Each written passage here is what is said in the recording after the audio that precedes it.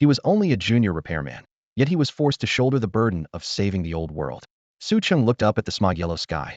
Filthy rain fell without end, and above the city, a colossal phantom flickered in and out of view. Rubbing his hollow right eye, he bent down to pick up the half-broken standing sign outside the door. The words cybernetic repairs sputtered in the rainy night, while the charcoal-scribbled junior was barely visible, and beneath it a smaller warning read, repairs only, no guarantee of success. Proceed at your own risk. Since he was 12, he had relied on the cybernetics manuals his father left behind, teaching himself day after day for 8 years straight. Rainwater pooled and ran in sheets. The mirror-like sludge reflected the shattered sign, the rusted heat pipes, and the mottled walls. In that ruined corner, a corroded metal foot came down hard, sending up a splash.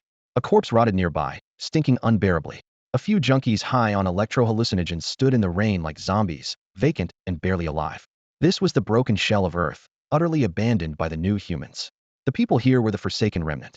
Cheng carried the sign into his shabby room and shut the door. The world clock flickered twice. New era star calendar, year 811, February 9th. Ape God boot up. As soon as he sank back into his game, the rectangular boxy robot beside him blared a male synthetic voice with a comic twang, its jerky motions exaggerating the mockery. You've been stuck on that big-head boss for 3 days already.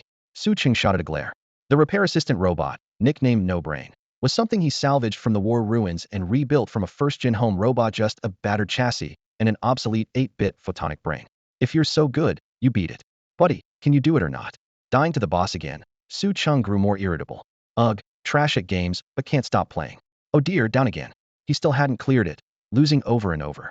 Suddenly, pounding on the door. Not taking clients today, Cheng snapped. Not in the mood. The knocking came again, more urgent.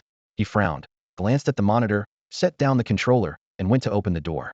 Outside stood a petite girl with a mechanical right leg, struggling under the weight of a half-dressed woman on her back.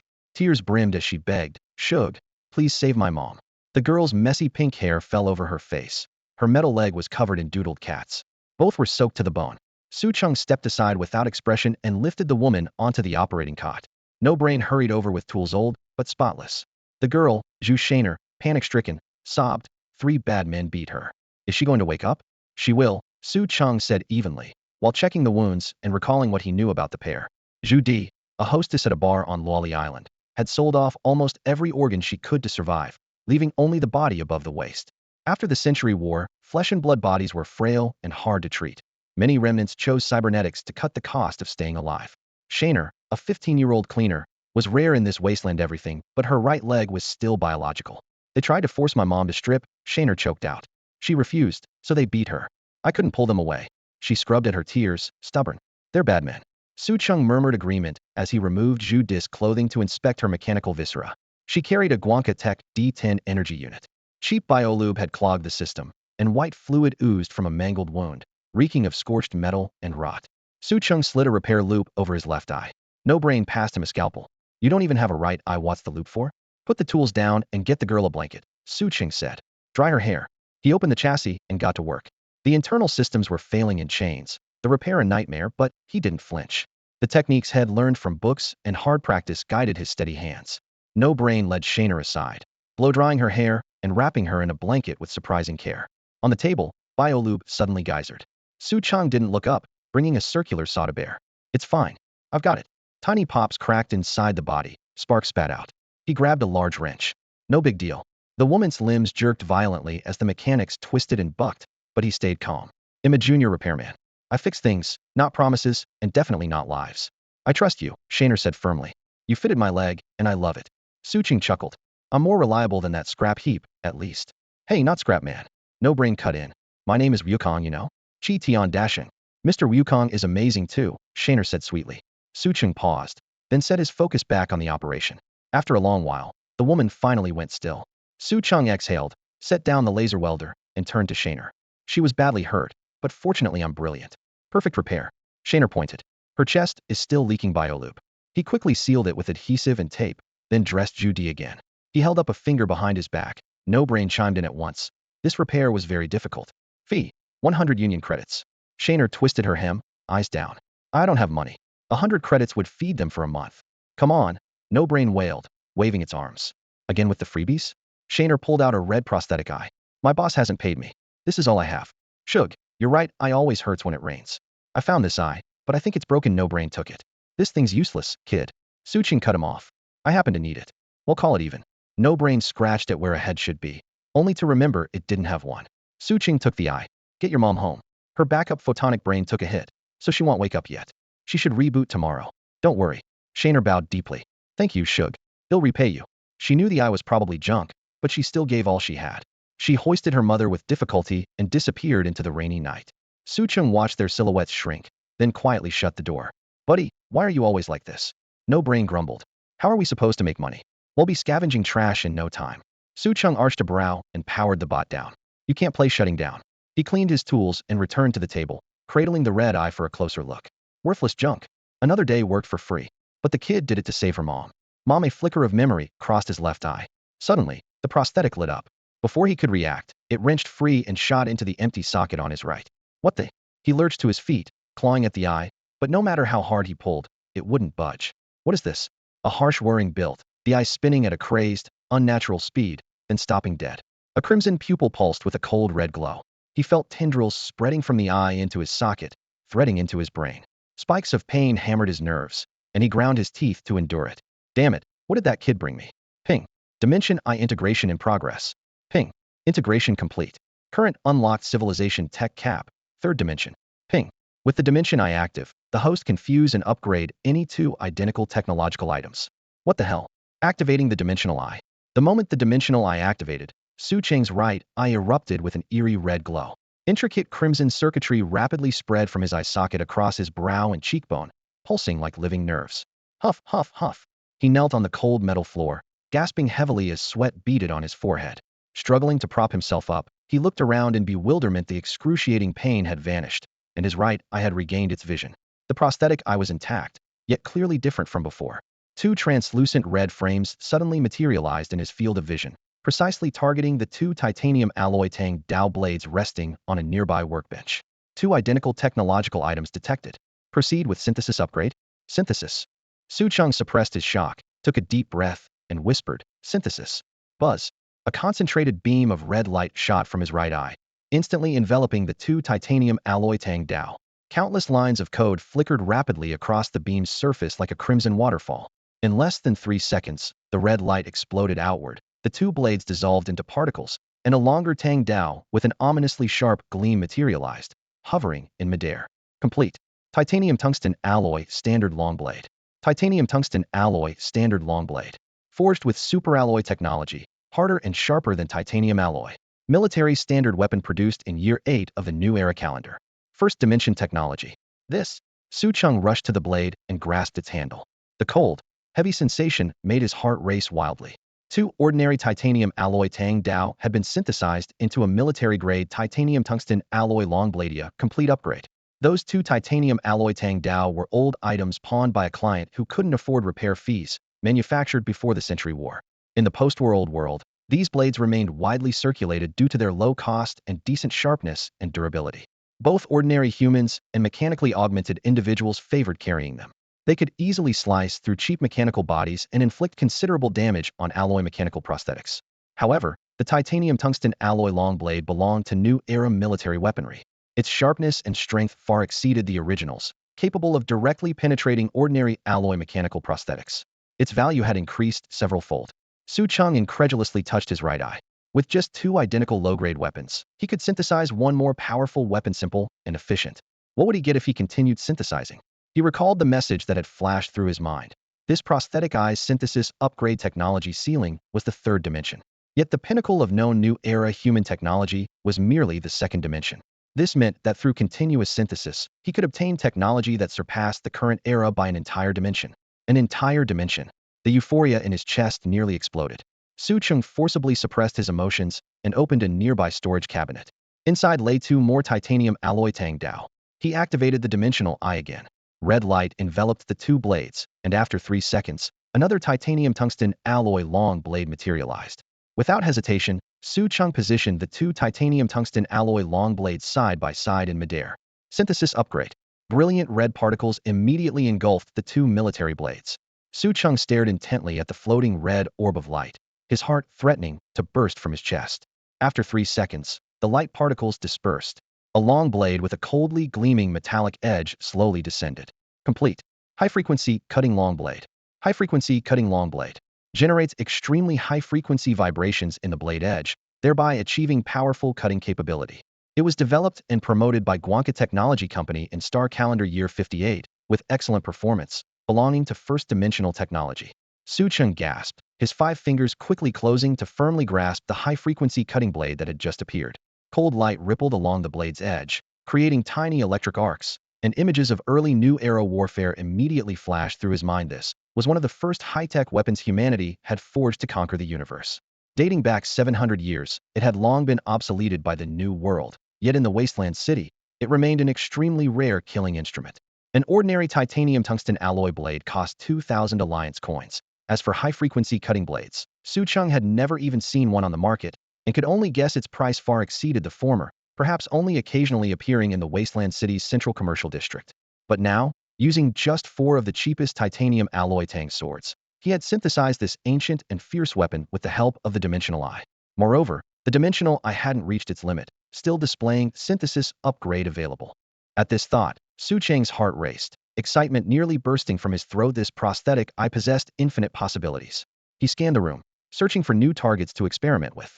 The titanium alloy Tang's swords were exhausted, but behind the counter lay mechanical prosthetic parts pawned by customers, plus 2 unopened bottles of inferior nutrient solution, also technological products. 2 identical technological products detected. Proceed with synthesis upgrade. The moment the system prompt appeared, he chose yes, without hesitation. A flash of light, synthesis complete, basic nutrient solution. The description read, composed of various nutritional elements with fewer impurities, can meet a life form's basic nutritional needs for one day, cannot enhance physical strength, belongs to first-dimensional technology. The originally 2 bottles of murky dark green liquid had now merged into 1 bottle of light green, slightly luminescent basic nutrient solution. Cheng opened the storage cabinet, where 7 bottles of the same inferior nutrient solution were neatly arranged. Instead of continuing synthesis immediately, he first found 2 empty bottles and tried to evenly divide 1 bottle of inferior nutrient solution, attempting to trick the system. The screen immediately flashed red text. Lock failed. Please do not maliciously exploit bugs. He touched his nose tip and smiled awkwardly, having no choice but to follow the rules, putting the remaining 6 bottles into synthesis together. In the blink of an eye, 3 bottles of basic nutrient solution appeared on the counter. Continuing synthesis, they transformed into 2 bottles of intermediate nutrient solution. Synthesizing again, finally only 1 bottle of flawless, crystal-like advanced nutrient solution remained. The advanced nutrient solution's description was even more enticing. Premium nutritional product, can perfectly provide all substances needed by a life form for 3 days, with continuous supplementation during this period to maintain optimal physical condition. Possesses certain medical efficacy, but cannot enhance physical strength. Contains no impurities, and can be completely absorbed. Belongs to first-dimensional technology. Cheng held this seemingly ordinary, yet invaluable pale golden liquid, his eyes gleaming. He knew that even many wealthy people rarely enjoyed such things. She had never drunk it, never even seen it with his own eyes.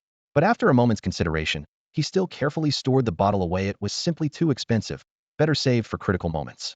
1 bottle of inferior nutrient solution cost only 5 alliance coins, with 2 bottles meeting 1 person's daily nutritional needs. For most of the survivors on Earth, staying alive means making do with a single bottle a day. On this scorched old land, crushed again and again by war and radiation, most people scrape by on the bare minimum starter nutrient fluid. But if you swap in a set of bargain mechanical organs, you can shove a thumb-sized energy cell into the slot and coast a few more days.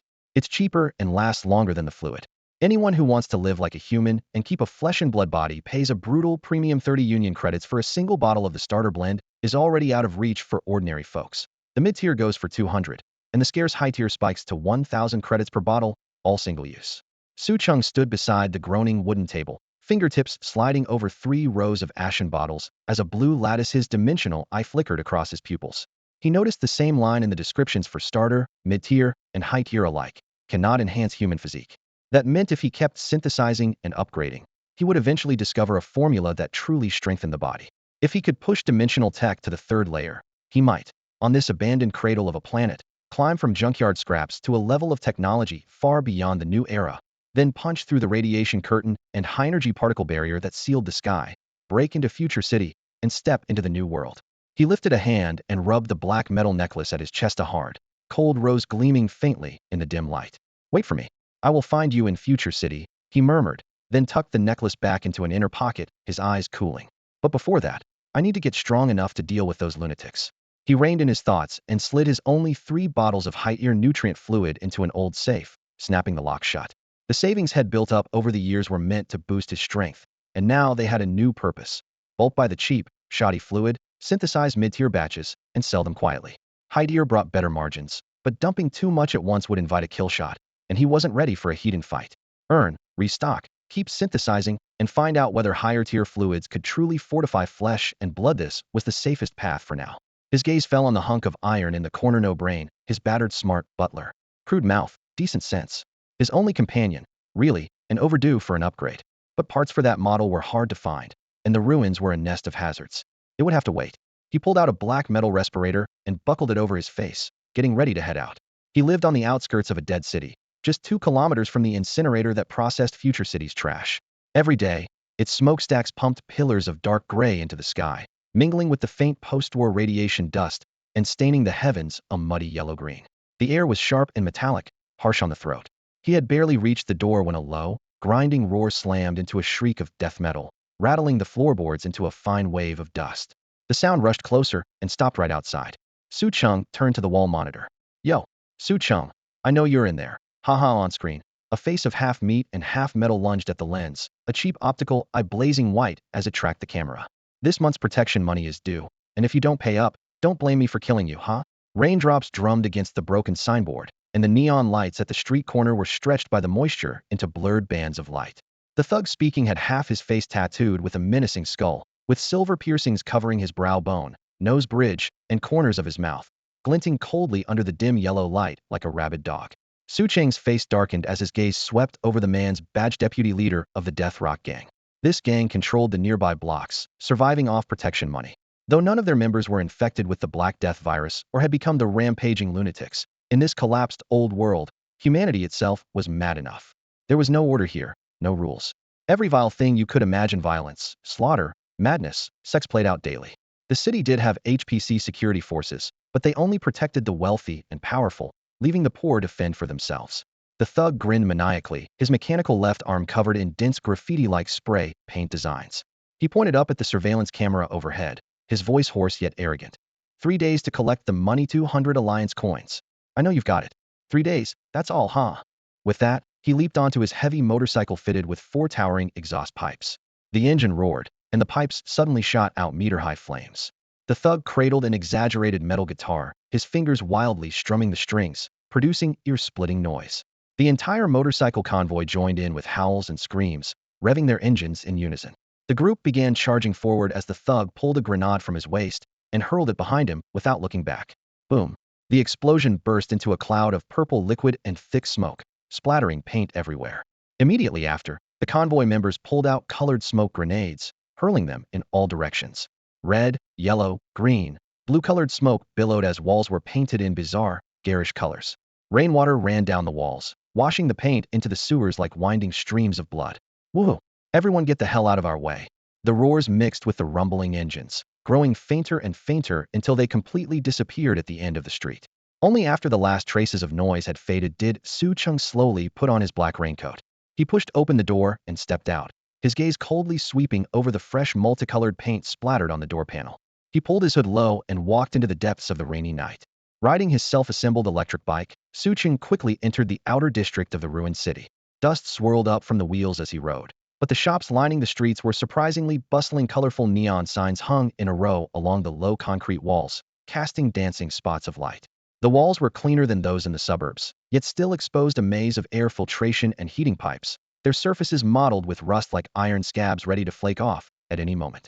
Looking up into the distance, the tallest and most luxurious buildings in the inner city projected holographic images of scantily clad beauties.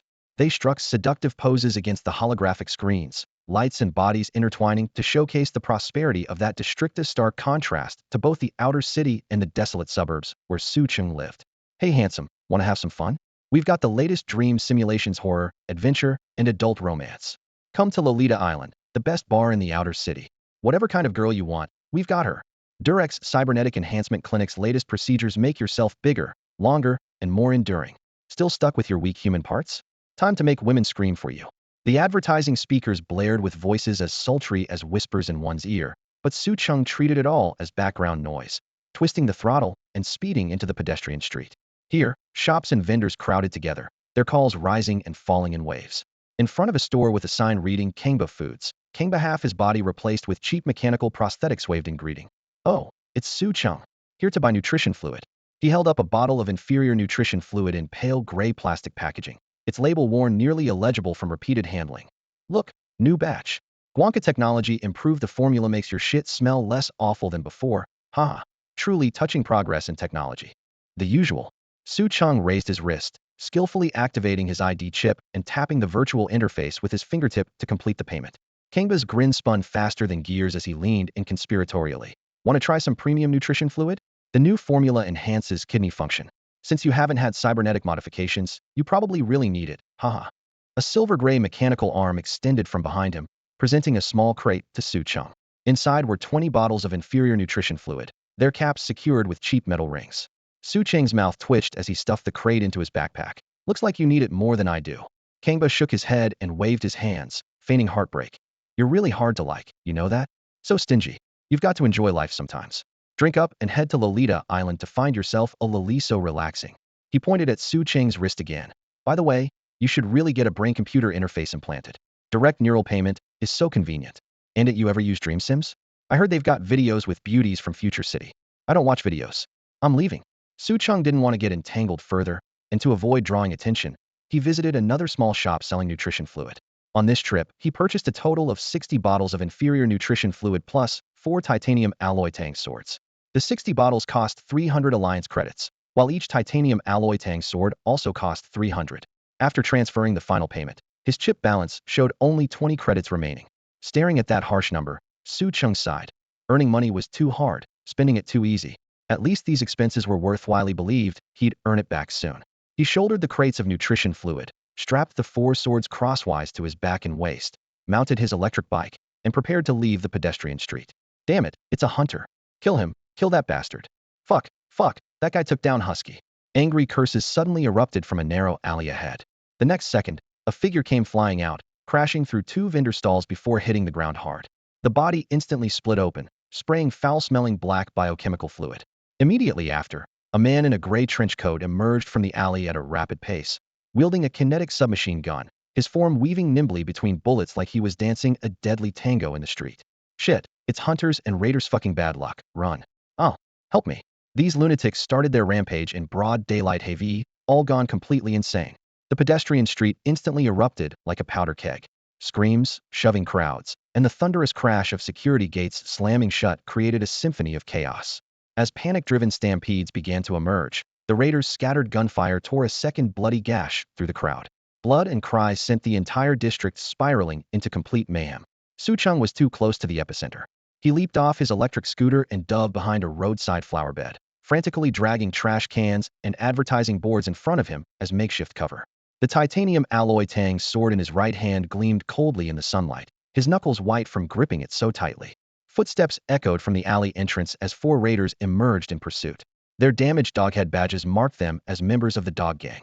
"Don't run, damn you. You dare mess with the dog gang? You're dead." Before the words finished echoing, one of them hurled a round, high-explosive grenade boom. The shockwave swept over the flower bed, pelting Su Cheng's face with dirt and brick fragments. His eardrums rang, his vision blurred, and suddenly painful memories crashed into his mind. Every vivid, searing frame of his parents being dismembered by these maniacs, of his right eye being gouged out alive. "This guy's a high-level hunter. Kill him." The raider's words were cut short by a scream. A figure plummeted from above, crashing beside Su Cheng's feet. His chest was caved in, black biochemical fluid spraying everywhere. The prosthetic eye locked onto Su Cheng, and the raider's mouth twitched. "Got you." He raised his gun. A flash of cold steel. Su Cheng's Tang sword pierced straight through the prosthetic eye into the skull cavity, instantly pulverizing the brain tissue corrupted by the Black Death virus. The raider let out a garbled growl. His mechanical prosthetics convulsed a few times, then went limp. Huff, huff. Su Cheng gripped the sword handle with white knuckles. This was his first kill, and the strike he'd dreamed of day and night. He remembered his parents' screams, remembered those people's fawn-like grins. They all deserved to die. "Not bad, kid." A deep male voice came from overhead. Su Cheng reflexively thrust upward, but the blade tip was casually caught between 2 silver prosthetic fingers. "Easy there, your reflexes are sharp enough. But I'm not your enemy." The newcomer was the high-level hunter who'd been pursuing the raiders earlier. Gray windbreaker, sunglasses, cigar clenched between his teeth, a hint of a smile on his square face. That silver combat prosthetic arm gleamed with quality far superior to the raiders' cobbled-together junk. Since you took down this trash, the spoils are yours. The man released the blade tip. Take it to the waste processing plant for cash, or exchange it for credits assuming you become a hunter. Of course, if you have other hobbies, keeping it works too. He exhaled a thick cloud of smoke and added a warning. But remember, that knife technique won't be enough to completely deal with this scum. As soon as he finished speaking, the raider's arm mechanism clicked open with a mechanical sound. Gun barrel aimed at Su Cheng. The silver-armed man moved like a blur, pressing his kinetic submachine gun against the raider's forehead. Rat-tat-tat. Gunfire exploded in the confined space, the crisp sound of metal shell casings hitting the ground ringing in Su Cheng's ears. After emptying the magazine, both the ground and the raider's skull were riddled with holes, black biochemical fluid mixing with red and white matter as it slowly spread. The man holstered his weapon and flashed a toothy grin. Pleasure doing business. We'll meet again. With that, he bent his knees slightly and leaped over 10 meters away. A grappling hook shot out with a whoosh, instantly snagging the 4 raider corpses at the street corner. The silver prosthetic arm effortlessly yanked them, dragging the 100-pound remains with a scraping sound before disappearing around the corner in the blink of an eye. So strong. Su Cheng stared at that silver arm in amazement. He looked down at the raider at his feet, whose head now resembled a crater. He needed money, but even more, he needed materials to enhance his strength. This mechanical prosthetic body would be perfect for dismantling and synthesis upgrades. The pedestrian street was littered with corpses. Alarms, crying, and distant gunfire rose and fell in waves. Su Cheng secured his equipment, found rope to tie the raider's body to his scooter's rear seat, twisted the throttle, and sped away. Pedestrians along the route scattered at the sight of his grisly trophy. In this era, anyone dragging a raider's corpse through the streets was most likely a hunter, while raiders killed ordinary people just for fun. As for regular citizens, surviving was already a miracle. Once I get stronger, I'll register as a hunter. Wind rushed into Su Cheng's single-eye goggles as he growled through gritted teeth. Hunt down these lunatics, strip their prosthetics for synthesis upgrades, arm myself, then find those maniacs from years ago, and kill them all. Above the buildings, an elevated rail track stretched directly toward the high-rises in the ruined city's central district. A gray inner-city maglev train swept over the rooftops, leaving behind a sharp whistling sound. Survivors could use it to traverse the post-war ruins to reach larger cities, but the steep fares and widespread dangers deterred most people. The rain had just stopped, and Su Cheng looked up. Through the thin mist, the outline of Future City appeared slightly clearer than before. The disc-shaped anti-gravity engine at the bottom of the massive city flickered in and out of view. Its ethereal blue glowed dancing between the clouds. In star calendar year 180, humanity completed Future City and launched large-scale interstellar migration. The cities they left behind had now become places where survivors barely scraped by. For the residents of the ruined city, Future City was both a paradise, within reach, and the ultimate destination everyone yearned for.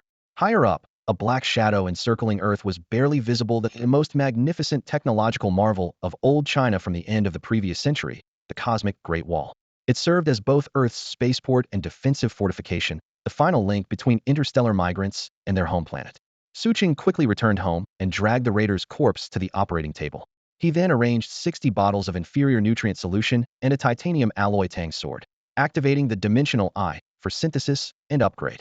Blue light matrices unfolded, and the 60 bottles of inferior solution rapidly collapsed and reorganized on his retinal interface, ultimately transforming into 13 bottles of intermediate nutrient solution and 1 bottle of premium nutrient solution. He then placed another bottle of premium nutrient solution he had saved earlier into the array. Light exploded, finally condensing into a pale blue reagent basic enhancement serum. Basic enhancement serum can moderately improve all human physical parameters, preparing the body for higher tier enhancement drugs. Using 12 times meets the minimum requirement for higher tiers. Using 18 times can perfectly optimize the human body. Second dimension technology. As expected, it can enhance the body, and it's reusable. Su Cheng calculated silently. To gather 18 bottles of basic enhancement serum would require 288 bottles of inferior nutrient solution, costing 1,440 alliance coins. If I'm going to get stronger, I'll do it perfectly, he resolved inwardly. His gaze swept over the 13 bottles of intermediate nutrient solution on the table. They could sell for 2,600 alliance coins on the black market, while his cost was only 300. Technology is indeed the primary productive force. He smiled. To avoid any unexpected incidents during enhancement, Su Cheng rebooted Brainless. The prismatic projection materialized, and the AI immediately protested upon coming online, slapping the table. Why did you boot me up again? If you're so capable, don't turn me on at all. It suddenly changed tone, fixating on the pale blue reagent. Huh, what's this? Looks pretty high-end. You little rascal, you didn't dip into your secret stash, did you? Wow, sneaking off to buy yourself good stuff while still feeding me inferior energy blocks. Cheng quickly covered the speaker hole where Brainless was making noise. Stop. I can restore you to a brand new, complete state. Even make you more powerful. Brainless dismissively pointed at his hand. Let go, you fool. I don't have a mouth, so what's the point of covering that? I use mimetic vocal cords to speak. Humph, don't try to sell me empty promises. I'm not buying it. With your repair skills, I'd rather not die young. Cheng withdrew his hand, too lazy to argue. A blue flash sparked in his right eye as he activated the dimensional eye, locking onto, deconstructing, and reconstructing 4 titanium alloy Tang swords. Within seconds, a brand new high-frequency cutting blade materialized in his palm, its intricate patterns crackling with cold blue arcs under the light. Oh my god! Brainless' 2 camera-like eyes flashed frantically. Are you doing magic? Cheng tapped lightly on its head shell, only to feel his own palm go numb. Now do you believe me? Brainless instinctively reached to touch its skull, then remembered it didn't have one. I believe you. Hurry up and give me a brain case. Cheng shook his head. Not yet. I need to find another robot of your exact model to give you a complete upgrade. The ruins are too dangerous. I can't rush in unprepared. I knew it'd be just another fool making empty promises, Brainless muttered. Its camera lights turned green as it quietly connected to the wasteland's external network, ready to call for help at any moment. Seeing this, Cheng didn't bother persuading it further. He grabbed the basic enhancement serum from the table and downed it in one gulp. The thick blue liquid had barely hit his throat when veins bulged across his entire body, his blood instantly turning the same eerie blue. Excruciating pain surged from every limb and bone.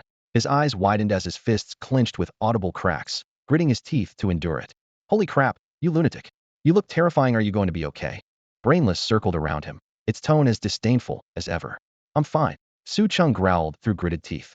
He rolled his eyes, thinking to himself, who the hell taught this thing to talk? What kind of twisted programmer created this personality? Despite the agony, he could clearly feel his muscle strength rapidly increasing, painful, yet exhilarating. A minute later, the protruding veins receded beneath his skin, and the pain ebbed like a retreating tide. Cheng exhaled deeply, stretching his limbs and feeling his entire body light and brimming with power. The enhancement serum works incredibly well, and this is only the first strengthening. He touched his right eye, his heart racing with shock. What exactly was the origin of this eye? The dimensional eye originating from the 9th dimension's Leviathan Empire. It was an aggregate of the highest 9th dimensional technology and the key to unlocking 10th dimensional creation technology. Information appeared in his right eye's field of vision. Upon activating the dimensional eye, the host need only designate 2 identical technological objects within a 10-meter visible range to automatically complete deconstruction, reconstruction, and synthesis upgrades. Current technological limit enhancement progress, 0.1314. A 9th dimensional empire? Cheng's heart pounded wildly. The 3rd dimension was merely the beginning. Humanity had already entered interstellar exploration and colonized numerous planets with 2nd dimensional technology, yet his prosthetic eye wielded 9th dimensional power and could even unlock 10th dimensional creation technology. Could it really be possible to create worlds in the end? Is that genuinely existing technology? This is absolutely insane. In other words, as long as he kept developing steadily, he could become a god and create his own universe. What's wrong with you? Have you gone stupid? No Brain's voice exploded in his ears. Cheng snapped back to reality and said calmly, nothing. Before his words faded, he grabbed 2 high-frequency cutting blades from the table and pressed the synthesis button. Brilliant light burst forth instantly. Awesome.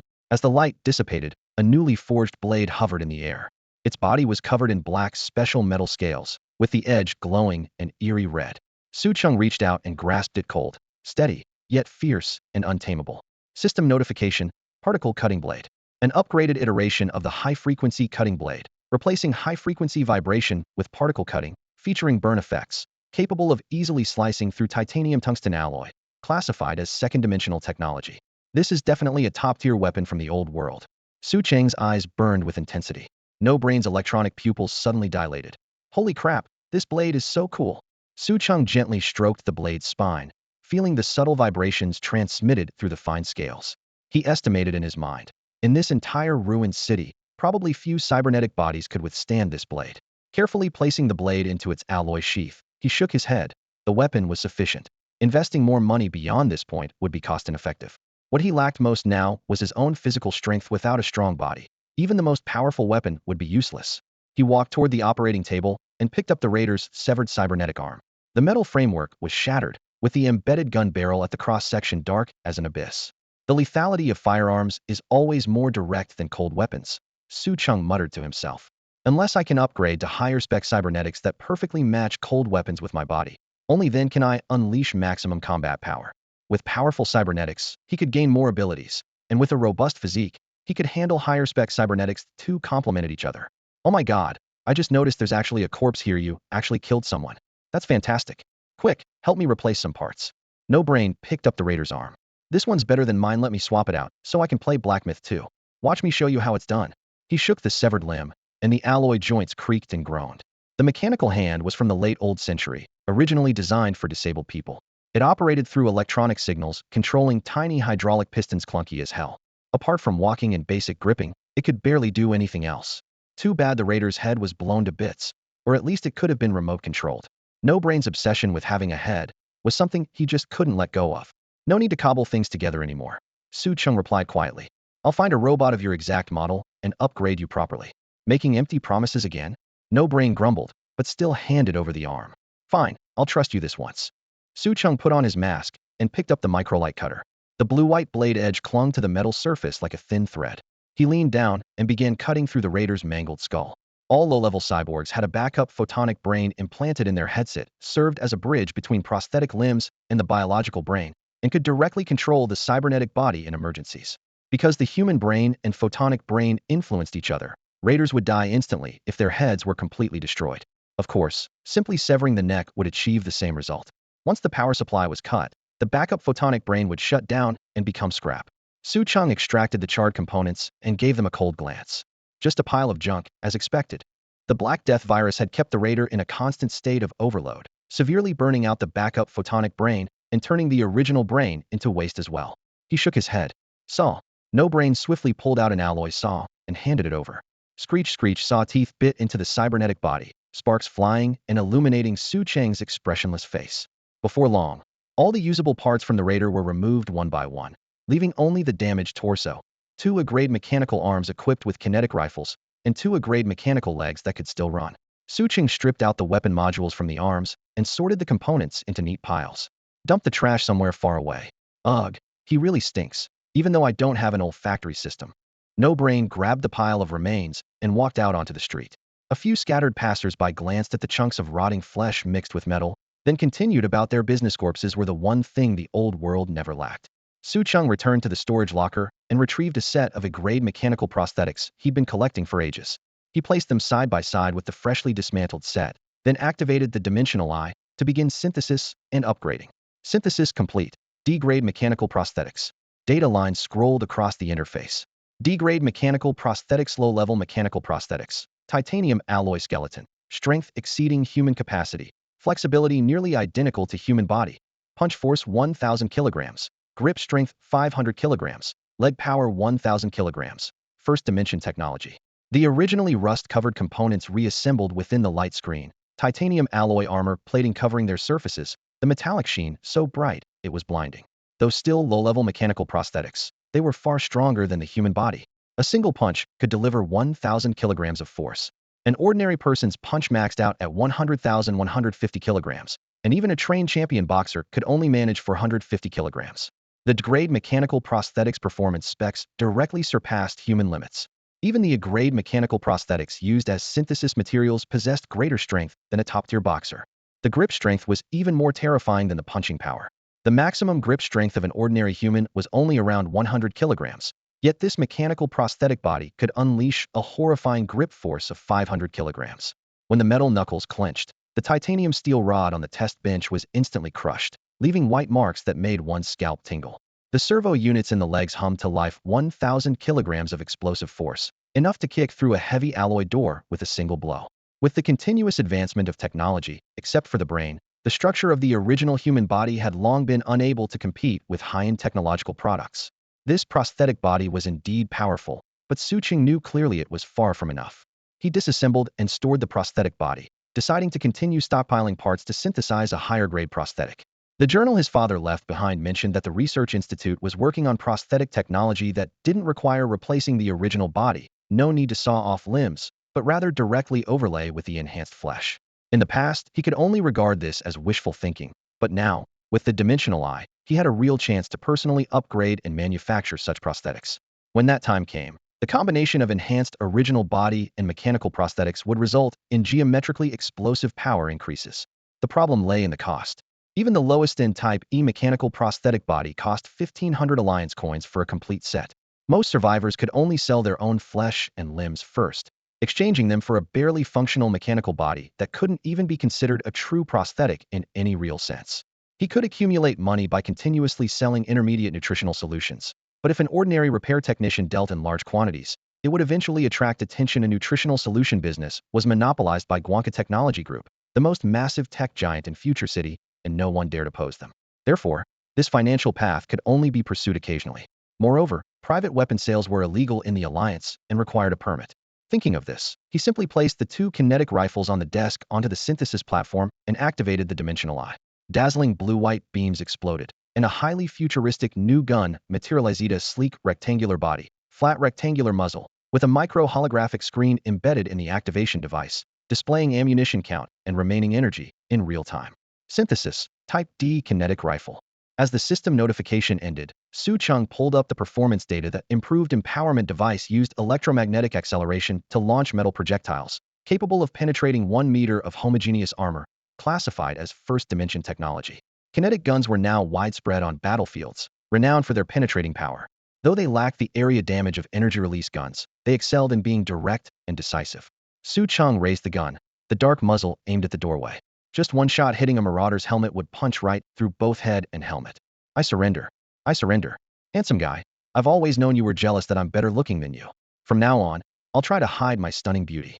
No Brain had just returned from taking out the trash, and seeing Cheng holding the gun, immediately covered his head and raised his hands. Cheng was amused but also calculated in his mind, registering as a hunter, obtaining prosthetic parts by hunting marauders, then synthesizing upgrades. This step was inevitable.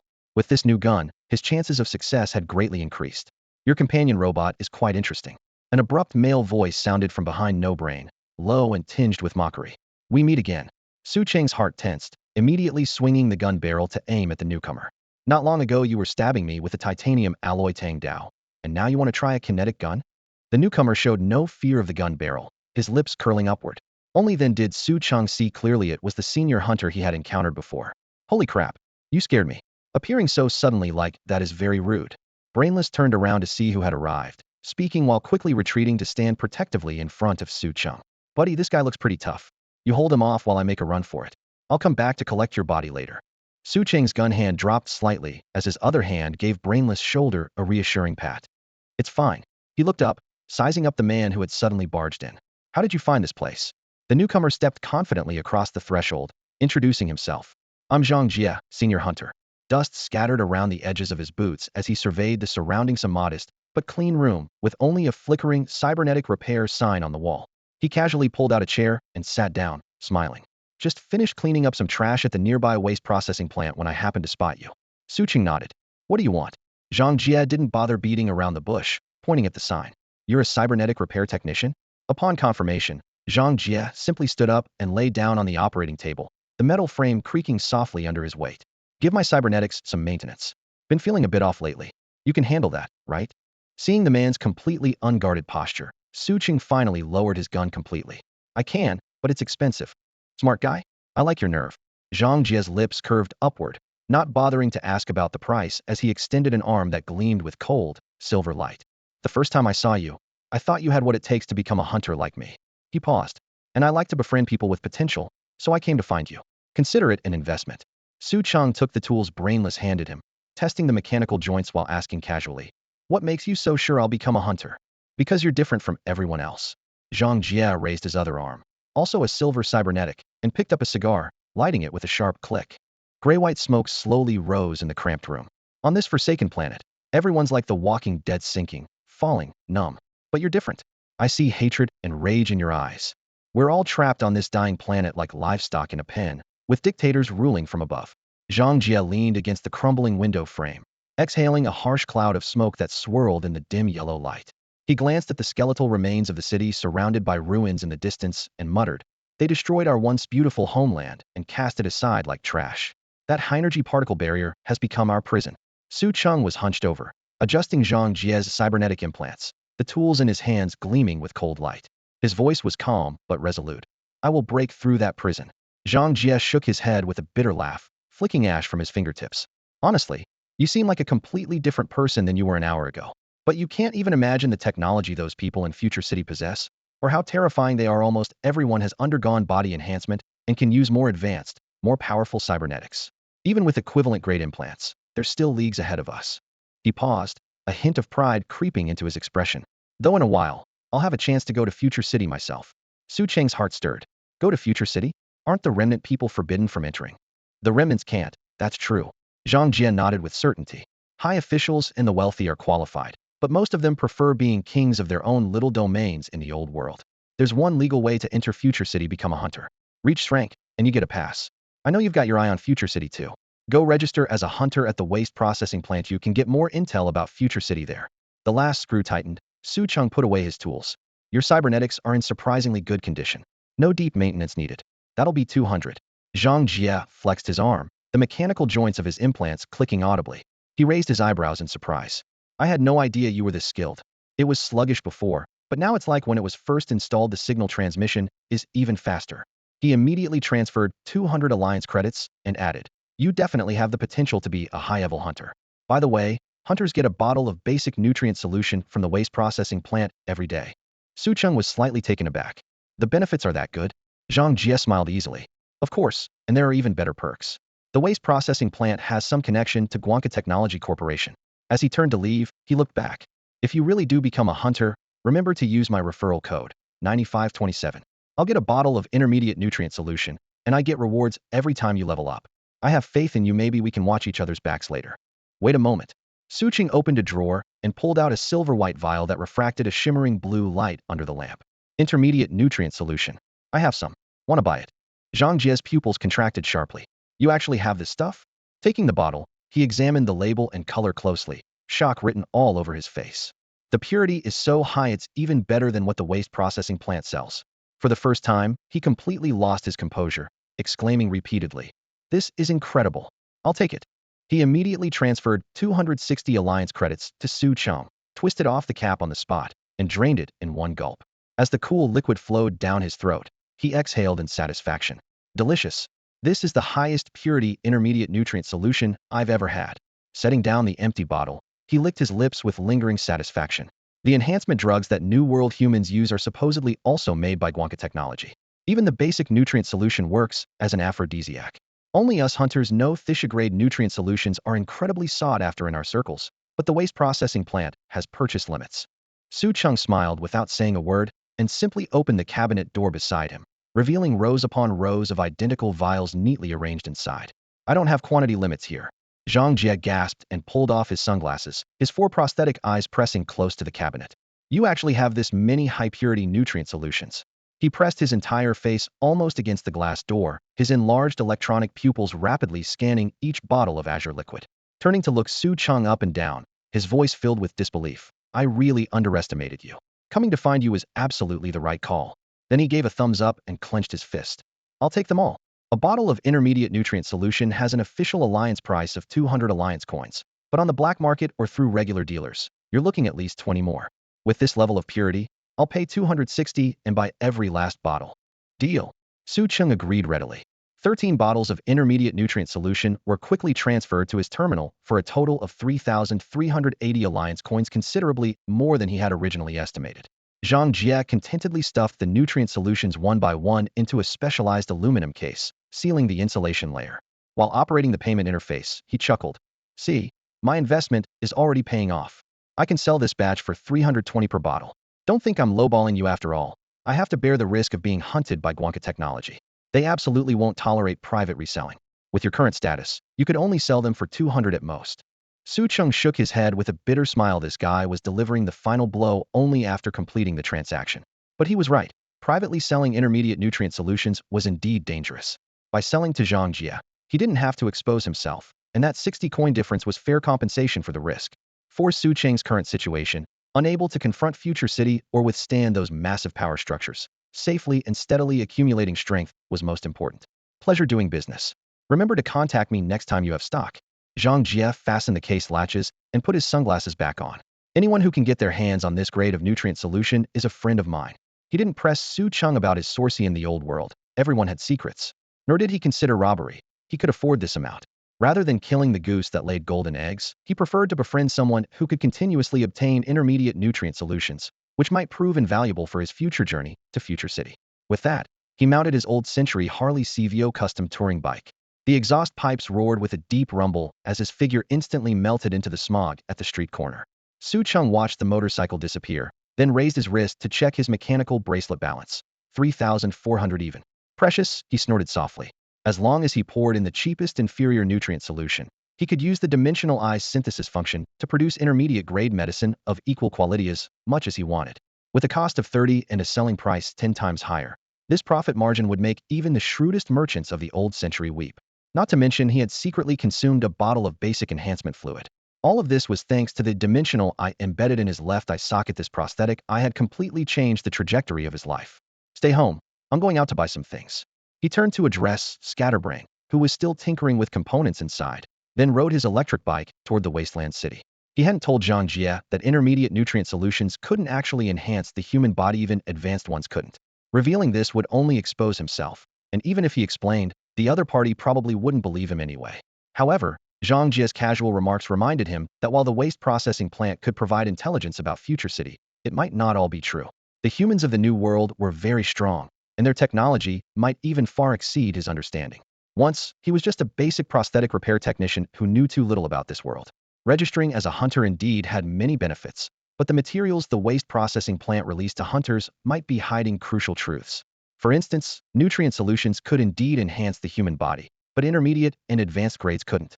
The waste processing plant, or rather Guanca technology, deliberately concealed this crucial information. To make their claims more credible, they even added aphrodisiac properties to the basic nutrient solution. Without the dimensional eye, Su Cheng might have blindly pursued nutrient solutions like Zhang Jie, believing they could enhance his body, only to waste all his money and gain nothing. Damn, that woman was beaten to pieces. I heard she was brutally tortured before death. She deserved it for messing with the wrong people. What a shame though, she had a pretty natural face. I was planning to visit her after finishing my basic nutrient solution. Just to death, yet the HPC dog showed up. Must be connected to some big shot. Passing by the Lolly Island bar, Su Cheng noticed several HPC guards at the entrance. He glanced casually without much concern and turned into the pedestrian street. Evening arrived. Su Cheng had practically circled the entire outer city. He bought 400 bottles of inferior nutrient solution in batches from different locations, then spent 1,000 alliance coins on a basic protective suit that could defend against some bullet attacks and cold weapon strikes like an advanced version of old world bulletproof vests. Damn it, all these nutrient solutions and not a single energy block.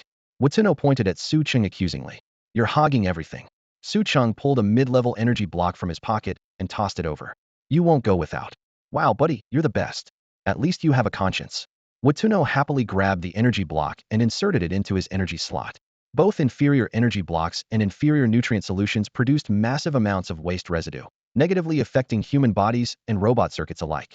They could only provide bare survival and minimal functionality. Su Cheng activated his dimensional eye and began synthesizing and upgrading all the inferior nutrient solutions. As night deepened, the process was complete. Su Cheng looked at the 21 bottles of basic enhancement fluid and 8 bottles of mid-level nutrient solution, then began his enhancement. Su Cheng tensed his body, bracing for the pain that typically accompanied enhancement. However, the expected needle-like stabs and burning sensations never came. His limbs remained unharmed, with only a faint coolness flowing through his veins. To avoid any mishaps, he didn't down all the serum at once, instead waiting for the dark blue streaks in his veins to fade before opening the next vial. After 17 consecutive bottles of basic enhancement serum, he finally stopped. Buddy, you've grown 2 centimeters tall. You're now 1.8 meters tall. The spherical biomechanical companion, brainless, rolled its eye, and a pale blue scanning beam swept over Su Cheng. Data quickly appeared on its holographic display. Muscle density, 320. Bone density, 285. Cardiac strength, 310. Power amplification, 300. Su Cheng's fist trembled, tearing through the air with a faint whooshing sound. An unprecedented explosive force surged within him as his reflexes, speed, vision, and all other functions simultaneously peaked in. This was merely the preliminary result of the basic enhancement serum. The basic serum primarily served to optimize the foundation, preparing for subsequent high-tier enhancements. Yet even at this stage, his strength already far exceeded that of world-class boxers, with physical durability comparable to a grade mechanical prosthetics. Most remarkably, his appearance hadn't bloated into something monstrous, simply looked more refined than before. When he flexed, his muscles stood out like steel plates. 18 perfect enhancements were complete, but he remained unsatisfied. More. The 19th bottle entered his mouth, still providing a slight power boost. The 20th bottle went down, with gains approaching zero. Su Cheng stopped. He had squeezed every drop of potential from the basic enhancement serum. Though he'd consumed 2 extra bottles, even the slightest improvement was worth it. Perfect? He wanted the absolute limit. Only 2 pale blue vials remained on the table. Su Cheng chose to synthesize them. Synthesis complete. Typed enhancement serum. The light screen displayed. Typed enhancement serum. First stage advanced enhancement drug. Must be used after complete body optimization. Significantly improves all indicators with complete absorption and no side effects. After 9 consecutive uses, access to higher grade serums unlocks. 12 uses achieve perfect results and unlock gene source prerequisites. Second dimensional technology. 12 times. Then he'd continue earning money. Su Cheng calculated that in a few days, he'd sell the remaining 8 bottles of intermediate nutrient solution in his warehouse. As for gene source, he'd never encountered it in any materials. Perhaps he should try his luck at the waste processing facility, where information and refuse converged. His father's old books contained no records of these new technologies, confirming that Earth had indeed been abandoned by the so-called New World humans long ago. Lost in thought, he had already popped open the typed serum's alloy cap and drained the entire pale blue solution in one gulp. The serum instantly penetrated his bloodstream, igniting what felt like a warm fire within. Heat flowed along his bones and muscles, making him feel as though he were soaking in a steamy hot spring. The comfort nearly lulled him to sleep, completely opposite to the cold, tearing sensation of the basic enhancement serum. Minutes later, the internal warmth gradually dissipated, replaced by an expanding sense of power. He raised his hand and clenched his fist, feeling his blood roar like flames. His gaze fell upon Brainless. "Buddy, you've gotten stronger again." Brainless scratched his head, then dropped his hand in frustration. "This time your strength has doubled again, and all your physical attributes have been significantly enhanced." A single bottle of typed enhancement serum brought a full doubling of strength, while 20 bottles of basic enhancement fluid combined only provided a little over triple the boost. Su Cheng's eyes blazed with intensity. As long as he continued to develop, nothing could stop him. As long as the dimensional eye remained, he could grow infinitely stronger. The night was silent, yet the wind cut like blades.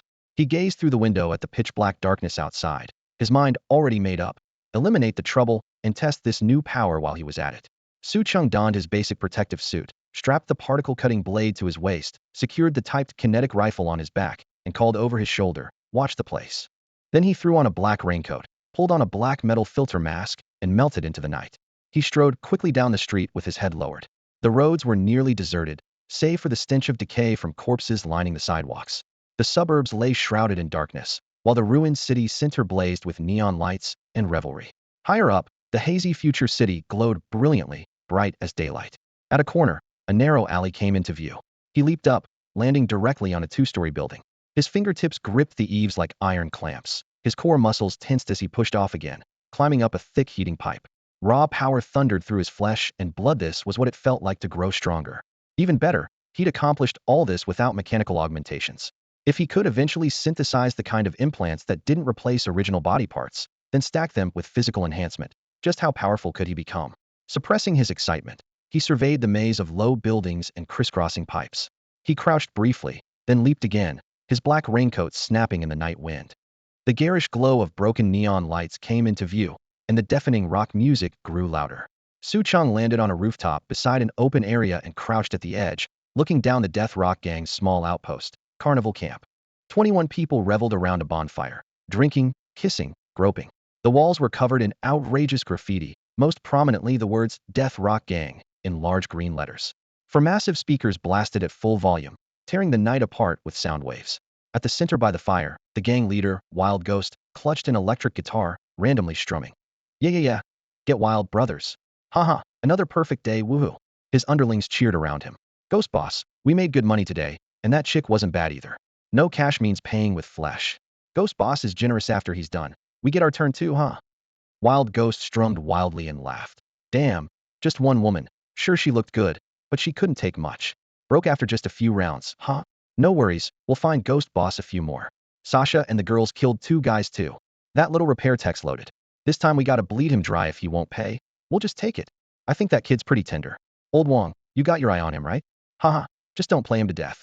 Dead is dead. He's just trash anyway. Old Wong raised his bottle and cackled. Tomorrow I'm gonna find him and blow off some steam, huh? Beer barrels, cheap nutrient fluid, and expired food littered the ground. In the shadows, others were making love. Debauchery and decay intertwined, spreading like plague through the night. On the rooftop, Su Cheng smiled coldly as he melted into the darkness. They wanted to find him? No need to wait 3 days, she was already here. If he let this group leave alive, they'd expose him when he struck later. Better to eliminate both the people and the problem right now. Head count, 21. The hunt begins. Su Cheng surveyed the entire area and found no surveillance cameras. Since this was the wild ghost gang's camp, no one dared to venture here. He crouched low and carefully approached a couple who were getting intimate above. Baby, you're amazing, so much better than Ghost Master. Uffed, he's only good because of his cybernetic enhancements. His actual skills are nothing compared to mine, he's a 5-second man. Oh yes, you're so much better, incredible, ah. Suddenly, the woman fell silent. Honey, why aren't you talking? Did you pass out from pleasure? Haha, I'm too good. Damn. The man looked down at the woman beneath him with satisfaction. Darling, why is there a red blade sticking out of your head? Is that some new cybernetic modification? Looks pretty cool. Wait, who was counting just now? And that blade?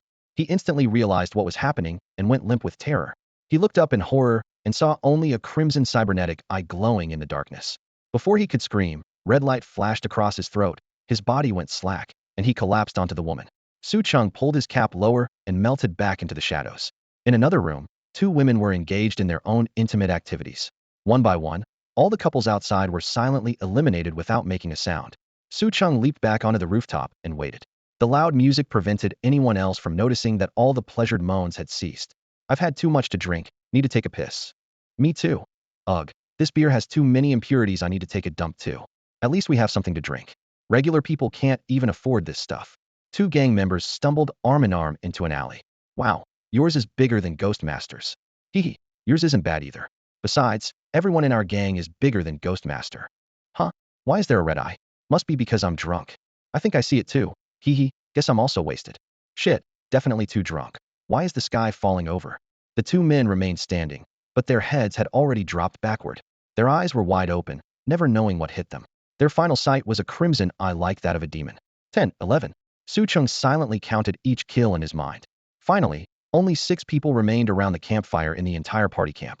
Wild Ghost wore VR goggles and was using a sex toy, drool running down his chin as he lost himself in virtual pleasure. The other 4 were equally drunk, sprawled about in various positions. Su Cheng crouched at the edge of the rooftop closest to the campfire, his particle-cutting blade resting on his shoulder. Like a hunting falcon, he locked his eyes on the middle-aged man called Old Ghost, then launched himself forward with explosive force. His body shot out like a bullet, tracing a graceful arc through the air. His blade came crashing down, the red edge slicing through the night sky. The powerful particle cutter sliced through Old Ghost like cutting vegetables, smoothly splitting him in 2. 16. Try having normal preferences in your next life. Su Cheng casually flicked the blood off his blade. He recognized almost everyone here. Huh? Old Ghost, how did you become 2 people? Haha, interesting. Hey, kid, who are you? Never seen you before. Su Cheng charged toward the next person with his blade at lightning speed, showing no mercy whatsoever. His strikes were fast, precise, and ruthless, all aimed at necks and heads for instant kills. Even though some of these people had modified metal necks, under the particle-cutting blade combined with Su Cheng's immense strength, they were no different from tofu. Shit, who the hell are you, daring to kill our death rock crew? Finally, someone reacted. This guy who wasn't too drunk grabbed the pistol beside his chair. Su Cheng drew the electromagnetic kinetic rifle from his back with his left hand and pulled the trigger single-handedly. Bang! Blazing flames accompanied by electric arcs erupted as the bullet tore through the air in the electromagnetic acceleration rail, carrying violent kinetic energy that instantly pierced through the man's skull and buried itself in the ground. The opponent's gun had only reached chest level when his entire body fell straight down. The gunshot was immediately swallowed by the raging rock music. The bonfire, originally the center of music and revelry, had now become the center of death, the graveyard of this group. 17, 18. Su Cheng counted silently in his mind. Someone in the camp was still roaring. Damn it, killing my brother? Someone come. Where is everyone? Where the hell did you all go? Someone's attacking, and you're not. A red flash, and the voice stopped abruptly. 19. Su Cheng counted quietly. Don't kill me. I surrender. The cybernetics are yours, the basic protective suit too. I'll transfer the money immediately. Kill you, and the stuff is mine anyway. 20. Along with the twisted trachea and shattered metal cybernetics, the mixture of screams, roars, and pleas for mercy combined with the splashing sounds of blood and biofluid composed a new carnival tune to the high-decibel rock beat. The Bloodblade was the instrument, and Su Cheng was the sole performer. In just a few breaths, all 4 enemies were eliminated. At this moment, only Yi Gui remained alone in the carnival camp. Su Cheng turned around. The last one, 21. Yi Gui was still sprawled on his chair, laughing with pleasure. Amazing. Haha. Worthy of being a woman from future city. That skin, that figure, just like a natural body. Perfect. He finished in seconds, pushing the dream goggles up to his forehead. Come on, brothers, keep drinking. Looking around with drunken eyes, he found his companions lying scattered everywhere. Why are you all lying down? Your alcohol tolerance is pathetic. Get up. All of you keep drinking. Just as he was about to roar, a black shadow appeared in his vision. Illuminated by the bonfire, a man in a black raincoat approached step by step. Disheveled hair falling across his forehead, one pitch-black left eye cold and emotionless, the right cybernetic eye blood-red like a demon's, a black metal filter mask slowly exhaling white mist, the entire set of black basic combat gear covered in blood and biofluid. The blade showed a dark red color. He immediately recognized it as high-end equipment. Yi Gui's drunkenness was instantly squeezed out by fear. Shit. Who are you? How dare you kill our Death Rock crew? Do you know who I am? Aren't you afraid of retaliation? Kneel down and apologize now, or you'll definitely die miserably. He forced himself to maintain his composure while trembling as he pointed at Su Cheng. Perhaps, but you certainly won't see it. Su Cheng raised his blade and struck down. The blade light fell like lightning, but Yi Gui stumbled and fell headfirst from his chair, accidentally avoiding the fatal blow. Don't kill me. I'll give you whatever you want. Sir, Daddy, please, I'm not pretending anymore. I'm nothing, don't kill me. He crawled and rolled, kneeling on the ground, banging his head with loud thuds. In his panic, the sex toy fell from his pants, and the smell of urine immediately spread. The next instant, Yi Gui's vision split into 2 independent frames. Su Cheng's blade cleanly split his head in half from the center of his brow. Su Cheng glanced at the corpse that had burst into a curtain of blood, then surveyed the surroundings. In the entire carnival camp, only the deafening music remained. The hunt was over. Bodies littered the ground, yet Su Cheng felt an extraordinary calm within his heart. Ever since that blood-soaked night 8 years ago, he had understood the law of this place: survival of the fittest, where strength was the only truth. The weak could only be slaughtered like livestock. These Death Rock gang members before him were more cruel than raiders, because they still retained twisted humanity, bullying the weak, oppressing, toying with, and torturing ordinary survivors just to fill their perverted and hollow hearts. Raiders were at least merely killing beasts, but these people committed evil while wearing human shells. Death is the greatest mercy for them. A single blade to the throat is the greatest compassion I can offer. Su Cheng murmured softly, his titanium alloy Tang Dao still dripping with blood. He flicked his wrist to shake off the crimson drops, the blade cutting a clean arc through the air before sliding back into its sheath at his waist. Then he crouched down to check each corpse, ensuring none were missed before beginning to dismantle their cybernetic implants. Twisting locks, pulling cables, severing tendons, each step was clean and efficient. After removing the implants, he thoroughly searched the bodies, taking every component that could be synthesized or upgraded, and anything of value. Advanced protective suit, black and red paint job, 1 grade higher than my basic version. He stripped the complete armor set from a guy nicknamed Wild Ghost. Unfortunately, all Alliance credits were locked in their personal accounts, impossible to access without hacking skills. Death Rock might have been just a small crew, but they collected protection money year-round and definitely had substantial savings, otherwise they couldn't afford precious beer. In this world impoverished by war, food from the old era was the ultimate luxury. Physical currency had long been obsolete, and cracking personal firewalls required hiring hackers. Forget it, this is already a good haul. Final tally. 1. Complete E-grade mechanical implants 7. 2. Basic protective suits 2. 3. E-type kinetic pistols 9. 4. E-type energy pistol 1. 5. Titanium alloy Tang Dao 3. 6. Low-grade nutrient solutions 12. 7. Basic nutrient solutions 3. The total value of these spoils had already exceeded 20,000 Alliance credits, far faster than selling nutrient solutions. To earn this much selling intermediate nutrient solutions, he would need to sell a full 100 bottles. Synthesizing 100 bottles wasn't difficult. The challenge was selling them safely. Even selling to his contact Zhang Jie, such a large quantity would inevitably raise suspicions and might even invite robbery. He found an old tarp, wrapped all the items into bundles, compressing them as much as possible before shouldering the load. To avoid being targeted on the road, he abandoned his electric bike and walked back. It took 4 round trips to transport everything. The moment the warehouse door closed, his friend Brainless came over, his optical ring flashing for ages. Holy crap, bro, did you go rob and murder someone? That's so intense. Don't talk nonsense. These are just things others didn't want, borrowed for a bit. They're all alive and well. Su Cheng replied flatly. Yeah right, you old bastard. Brainless rolled his eyes and muttered as he went off to tinker with his magic. Su Cheng ignored him, neatly arranging the 7 implant sets and activating his dimensional eye. Blue-white patterns emerged as components separated, rotated, and reassembled in midair. Moments later, 3D-grade mechanical implants appeared at his feet. He took out the grade implant he had synthesized earlier and continued the process. System notification. Complete. Grade mechanical implant. Grade mechanical implant. Forged from titanium-tungsten alloy with excellent defense. Limb strength of 2,000 kilograms. Manufactured by Guanca Technology Group. Second dimensional technology. The specs had doubled directly. Continue. The light flared again. Synthesis complete. Grade combat implant. The B-class combat prosthetic is a powerful combat body with exceptional defensive capabilities, able to withstand numerous gunshots and cold weapon strikes. Its limbs can generate up to 3,500 kilograms of force, and with an auxiliary chip implanted, it can provide real-time tactical guidance during combat. This entire prosthetic system was developed by Guanca Technology Group under Second Dimension Tech. At this moment, a row of silver prosthetics lay neatly arranged on the floor by Su Cheng, their cold metallic gleam casting dazzling reflections throughout the room. Zhang Jia had once used this very B-class combat prosthetic model, though his was only a defective version that still managed to beat the marauders senseless. Now before Su Cheng lay a complete, intact set. He reached out to touch the prosthetic shell's surface mirror-like, completely concealing the internal mechanical skeleton. Layers of high-strength alloy tightly protected all vital components, offering defensive capabilities far beyond ordinary mechanical prosthetics. Combined with implant assistance, this equipment could transform an ordinary person into a steel beast. Yet Su Cheng remained unsatisfied. He needed to continue collecting prosthetic materials for synthesis and upgrades. Next, he fed all the remaining miscellaneous supplies from the warehouse into the synthesis platform. Amid flashing light beams, he ultimately obtained 4 bottles of intermediate nutrient solution, 1 bottle of inferior nutrient solution, 1 B-type kinetic pistol, 1 titanium-tungsten alloy blade, and 1 reinforced protective suit.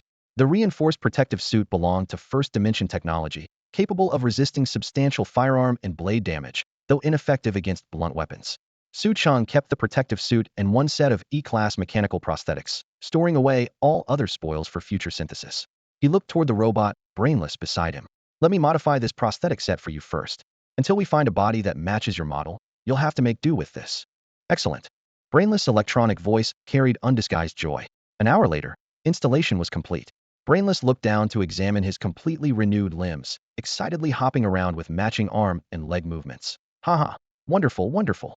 Su Cheng clapped his hands. Come, let me demonstrate how to clear Big Head in 1 run. Ape God activate. 5 minutes later, failure appeared on the screen. Brainless crossed his arms mockingly. Damn, buddy, you're still terrible. With your body enhanced like this, your operation skills are still trash.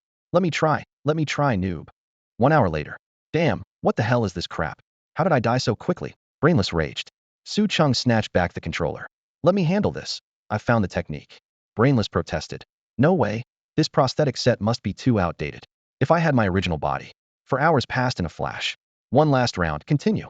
At 3 a.m., Su Cheng reminded. Hey, it's 3 in the morning, aren't you going to sleep? The next morning, Su Cheng was sleeping groggily when sudden urgent knocking jolted him from his dreams. What's all the noise? Doors not open, not receiving customers, go die somewhere else. He rolled over, muttering. Bang bang bang. Su Gij, it's me. Su Cheng squinted at the monitor, seeing Zhu Shaner's familiar little face on the screen. That little girl again. Nearby, Brainless was still struggling with Big Head, having stayed up all night. Open the door for her. Su Cheng instructed weakly, turning to continue sleeping. The door opened in response, morning light streaming into the room from behind Zhu Shaner. The girl's young face was covered in blood stains, her eyes filled with hatred, her clothes torn and ragged. 1 arm had been brutally torn off, the dark red bloodstains already dried. Her other hand struggled to drag a large box. Her mechanical prosthetic right leg, painted with cat patterns, was bent and twisted from damage, causing her to limp with each step, her body swaying precariously. Damn, little girl, what happened to you? How did you end up like this? Brainless rushed over and caught her. Su Gij, help me modify. Zhu Shaner's voice was barely a whisper. As her words faded, her head tilted and she fainted. Buddy, wake up. I can see it. Su Cheng slammed shut the rust-covered metal door and carried the unconscious Zhu Shaner to the operating table. Her body temperature felt slightly cool through her tattered clothes, but her pulse still beat stubbornly. Watuno dragged over the frighteningly heavy alloy case, its mechanical arm clicking into lock position. then pulled the isolation curtain to enclose the bed in a small, sealed surgical area. "Roger," came the electronic response as the robot raised its spray nozzle, quickly filling the air with disinfectant mist while all surgical instruments underwent high-temperature sterilization. If this were just repairing a cyborg, Cheng wouldn't bother with such trouble. The mechanical parts of cyborgs could be easily handled by photolithography robots.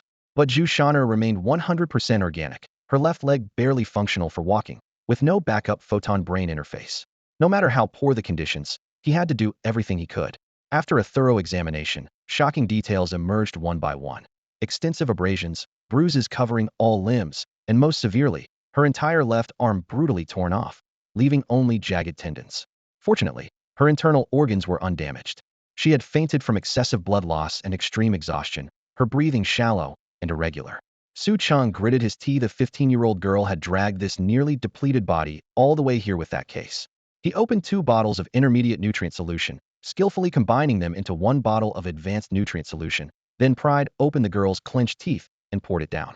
Advanced nutrient solution could quickly replenish all trace elements and promote tissue repair within a short time. With no blood bank here, he could only rely on its medical benefits. Watuno tightened the isolation curtain again, using UV lamps for final sterilization inside before arranging the instruments in neat rows. Cheng put on his cracked protective goggles and began washing each wound with saline solution. The robot Watuno cooperated silently this time, its mechanical arm precisely handing over forceps, gauze, and hemostatic clips, each step executed accurately under his eye commands. MMPH. The ice-cold saline was piercing, jolting Zhu Shan'er awake in agony, but she only clenched her teeth, shoulders convulsing, swallowing back even her moans until blood seeped from her gums. Cheng glanced at her and moved faster. Two had experienced the hell of surgery without anesthesia and could only reduce the torment through speed. The wound was torn yesterday and is already infected. No anesthesia, bear with it. As soon as he finished speaking, he began scraping away the necrotic tissue from the severed arm. The sharp scraper's friction against dead tissue produced a spine-chilling sound, and Zhu Shan'er's vision went black as she fell into shock again. Push 1 milligram epinephrine, CPR. In the old world, this 1 milligram of epinephrine was precious as treasure. Watuno immediately administered the injection, then performed chest compressions according to standard protocol. Time seemed to stretch as Cheng's breathing tensed with each rise and fall. Finally, the cardiac waveform stabilized, and the girl's chest resumed regular movement. Cheng set down the last forceps, fine sweat beading on his forehead beneath the mask. His physical enhancements made surgery faster and more precise, but couldn't hide the heaviness in his heart. Watuno drooped its camera head, almost talking to itself. How did this girl end up like this? Zhu Shan'er was a regular here. Her mother Zhu Di worked in high-risk positions and would bring her daughter to Cheng whenever injured. Today, only the daughter appeared alone, with such horrific injuries. Cheng didn't answer, mixing another bottle of advanced nutrient solution and feeding it to the girl. Without the dimensional eye that Zhu Shan'er had once brought him, he might never have been able to avenge his parents or carry out his subsequent plans in the Hope District. But even without that prosthetic eye, he would still help because this little girl who, like him, remained in her original organic body, was like a lotus blooming from mud in this old world. It wasn't until noon that Zhu Shan'er slowly regained consciousness. She turned her head slightly and saw Cheng keeping watch beside her, his eyes clear but weary. Perhaps thanks to the high-grade nutrient solution, her complexion looked better than expected. She raised her hand and pointed to the heavy black alloy case at the foot of the bed, her voice low but resolute. "Brother Su, help me get modified." Cheng dragged the case to the operating table. The moment the fingerprint lock clicked open, his brow furrowed sharply. Inside lay a gleaming metal spine, 2 silver-flowing cybernetic arms, a pair of prosthetic eyes with colorful irises and pink pupils, along with 2 mantis blades, a reinforced protective suit, and several standard thermal weapons. At the core was an extremely rare Type B combat cybernetic body. Maimata leaned over and nearly dropped his jaw. "No way. First-generation military implants." He rattled off an explanation. First-generation military implants could be directly embedded into the human body, automatically interfacing with the brain and other cybernetics without requiring backup synthetic photon brains. Once successfully integrated, they could coordinate and amplify all cybernetic performance while providing multiple combat enhancements. There was no civilian version because these were military killing machines. Even the first generation could instantly elevate an ordinary person to elite soldier level, but ordinary people simply couldn't withstand them. Such value was immeasurable. Cheng fell silent for a moment, then looked up at the young girl. She had handed over this entire case to him without reservation. Zhu Shan'er clutched her clothes, explaining softly. "Mom said these were what Dad left behind, and that they would attract bad people, so she never brought them out. She tapped her wrist identity chip a few times. This is the money Mom saved up. She originally wanted to get me a good leg replacement and send me to live well in the big city. Ding. Su Cheng's wrist display showed a notification. Zhu Shaner has transferred to you for 1,146 alliance credits. The girl's eyes brimmed with tears, choking back sobs. I'm giving you everything. Brother Su, modify me. You can have my original body parts too, please. Mai Maida interrupted with concern. Little sister, embedding military implants can kill you. Remnant bodies can't handle it, especially when you're so weak. But Zhu Shaner shook her head, her eyes blazing like ignited flames. It's okay. I'm not afraid. She pulled out an intact prosthetic eye and placed it in Su Cheng's palm. The last one was broken. I secretly took one a customer didn't want, Brother Su. Your eye hurts on rainy days. You can use this. The cold prosthetic eye in his palm made Su Cheng's knuckles tremble slightly. He took a deep breath and asked just one question. Why must you get modified? To avenge Mom. Zhu Shaner's voice shook, yet carried blade-sharp determination. All right. Su Cheng lowered his head, his fists clenching with audible cracks. This was a reason he couldn't refuse, the hardest reason in the world. It's going to hurt a lot. Endure it. He sterilized again and had Mai to prepare the cryo chamber. The remaining 8 bottles of intermediate nutrient solution were quickly synthesized into 1 bottle of basic enhancement fluid and 2 bottles of high-grade nutrient solution. Drink this. It'll hurt even more. Su Cheng handed over the basic enhancement fluid. Zhu Shaner didn't hesitate to tilt her head back and drain it. Instantly, her blood turned deep blue, and explosive pain swept through her limbs and bones, though it couldn't compare to the pain in her heart. Mai Tu arranged surgical instruments across the tray. Su Cheng confirmed the enhancement was complete and said quietly, beginning now. Remember the hatred. Remember the scene when they killed your mother, and you'll make it through. There was no anesthesia. The implant had to be embedded in the spine, both eyeballs removed, and the right hand severed while conscious. Such agony was beyond human imagination. Sizzle blood sprayed, instantly staining the isolation curtain and floor deep red. Skin split open, muscle peeled away, and the air filled with the sharp smell of rust and disinfectant mixed together. Su Cheng applied force with both arms, precisely locking the metal spine onto the original vertebrae. Click. The device auto-locked, and centipede-like pins shot out from both sides, puncturing into bone. Countless fine neural threads then emerged, connecting to the brain and penetrating muscle fibers. The excruciating pain hit like a tsunami, and within 3 seconds, Zhu Shaner lost consciousness completely. 2 milligrams epinephrine, push. Su Cheng and Maimatu were both soaked in blood mist, looking like moving blood-covered figures, yet they gritted their teeth and persevered. After what felt like an eternity, Su Cheng finally straightened his back and exhaled a long white breath. Modification complete. I even managed to reset that bent leg while I was at it. He poured the last bottle of high-grade nutrient solution into the girl's mouth, ensuring energy supply. Dim light from outside filtered through the window, falling on Zhu Shaner's peaceful face. Somehow, the sunlight had faded and night had deepened. It wasn't until the early hours of the morning that Zhu Shaner slowly regained consciousness. She opened her eyes to find herself lying on a blood-soaked operating table. Was this what the world looked like through prosthetic eyes? So this was what her mother had always seen, a world stripped of the beauty that natural eyes perceived. She slowly raised her hands and clenched her fists. The implanted Type B combat prosthetics had automatically adjusted to their optimal configuration based on her vital signs. Whoosh! 2 mantis blades shot out from her forearms, their edges gleaming with cold light, before retracting at her mental command. Such incredible power. Even more astonishing was the flood of combat techniques now coursing through her mind. Half her hair was matted against her cheek with dried blood, and within her colorful irises, those pink pupils gleamed cold and sharp as a faint silver glow emanated from her palms. Remember to come back tomorrow for maintenance, Su Cheng said flatly. You're not at full capacity yet, so don't overuse the implant's abilities. Zhu Shaner jumped down from the operating table and looked at her repaired left leg, then forcefully scraped away the cat pattern completely. She walked over to Su Cheng and bowed deeply. Thank you, Brother Su Cheng, Mr. Wukong. Standing nearby, Matuno reminded her with a hint of melancholy. Be careful out there, little one. In his eyes, this girl had already changed. Her pink prosthetic pupils no longer held their former innocence, and the childlike softness had vanished along with the cat pattern, like the sun setting outside as darkness crept up the branches. Zhu Shaner managed a weak smile. I feel very strong now, Mr. Wukong.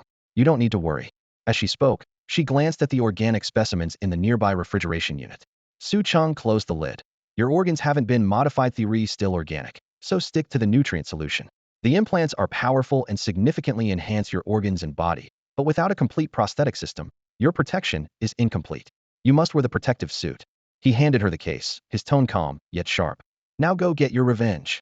Zhu Shaner took the case and pulled a tattered comic book from her pocket, handing it to Mitsuno. Here, I hope you like it. With that, she picked up the case and left. Little one, Su Cheng suddenly called out. Make sure you come tomorrow.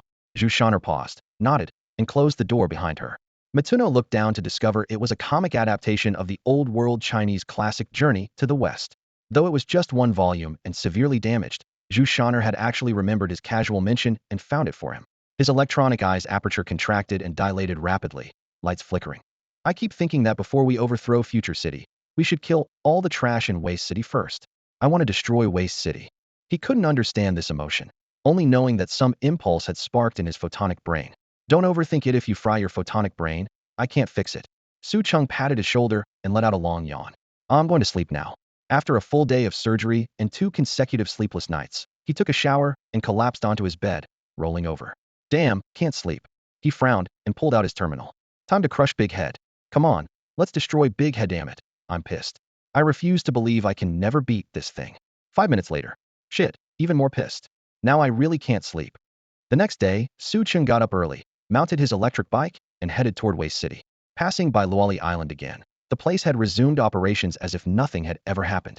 Su Cheng stood among the bustling travelers, his eyes sweeping over the relit neon signs, but his mind conjured up images of that HPC security squad from last time. They were most likely there for Zhu Shan'er's mother's murder case, but not to seek justice for the victim, rather to protect that powerful perpetrator. Leaving the dock, he made his usual stop at Kangba's grocery store to restock. Well, my friend is back again. Kangba propped his chin on his hand, grinning mischievously. You've been buying nutrition solutions every day lately. Don't tell me you're keeping a bunch of beautiful women? Or do you have some other money-making scheme? Count me in, my good friend. No. Su Cheng placed his backpack on the counter, his tone calm. Just stocking up in advance. Winter's coming, and you know it's nearly impossible to go out during winter. 50 bottles. Kangba scanned the bottles with his scanner, deliberately lowering his voice. You're right. Winters are getting colder each year, and these heating pipes seem to be breaking down. But you're not just buying from my store, you're hoarding quite a lot. He raised an eyebrow and pushed the boxed nutrition solutions across. Good friend, if something good comes up, you must remember me, or my other friends, and I will be heartbroken. Su Cheng looked up at him. Sure, but I'd have to ask Zhang Jie first. Zhang Jie. Kangba's face stiffened, a flash of wariness in his eyes, quickly replaced by an ingratiating smile. So you know that, Senior Hunter. We're all friends here. I was just trying to help you. If there's any trouble, just say the word. Su Cheng didn't respond further, picked up the box, mounted his electric bike, and headed to the next store. Kangba already knew he was making rounds to multiple suppliers. Stopping suddenly now would only arouse more suspicion. Zhang Jie's name would be enough to keep him in check for now. After today's shopping, he planned to lay low for a while. According to his plan, he collected a total of 200 bottles of inferior nutrition solution, costing 1,000 alliance coins. As night fell, he returned to his basement. Under the dim overhead light, the synthesis device hummed to life with a blue glow. 11 bottles of light blue basic enhancement fluid were purified first enough for Zhu Shan'er to complete 12 perfect body optimizations and better control that military implant system. The remaining 24 bottles of inferior nutrition solution churned and steamed in the new formula, finally condensing into 3 bottles of dark green premium nutrition solution. Here, Su Cheng tossed a fist-sized intermediate energy block to Witino. Clean out the waste residue from the energy chamber. We'll use intermediate grade from now on. A waste residue. He had stopped purchasing low-grade energy blocks. The nutrition solutions had already drawn attention, and buying energy blocks in bulk would pose even higher risks. Holy crap, buddy, that's awesome. Witino spun excitedly. Too bad you're not a woman, or I'd definitely marry you. Push back all the repair appointments today. I need to go out again. Su Cheng grabbed the freshly made premium nutrition solution, locked it in his waste pack, and prepared to head to the waste processing plant. Just as he started the electric bike, his wrist identity chip suddenly beeped with an alert. Unknown caller, Yang Siki. He'd never heard this name before. I'm from Shudao Mountain. Damn it, if you don't answer, don't blame me for releasing the surveillance footage from Wild Ghost. The message was menacing, mixed with dialect. Su Cheng narrowed his eyes and answered. The projection frame should have shown the caller's image, but now displayed only a dark silhouette. There's no surveillance at Wild Ghost. His voice was cold as metal. By answering, he was tacitly admitting his connection to the carnival camp incident and acknowledging that the caller had traced his identity. I say there is, so there is. Would I lie to you? Bah. The woman cleared her throat, her tone shifting to soft, standard Mandarin. I'm sweet girl. Let me be direct. The carnival camp indeed has no surveillance, but the dream glasses Wild Ghost was wearing that day had built-in recording functions and uploaded the entire process of you killing him. I intercepted it for you. What do you want? Su Cheng's eyebrow twitched slightly. He indeed didn't understand dream devices. He had checked for cameras around, but never thought those glasses could record even though he had clearly slashed the lenses in half. Tonight at 10, meet me at the ancient city balcony in District C. Damn, a date, and it's at night. His companion grumbled while stuffing a string of instructions into Su Cheng's ear. Remember to open the D10 energy compartment and dump all the waste into the trash bin. Don't come back tonight, it's chaotic out there. You're still an original body, so your kidneys are worth good money. Stay safe. Su Cheng rolled his eyes at him and turned to leave. He put on his raincoat, fastened his black metal mask, and mounted his electric bike. The sky was clear, but he didn't want anyone to know he was going to register as a hunter. In this city, people dressed strangely enough that no one would care about someone wearing a raincoat on a sunny day. The outskirts of the ruined city were divided into 4 zones, with only 2 waste processing plants located in Zone A and his Zone C, both owned by Guanca Technology Group. Survivors were forbidden entry. Only hunters or those with access permits could enter. Of course, those planning to register as hunters were also permitted. Future City would dump massive amounts of waste here, where it was sorted, incinerated, and the remaining slag transported to designated dumping sites. Survivors could only scavenge secondhand garbage via publicly acknowledged cruelty. Leaving the urban area, the road surface suddenly became neat metal plates. Traffic lights and intersections all disappeared, leaving only a single road leading straight to the processing plant. This marked the factory's boundary. Scattered conversations drifted from the roadside. Never seen that outfit before, probably a newbie registering. Won't last long. The raiders have upgraded their cybernetics and weapons lately. Even we have trouble dealing with them newbies are just walking into death. Let's go. Zhang Jie got some high-grade stuff. He's waiting at Luoli Island bar. Heard it can enhance your body. The voices faded as the massive outline of the waste processing plant became increasingly clear. The main facility covered about 20 square kilometers, with 3 giant smokestacks on the perimeter piercing through the clouds, belching thick yellow smoke. At the center stood a funnel-shaped cylinder where future cities' transport fortresses passed through high-energy particle barriers to dump truckloads of garbage. Thick pipes on both sides of the factory burrowed underground, channeling heat generated from incineration to warm the city. After the Century War, Earth's day-night temperature differences had drastically increased, with winters becoming particularly harsh. Global average temperatures plummeted by 30 degrees, causing even southern coastal cities to freeze. Therefore, every winter, the entire world required heating to survive. The processing plant's exterior walls were cast from high-grade alloy, showing not a trace of rust on the surface. Numerous cleaning robots patrolled day and night, making this the only building in the ruined city that gleamed with metallic luster and cleanliness. Arriving at the main entrance, 2 alloy gates bore the engraved characters Guanca, with a circular protruding device embedded between them. No other hunters were nearby. Please activate your identification chip or open your network personal identity information. A cold mechanical female voice emanated from the device. Su Cheng activated his chip permissions. The next instant, a laser beam from the circular device scanned his entire body. Identity information retrieved. Please state your purpose of visit. Hunter registration. Identity verification passed. Entry permitted. Please do not linger and complete registration promptly. Accompanied by a notification sound, the heavy gates slowly parted. Su Cheng parked his electric bike outside, stepped inside, and the iron gates immediately closed behind him. After glancing around, Su Cheng walked briskly toward the cylindrical machine ahead. On either side of him stood 2 rows of massive spider-type robots. Each machine towered 3 meters high, with 8 metallic legs spanning nearly 5 meters in diameter when fully extended, gleaming with cold light. The alloy spikes at the end of each leg tapped the ground lightly, producing crisp, clicking sounds. Every spider robot was equipped with 4 large-caliber kinetic cannons, plus a rotating plasma cannon embedded in its abdomen. The words Guanca Technology were spray-painted in heat-resistant paint across the front of their blue-gray armor. 3 enormous circular sensor eyes continuously flashed cold white beams, locking onto Su Cheng's figure from head to toe and tracking his movement as he walked. This was Su Cheng's first time entering the waste processing facility, and his first encounter with such advanced security firepower. He realized that if a mere garbage plant was equipped with this level of armament, the scale of Guanca Technology itself was beyond imagination. Beyond the spider robots lay a sealed wall with a smooth surface, no branching corridors, and no visible waste processing assembly lines. The red words, registration area, were projected onto the wall, overlapping with the cold lighting to create an oppressive atmosphere. Su Cheng approached the central silver-gray cylindrical machine, over 2 meters tall. Blue light emanated from the cracks on its surface, followed by a crisp click, as an operation console half a person's height rose from the ground. The console projected a pale blue virtual keyboard and a complete hunter registration form. The system prompt announced clearly, "Please fill out the form according to the table to complete registration. You may use a code name. Real names are not required."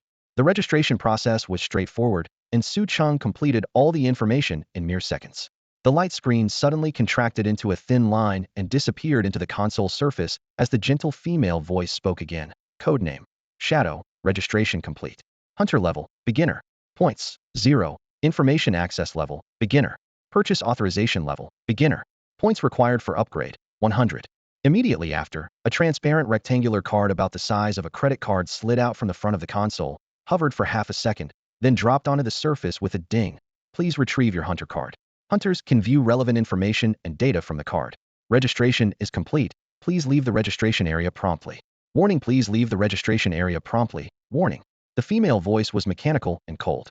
Su Cheng glanced sideways at the 2 rows of spider robots that had been watching him unblinkingly, felt his skin crawl, immediately pocketed the card, and hurried toward the exit. The heavy alloy door had already opened in advance, with a light screen cascading like a waterfall, revealing the gray sky outside. As he stepped across the threshold, a sharp hiss of depressurization sounded as the door sealed shut again.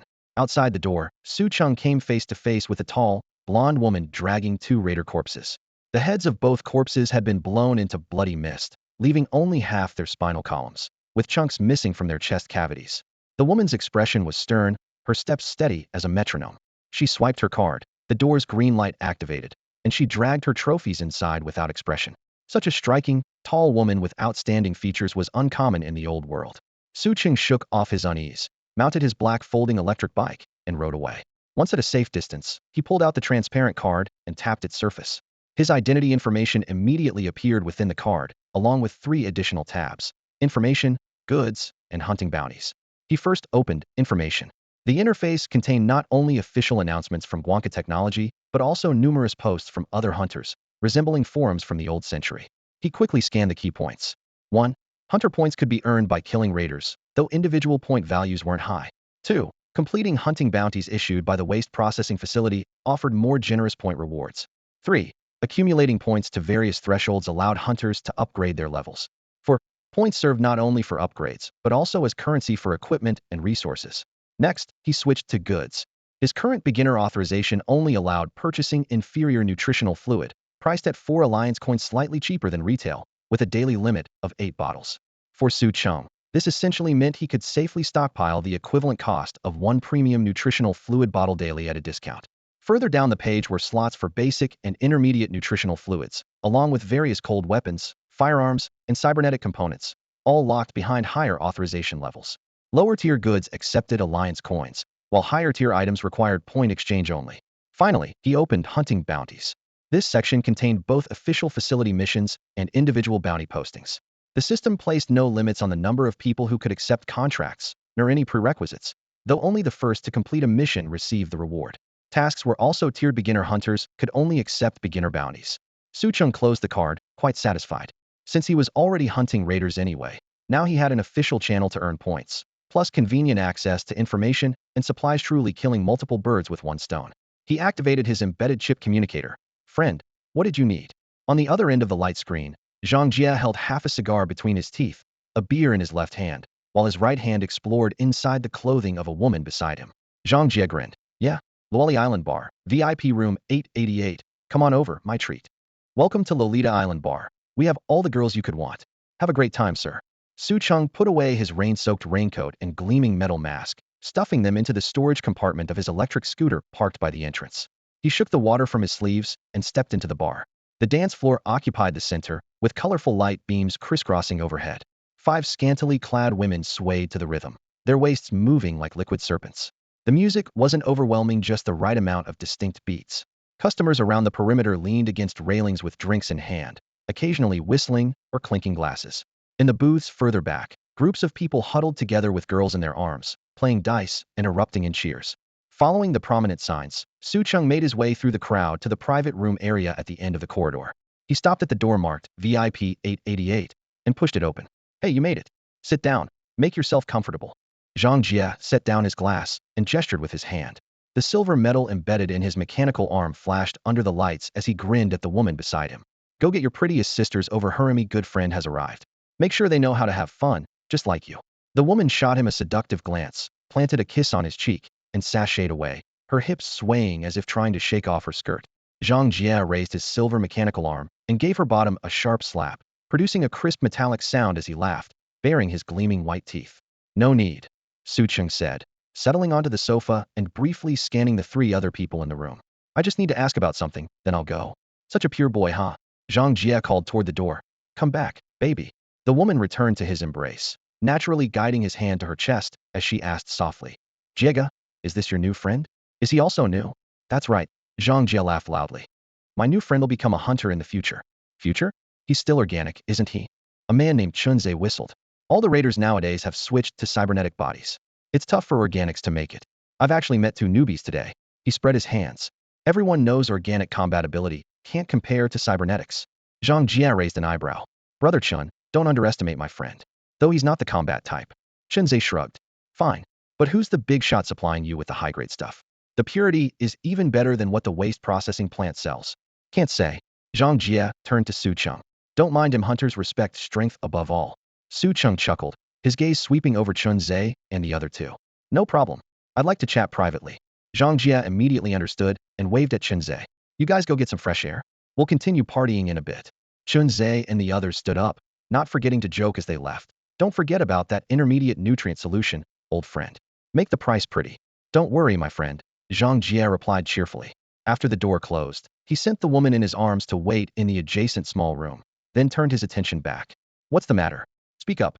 Su Cheng pulled a bottle glowing with pale blue light from his pocket and gently placed it on the table. Damn. Zhang Jie grabbed the bottle, his four cybernetic eyes blazing like silver lamps. Perfect, absolutely perfect. Zero impurity advanced nutrient solution.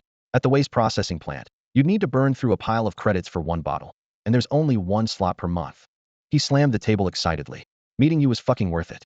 This glass hunter examination is in half a month only. The three strongest advanced hunters can be promoted.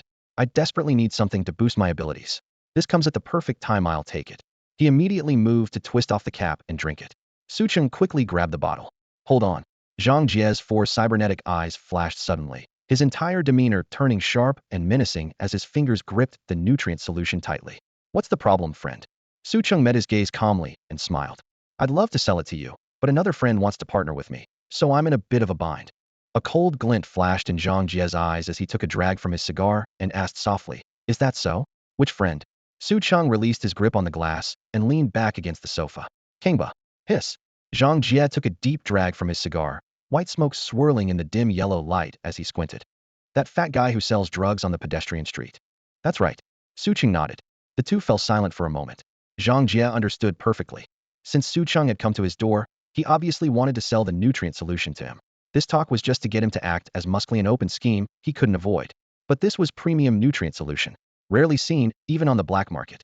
At this thought, Zhang Jie's lips curved slightly. Good friend, no one can sabotage our partnership. Su Cheng smiled with satisfaction and pushed a silver package bottle of premium nutrient solution across the table. Just scaring off Kangba wouldn't be enough. This threat needed to be completely eliminated. Zhang Jie grabbed the bottle, twisted off the cap, and downed it in one gulp, even licking the inside of the bottle twice. Fantastic. I feel so energized. Even my old back doesn't hurt anymore. He swung his silver mechanical arm, the whooshing sound echoing through the private room. Su Cheng watched quietly. He knew clearly this wasn't true enhancement, but rather the nutrient solution rapidly replenishing various nutrients Zhang Jie had long been lacking and providing some restorative effects, creating the illusion of explosive strength gain. Premium nutrient solution goes for 1,000 alliance coins per bottle. With this purity, I'll give you 1,500. Zhang Jie promptly made the payment. This price could buy a complete set of A-grade mechanical prosthetics, but he felt it was worth it. After all, it was priceless. Su Cheng glanced at the payment notification. Su Cheng. He gave his name, thinking that premium nutrient solution wasn't scarce for him. This bottle was more like payment for muscle. Zhang Jie nodded with a smile. Good name. Can you tell me the source? You can't buy this purity at the waste processing plant or the ruins. Su Cheng shook his head. I can't reveal that. Zhang Jie shrugged. Fair enough. By the way, you said you wanted to ask me about something. I want to sell some original bodies. Not mine. Simple. The waste processing plant can recycle them, though the price isn't as good as the black market. Thanks. I'll head out now. Don't want to interrupt your relaxation. Su Cheng stood up. I'll walk you out. Zhang Jie followed him out of the private room. When are you planning to register as a hunter? Not considering it for now. All right, remember to use my invitation code, friend. As the private room door opened, Zhang Jie greeted Chunze outside, then lowered his voice. You're still an original body, not suitable for being a hunter. If you get more of this good stuff, remember to share some with me. That's all there is. I gave you everything. That stuff is hard to come by. Su Cheng waved his hand. Ah, all right then. Zhang Jie sighed. At the end of the corridor, a blonde beauty caught Su Cheng's attention, the same one he'd seen at the waste processing plant. Rebecca. Zhang Jie's gaze wandered over her. Every hunter's goddess. Like me, she's a senior hunter, incredibly powerful, but so cold she's unapproachable. Trust me, no one can win her favor, and no one can get into her bed. Before he finished speaking, a man approached to hit on her, only to be kicked flying the next second. Zhang Jie looked away with a mocking smile. See? She's not interested in men. Sometimes I even wonder if she prefers women. Rebecca sat alone in a booth, expression indifferent and forbidding. I'm leaving now. Su Cheng turned and left, mounting his motorcycle and speeding away. Zhang Jie watched his retreating figure with a smile before pushing back into the private room. Chun Zhe and two other companions had already returned to the sofa. Your new friend is a bit unusual. Chun Zhe raised an eyebrow teasingly. An original body, wanting to be a hunter without modifications? That's suicide. Doesn't even greet us veterans when he sees us so cold. Zhang Jie laughed heartily. Young people, don't understand etiquette, but he's interesting and has guts. Guts? That's ignorance. Some nobody fantasizing about becoming a powerful warrior. I'm not interested in him. Chunze waved dismissively. Let's talk about that big shot instead. How could he bear to sell such precious goods to you? Zhang Jie took a deep drag from his cigar, exhaled the smoke, and chuckled lowly. Maybe he's too young to understand the importance of physical enhancement. You're back. Su Qing opened the door to find Zhu Shaner standing inside the house, wearing a purple jacket. Cousin, look. The girl brought me a present. Mai Tuno held up a well-preserved colored comic book of Journey to the West, beaming with joy. The pages were yellowed but still vibrant. Su Cheng casually closed the door and walked toward the safe in the corner. With a gentle click of the combination lock, the metal door opened, and he retrieved several dark green glass bottles labeled Basic Enhancement Serum, placing them on the coffee table. Here are some nutrient solutions. Drink them all, feel be good for your body, he instructed matter-of-factly. Zhu Shaner placed her silver case on the sofa and opened the clasps. I have a gift too. She carefully extracted a prosthetic eye with a cold, gleaming surface from layers of foam padding. I won this one. It's better than the one I stole last time. Su Cheng took the prosthetic eye, examined it, and tucked it into a drawer. The girl blinked her distinctive pink eyes and asked curiously, why don't you use the good one? Why keep using the broken one? It's already been fixed. Su Cheng closed the drawer nonchalantly, his gaze sweeping over the contents of the case. Replacing that leg. Yes, I won this too. I'm really strong now. Zhu Shaner nodded proudly, pulling out a grade D mechanical prosthetic right leg from the case. Black main frame, silver joints, with connections clean as new. They thought I was too young and challenged me to fights. They all lost to me. Su Cheng looked down and saw an entire set of grade D mechanical prosthetics at the bottom of the case. Both arms, left leg, and spinal exoskeleton worth a fortune. He sighed inwardly. Complete grade D sets were rare even among hunters, let alone ordinary people. Zhu Shaner twisted open a bottle of basic enhancement serum and drank it down. The liquid burned her throat with its intensity, but brought no pain. Her brow relaxed slightly. The Wasteland Fighting Arena, she explained calmly. You can compete there if you qualify. You can also challenge people to duels, no limits on life or death. Winner takes everything. Death matches. Su Cheng's expression darkened. He'd heard about it before. The hottest entertainment venue in the inner city, where nobles and wealthy elites flocked. Even future city placed bets. The matches were broadcast live with scorching betting pools. But he'd never bothered to pay attention. Zhu Shaner tilted her head back again, draining the remaining bottles of enhancement serum. Intense warmth immediately flooded her limbs as she clenched her fists, muscle definition tightening beneath her sleeves. What kind of nutrient solution is this? I feel my strength has increased. Her implant HUD displayed the data. Vital signs excellent. Overall combat capability increased at least threefold. This is wonderful. Thank you, Brother Su. Now I have even more hope of avenging my mother. She thought of her mother's murder. The killer's clothes bore the fighting arena's logo. Now she possessed first-generation military implants, grade B combat prosthetics, and a perfectly calibrated body. Even opponents like Zhang Jie could be easily crushed now. Su Cheng picked up the tool tray and walked to the surgical bed, his voice low. When you really find your enemy, don't fight Hedon. Wait for the right opportunity to strike back. Safety comes first. I will. Zhu Shaner climbed onto the surgical bed, lay flat, and raised her right leg. Mai Tuno handed the mechanical right leg to Su Cheng. When you find them, remember to tell us. We'll help you strategize. Exactly. The surgical lights illuminated as Su Cheng began removing the old prosthetic and installing the new interface. If you get injured, remember to come here for repairs. Consider the money you gave last time as prepaid maintenance fees. Thank you. As the cold alloy perfectly connected with flesh and blood, Zhu Shaner's heart burned with warmth. She knew those nutrient solutions were worth a fortune. The money she'd given was nowhere near enough. Soon after the prosthetic replacement was complete, she jumped down from the operating table and looked at her right leg. The surgical lights were still on, casting cold white reflections off the metal plating seams, but her attention was drawn to another detail in the outer side of her calf. There was a crude cat doodle carved with a scalpel. The lines were crooked and uneven, yet they radiated a clumsy warmth. It was the signature Su Cheng had casually left behind during the final touches. She reached out to gently trace it with her fingertips, feeling the slightly raised grooves, and a faint smile curved her lips. Then she bent down to open the transport crate in the corner, carefully lifting out the remaining grade mechanical prosthetics one by one and handing them to Su Cheng. Here, I won't need these. Big brother Su can give them to others who do. Su Cheng looked at the components she offered and silently accepted them. Spare prosthetics were valuable materials for synthesis and upgrades, so there was no reason to refuse. Zhu Shaner grabbed the door handle and waved to both men in the room. Goodbye, Big Brother Su, Mr. Wukong. Su Cheng looked up, his voice steady. If you run into trouble, come find me. I will. The girl left with light, cheerful steps. The door closed, and the room's lighting seemed to settle into quietude. Su Cheng neatly arranged the grade prosthetics in the storage cabinet, then leaned against the operating table, reviewing his recent observations.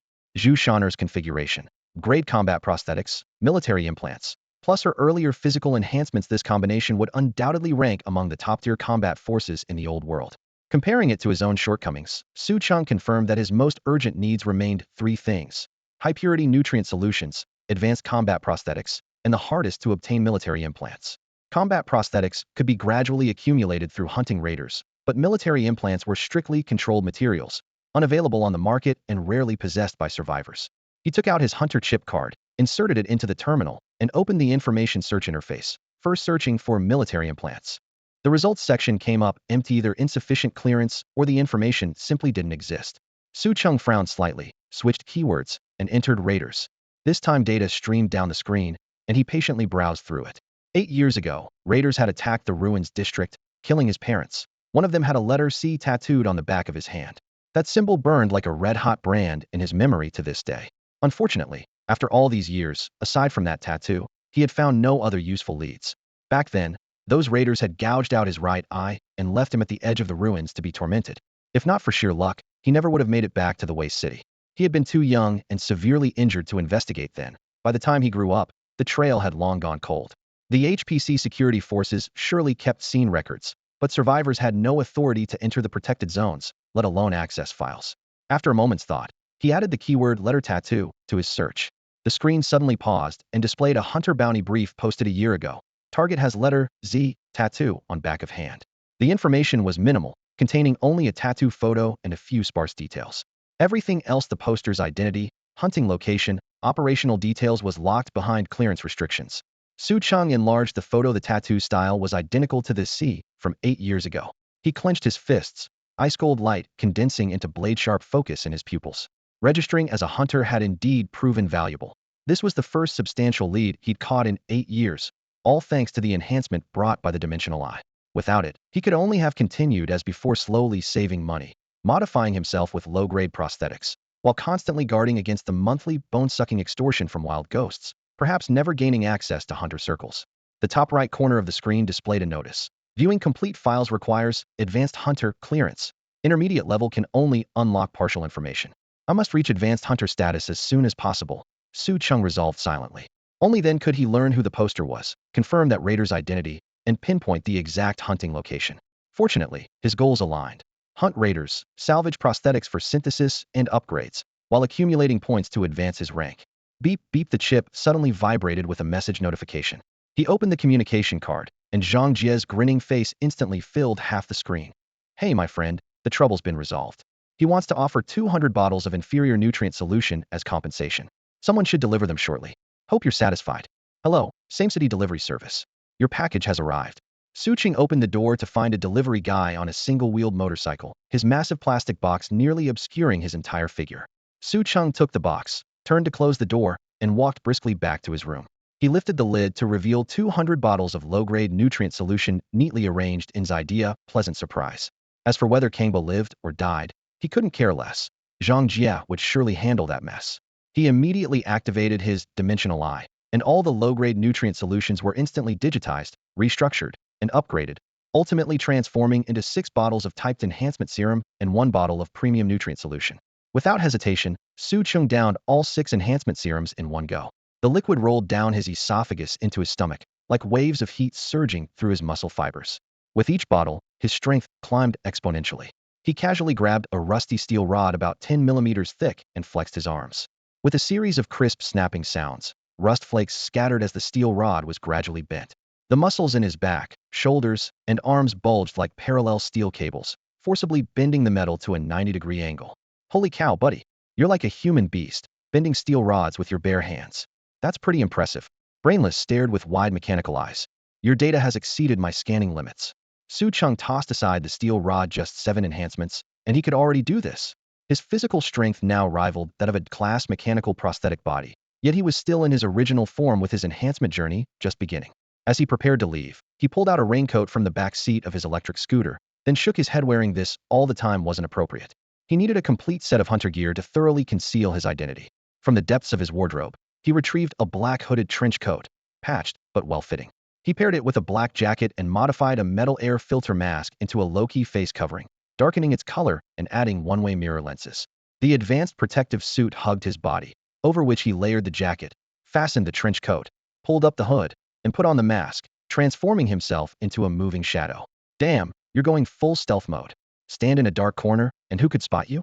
It's like you've changed races. Brainless circled around him, examining his appearance. Su Cheng shot at a look when he eventually synthesized and upgraded it. He definitely reset that mouth and fixed that annoying Guangxi accent. He glanced at his electric scooter, fine for daily commuting, but useless when hunting marauders too easily exposed. I'm heading out, he said flatly. Go ahead, go ahead. Day after day, not doing any work, leaving me alone at home. Damn it. Time for a game. Brainless muttered to itself. Su Cheng left through the back door, wound through deserted alleys, and headed straight for the wasteland. Along the way, he pulled out his hunter card, opened the bounty page, and filtered for missions offering nutrient solutions or prosthetic bodies as rewards regardless of grade. He could convert them all. A young girl's body? He clicked on it suspiciously. Mission requirements. Healthy original limbs and eyes from human girls under 18. The younger, the higher the reward. Pooled missions available. Rewards, alliance coins, nutrient solutions, prosthetic bodies. Contact client directly. An original body bounty. Unlike marauders who dismembered victims randomly on the streets, hunters had to go through legal channels, meaning they needed the target's consent. The pooled missions available notation meant several people could gather the required parts together to complete the task. Pooled missions meant multiple people could combine resources to fulfill the mission requirements. The client didn't care whether they came from the same person, as long as they belonged to a young girl. Su Cheng weighed Zhu Shan'er's freshly removed hands, and eyes they met the requirements perfectly, far more profitable than tossing them into the waste disposal plant. The bounty reward was exactly what he desperately needed, so he immediately pulled out his hunter card and dialed the client. The call connected, revealing a face adorned with a golden chin implant, gold rings, and draped in a fur coat that filled the light screen. The man even had diamonds embedded in his prosthetic eye, with a vicious scar running across his brow. He lounged comfortably in a private booth sofa, holding a wine glass while savoring red wine and watching the bloody fights in the arena below, his tone lazy and casual. Yeah, I've got hands and eyes from a 15-year-old girl, Su Cheng said flatly. 15? Not bad. The wealthy man's lips curled upward. 1 hour from now, meet me at the entrance of the Kadir Hotel in the inner city. Don't be late. With that, he cut the communication. After hanging up, Su Cheng looked up toward the distant seeing the neon projections above the ruined city. A giant woman was baring her shoulders and swaying her hips. That towering building was the Kadir Hotel, one of the most luxurious establishments in the entire city. He browsed through the bounty board again. Orders for hunting marauders were the most numerous, with various other types filling out the selection. After a moment's consideration, he pocketed the card and walked into a motorcycle shop at the street corner. Welcome. What can I help you with? The owner noticed his patched-up clothing and frowned deeply, his voice dripping with indifference. Buying a bike, Su Cheng said, walking straight to the display area. Rows of electric bikes and motorcycles filled the corridor. The motorcycles were all relics from the old era, priced accordingly. The owner forced a dry laugh and tried steering him toward the cheaper electric bikes. The electric bikes over here would be more suitable. Su Cheng ignored him, the roar of engines seeming to echo in his ears. He stopped in front of a Kawasaki H2 Roan of the fastest straight-line acceleration bikes from the old world and the highest-priced machine in the shop. The owner shrugged helplessly. Though the condition is average, we've modified it so the engine runs better than new, even faster. Those electric bikes over there. This one. How much? Su Cheng waved him off. 800 alliance credits. No haggling. The owner said, rolling his eyes and speaking rapidly. If you can't afford it, don't waste my time. That price could buy a complete set of mechanical prosthetics. Yet Su Cheng remained expressionless, completing the transfer directly before straddling the bike. Activate the permissions. His brain chip confirmed the successful transaction, and the owner's demeanor instantly transformed into a fawning smile. Yes, boss. You have excellent taste. The Black Knight paint job matches your outfit perfectly. He trotted over to register Su Cheng's exclusive usage rights while explaining. We've upgraded the power system on low-grade energy cell, can run 400 kilometers. Su Cheng started the engine.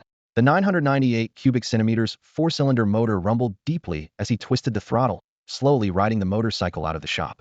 Take care, come back and buy another bike next time, the owner said with a bow, his eyes crinkled with smiles. Just as the motorcycle left the entrance, a figure emerged from the shadows to block his path, while another circled to the right side, a dagger dancing between his fingers. Tolls 100 alliance credits. Pay up, or don't blame us for getting rough.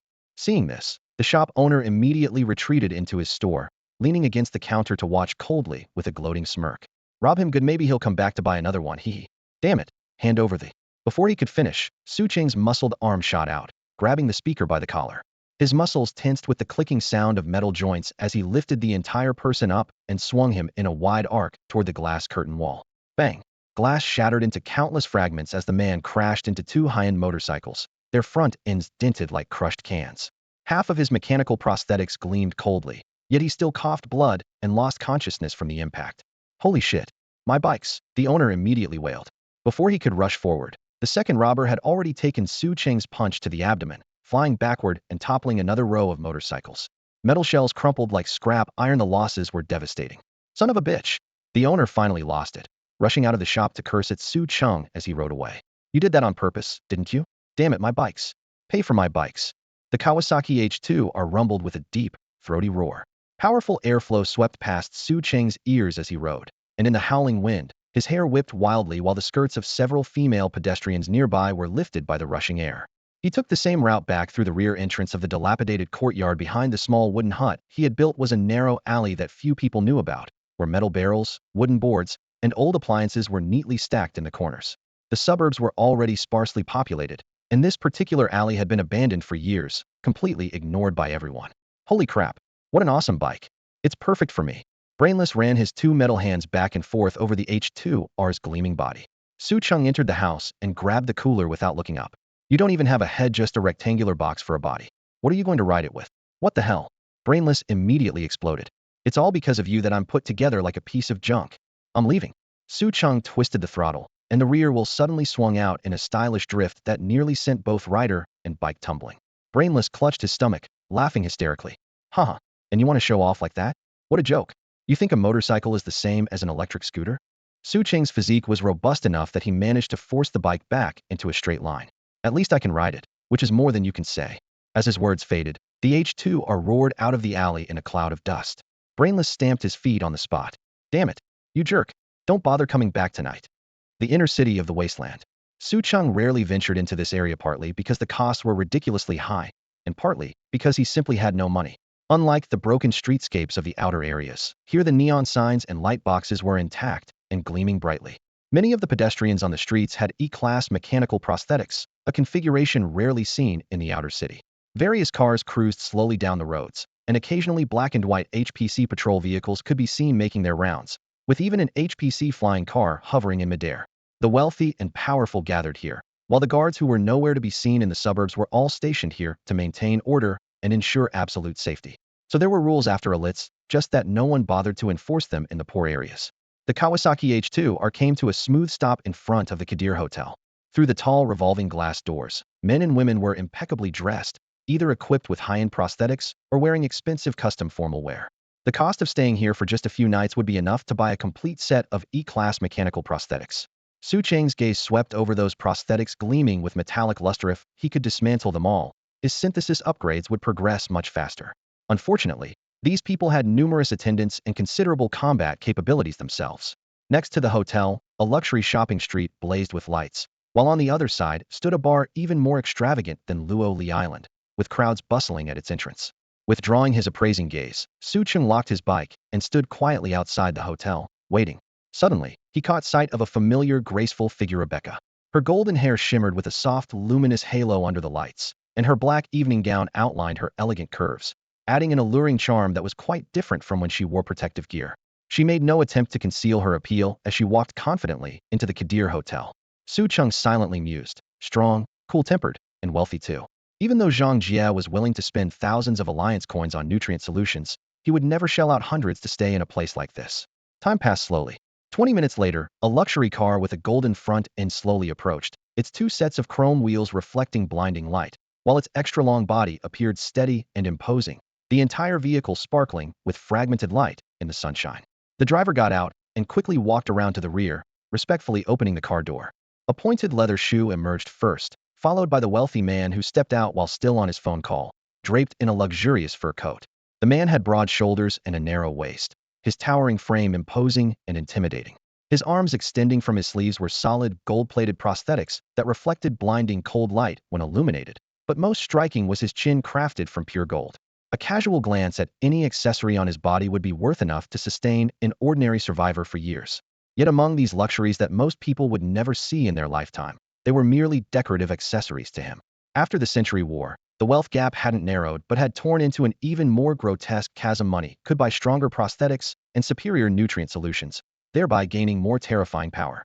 Money, strength, and authority had long been twisted into an unbreakable chain in this era. A tall, graceful silhouette followed him out of the vehicle.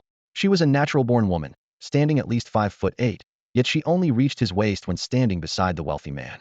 She gently wrapped her arms around his waist, but her eyes were hollow and numb. In such a state, she certainly wouldn't be walking out of this hotel. For bodyguards flanked them on both sides, escorting the pair toward the entrance of the Kadir Hotel. In terms of combat capability, these bodyguards couldn't even match the wealthy man himself. Su Cheng approached carrying a refrigerated case. "Stop. What's your business?" The four bodyguards immediately raised their hands toward the holsters at their waists. "Bounty." Su Cheng lifted the refrigerated case as a gesture. The wealthy man looked down at him and signaled to his subordinates. "So you're that hunter shadow? Interesting." One of the bodyguards took the refrigerated case and lifted the lid. Pale, delicate skin and clear, pristine eyes were exposed in the icy mist. The wealthy man raised his eyebrows with satisfaction. "Excellent. Look at this skin quality, these eyes, rare quality goods." Even at his level, high-quality natural bodies were uncommon. The poor simply couldn't afford to maintain them, while the rich would never sell their children's natural bodies. "What do you want?" "Money, nutrient solutions, prosthetics. I have it all." Su Cheng looked directly into those arrogant eyes. "Military implants." The wealthy man threw back his head and laughed. "I do have them. But this one case of goods won't get you that. Implants aren't rare, just expensive." He raised his hand to check his watch. 2 more minutes to decide. Su Cheng hadn't really expected to trade for military equipment. He just wanted to verify whether implants could still be found in the wasteland city. He hadn't expected that something extremely rare in his eyes was merely rather expensive in the wealthy man's mouth. "Mechanical prosthetics, a grade will do." The wealthy man raised his eyebrows. "Oh, you could ask for much better. A grade? That garbage is basically useless." To ordinary people, even a grade prosthetics were beyond reach, while in his eyes they were scrap metal. "I only want a grade." Su Cheng's tone remained calm. "Interesting." The wealthy man grinned and instructed his subordinate beside him. "Go buy 4 sets of a grade mechanical prosthetics. I don't have such garbage in my warehouse." The bodyguard immediately rushed toward the nearby luxury shopping district. "Just wait here. The credits will be automatically transferred to your hunter card." After giving instructions, he walked into the hotel with the woman in his arms. Su Cheng watched that massive figure. They seemed to live in another universe. And this was merely a wealthy man from the wasteland city. What about the elite from the major cities, or even the future cities? As soon as the wealthy man stepped into the lobby, a blonde beauty hurried over and naturally linked arms with his other side. Her seductive eyes were captivating. The wealthy man raised his hand and roughly grabbed her buttocks, kneading freely. That woman was Rebecca. Among the hunter community, she was an untouchable goddess. Even approaching her for a greeting was a luxury. Yet now she nestled against the wealthy man like an obedient bird, dressed to the nines, waiting to welcome even more intense festivities. Ice-cold goddess. Sacred and inviolable. It's just a matter of insufficient class. Su Cheng sneered coldly. What you desperately desire, others have already grown tired of. It's not that she's cold, but that you're too low. The bodyguard returned, handing Su Cheng a massive case containing 4 sets of a grade mechanical prosthetics. Su Cheng secured the case firmly to the back seat of his motorcycle, mounted the bike, twisted the throttle, and the engine roared as he shot toward the street corner. The luxurious lifestyle, cutting-edge technology, abundant resources, even goddesses in others' eyes. The scenes he'd just witnessed completely overturned his previous understanding. When the wealthy man looked at him, there wasn't even the concept of human. In his eyes it was an insurmountable class divide. Su Cheng took a deep breath, his gaze sharp as a blade. Screw the class divide. Sooner or later, I'll smash all of this with one punch and crush these high and mighty people with pure strength. Damn, you went out robbing in broad daylight. I didn't bring any weapons. How could I rob anyone? Su Cheng rolled his eyes. Well, I thought you were pretty strong. Guess I overestimated you. The voice on the other end deflated. Su Cheng ignored him and arranged 4 sets of emigrated mechanical prosthetics neatly on the workbench. The dimensional eye activated, blue-white patterns spinning in the depths of his pupils as the 4 prosthetic sets vibrated at high frequency and rapidly assembled. Complete. Grade mechanical prosthetic. Data appeared on his retina. He needed 4 more grade mechanical prosthetics to upgrade again and create an grade combat prosthetic, currently the top-tier prosthetic manufactured by humans, incredibly powerful. But even a grade still required replacing his original body, which was far from enough for him. He needed much more. He pulled up the hunter card again. This wealthy client's bounty really paid off. He touched the alloy shell of the new prosthetic. One grade mechanical prosthetic cost at least 1,500 alliance coins. The wealthy client had given him 4 sets at once, worth a full 6,000 alliance coins. If he sold Jushaner's original body to a waste processing plant, he could get at most 1 grade mechanical prosthetic, and that was only because her original body was high quality. Otherwise, it would be worth a few hundred alliance coins at best. This was the world of the wealthy. As long as it pleased them, they'd throw any amount of money at it. Su Cheng had figured it out. Implants weren't absolutely rare. It all depended on the target. He continued scrolling through the bounty list. See District Raider Base Elimination Bounty. The coordinates were right at his doorstep through abandoned parking garage under the stone bridge. Mission requirements. Solo hunt. Eliminate raiders in the C District abandoned parking garage base under the stone bridge. Reward. 4 bottles of basic nutrient solution, 100 alliance coins, 5 points. Just this little reward for clearing out a base? Wealthy client bounties pay much better. But his hunter rank was too low. He could only take on low difficulty, low reward missions. The young woman's body was just a search-type bounty with 0 risk, which gave him the chance to connect with the wealthy client. Other high-paying missions were currently locked to him, so he had to level up quickly. Time to get to work. Su Cheng picked up his particle cutting blade, slung the electromagnetic kinetic rifle on his back, securely tied the empty prosthetic case to his motorcycle's rear seat, and roared out of the courtyard. Hey, 3 customers came today, including a white-haired beauty, and you're not going to make money. Brainless stood at the door shouting. But as soon as the words left his mouth, he scratched his head only to touch empty air. Damn it, I don't have a skull. The stone bridge was a broken bridge in C District, long neglected and cracked across its surface. The concrete floor of the abandoned parking garage below was covered with oil stains and glass shards. With raiders occupying the area, no one dared live nearby anymore, let alone drive there. The motorcycle stopped 100 meters from the broken bridge. Su Cheng turned off the engine and hid the bike behind a pile of scrap metal. Blade on his left, rifle on his back, he lightly pushed off the ground, ankle muscles tensing as he sprang like a coiled spring onto the window ledge of a nearby 2-story ruin. The entire parking garage came into view. 8 people. He circled around the exterior of the ruined building, memorizing every patrol route, cover position, and blind spot around the abandoned shipping containers. A mohawked raider was leaning against a wall, smoking on the perimeter. Su Cheng crouched in a corner, picked up a small stone, and flicked it with his fingertip. Crack. The stone struck a distant metal barrel. Who's there? What was that? The mohawked raider turned his head alertly. In that instant, Su Cheng pounced like a hunting leopard, the particle-cutting blade slicing across the raider's throat while simultaneously chopping down, splitting his head in 2. Damn it, everyone wake the hell up. Some blind fool just broke in here. Furious roars erupted from a nearby shipping container, and Sheng's communication with his teammates suddenly cut out. The marauders instantly knew. Some bastard had infiltrated their territory. Haha, we've got action. I'm gonna tear him into 8 pieces, they bellowed arrogantly. Attacking the dog gang in broad daylight? Damn, we've had too many jobs lately, time to harvest some more cybernetics. The remaining 7 marauders immediately moved towards Su Cheng. Formation: 3 wielding titanium alloy Tang sabers, 2 with kinetic pistols, and 2 others carrying kinetic submachine guns. Su Cheng slid along the wall, leaped onto the heating pipes, and climbed to the top of the shipping container. Shit, there he is. Fire. The gunmen raised their weapons and opened fire. Despite their cybernetic enhancements, they weren't using auto-aim or tracking rounds, so most bullets missed their mark. After losing sight of their target, they began spraying bullets wildly. 2 saber-wielding marauders jumped onto the container roof, blades flashing. Come here, and let me hack you up.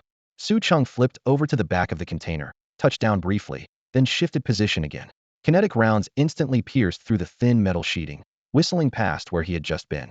He spotted a corner ahead, dropped down, drew his electromagnetic kinetic rifle, crouched behind cover, and aimed at the container roof. Soon, the 2 swordsmen came pursuing and poked their heads out. Bang bang bang. Dense gunfire instantly riddled them with holes, black biofluid splattering as they convulsed and collapsed. Damn it, Go Zai and Go Z are offline too. sweep everything below that container apart. The remaining 5 cursed as they unleashed their firepower. Bullets tore through the container, and Su Cheng leaned out to return fire bang. One shot hit the green-haired, saber-wielding marauder, but struck his chest instead. Without cybernetic interfaces, he couldn't sync his aim with the weapon. His exposed position was compromised. He climbed back onto the pipes, using the maze of conduits and stacked containers to reach the stone bridge, moving swiftly along the top. Just after he left, his previous corner was shot full of holes. Under the night sky, the Marauders' brain-computer interfaces remained linked whenever one went offline. The others immediately noticed. Damn it, he's flanking us. Kill him. This guy's too fast, must have premium cybernetics. Strip them out. Gouge his eyes and sell them. Su Cheng's modified limbs unleashed their full power, reaching car-like speeds. Vaulting over the bridge railing, he swept into the rear of an abandoned parking garage. 5 Marauders remained, but only 4 came to block him while another circled the bridge to flank. He quickly recalled the parking garage's layout, glanced at the approaching enemies, then scanned the route to his right. Come out here. The wounded green-haired marauder roared. Bang. Su Cheng blew the guy's head off with one shot, and he crumpled. Shit, too sneaky. Come out and fight like a man. The 3 remaining teammates immediately fired at his last position. The next second, Su Cheng burst from behind a wrecked car to their left, his red blade slicing across the first man's throat. The 4 couldn't turn their guns in time within moments. All were eliminated by blade and gunfire. Damn it. Now I've got you cornered. Let's see where you run. The last marauder grinned viciously as he leaped down from the stone bridge, raising his gun to fire. Watch me be awesome, haha. Su Cheng sneered, raised his electromagnetic kinetic rifle, and emptied his remaining ammunition. Cracked, the shredded corpse hit the ground. Bounty completed. Su Cheng pulled out his hunter card and recorded all the scene information, receiving confirmation that the bounty was complete. He glanced at the notification. Rewards could be collected at the waste processing plant or from hunter machines in the city. The remaining marauder corpses were his to salvage. These materials would still be useful to him. Just as he was about to check his points, the soft clicking of heels echoed from the stone bridge. In the next second, a tall woman leaped down from the bridge, landing silently. Her brown hair was cropped short and sleek against her neck, a red leather outfit hugging her curves, while her high heels and red cybernetic legs gleamed with cold light. A mask concealed her face, leaving only the expanse of pale skin at her low neckline and an impressive cleavage. Su Cheng immediately raised his gun, though the magazine was empty. He never let his guard down around strangers. The woman raised both hands, her chest swaying slightly with the movement, her tone calm. Newbie? Hunters have an unwritten relino attacking fellow hunters. Su Cheng lowered his gun barrel, but let his particle-cutting blade slide into his palm, just in case he never trusted so-called rules. Codename Remy. The woman lowered her hands and rubbed her shoulders, making her chest even more striking. I'm an intermediate hunter, just one simple mission away from upgrading. Didn't expect you to beat me to it, so I'll have to find another target. What's your name? You don't need to know. Su Cheng slung his gun behind his back, bent down to neatly stack the marauder corpses to one side, then turned to get his motorcycle. Remy licked her red lips, watching his indifferent back, and chuckled softly, completely ignoring me. Interesting. Hope we meet again. With that, her red cybernetic legs pushed off, gracefully leaping back onto the stone bridge. Su Cheng returned to the scene and dismantled all the Marauders' cybernetics, sorting them into piles. In the end, he only harvested one set of A-grade mechanical cybernetics. The rest were all mechanical hydraulic junk. No wonder the bounty points weren't much, the opponents were simply too weak. He pulled up his hunter card. Codename, Shadow. Points, 30. Level, Beginner. Information query access, Beginner. Purchase authorization, Beginner. Points required for upgrade, 100. This mission only gave 5 points, but that wealthy target's bounty had contributed 25 points, which explained why his total had reached 30. Su Cheng put away his card and found 5 basic energy blocks in the hideout, packing them together with the cybernetic parts into a crate. He then rode his motorcycle to transport the crate back to his residence before heading to the waste processing plant to collect his reward and the day's basic nutrition fluid. Working today, his partner, Brainless, saw him return and pointed at the clock on the door. Su Cheng's gaze swept over the hands, 17:18. Not today, maybe tomorrow. Dusk was approaching, and he had to meet that woman at 8. No need to change clothes. He gathered all his assault rifles and pistols on the table. The rifle was out of ammo, so he could only upgrade these light weapons through synthesis first. After finishing the synthesis, he took inventory of his current equipment. 1 Type B kinetic pistol, 1 electromagnetic kinetic rifle, 1 Type E energy pistol, and today's newly synthesized typed kinetic pistol, and 1 typed kinetic submachine gun. He possessed a Type combat prosthetic body, a Type and E-type mechanical prosthetic body, and a Type mechanical prosthetic body missing its right leg.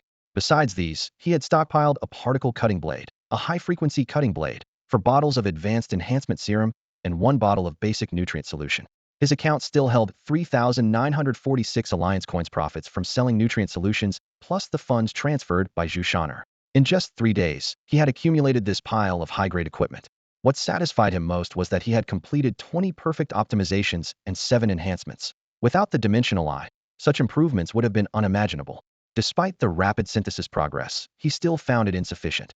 If he used his shadow identity to purchase 600 bottles of inferior nutrient solution at once, he could directly synthesize 18 bottles of type enhancement serum, plus 1 bottle of basic enhancement fluid and 1 bottle of advanced nutrient solution.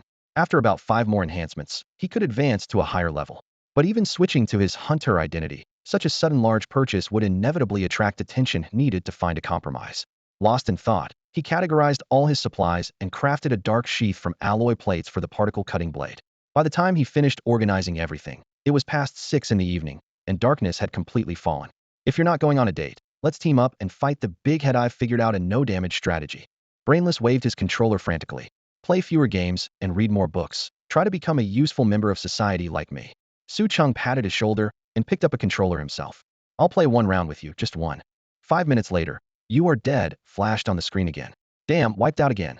It's 7:30 now? Give me the controller, you noob. Go on your date. Who wants to play this crappy game anyway?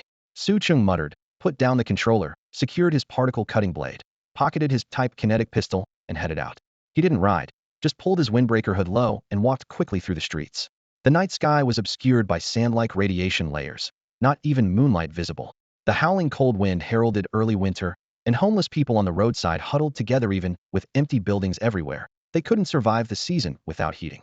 Cheng stopped in front of a vintage brick building.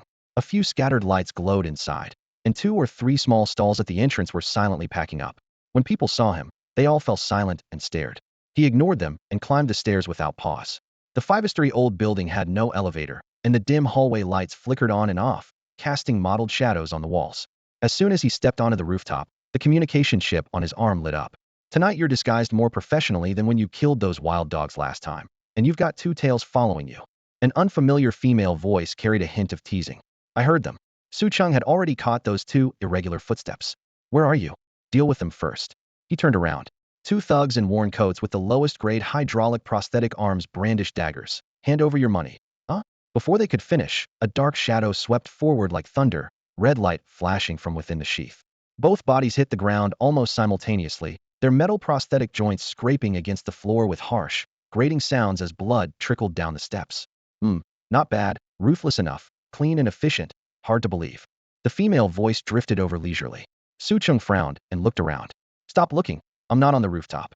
Who exactly are you? What do you want? His voice was low and cold. Why so fierce? I'm a hacker who wants to cooperate with you. To show my sincerity, let me show you what this girl looks like. The previously shadowy video call suddenly revealed a stunning white-haired girl. She had a perfect oval face with features so delicate they seemed carved by a master sculptor, and though petite in stature, she radiated an unmistakable strength. Her bright, lively eyes sparkled with mischief as she bit on a strawberry-flavored lollipop, looking like she was simultaneously sizing up prey and deliberately acting cute. The night wind whipped across the rooftop as Cheng stood before the screen, his voice flat. If you're truly sincere, shouldn't you come here in person? I'm a hacker, I use my brain. The girl said, twirling her lollipop. You're too dangerous. Meeting face-to-face isn't safe. So how do we work together? You targeted me because I killed members of the Death Rock gang. Either you're after their cybernetic implants, or you have a grudge against them. Which is it? Cheng gave only a vague M. What's that supposed to mean? I can't read minds here. The girl's eyes widened as she spoke rapidly. Whatever, doesn't matter. I want you to be my enforcer. I refuse, Cheng replied without hesitation. The screen went silent for half a second before her voice shot up. What? You refuse? Believe it or not, I'll send the footage to the Death Rock gang's boss. Cheng shrugged. Doesn't matter. Worst case, I'll just kill them all. You're bluffing. Don't try to fool me. The girl cursed twice, then rubbed her delicate face. Stop pretending. You're strong, but you're cautious. You definitely don't want to be exposed, right? Cheng walked to the rooftop's edge, gazing down at the brightly lit streets below. This girl was clever, but seemed somewhat unreliable. He thought to himself, having a hacker ally would have made clearing out that abandoned parking garage much easier today. However, since she was the one seeking cooperation, he couldn't agree too readily. Seeing his silence, the girl waved impatiently. Stop beating around the bush. Playing mind games with you is exhausting. Partner with me and you'll benefit greatly. Next time you take action, I'll handle the cleanup. I'll gather all the intel beforehand. Target locations, surveillance systems, communications networks. I can handle it all. You just focus on the action. Don't worry, they're all irredeemable gang members or other criminals. Su Cheng nodded inwardly. The fact that she discovered he was only 20 years old proved she had real skills. With hacker support, using gang members' cybernetic implants for synthesis and upgrades would be much safer. But why did she need an enforcer so desperately? Why do you need an enforcer? He asked. I can't say right now. The girl shook her head. I'll tell you when the time is right. I promise I won't put you in danger because I need you. Fine. Let's work together. Su Cheng agreed readily. Yang Siki on the other end was stunned. You refused so quickly, and now you're agreeing just as quickly. Su Cheng turned toward the stairwell. The cooperation benefits me, and you're sincere enough. No need to hesitate and waste time. You really are a strange guy. The girl smiled around her lollipop. Don't leave yet. There's a little gift from me in the flower pot on the left side of the rooftop. Su Cheng stopped in his tracks and walked toward the flower pot, retrieving a thin black metal device from inside. This was the external brain-computer interface designed by Yang Sakino. Identity binding required. Simply attach it behind the ear for direct communication with her and network operations. Su Cheng gently pressed the metal piece against his skin, and instantly a sharp sting shot through him as 2 rows of ultra-fine metal needles pierced his skin, securing the device in place. Simultaneously, the communication signal from the old identity chip on his wrist cut out, and a virtual communication interface visible only to him appeared before his eyes, with data flowing directly into his brain. Much more convenient now. Others can't hear our conversations, and you can authorize it to wear. No need for that outdated wrist chip, Yang Siki said smugly through the channel, her voice full of pride. Pretty handy, right? Su Cheng nodded. Definitely convenient. Oomph, I'm a genius, she said cheerfully. I'm heading back now. Let me know in advance if there's any action, but don't call me for no reason. Don't worry, calls only go through if I accept them. You don't have voyeuristic tendencies, do you? Su Cheng smirked, pointing toward a hidden surveillance camera in the corner. Who was it that watched Yi Gui's recordings, and who's watching me through surveillance now? I'm just too lazy to run up to the rooftop. How do I know you won't stab me when you're angry? Yang Siki muttered, then changed the subject. By the way, since you think I'm so capable, this little thing should be easy for you. I need to buy 600 bottles of low-grade nutrient solution without showing my face. Can you handle it? That's it. She raised an eyebrow. Transfer me the money. Pick up the goods tomorrow at the address I'll send you. How hard could it be? Su Cheng chuckled and transferred the payment. Thanks. That's it for today then. Wait. Yang Siki suddenly called out. Let's practice tonight. The carnival camp just got a new batch of people perfect for a trial run. Sounds good. Su Cheng's expression darkened. He happened to need more materials for his prosthetic synthesis upgrade anyway. Time to stock up there. I'll send you the intel, Yang Siki replied. Su Cheng headed downstairs and walked straight toward the carnival camp. Soon after, someone rushed upstairs and, seeing the 2 corpses on the ground, froze momentarily before skillfully dismantling the scattered parts. After Yi Gui and his crew died mysteriously 2 days ago, the carnival camp had installed extensive surveillance. Yang Siki pulled up all the feeds and sent them to Su Cheng in split-screen format. They only brought 10 people this time, fewer in number, but higher in combat capability. On screen, a man nearly 2 meters tall with muscles like iron was tilting his head back, drinking from a bottle. His prosthetic arms were particularly striking, with unusually thick metal patterns. New leader, codename Black Bull, Yang Siki explained.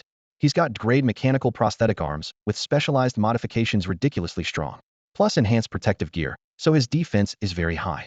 Your weapons can penetrate, but unless you hit the head, it'll be hard to kill him. The other members have also upgraded their equipment and are more vigilant, she added. Su Cheng silently took note. Recognizing the value of their cooperation intelligence was crucial. There was an old saying from ancient China, know yourself and your enemy, and you'll never be defeated. Don't worry, I've already hacked their surveillance network. I can blind them whenever needed, Yang Siki continued. As for their online communication firewall, I can only cut it for 5 minutes max. After 5 minutes they'll reconnect and be able to send messages out. That's enough, Su Cheng replied curtly. He quickly reached the familiar alley, stepped onto a thick heating pipe, and with a light leap, sped toward the carnival camp. You're really fast. I've marked all the enemy positions for you. As Yang Siki finished speaking, a camp layout appeared in Su Cheng's mind with over 10 red dots flashing precisely. You were in that building in the old city just now, weren't you? You really are a dangerous guy. Su Cheng grinned. Let's begin. Returning to the carnival camp, the place had completely transformed. The sound equipment had been stripped clean, leaving the open space almost entirely without decent cover, except for a few crooked makeshift shacks made of metal sheets scattered around the perimeter. Around the bonfire, over 20 bandits cursed and complained. Wild Ghost got taken out without a sound. What a waste. 20-something lives, not a single damn clue left behind. All their cybernetic implants stripped clean. Damn it, Could it be a rival gang? Some suspected nearby residents, but were immediately mocked. Are you kidding? Those trash in the suburbs don't have the guts or skills to silently take down Wild Dog. It's definitely another gang. Whoever it is, tomorrow we'll drag all those scumbags from District C for interrogation and kill a few to teach them a lesson. Several men drank cheap liquor while discussing. Occasionally glancing around, someone in the camp had detection cybereyes installed, so they had to be careful not to get spotted. Su Cheng crouched on the rooftop of a half-ruined building, silently observing through surveillance feeds relayed by Yang Siki. The camp had only 2 entrances, each guarded by 2 men. Hein Yo and a woman were hiding inside a building, while the remaining 5 sat around the bonfire chatting, none isolated. To weaken their firepower, he had to deal with those 2 checkpoints first. Night wind swept across the tin roofing as Su Cheng silently crept above one of the entrances. The guards were chatting casually. Is the boss sleeping? Tisk, lucky bastard. But he's got backing, otherwise with his brains, how could he be the leader? These days, with money, power, and connections, even idiots can soar. Tomorrow we'll grab more. Those rich folks in this district have cybernetics that look expensive. After this job, we'll get top-tier implants. These guys needed to be completely eliminated, or they'd cause endless trouble. Su Cheng already had a complete plan sweep through from this side. He drew his particle cutting blade and hacked into the enemy's online network, severing all connections with a sharp click. Control all cameras and relay their positions to me in real time. Okay, all set. Yang Siki responded. 5-minute countdown begin. Shit, why did we suddenly disconnect? Mine's down too. Is there a problem with the camp? The 2 guards turned around puzzled, only to meet a cold red cyber eye glow in the darkness. Su Cheng leaped down, his blade tracing a blazing white arc. Thud. One man was instantly cleaved in half. The other barely opened his mouth before a cold gun barrel pressed against his teeth. Bang! The muzzle flash exploded in his mouth, the bullet tearing through the back of his skull. Alarms instantly blared. B entrance under attack. Get him. Damn it. They're back again, treating this place like an ATM? Watch out. They have hackers. Surveillance is down. Networks cut too. Figures scattered from the bonfire, their shadows stretched long and crooked by the flames. Su Cheng hid in the shadows, steadily aiming his pistol. Only 5 minutes left, with one powerful leader remaining. Single target assassination would take too long, and he couldn't pick off the bonfire group one by one in that case. Full assault. Bang. The second shot shattered a bandit's helmet. Sniper fire. The shooter's accurate. The remaining 4 immediately sought cover while unleashing a hail of bullets towards Su Cheng's corner. Bullets struck the metal walls in a dense shower of sparks. Su Cheng used the momentum to leap up, stepping onto old heating pipes, his figure gliding toward the center like a phantom. Yang Siki said in amazement. So this is how you killed Wild Ghost and his crew. You're really dangerous, like an assassin. She only had the video footage from before the Wild Ghost died, so she had no idea how Su Cheng had managed to kill everyone so quietly. But this time, without me, you wouldn't be able to replicate it. Their site is covered with surveillance cameras. Su Cheng first leaped onto the rooftop closest to the bonfire, then slid down along the eaves. He didn't launch a direct aerial assault that would make him a sitting duck in the air. I see him fire. Behind you. A cold gleam flashed as Su Cheng's blade rose and fell, claiming another life. Dense gunfire whistled through the air as he crouched low, sprinting between the cover. His enemies had prepared. The very shelters meant to protect them now shielded him instead. Damn, he's so fast. Son of a. Enhanced. Su Cheng moved with lethal speed, his senses and strength fully upgraded. No subtle movement escaped his notice, his reactions driven purely by combat instinct. Bang! Another headshot. You're too fast. For minutes left. You're the fastest man so far, but Black Bull is about to emerge. Go, Speed Demon. Speed Demon? Su Cheng raised an eyebrow. The Death Rock crew did react faster. Damn, who the hell disturbed my beauty sleep? Black Bull finally appeared. His massive frame squeezed through the doorway, gripping a battle axe in his right hand, while his left cybernetic arm had a 4-barrel machine gun embedded halfway into it. I'm gonna tear you apart. The gun barrel spun as tongues of fire erupted. Though it was an old-world weapon without enhancement, its high rate of fire still shredded obstacles to pieces. Holy crap, this guy was hiding that thing. No wonder he modified his arm so thick. Secret modifications that don't show up in the files, Yang Siki exclaimed. Maybe we should run? They don't know who you are anyway. Su Cheng stared coldly at Black Bull's barrage. Run? You've got to be kidding. He's locked onto me with detection-type cyber eyes. He lowered his head and picked up speed. Wait, you're not planning to. Su Cheng charged toward the remaining gunmen. Black Bull couldn't distinguish friend from foe, instantly tearing those 2 apart in a spray of blood. Su Cheng then pivoted toward another support position. 2 accomplices saw the situation collapsing and fled in panic. But how could their speed match Su Cheng's? In their despair, they too were shredded by Black Bull's fire. Phew, you're really smart. You calculated this the moment those 2 lackeys spoke up, right? I deserve some credit too. I hacked his cyber eye and delayed his lock-on by 0.5 seconds. Only 2 remained on the battlefield, with 3 minutes on the countdown. Black Bull's ammo chain was spent. He roared, swinging his axe. Come here. Come kill me. Why are you running? That's an odd request, but I'll have to oblige. Su Cheng raised his gunbang. The bullet pierced Black Bull's abdominal energy core. The man acted as if nothing happened, growing even more enraged as he charged forward with his axe. Bang, bang, bang. 3 more shots punched several holes in him. Black Bull was already upon him. Su Cheng drew his blade to meet the attack. The particle-cutting sword flashed, cleaving the battle axe clean in half. Sorry, my gear's better than yours. Black Bull stared dumbly at his broken axe handle. Damn, if you've got guts, fight me with fists. Come on. Fine. What did you say? Fight him with fists. Keep your distance and kite Himuri faster. Yang Siki stamped her feet anxiously.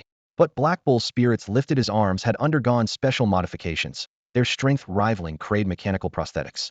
He brought his fists down in a crushing blow, his prosthetic muscle fibers instantly contracting with enough force to flatten a person into paste. Su Cheng's eyes turned ice cold as his blade traced an arc from bottom to top. Black Bull's eyes widened, frozen in his striking pose as he was cleaved diagonally in half, his upper body slowly sliding off while his legs remained standing.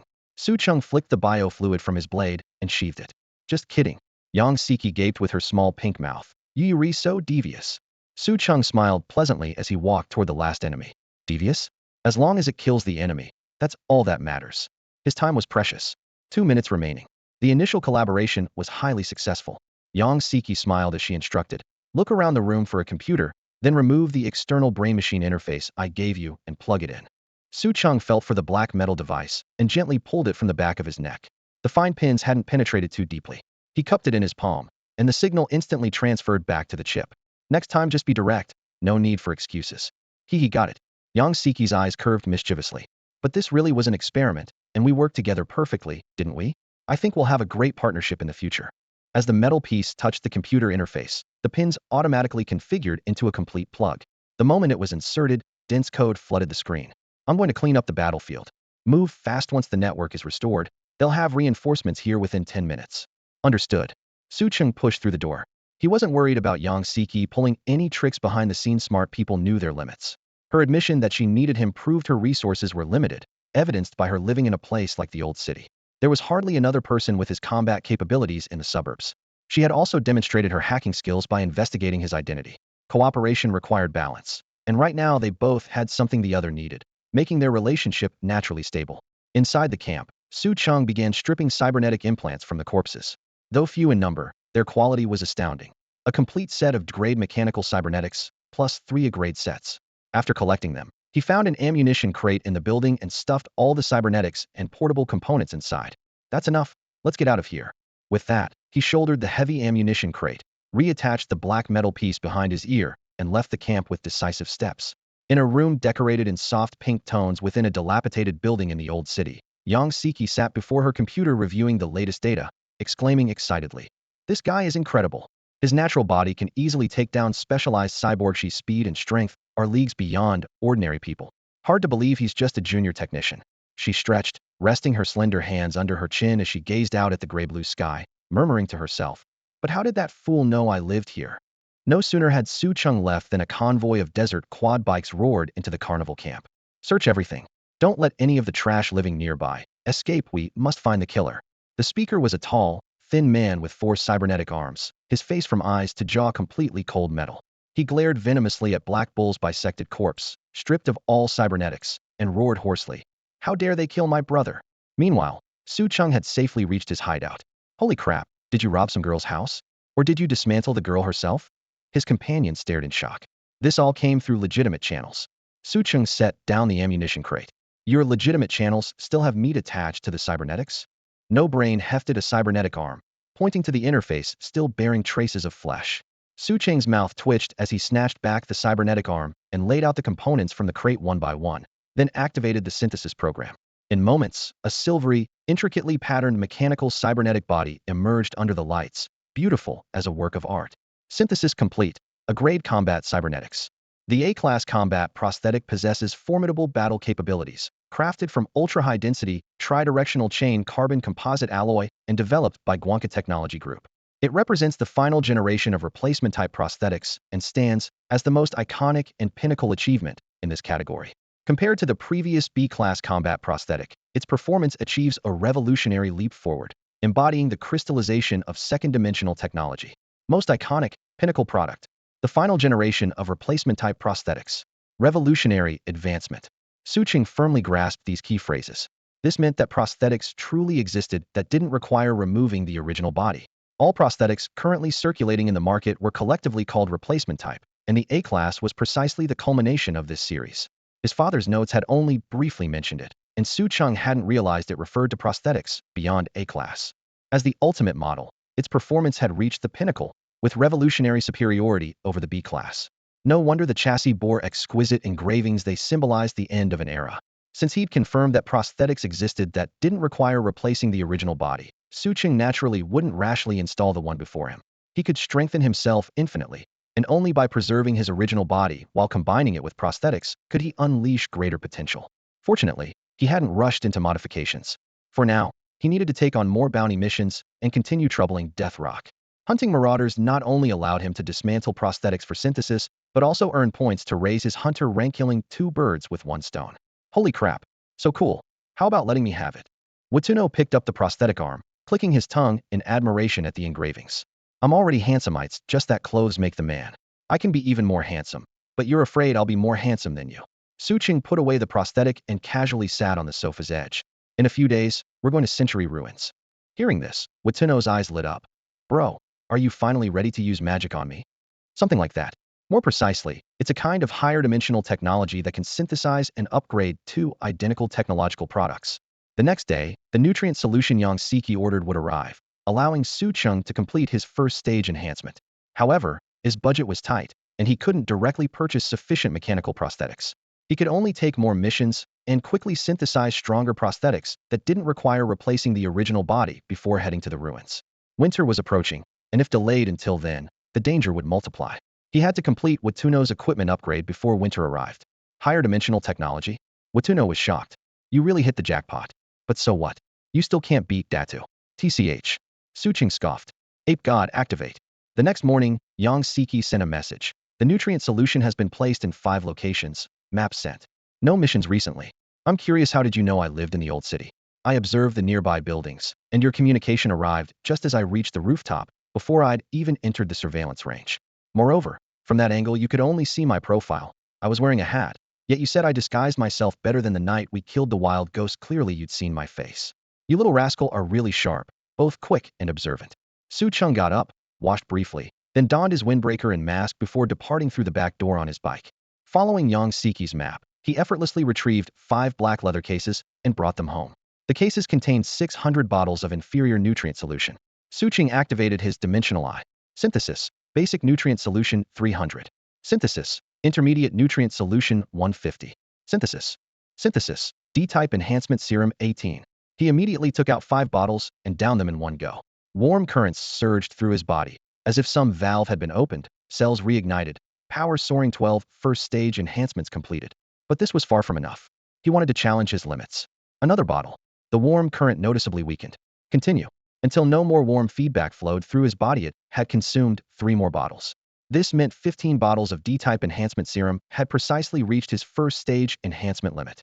At this moment, his strength crushed D-class mechanical prosthetics and could match C-class mechanical prosthetics, with room for further growth.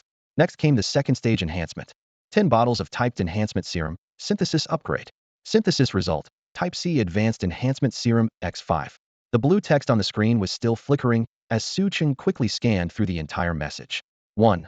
Type C advanced enhancement serum belongs to the second stage, with the purpose of exploring genetic mysteries and clearing genetic fog, using high-energy impact to break the shackles of the first genetic sequence and release unknown powers. 2. Each person gains different abilities. 3. During the second stage, each enhancement must be accompanied by typed enhancement serum for genetic repair, 1 bottle of Type C, paired with 2 bottles of typed. 4. A total of 6 enhancements are possible, after which the genetic source origin can be fully opened, completely breaking through the first sequence. 5. Only after the first sequence is fully activated can one enter the third stage to continue impacting the second genetic sequence. 6. The entire stage is subdivided into 3 tiers and 3 sequences until the genetic source is completely liberated. 7. Each enhancement requires a 5-day interval, classified as second-dimensional technology. So it needs to be paired with typed serum, and I can even gain special abilities. Su Cheng murmured, clenching his fists. The information was overwhelming: 3 genetic sequences, with each unlocked sequence granting an ability. The first stage required 6 enhancements, taking at least a month, and even though typed serum could repair injuries, the recovery period couldn't be skipped. He closed the panel, put on his gray jacket and jeans, mounted his paint-chipped electric scooter, and headed straight for the wasteland city. He still needed 2 bottles of typed, plus 64 bottles of inferior nutrient solution to complete his next plan. Not too many, no problem. At the entrance of Kangba food store, the tin sign rattled in the evening wind. Pushing the door open, behind the counter wasn't Kangba, but a round-faced fat woman. The fat woman greeted him with a smile. Hello, handsome. What can I get you? 64 bottles of inferior nutrient solution. That's quite a lot. Stocking up for winter? That's pretty expensive. Su Cheng nodded. The fat woman handed over a heavy cloth bag, lowering her voice. The man of the house got sick. The store's short on money, so we can only use cloth bags. Please forgive us. Su Cheng glanced at the dim bulb behind the counter, transferred the payment, and left with the bag. It seemed Zhang Jie had given Kangba a harsh lesson last night. But even if beaten severely, Kangba wouldn't be reduced to using cloth bags for packaging. Most likely Zhang Jie had also demanded substantial compensation. The 200 bottles of inferior nutrient solution he'd sent were probably just the friendship price. Friends? Su Cheng didn't buy it. They were simply using each other. He used Zhang Jie as a blade, while Zhang Jie wanted high-purity nutrient solution. He'd seen too many different types of people. He wasn't like those 20-year-old university students from the old world with their clear, innocent eyes. Night was falling. The electric scooter pulled up in front of his shabby apartment building. Just as he stopped, 3 desert 4-wheel motorcycles came roaring up in clouds of yellow sand, their tires screeching against the pavement. Hey kid, time to pay up. One of them jumped off his bike, his metal mask reflecting cold light under the street lamp. Death Rock gang members? They came pretty fast. Wonder how many of them went out last night.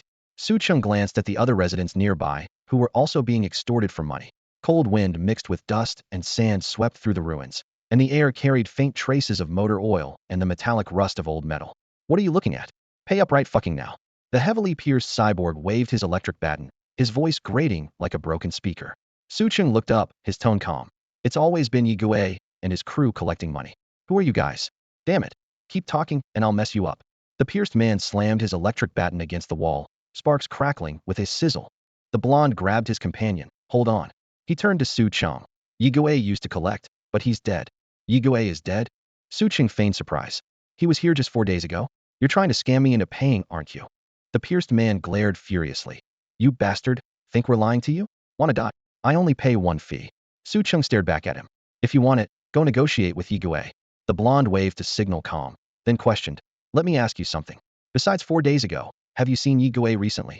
As he spoke, he stepped into Su Cheng's small dwelling, scanning around. Su Cheng shook his head. No. I've been preparing supplies for winter these past few days, constantly running back and forth to the wasteland. He pointed to the low-grade nutrient solutions piled in the corner. At the doorway, the old service robot, Brainless, spoke in monotone. Welcome. Do you need cybernetic repair or maintenance services? The blonde frowned. Forget it. No problems for now. Let's go. The 2 men stepped outside, and Su Cheng followed to the doorway, asking quietly, is Yi Gui really dead? Will it be dangerous living here? The blonde thumped his chest. We're the Death Rock gang. As long as you pay, we'll handle security. The pierced man called back. Better not be lying to us, or I'll kill you. Su Cheng spread his hands, gesturing to his thin frame. If I could, I'd want to kill him too, but I'm a natural born. The blonde nodded. Got it. Let us know if you hear anything. We'll come back for the money in a few days. With that, he pushed his companion onto their bike and rode toward the next house. On the way, the pierced man snorted coldly. That kid seemed normal enough, but he wasn't friendly to us at all, only cared about his own safety. The blonde analyzed. Who's going to be all smiles when paying protection money? His reaction was reasonable.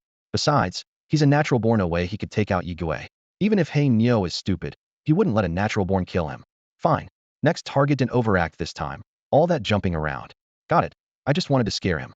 Inside the house, Su Cheng restacked the nutrient solutions on the shelf, thinking to himself, those 2 were obviously here about the carnival camp incident. By playing an oblivious, ordinary person, occasionally asking counter questions to control the pace, and finally revealing his natural-born identity in everyone's eyes, a natural-born simply couldn't kill a cyborg. It was the safest cover. The whole thing looked calm, but it was actually dangerous as hell. He exhaled. Did I act well? Brainless patted his metal face plate smugly.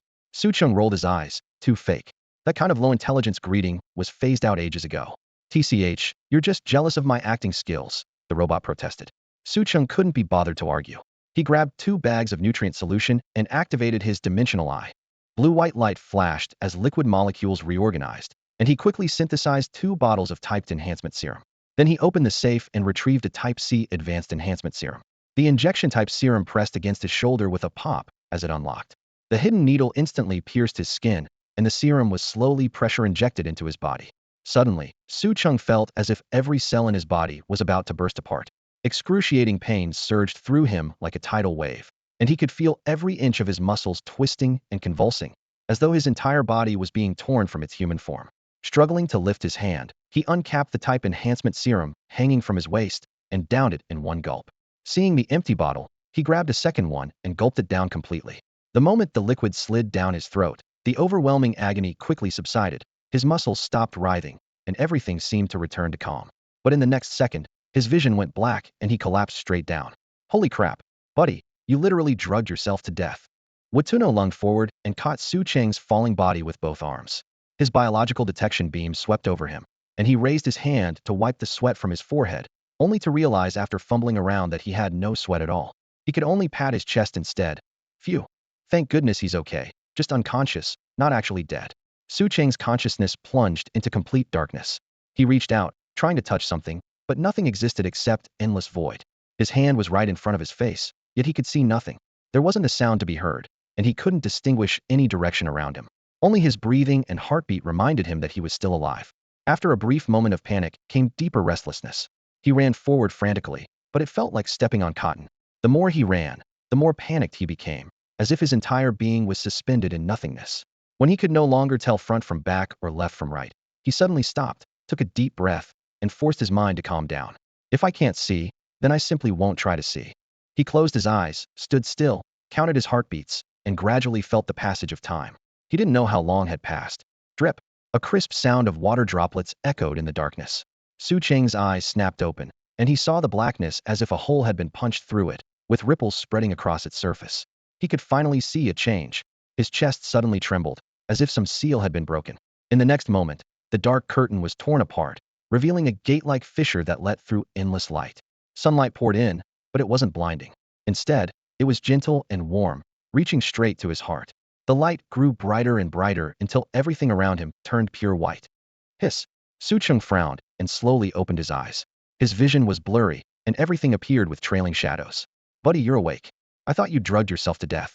At least upgrade me before you kick the bucket. Watuno put down the nutrient solution bottle he'd been trying to pour into Su Cheng's mouth and leaned in to examine him. Su Cheng blinked and noticed that Watuno's movements seemed to be playing in slow motion, with every gesture ridiculously slow. He held his breath and focused, able to capture every frame of that hand's movement and distinguish the subtle differences between each trajectory. He suddenly closed his left eye's vision, returned to normal. He opened his left eye again, time slowed down once more. Could this be the ability I gained from breaking through to the first genetic sequence? The thought flashed through his mind like lightning, and he realized this wasn't making others slower, but rather his own vision had been dramatically enhanced, allowing him to see farther, faster, and more clearly. He opened his left eye again. What are you doing? Watuno pushed him back in disgust. Are you winking at me? I only like female robots. Su Cheng was speechless and raised his hand to smack him. Oh, embarrassed and angry. I hit the nail on the head. Watuno immediately raised his hands to block. In Su Cheng's eyes, Brainless moved incredibly slowly, and he could predict his movement trajectory. He slightly adjusted the attack line of his right hand, letting his palm graze past his opponent's fingertips and land squarely on Brainless' chest. The aperture in Brainless' round lens suddenly dilated. He had calculated the perfect defensive angle, yet watched helplessly as that nearby hand suddenly changed course, causing his own strike to miss completely. Am I seeing things? He rubbed against his shell, but the hard lens blocked him, leaving him to spin uselessly. Su Cheng clenched his fist, his heart pounding. This ability was too direct, too practical. If he could see through an opponent's attacks in battle and precisely adjust his angles, breaking through with one strike could become a killing move. This is the power of the gene source, he thought excitedly. Such potential lies buried deep within human genes. After the excitement faded, his left eye began to ache with a stinging pain, and tears flowed uncontrollably. Seriously? You hit me, and you're crying? I'm not even crying, Brainless said, exasperated. It's nothing, just got some dust in my eye. Su Cheng blinked several times before feeling better. As his tears dried, the special slow-motion effect in his vision also disappeared. TCH, who are you kidding? Brainless pouted. Even if we can't be together, you don't need to be sad about it. Su Cheng was thinking about how to control his newly acquired ability without mastery. He couldn't use it freely in real combat. Let me try hitting you once. Hit me? My punch packs quite a wallop, you know. Here, before Brainless could finish speaking, his fist shot forward. Su Cheng's nerves tensed as his left eye locked onto that fist. His vision slowed again, even the air vibrations seemed stretched into threads, and he clearly captured the fist's complete trajectory. In a split second, he sidestepped half a pace, and the punch only grazed his clothes. Holy crap! Brainless missed completely and crashed to the floor, his mechanical shell clanging loudly. He stared at his own fist in shock. I almost hit you just now. I saw through your intention, Su Cheng explained calmly. He discovered that as long as he focused intently on a target, the ability would activate automatically. Before he finished speaking, his left eye throbbed with pain. He had to close it for a moment. Seems like I can't use it frequently, too much strain on the eye. Then he identified a more practical problem. While he could predict movements, whether he could completely dodge them still depended on his physical skills. If he had activated the ability earlier, even his clothes wouldn't have been grazed. Fortunately, his body had already been enhanced and could barely keep up with the visual changes. With further enhancement, his coordination with trajectory perception would significantly boost his combat power. Brainless shook his head and got up, muttering, "Saw through? That's a skill from Black Myth. That's the Monkey King's insight." Su Cheng's eyes lit up. Then let's call it insight. First sequence gene ability, insight. Despite his left eye still throbbing, he could barely contain his excitement. One more time, my ass. Brainless clutched his chest and grumbled. You think I'm stupid enough to keep fighting when I can't win? Are you dumb, or are you dumb? With that, he plopped down on the sofa and turned on his gaming console. I've got my own thing. I'll go practice the Monkey King's insight in the game. Seeing this, Su Cheng had no choice but to pull out his hunter card and try to search for information about gene sources, but the screen remained blank. The hunter level restrictions are too limiting. I need to hurry up and complete bounties. Master Su, open up quickly, help me. Urgent shouts mixed with pounding on the door echoed from outside. His assistant, Brainless, looked up at Su Cheng and asked, "Working today?" Su Cheng nodded and went to open the door. As soon as the door opened, a man with a face swollen like a pig's head and covered in blood stumbled in, clutching a torn-off mechanical arm. He cursed and wailed, "Damn it! Those bastards are too cruel. I didn't know anything, yet they dared to beat me up and rip off my arm. Wild ghosts deserve to die, and someone will kill them all sooner or later. Those scumbags." The Death Rock Gang had been searching the city lately, damaging many unlucky souls' cybernetic implants, which ironically brought Su Cheng a wave of business. During treatment, the trembling patient didn't forget to flatter him. "Dr. Su, your skills are incredible. What kind of junior repair technician are you? I think even the senior repair technicians in the city aren't as skilled as you." Su Cheng waved his hand dismissively. "Junior repair technician isn't a rank, it's a liability waiver." The patient chuckled awkwardly. Hee, Dr. Su is so clever, truly a good man. In truth, he had never seen any inner-city technicians and could only praise him this way. After seeing off the patient, Su Cheng cleaned up his tools. Brainless clicked his tongue. "Damn, we say we're not responsible if we can't fix it, yet he still thanks you and calls you a good man." Su Cheng raised an eyebrow. "Am I not? You tell me if you are." "Of course I am." Before he finished speaking, the hunter card close to his body suddenly vibrated. Su Cheng pulled out the card and saw it wasn't someone contacting him, but an urgent mission that had popped up, an emergency multi-hunter bounty. He opened the details. Publisher Wasteland Fighting Arena. Personnel 8 hunters, including 2 senior level required, others unrestricted. Target eliminate all raiders in Wasteland 2 BSB Administrative District. Rewards Intermediate Nutrient Solution 8, Senior Nutrient Solution 50 Discount Voucher 1. A Grade Mechanical Implant 1. Grade Mechanical Implant 1. 2,000 Alliance Coins. 300 total points distributed based on participation. Meeting Point Wasteland Fighting Arena. Limit 8 people. Closing early today, I have business. Su Cheng muttered quietly, immediately locking up and rushing into the equipment room. Moments later, he had changed into combat gear, strapped on his particle cutting blade, stuffed his Type B kinetic pistol and all ammunition into his waist pack, and mounted his motorcycle. Brainless muttered behind him, "Damn, why is he running so fast? Not working is even better. Big head can definitely get through today. Haha, the boss fights later will definitely be easier." Su Cheng didn't look back. Only one thought filled his mind, 300 points. Upgrading his hunter rank was urgent, whether investigating genetic sources or following that tattoo lead. Everything depended on rank. After a year had passed, who knew how the clues might have changed? Plus the nutrient solutions and implants, she couldn't afford to miss any of it. He twisted the throttle to maximum, the exhaust pipe roaring with flames. Only 8 spots available, had to beat everyone else there. Points would be distributed based on participation, so the number and quality of raiders killed would determine real influence. His only real competition was those 2 senior hunters. With his enhanced body comparable to crave mechanical implants and his newly awakened first sequence genetic ability, insight. Even facing Zhang Jia, he could fight without restraint. The Kawasaki H2 are raced at 192 kilometers per hour.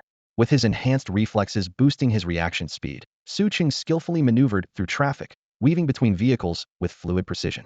No man can resist the roar of an internal combustion engine. The thunderous rumble pounds like war drums, setting blood racing and hormones surging as the powerful sound waves crash over you. The Wasteland Arena was located in the northern district of the inner city. The entire North District had been allocated to this massive complex, surrounded by rings of shops, bars, and entertainment venues. Neon signs and holographic advertisements blazed day and night, making it the liveliest and most crowded area in the wasteland. At the center of the North District stood a rust-stained metal ring structure resembling a supersized Roman Colosseum, the Wasteland Arena itself. At this moment, crowds had already gathered outside the venue. Flashy clothing and blinking cybernetic modification lights created a dazzling kaleidoscope of colors. Regular spectators queued at the main entrance, while cybernetic fighters carried their gear through dedicated channels. Despite the thick walls, the cheers of the internal audience and the commentator's booming voice could be clearly heard outside. Fireworks occasionally erupted from the rooftop, and massive sky projections were visible from blocks away. Su Cheng parked his vehicle and looked up at the enormous metal characters spelling Wasteland Arena, their flowing light effects resembling molten fire trails. Thinking of the quiet outer suburbs, he sighed inwardly. People living in the outskirts probably couldn't imagine how lively the inner city ways. It was like two different worlds. Setting aside his contemplation, he locked his car and walked toward the gathering point, where a woman in red leather stood. It was Lamy. She maintained a step's distance from the other four people, naturally becoming the focal point. Among those four, Su Cheng recognized one, Chen, whom he'd seen at Lolly Island Bar. The remaining three carried twin blades, dual pistols at their waist, and one had a right arm cybernetic obviously bulkier than his left. That must be the assembly point. Didn't expect you to show up too. Now I can finally learn your name. Lamy smiled seductively. Her half-mask covered her eyes and brows, revealing only her luscious, sensual lips, instantly drawing numerous gazes from the surrounding crowd. Su Cheng approached the desk and pulled out his hunter card, handing it to the seated recruiter. Registration, he said curtly. The recruiter scanned it with a device. Hunter code name, Shadow. Beginner level hunter. The man frowned. This mission is extremely dangerous, not suitable for beginners. You'll die? Everyone here is at least intermediate level. Su Cheng raised an eyebrow. Wasn't there no level restriction? The recruiter shrugged. That's correct, but it's genuinely dangerous. We're still short one advanced hunter, and if the team fills up, we'll need to remove the lowest ranked member. Understood. No problem. I'm joining, Su Cheng nodded. At that moment, Lamy approached, bringing a rich floral fragrance. We meet again. So your name is Shadow. Su Cheng glanced at her coolly. So aloof. Lamy said with growing interest, leaning closer until her curves were prominently displayed. Don't you find me attractive? Su Cheng didn't respond, simply turning away to wait elsewhere. The only image in his mind was that figure with a sunrise-like smile. His world was small, with no room for anyone else. Lamy licked her lips, her smile deepening. Meanwhile, Chen snorted disdainfully. Another newbie? A beginner hunter trying to get involved? Ridiculous. Acting all cool to attract Lamy's attention, such an old trick. The dual pistol man said enviously. Indeed. Lamy's been incredibly popular lately. Amazing figure. Even though she doesn't show her face, her popularity rivals Li Bei's. She accumulated enough points and passed the advanced examination in less than half a month, becoming an advanced hunter. Unprecedented speed. The blade carrier chimed in. Exactly. I heard her cybernetics are special. Those shapely thighs can easily crush any cybernetic enhancement. Haha. The four men whispered among themselves, but despite their low volume, Lamy heard every word clearly, a flash of disgust crossing her eyes. Soon after, another intermediate hunter completed registration and walked directly toward Chen's group. Holy shit. Is that Lamy? She's joining this bounty too. Yes. What about that guy? The one in rags wearing a mask's not actually a hunter, is he? Chen sneered. Oh, he is. A beginner-level hunter. Beginner? What's he doing here? Suicide mission. Chen shrugged, deliberately raising his voice. Who knows? I've seen several newbies these past few days. These rookies have no respect for veterans, didn't even bother greeting us. Standards are really declining. Whatever. By the way, I heard Zhang Jia met some big shot who can get premium quality nutrient solutions.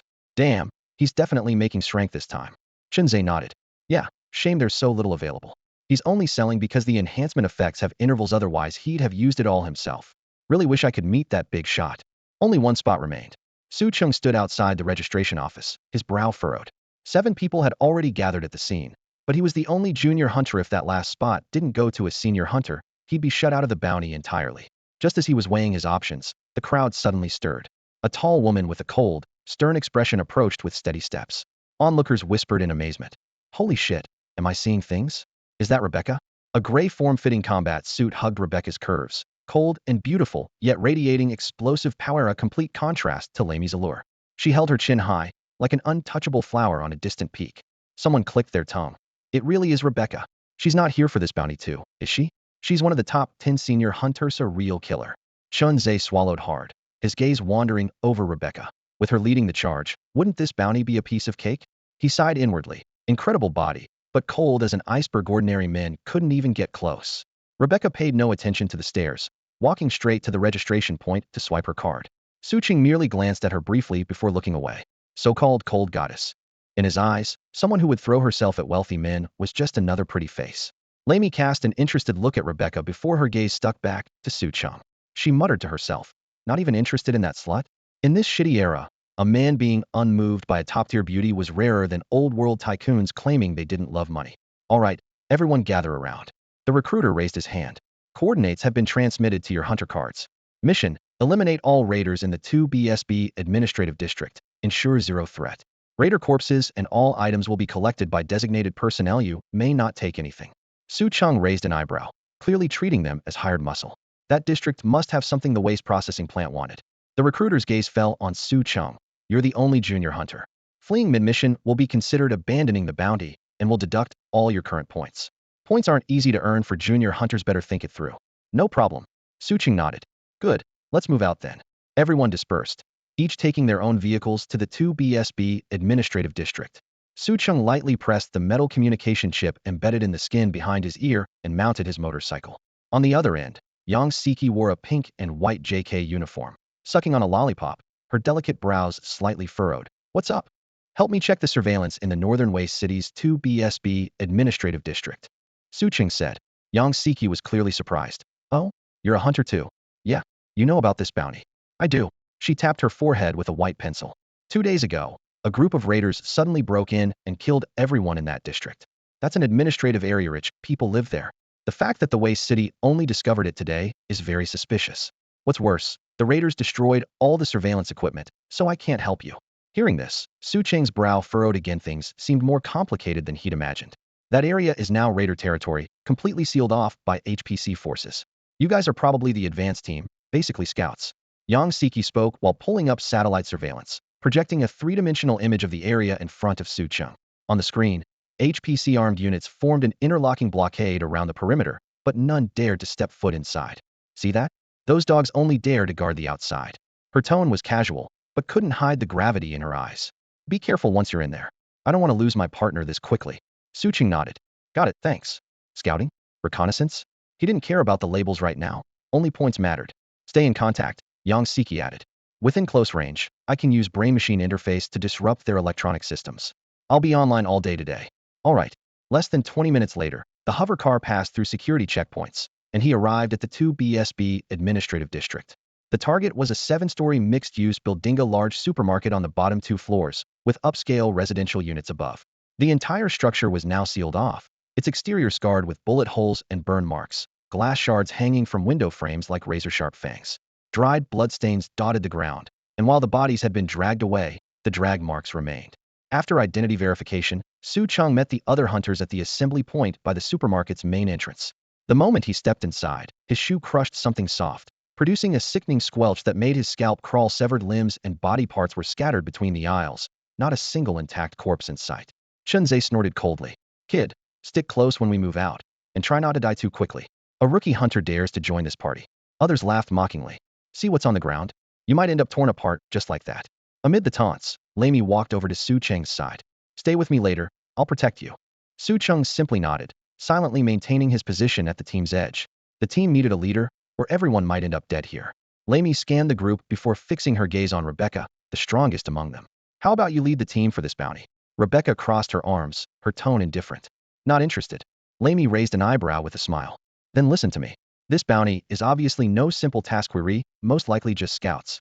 Let me get a rundown of everyone's capabilities except for Rebecca and this handsome guy. She pointed at Su Cheng. He's under my protection.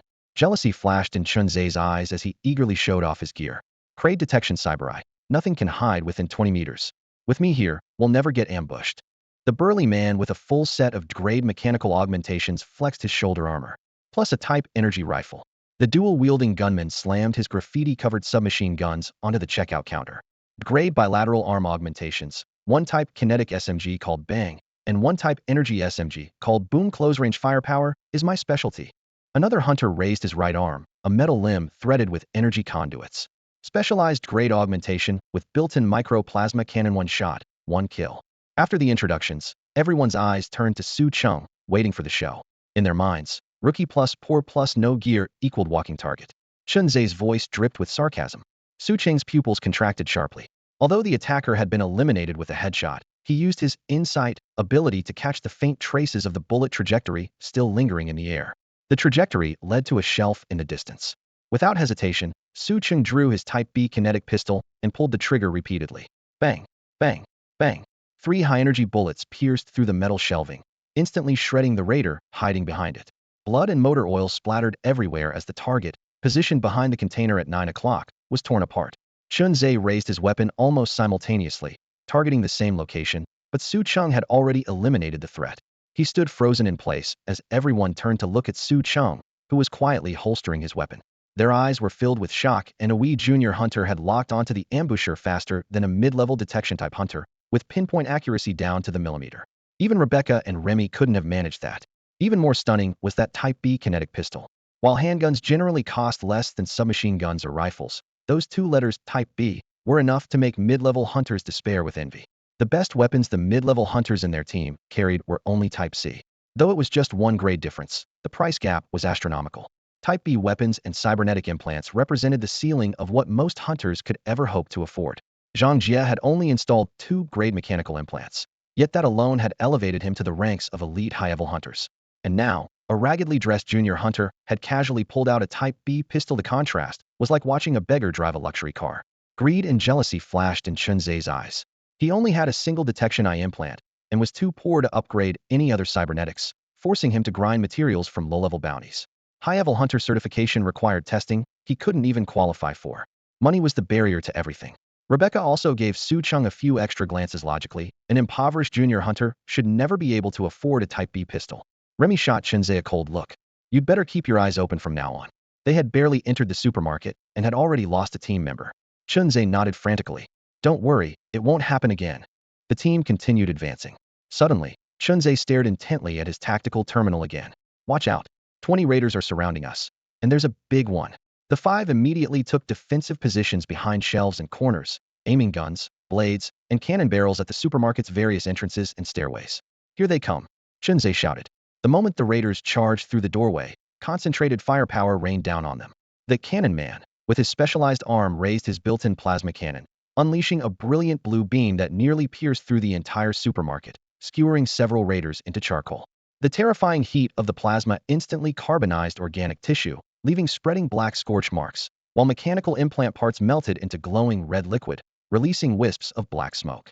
Though Cannon Man had a devastating trump card, his frail constitution left him gasping for air after a single shot.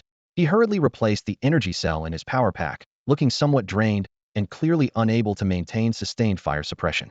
The twin-blade wielder gripped high-frequency cutting swords in both hands, his grade leg implants and a grade arm implants working in perfect coordination. His figure moved like lightning between the shelves, and with each flash of his blades, severed limbs and fragments flew through the air.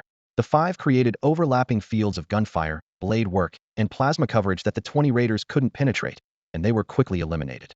As the battle ended, the air filled with the acrid smell of burnt flesh mixed with motor oil. Su Cheng frowned deeply, his unease growing stronger. It was too quiet. These raiders had attacked without any of their usual crazed screaming. They moved like robots, as if they were being controlled. This isn't normal. The raiders are a bunch of lunatics. They're supposed to be monsters driven insane by the Black Death virus, but what's happening here is more like a nightmare than madness. Boom.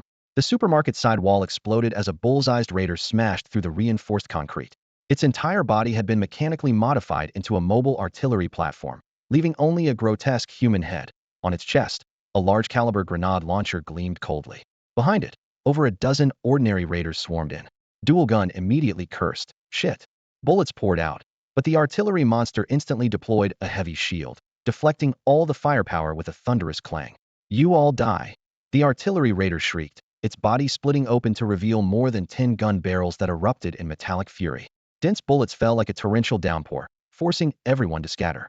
It retracted the shield, and its chest grenade launcher clicked into position. Bang. The grenade whistled out. Boom. Another wall was blown clean through, flames and debris spilling onto the street. The teammates on guard outside saw the massive hole, and their faces went pale. Damn, this is insane. Who can withstand that kind of firepower? Shit, we need to fight back. I can pierce its defense, but I don't have time to charge up. Worse still, raiders in the corridor were continuously supplying ammunition to the artillery monster. The group was scattered, and the enemy numbers were staggering. Chunze looked around frantically. Damn. Rebecca and Remy are missing. They might be pinned down by raiders. And that piece of trash actually ran off by himself. Dual Blade roared. Damn. That coward ran alone. He's dead for sure.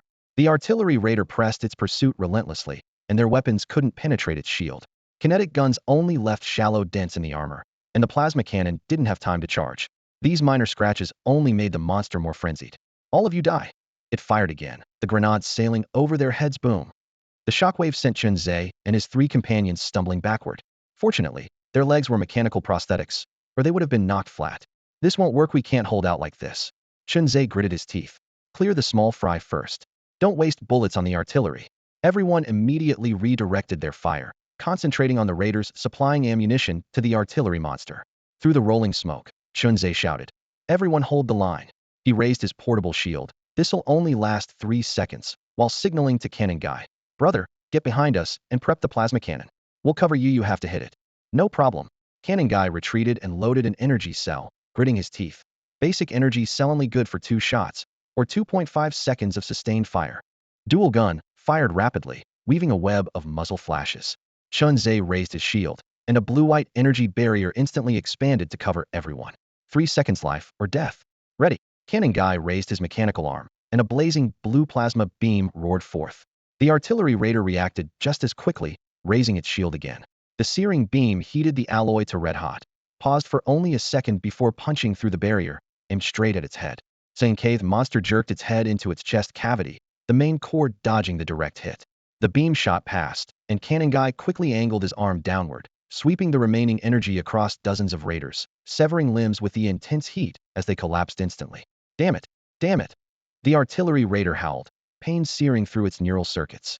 It retracted its damaged shield, and the chest grenade launcher loaded rapidly, preparing for rapid fire. The old world cannon clicked and whirred under mechanical arm control, its power sending chills down their spines. Chunze and his team's faces went ashen. Shit, we're done for. What a hassle. Su Cheng glanced around at the raiders surrounding him, a glimmer of insight flashing in his eyes. The moment those men raised their hands to pull the triggers, he had already anticipated their moves, sliding sideways to dodge as his particle cutting blade swept out in a blazing red arc, claiming several lives in succession. He turned to look toward Chunze's position. The turret raider had his back turned to him, while Chunze and his companions had become perfect bait. That meant a massive amount of points. Su Cheng made an instant decision, clearing out the nearby foot soldiers before crouching low and charging forward. Suddenly, a figure streaked across his path. The opponent moved so fast only an afterimage remained, appearing before Su Cheng in the blink of an eye. Raising his right arm high, there was a sharp click as titanium-tungsten alloy mantis blades extended, slashing downward from above. Insight. In Su Cheng's vision, the mantis blade that had been impossibly fast now seemed slowed down tenfold.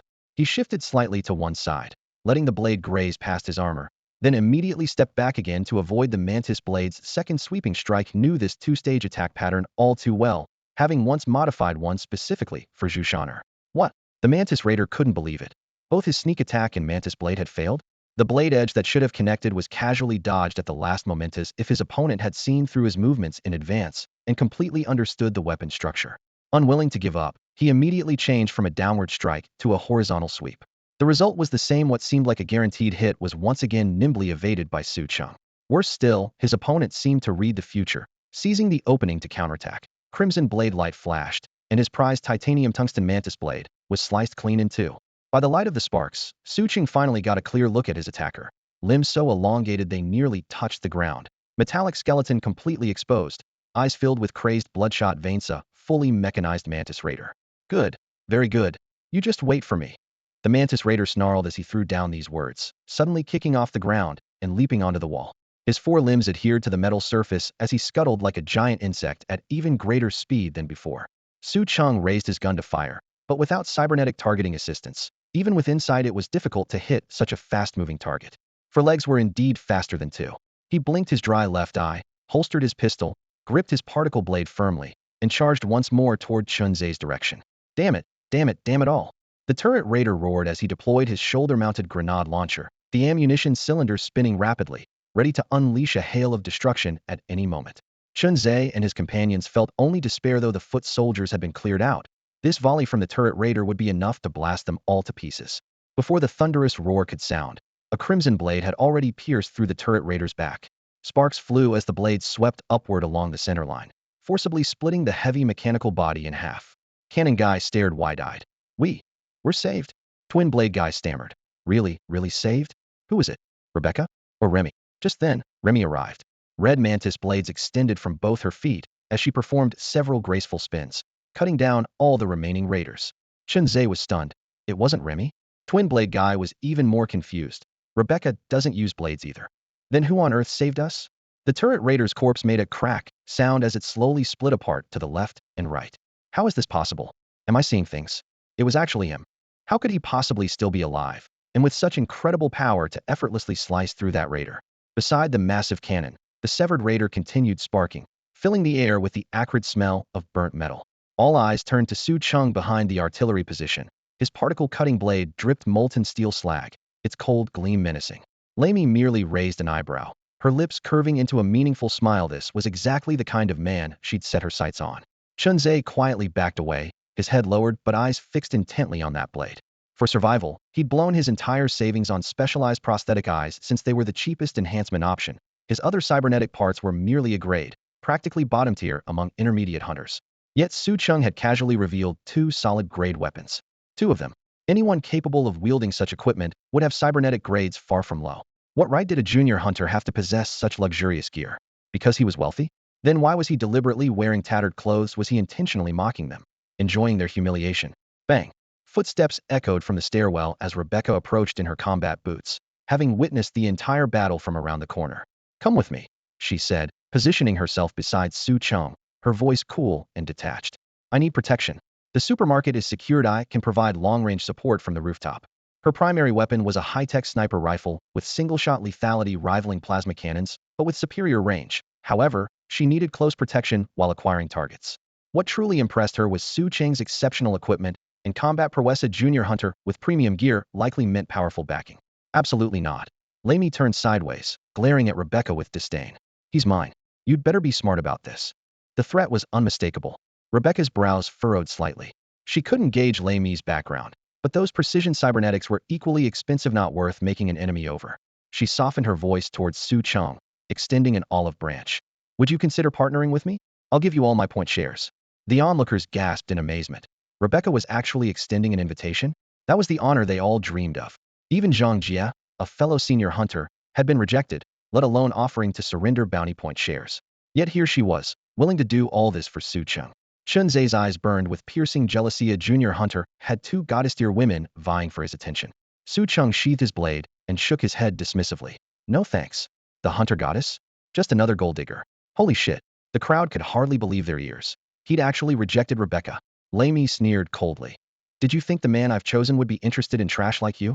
Chun Zhe quickly rushed forward to ingratiate himself. Miss Rebecca, I can protect you. I can detect danger in advance. Worthless. Rebecca didn't even spare him a glance, coldly spitting out the single word. Chun Zhe laughed awkwardly and slunk back to the rear of the group, a dark glint flashing in his eyes. Bitch, looking down on me? Once I get money for high-end cybernetics, I'll make you grovel, then tear apart that junior hunter right in front of you. The others also scrambled forward. I can protect you too. I am a close combat specialist. My firepower is devastating. They were willing to be mere tools just for the chance to accompany Rebecca and brag about it later.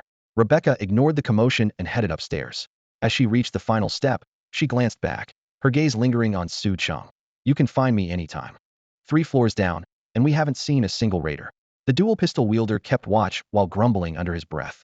Did they all rush to the supermarket to surround us? He speculated. Most likely. The dual-blade fighter let out a long breath. Well, that saves us some energy, but the number of raiders in this building is just ridiculous. What the hell? The cannon bearer raised his weapon, scanning the surroundings. Haven't you noticed something's off about them? Like robots, being controlled by someone. The dual pistol wielder frowned. A chill ran through everyone simultaneously. Watch out, someone's upstairs. Chun Zhe suddenly shouted. Boom.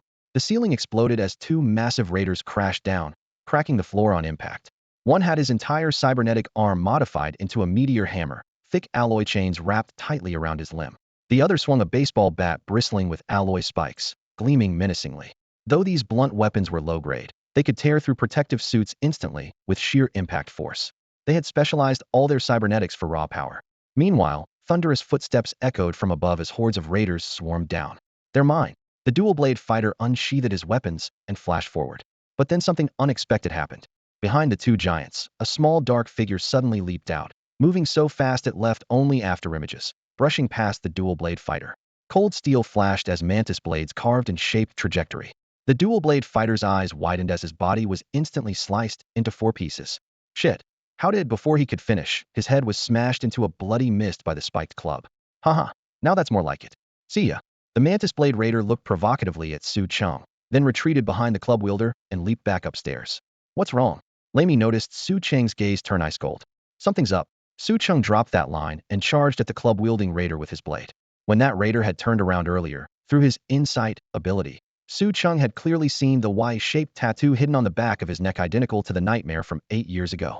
Bang! Gunfire erupted from the outer wall. Rebecca's sniper bullet pierced through the club wielder's skull, then ricocheted twice off the walls and floor, drawing screams from upstairs. Given enough space, her tactical sniper rifle could deliver lethal firepower from any angle. Su Cheng stepped over the corpse and rushed toward the stairs. How dare you ignore me? The meteor hammer raider roared, swinging his chain as the hammer whistled toward the second floor. His high-energy laser severed the chain and pierced through his chest. Crash! The massive hammer fell with its broken chain, instantly collapsing most of the second floor in a shower of debris. Holy crap, that destructive power is insane. The dual pistol wielder gasped. Damn it, that bastard ran off again. Chun Zhe cursed furiously, seeing Su Cheng break formation once more. But the next second, a bullet grazed his scalp and struck the wall. Lamie said coldly, remember, next time, it'll be your head. Chun Zhe trembled at these words, almost stuttering as he reminded her. Hunters have rules, we can't attack each other. Rules? Lamie raised an eyebrow with a cold sneer. My rules are the only rules. Before she finished speaking, the red mantis blade at her leg clicked out.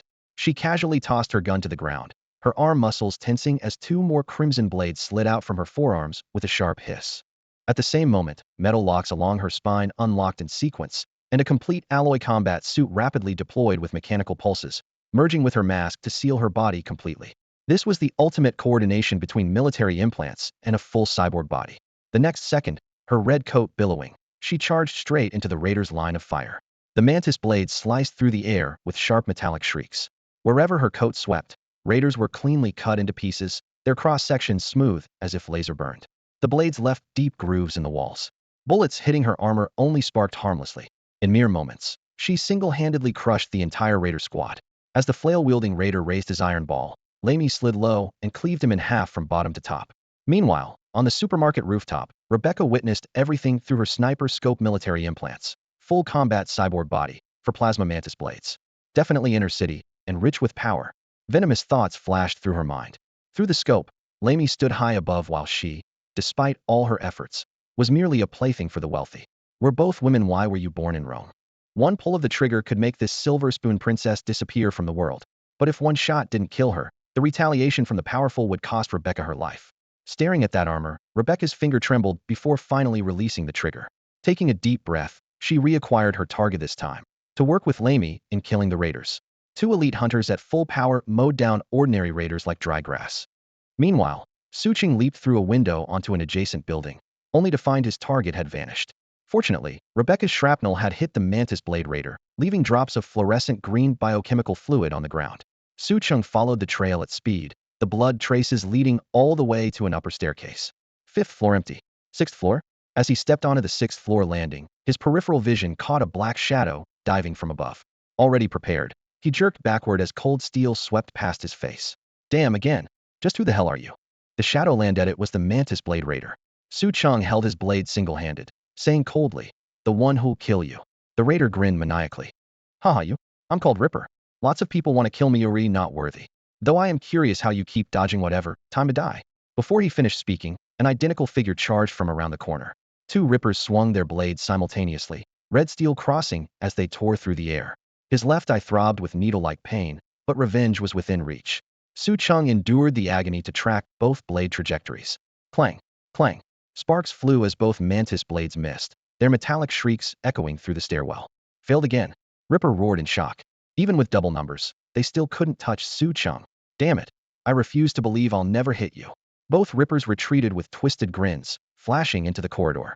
Standing back to back, their muscles writhed and bones cracked audibly as they slowly merged into one being before Su Cheng's eyes. Here we go again. Huh. Fong laughed maniacally, his body moving erratically between the floor and walls, defying gravity as he flipped upside down at will. Suddenly spinning around, all four arms wielded mantis blades simultaneously, slashing from impossibly tricky angles in a relentless barrage that reached peak ferocity in an instant. Die, die, die. No one survives this move. This is my true form, he roared with wild arrogance. However, no matter how fast or bizarre Fong's blade work became, Su Cheng always managed to anticipate the trajectory one step ahead, either dodging or counterattacking. Combined with Su Cheng's superior weaponry, after just a few exchanges, Fong was covered in wounds. The mounting injuries sent chills down Fong's spine. I clearly have the initiative, so why am I the one getting hurt? This is too strange, he cursed under his breath. Damn it, what kind of implants do you have?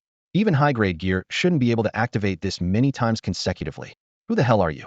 A flash of killing intent crossed Su Cheng's eyes. Like I said, I'm here to kill you. Before the words finished, his war blade struck again.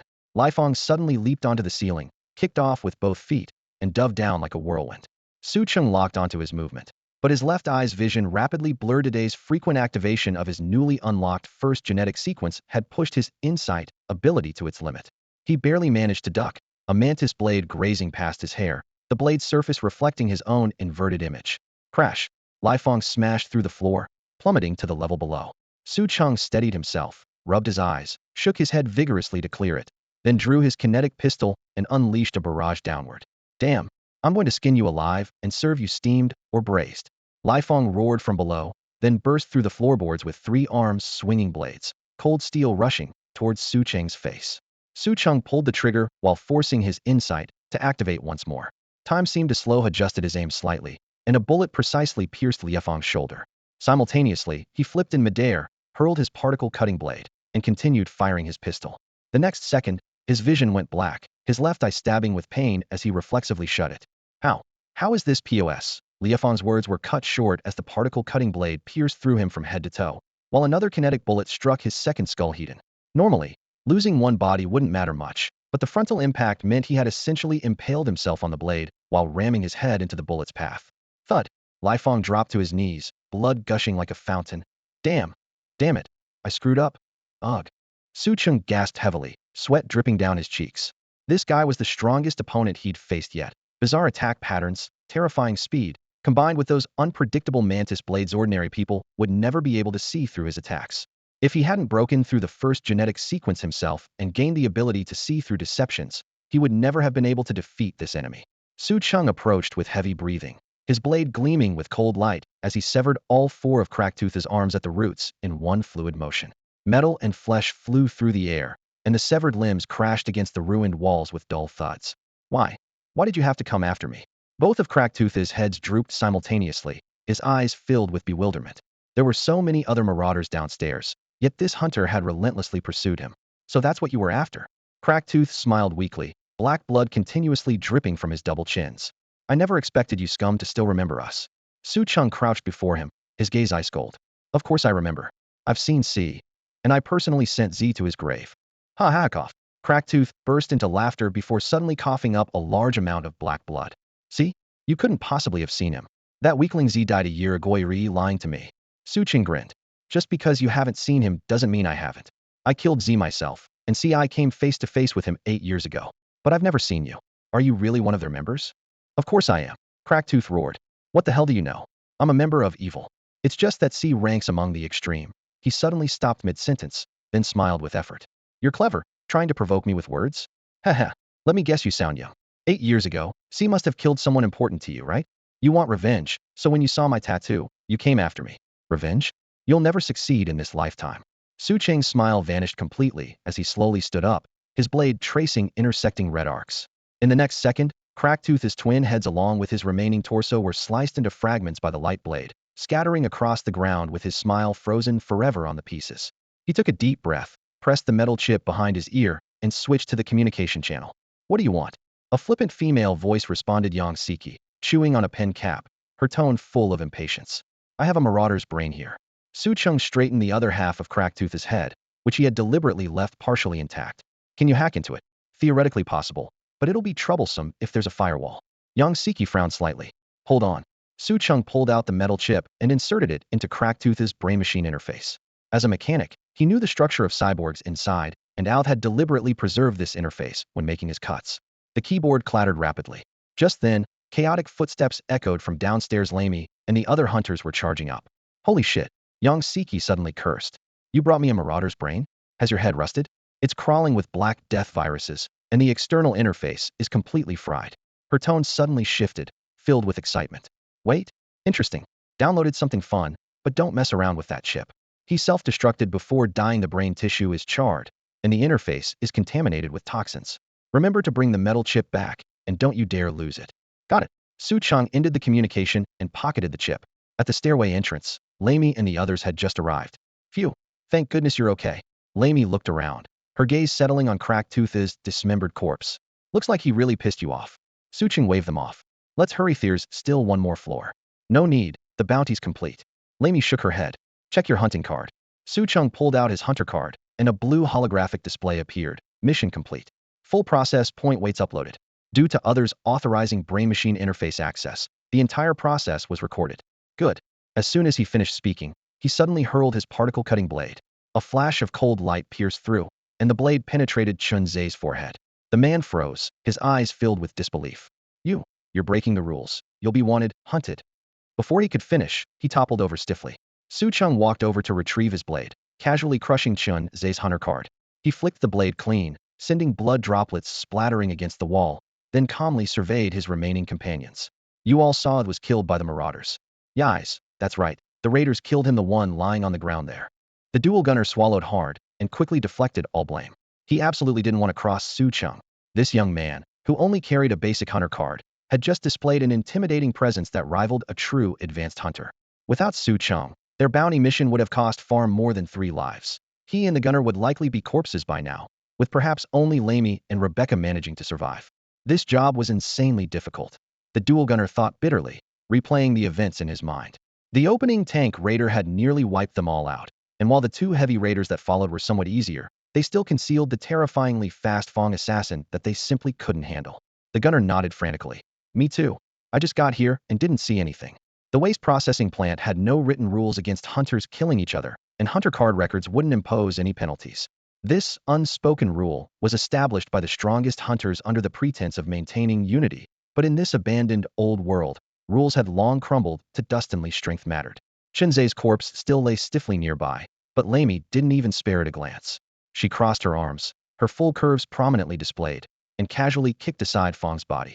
X. Su Cheng crouched down to examine the tattoo closely. You recognize this letter? Lamy raised an eyebrow with an alluring smile. Of course. Want to know? I already know who they are. Thought you might not. Su Cheng shook his head dismissively. No, you don't. Lamy moved closer, her lips barely parting. If you want to hear what I have to say, come find me alone at Black Market Stall 520. Her warm breath brushed against Su Cheng's ear, making him instinctively lean away. He thought helplessly. I really don't like dealing with clever women. If only everyone were as easy to fool as Hanyo.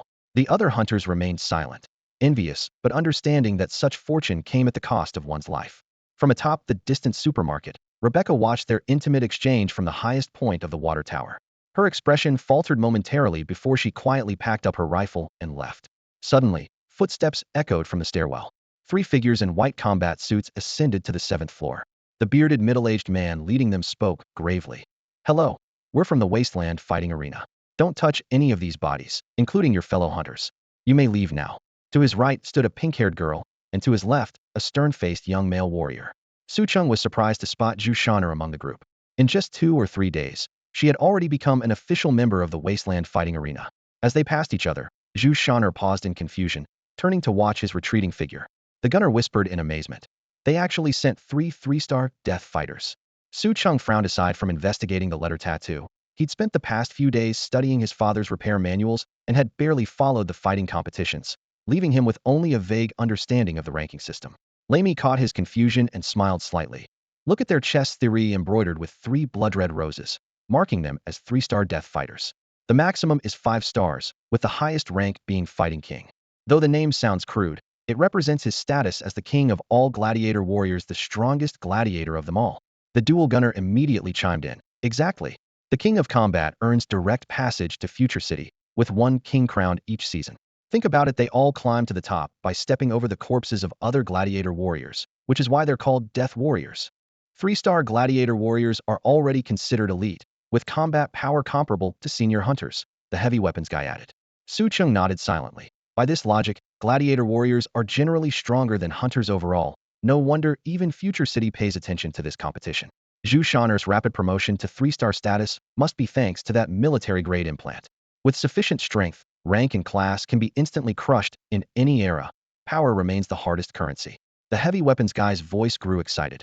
In just 1 month, we'll have this year's final season championship battle. I can hardly wait. We's class hunters only have a chance to go to Future City, while the king of combat can go directly. A few words difference, but worlds apart. Future City. A trace of longing flashed through Su Cheng's mind. Class hunters, kings of combat, do such pathways to ascension really exist? Perhaps. The group exited the supermarket as HPC guards filed in behind them to clean up the battlefield. Whoosh. A piercing sound cut through the air overhead. Su Cheng looked up to see a large aircraft marked with GK insignia thundering down from the sky, landing steadily on the supermarket rooftop. The hatch opened, and 2 spider-type surveillance robots he'd seen at the waste processing plant jumped down, followed by a heavily armored adjudicator. Those are people from the waste processing plant. The heavy weapons guy nearly cursed. The coordinator already settled the bounty, and the combat arena took over the stronghold. Why are they still sending people? The dual gunner shrugged. Who cares? We've got our rewards anyway. We'll just collect them later. The heavy weapons guy took a deep breath, looking at everyone. Great working with you all. We really lucked out this time. Just surviving is a blessing. I'm off to collect my reward. Same direction. Mind if I catch a ride? The dual gunner followed along. Lamy glanced at Su Cheng and smiled. This time you took the largest point allocation. All of us combined don't have as much as you, a junior hunter. Remember to come find me. With that, she slipped into a roaring Evio supercar parked by the roadside. Amid the deep, powerful rumble of the super fuel engine, the vehicle kicked up dust and sped away. The momentary blindness from the battle still left his left eye aching. Su Cheng rubbed his eye corner, reminding himself he couldn't trigger that power consecutively again in the short term. After recovering, he pulled out his hunter card and accessed the bounty interface. 2 BSB Administrative District Clearance Bounty. Complete. Point allocation, 53. Points earned, 159. 1 person taking over half the points. And the team included 2 senior hunters. Su Cheng quickly calculated. The Tank Raider and Heavy Mechanical Raider each accounted for 20. Fong Ripper took 30 or more, with Ordinary Raiders making up only 10. By single-handedly killing the Tank Raider and Fong Ripper, he easily secured over 50 allocation, with remaining scattered points from Ordinary Raiders. From the numbers, aside from Lamy and Rebecca each killing 1 strong enemy, the others barely got anything. He opened his personal information again. Hunter codename, Shadow. Hunter level, intermediate. Points, 189. Information access level, intermediate. Purchase authorization level, intermediate. Points required for upgrade, 500. Senior hunter assessment, not assessed. 2 days to become an intermediate hunter. Simple hunting bounties only offer single-digit points. For an intermediate hunter who needs to accumulate 100 points, they'd have to complete at least 20 bounties. Even working frantically on 5 per day, it would take a full 4 days, and that's assuming these were clearing strongholds, high-difficulty missions. Ordinary novice hunters could never take on such jobs right away. This wasn't a game where getting hit in vital spots would actually cost you your life. So most people had to start with beginner bounties, progressing at an agonizingly slow pace. Like Chen Zhe, who could barely guarantee staying uninjured during the abandoned parking garage bounty. Most people spent enormous amounts of time only daring to hunt single marauders to accumulate points. But Su Cheng had gained over 200 points in just 2 days. After finishing the mission, he didn't rush to leave, but instead returned to the supermarket.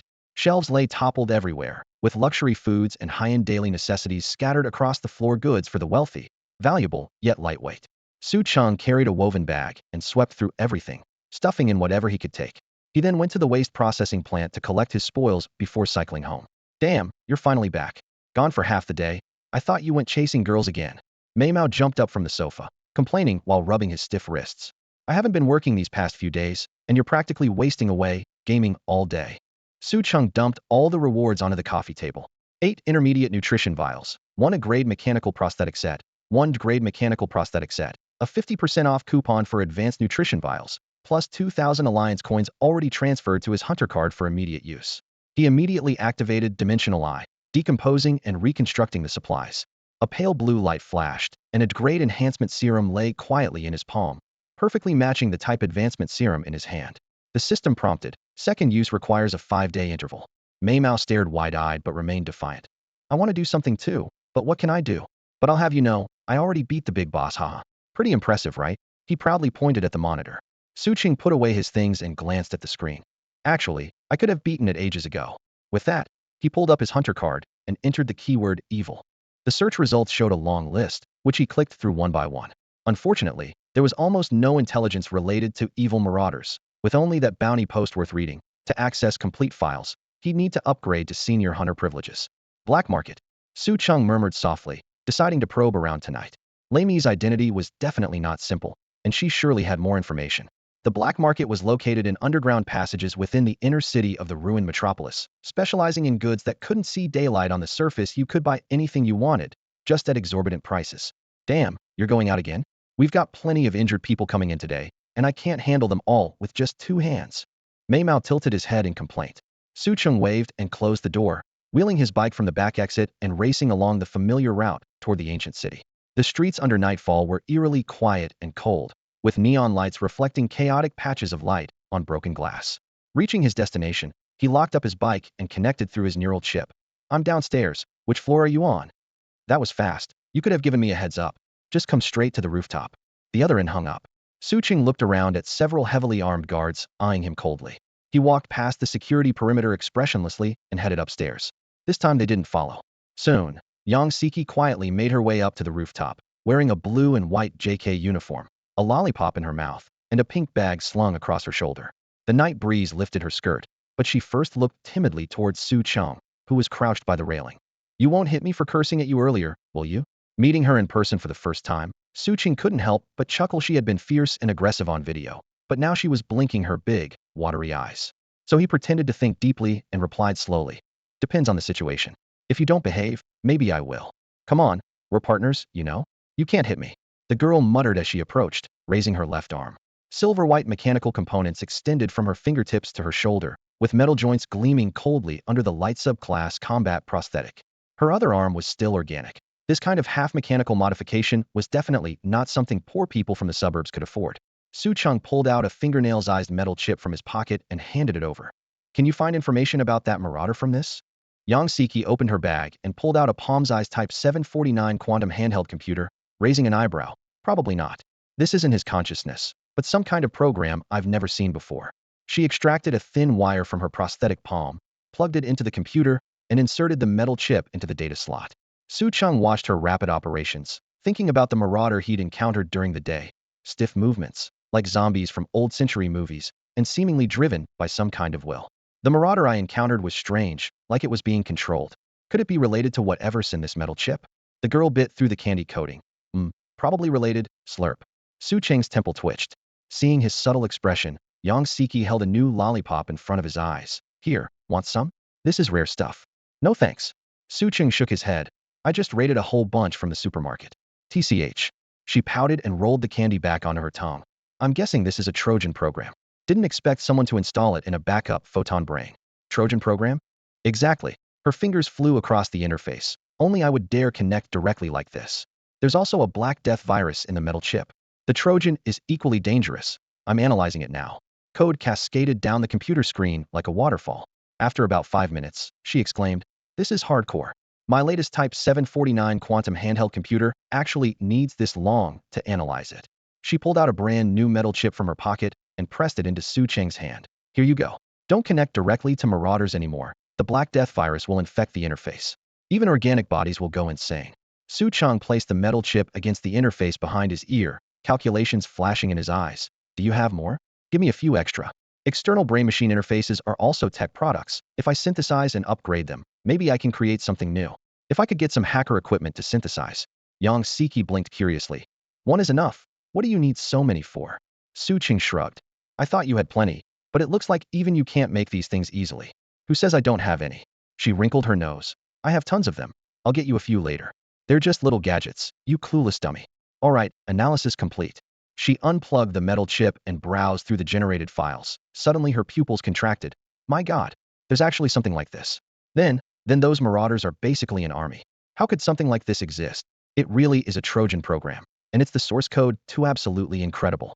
Yang Siki stared at the computer screen, her eyes lighting up like flames as excitement and shock washed over her simultaneously. Her fingers flew across the virtual keyboard at lightning speed, dancing across the light screen. Trojan programs, also known as Trojan viruses. Yes, they belong to the same virus category as the Black Death virus. But this wasn't some crude poison-fighting poison approach instead. It relied on higher-level coding permissions to directly take control of the Black Death virus. Old-world Trojan viruses would only lurk inside computers, controlling systems, leaving backdoors, and stealing data. But this source code, before her, went much further. It parasitized within the Black Death virus, first eroding the host's source code, then seizing control of the raider's thoughts and actions, just like liver flukes burrowing into snail brains or horsehair worms taking over mantis bodies. It was a living, biological parasitism model. Su Cheng's heart pounded as he listened. So if I get this virus, I can control the raiders? If that were truly possible, it would be a terrifying force to wield. No wonder the Wasteland Arena sent people to personally collect the corpses, and even the garbage processing plant deployed their most internally focused surveillance robots. In the end, even the adjudicator who had never left the core zone appeared. Su Cheng had only seen that steel monster for the first time today. So the target had been this Trojan virus source code all along. But Yang Siki shook her head. You're half right. The source code is just the prerequisitory, still missing a key, the genetic password. She explained that the password wasn't ordinary numbers, but a specific genetic sequence. Without the genes they recognized, the source code couldn't be activated. She snapped the laptop shut. Even if you extracted a raider's blood, you wouldn't know which genetic segment to use or how to combine them. This kind of encryption is more troublesome than any digital password. What's worse is that the source code must be embedded within the Black Death virus to function, meaning only raiders themselves can use it. Su Cheng spread his hands. Then isn't it useless? If it can't be cracked, it's just scrap metal. At least I can't do it, and nobody in the wasteland can either. Yang Siki was confident. Besides, do you want to become one of those lunatics? Su Cheng felt slightly disappointed, but still calculated the possibilities. Even if he couldn't use it himself, this source code still held value. Both the garbage processing plant and the Wasteland Arena were fighting for it. Perhaps they possessed some method. Controlling raiders, even if those monsters were as brainless as zombies, would be a nightmare-level threat to the Wasteland, even to the old world. As long as the profit was big enough, someone would always be willing to take the risk. Since he couldn't hand it over to either major faction, the black market was the only option. Lost in thought, Yang Siki handed him a gray-black metal piece. This external brain interface is already destroyed. To prevent accidental use, I destroyed its embedding port. She turned and headed downstairs, her voice echoing from the stairwell. The core code of the Trojan virus source is called skeleton. It can't be replicated, only parasitized. So that metal block in your hand is the only carrier. I can only record its characteristics for research. Keep up, I'll get you an external brain-machine interface. Su Cheng pocketed the dark red metal block and immediately followed.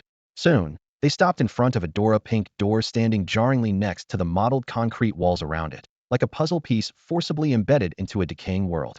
Yang Siki turned back, her gaze sharp. Wait here for me. She leaned close to the door panel, her pupils scanning for identification, then quickly entered a password. Whoosh, the door retracted into the wall. She walked in, and the door immediately closed, leaving Su Cheng alone with the dim yellow sensor lights in the corridor. In less than a minute, the door opened again. Yang Siki emerged carrying 4 metal modules of external brain-machine interfaces and dumped them into Su Cheng's arms with a clang. Here, that's all of them. If you break them all, I won't have any replacements. The process might be simple, but the materials are hard to find, and I'm lazy. I absolutely won't make more. Got it. Su Cheng stuffed the 4 metal pieces into his pockets, 2 on each side. Thanks. See you later. I'll call you when there's another mission. Yang Siki hummed a tune, turned to close the door, and buried herself back into her skeletal virus source code research. Su Cheng wheeled his cart away from the research facility. Including the skeletal virus source code, his emergency bounty hunt had yielded rich rewards. More importantly, there had been a breakthrough in the tattoo clues. Back in his rental room, he spread the 4 interfaces on the table, activated the dimensional eye, and attempted synthesis upgrades. Synthesis, embedded handmade premium micro external brain machine 2. A prompt appeared: embedded handmade premium micro external brain machine. A top-tier interface crafted by hand, capable of all built-in brain machine functions, equipped with intermediate firewall, belonging to first dimension technology. It could indeed be synthesized. Su Cheng was thrilled. The dimensional I truly was a universal synthesizer. Continue synthesis, micro-external photon brain. Micro-external photon brain. Packing 108 photon cores in minimal volume, combining all functions of photon brain and external brain-machine interface, can serve as auxiliary brain. Equipped with advanced firewall, automatically identifies attacks, and forcibly disconnects for self-protection when necessary. Belongs to second dimension technology. The originally dark red blocky metal transformed into a sleek, streamlined silver metallic body with a cool touch that spread through his fingertips. Its performance leaped from handmade to official technology, directly integrating a photon brain. 108 photons, more than 10 times the 8 in the Brainless series. Combined with the advanced firewall and self-protection, there was virtually no need to worry about hacker attacks. Su Cheng removed the old interface from behind his ear and steadily embedded the brand new photon brain. Once connected, he focused his thoughts and called Yang Siki. What now? Calling again. Her voice came through, muffled by a lollipop, clearly complaining. I'm starting to regret this partnership. I thought you'd help me, but now I feel like I'm your assistant. Su Cheng chuckled. Don't be like that. You're the best hacker, of course I'd come to you. Humph. She snorted. What is it? Help me make a few more external brain-machine interfaces. No time. I said absolutely not. Materials are hard to find, and it's troublesome. She pouted, clearly unwilling. Su Cheng opened the cabinet door, revealing the snacks he'd borrowed from the supermarket. I've got lollipops here, plus backup chips and your favorite chocolate. Chips? Chocolate.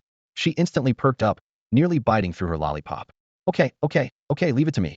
Come get them in a week, and remember to bring snacks. Su Cheng smiled slightly. No problem. After hanging up the call, Su Cheng looked at the last remaining external brain-machine interface and the skeletal virus source code carrier. He didn't immediately choose to synthesize and upgrade them. Previous experience had taught him that once the synthesis process began, no matter how damaged the original components were, the system would reshape them to look brand new. Mechanical prosthetics, weapons, nutrient solutions, even their appearance would be completely refreshed. But if the skeletal virus source code got wiped clean during this process, it would be a huge loss. So he simply set the two materials aside. Su Cheng glanced sideways at Brainless. If he could get his hands on one more set of mechanical prosthetics from the black market and synthesize a high-spec prosthetic that surpassed a grade without requiring replacement of the original body, he could fulfill his earlier promise to help Brainless find similar materials for synthesis. Thinking about this, he sighed inwardly. So many things to deal with. What are you staring at? Never seen a handsome guy before. Brainless shot him a look and snorted. Remember this, the one who beat Big Head? You scrub. Yeah, impressive, Su Cheng nodded. Wait till I show you what a first try kill looks like. You? Give me a break, Brainless scoffed. It took you 5 or 6 days to beat one Big Head. Unlike May breezed right through. As he spoke, Brainless swayed his body twice. Part head shake, parts showing off, looking incredibly smug. Breezed through? You were level 70 by the time you finished Big Head, and you call that easy? Su Cheng retorted while tearing open a snack bag. Inside the transparent packaging, brown scallion crackers dotted with green onion flakes gave off an enticing aroma. For ordinary survivors, snacks were an impossible luxury, but in the wealthy district, they were commonplace. As soon as Su Cheng tore open the package, a rich scallion fragrance hit his nose, and he couldn't help but take several deep breaths. 20 years. This was his first time eating real food other than nutrient solution. He picked up a piece and put it in his mouth. Crunch. The crisp sound of the cracker breaking was music to his ears as the scallion flavor exploded between his teeth. Salty, fragrant, and oily, with the perfect crispy wheat flavor coating his taste buds. With each bite, the fine vibrations seemed to spread throughout his entire mouth. Delicious. Su Cheng couldn't stop himself, eating piece after piece until he'd finished the entire package. So this is what pre-apocalypse humans ate. People back then were really lucky, he sighed, then pulled out a can of orange-flavored carbonated drink. Click. The tab popped open with a hiss as gas rushed out and fine bubbles frothed up.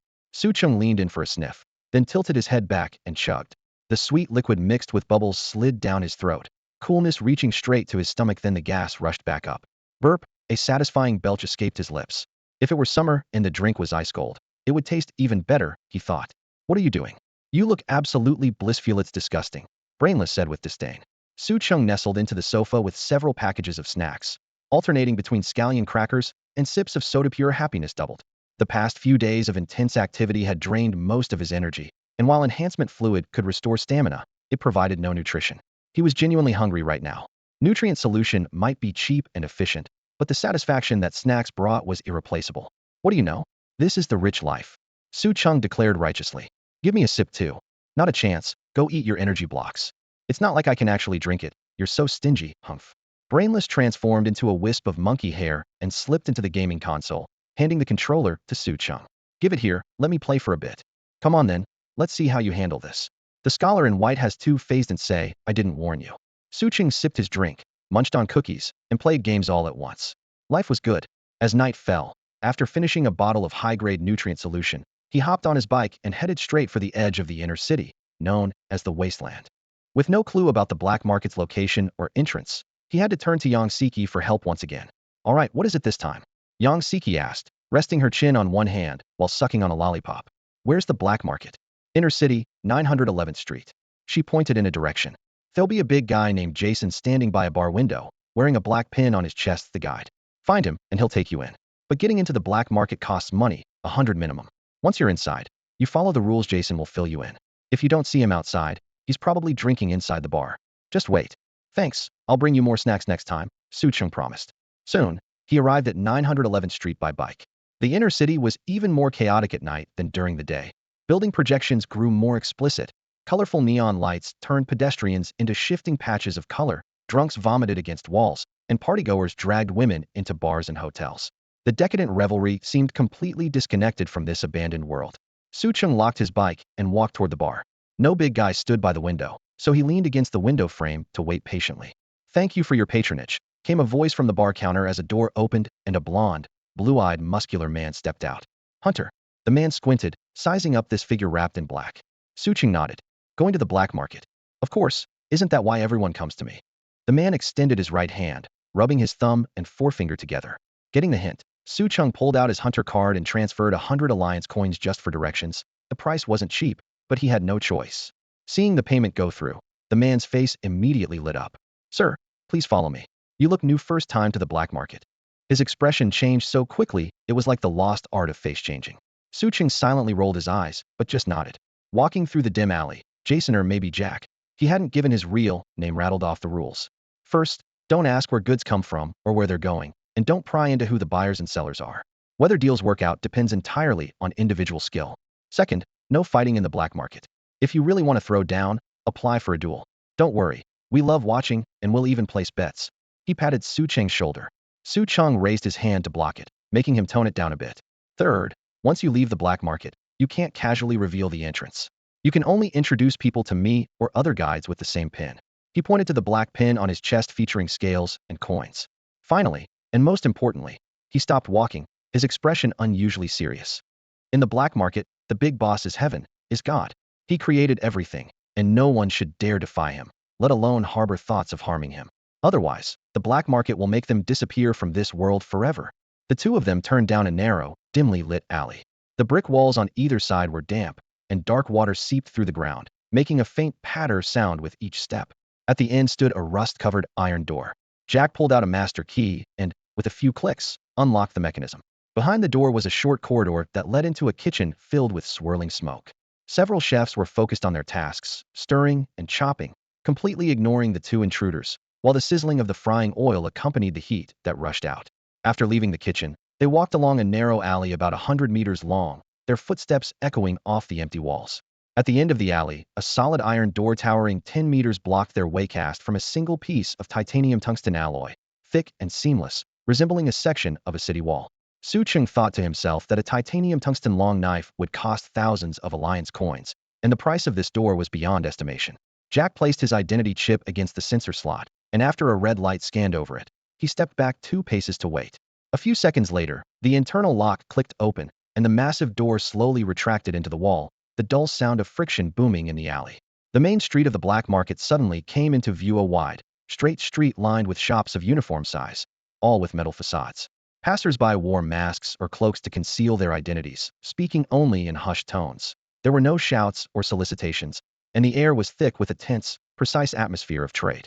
Not far away, a line of guards in matching black combat uniforms stood watch, wearing cylindrical metal helmets with narrow slits for their eyes, scanning the surroundings with vigilance, occasionally reflecting a cold metallic glint.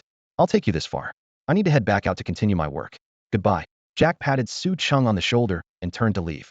The heavy door automatically closed behind him, shutting out the noise of the outside world. All the vendors along the street sat quietly at their doorways, allowing customers to approach on their own, each absorbed in their own tasks, indifferent to the outside. As Su Cheng walked, he noticed that each shop had a number hanging above the entrance, starting from 303, indicating there were at least 200 shops. Behind the shops were two-story buildings, clearly the owner's residences. He quickened his pace, searching for number 520. He reached the end of the alley, where the numbering stopped at 404, and a T intersection appeared ahead. In front was a metal wall, marked with directional signs for various numbered sections, with a double door embedded in the center, from which faint sounds of chatter emerged. Following the signs, Su Cheng turned toward the 500600 section, this time searching from the end of the numbers. In no time there it was. The 520, hanging on the wall, glowed coldly, exactly the target Lamy had mentioned. However, sitting at the entrance was a man with his head down, dozing off, arms crossed, breathing heavily. Su Cheng approached and lowered his voice. "Excuse me, is Lamy here?" The man didn't lift his head. "This isn't a place for gathering information." His tone was indifferent and dismissive. Lamy had clearly said it was here. Su Cheng's brow furrowed, a bad premonition creeping into his mind. Why did she make me come so late? Could it be looking for me? A familiar sultry voice suddenly came from behind. Su Cheng turned around to see Lamy in a flowing black rosa gown, the soft fabric accentuating her graceful figure. Her long hair cascaded down her shoulders, and half of her face was obscured by a black silk mask, but her alluring eyes remained visible. She stood very close, a faint scent of perfume lingering in the air. Su Cheng instinctively took a step back. "I have some questions." "I know," Lamy replied with a light laugh. "Follow me. I don't live in this rundown place." This woman. Su Cheng felt a weight in his heart, still unable to read her. Lamy glanced back, her eyes sparkling with mischief. "The number 520 suits you well. It represents my feelings for you." The two of them walked together into a villa area. Su Cheng stared in amazement at the sprawling villa complex with its pristine exterior walls and lush landscaping.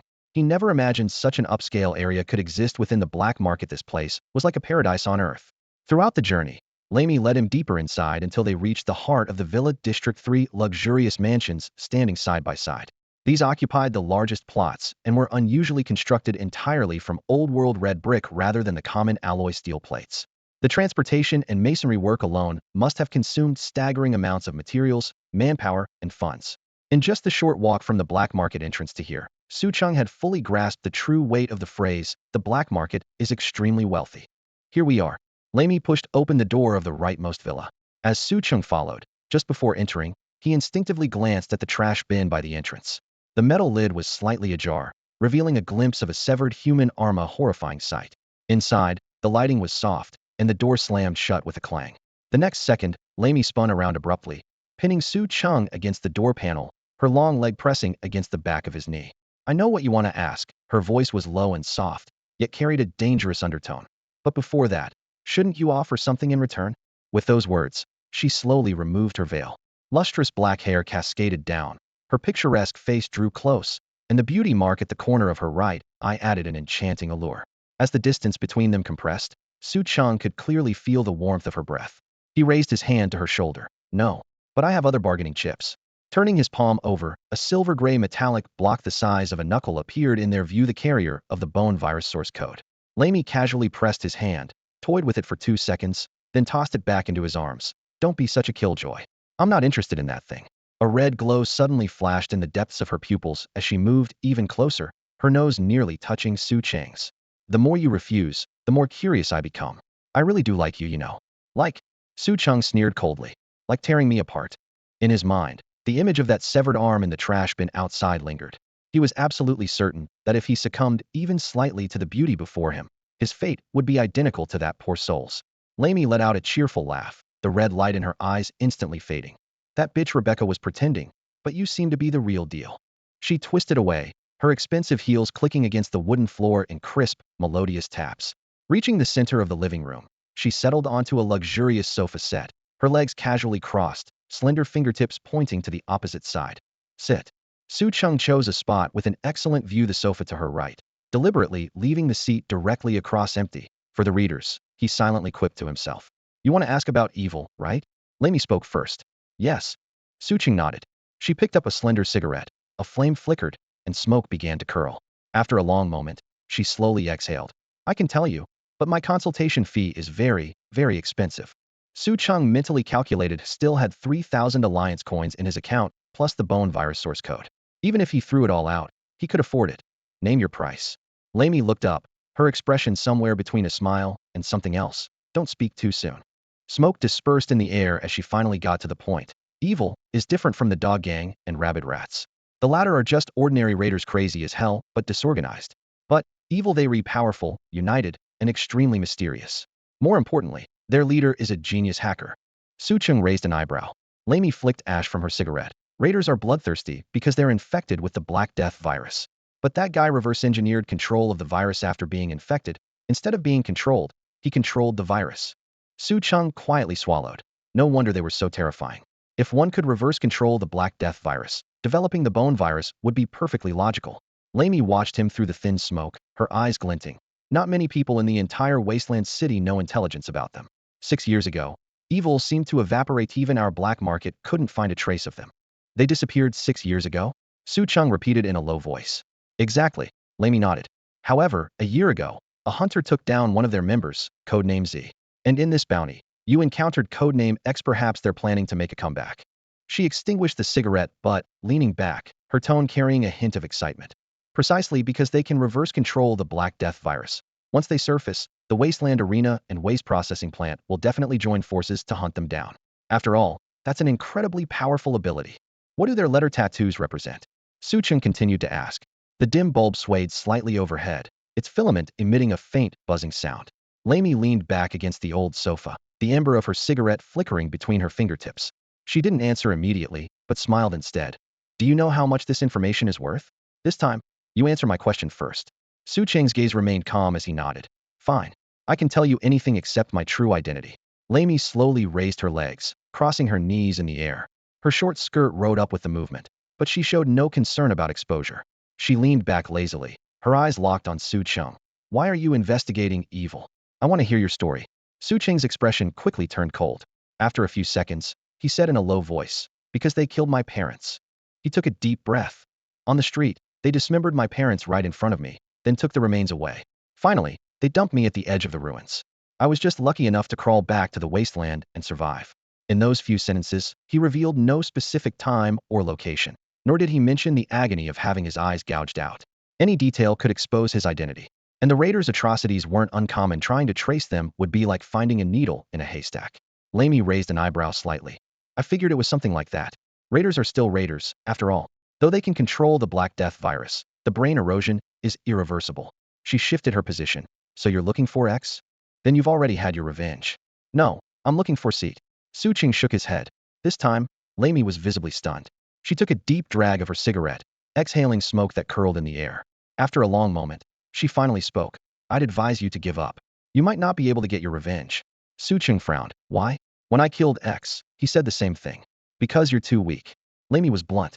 Though you're much stronger than hunters of your level, even capable of solo killing X, it's still far from enough. Have you ever seen a truly powerful person? As her words landed, her aura suddenly shifted, like a sharp blade pointed directly at Su Cheng. Su Cheng's heart tightened, instinctively tensing his body and activating insight in an instant. But the next second, Lamy withdrew all that sharpness, as if the previous change had been just an illusion. Hunters are nothing but a ragtag bunch, Lamy sneered. Tools used by the waste processing plant to clean up garbage. But evil isn't garbage. She flicked off the ash. The waste processing plant told you that nutrient solution can enhance your body, right? Yes. Su Cheng nodded. That's what Zhang Jie and the others had said too. Lamy scoffed.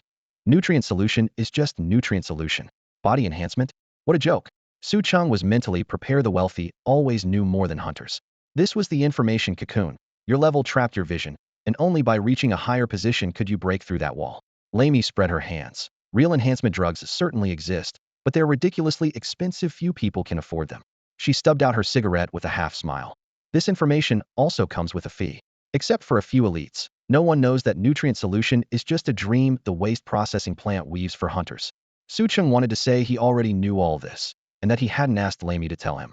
But he still had questions to ask. She hadn't finished yet. Lamy got up and walked to the refrigerator, pulling out 2 bottles of purified water. I say you're too weak because compared to the extreme evil ranked with letter codes, she said.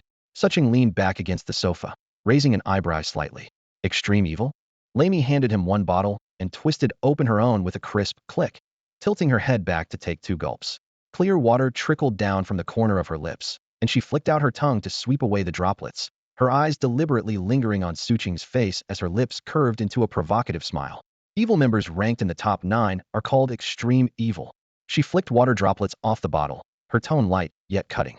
Their rankings start from S down to A, ending with H, with power decreasing accordingly. The X you killed was just an ordinary member at the very bottom. Only then did Sucheng understand why his opponent had reacted so strongly when he'd said X didn't count, as evil had unknowingly struck their most sensitive nerve. Lamy continued. Though just an ordinary member, their strength was still formidable.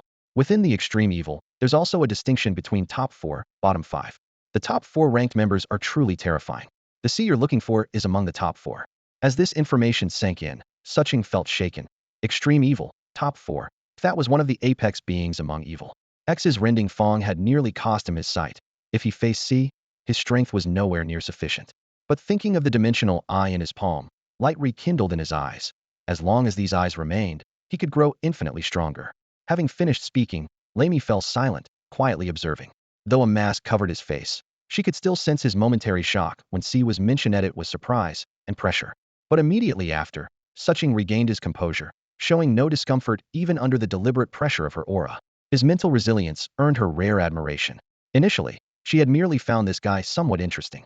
Later, when they met again during the bounty hunt, his combat ability far exceeded expectations, and he had even eliminated an evil member, multiplying her interest the stronger they were, the more she wanted to toy with them.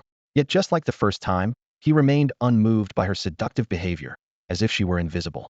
She had tested him up close and confirmed that Sucheng was neither impotent nor had unusual preferences. Unlike those men who were easily aroused by her only to have their limbs torn off and thrown into trash bins, he showed no such reactions at all. She enjoyed watching men crumble from lust to terror, but this masked man remained indifferent. The more reserved he was, the more excited she became, as if facing a rare prey. She narrowed her eyes, red lips slightly pursed. This prey was hers for the taking, belonging to her alone. Phew. Sucheng took a deep breath and nodded solemnly. Thank you. This information is very important to might, gives me a much better understanding of evil and C. Skip the thanks. Lamy smiled meaningfully, exhaling a wisp of smoke. Come with me to the bedroom for a more practical way to repay me. Sucheng spread his hands and shook his head helplessly. Can I know where they are now? Nobody knows. Lamy shrugged, her tone bored. Except they appeared in the 2BSB administrative district today, the same place where Z showed up last time. You can check once you're promoted to senior hunter, or you could be good and come inside with me now, and I'll tell you. Forget it. I can find out myself. Sucheng's refusal was decisive. He knew the trail went cold here, leaving only the bounty list to pursue. Lamy exhaled her last puff of smoke and crossed her long legs. Don't worry, since they've shown themselves, they won't stop creating chaos. She then uncrossed her legs and clapped her palms together. All right, today's information consultation is over. The fee is 100,000 alliance coins. That's the friendship price. 100,000. An amount ordinary people could never reach in a lifetime, and she had merely moved her lips.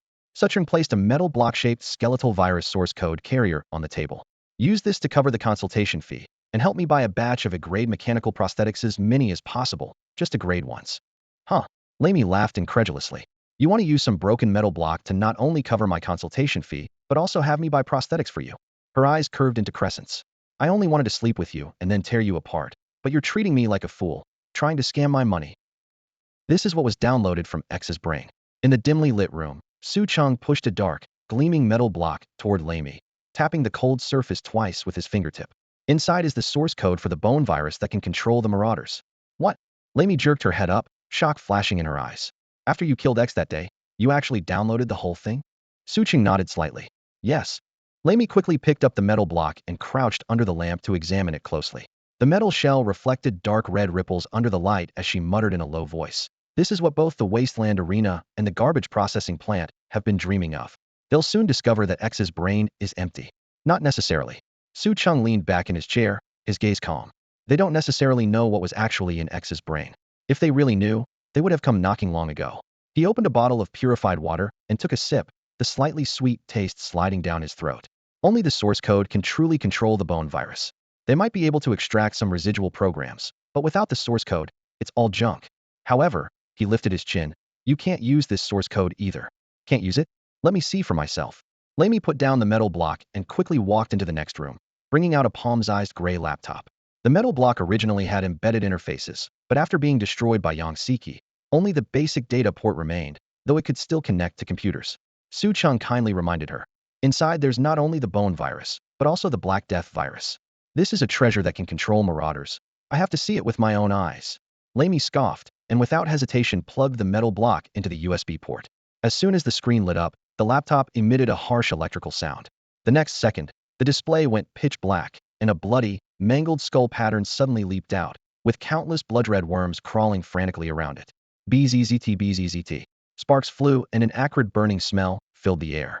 Lamy quickly let go as the computer shut down completely with a snap, leaving only a wisp of smoke curling upward. What a pity. She sighed and casually tossed the ruined computer into the trash. If only I could use it. Then I could control the marauders and specifically torture you stinking men to death. Cheng shrugged. This thing must run in a Black Death virus environment, bound to the Black Death virus. Only marauders can use it. He speculated silently. It seemed Lamy had probably been hurt by men before, which was why she used seduction and torture as revenge. In the lawless old world, any kind of twisted thing could happen.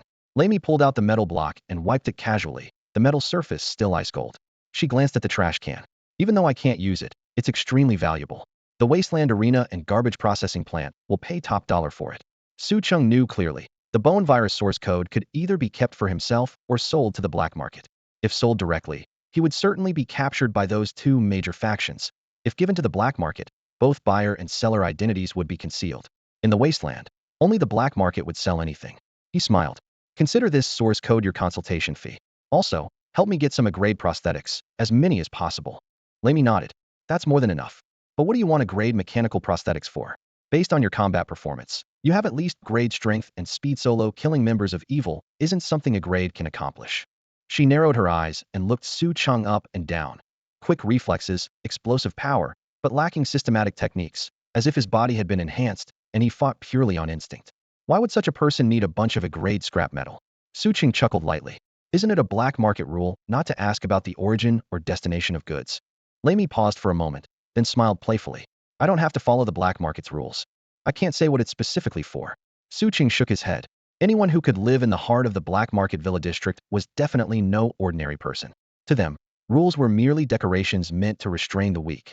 He certainly couldn't tell anyone except Brainless about the secret of the dimensional eye. Lamy carefully tucked the metal source code into her chest and blinked. Just kidding. It's fine if you don't want to answer. Cheng seized the opportunity. If possible, could you throw in an extra set of implants? Implants. Lamy tapped her chin with her slender fingers, thinking for a moment. Theoretically, no problem. Strictly speaking, this skeletal virus source code is worth far more than ordinary implants. Unfortunately, I don't have any military-grade ones on hand right now. Military implants were equally precious, but compared to a skeletal virus source code that could control all raiders, they were indeed insignificant. Even with the harsh conditions for using the skeletal virus, it remained invaluable. In Lamy's hands, it was a crucial bargaining chip. Cheng thought for a moment. I want to trade for a complete set of first-generation military implants, or 2 damaged sets would work too no matter how badly damaged. The dimensional eye can automatically repair them during synthesis and upgrades. Damaged ones work too? Lamy raised an eyebrow. Cheng nodded. As long as I can get the implants. Compared to the virus source code, I need implants and prosthetics more. Deal. Lamy stood up, her tone cheerful. I can get you 2 damaged sets of first-generation military implants, but it'll take a day or 2. You'll have to come pick them up yourself. I can give you 20 sets of grade mechanical prosthetics right now. How's that? Perfect. Cheng felt relieved. 20 sets of grade mechanical prosthetics were enough to synthesize and upgrade into one grade combat prosthetic. Combined with his existing set, he could evolve further to a higher grade that wouldn't require replacing his original body. Lamy gazed at him and added seriously, the skeletal virus source code is worth far more than these items. It's very useful to me, so consider this as me owing you a favor. If you're willing, I could accompany you inside right now. Cheng pressed his lips together. You want to get it for free and then dismantle me? Haha, how could I? I can't bear to dismantle you now. Lamy's laughter was crisp.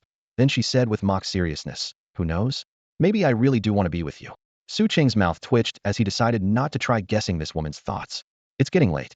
I should head back. A flash of disappointment crossed Lamy's eyes. All right, I'll arrange for someone to pack the prosthetics and escort you out. It'll be quick. Fine. Cheng stood up and headed for the door. I'll wait outside. After the villa door closed, Lamy touched her face and muttered quietly, am I that scary? Or am I too ugly? The empty hall suddenly made her feel a bit lonely. Maybe she really didn't want to dismantle Cheng anymore. Maybe he truly was different. Soon, 5 men in black arrived carrying 5 metal cases. Each case contained 4 neatly arranged grade mechanical prosthetics, 20 sets total. Lamy stood by the floor-to-ceiling window, watching Su Cheng leave with the 5 men. Meanwhile, in another luxurious mansion at the center of the villa district, a fierce-looking man with a scarred face sat on a leather sofa, listening to his subordinates report. You're saying a man came out of that girl's villa alive? That's right. The young miss even had people bring him 20 sets of emigrated mechanical prosthetics. The man nodded slowly. Go investigate that guy's identity. If he's just good at acting, deal with him directly. Clean and efficient. Don't let the young miss know. Yes. 2 subordinates left to carry out the order. The man suddenly sneered coldly. He'd better not be deceiving my daughter. At that moment, the woman kneeling before him looked up, her voice sultry. Big boss, you seem quite agitated lately. The man waved impatiently. Keep your head down. I feel like you've changed. Watuno stared at Su Cheng with a serious tone. You're busy every day and completely ignore me. Soyuri tired of me, right? Su Cheng placed the last cardboard box by the door and looked up helplessly. What nonsense have you been reading? Watuno immediately pulled out a pocketbook with a pink cover and exaggerated title. Domineering CEO falls for 48-year-old divorced single mommy. The little girl came to deliver books for you today, but left when she didn't see you. She said she'll come back tomorrow. Stop reading that garbage, Su Cheng frowned. You're already brainless enough. The boxes by the door had piled up into a wall. There were too many for him to move alone, and he didn't want outsiders tracking them. Lamy held an extremely high position in the black market with unpredictable methods. To avoid exposure, he specifically contacted Yangsiki to arrange a covert channel for delivery, ensuring the transport left no traces. The door closed, and the living room fell silent. Su Cheng cut open the first box's seal. Neatly arranged emigrated mechanical prosthetics lay row by row in foam slots, their metal surfaces gleaming with a faint cold light. Some had been specially modified and upgraded. He retrieved the previously synthesized emigrated combat prosthetic from the corner, his pupils glowing blue. The dimensional eye activated. Synthesis, emigrated mechanical prosthetic 10. Synthesis, emigrated mechanical prosthetic 5. Synthesis, emigrated combat prosthetic 1. Finally, 2 emigrated combat prosthetics merged. Synthesis, emigrated symbiotic battle armor.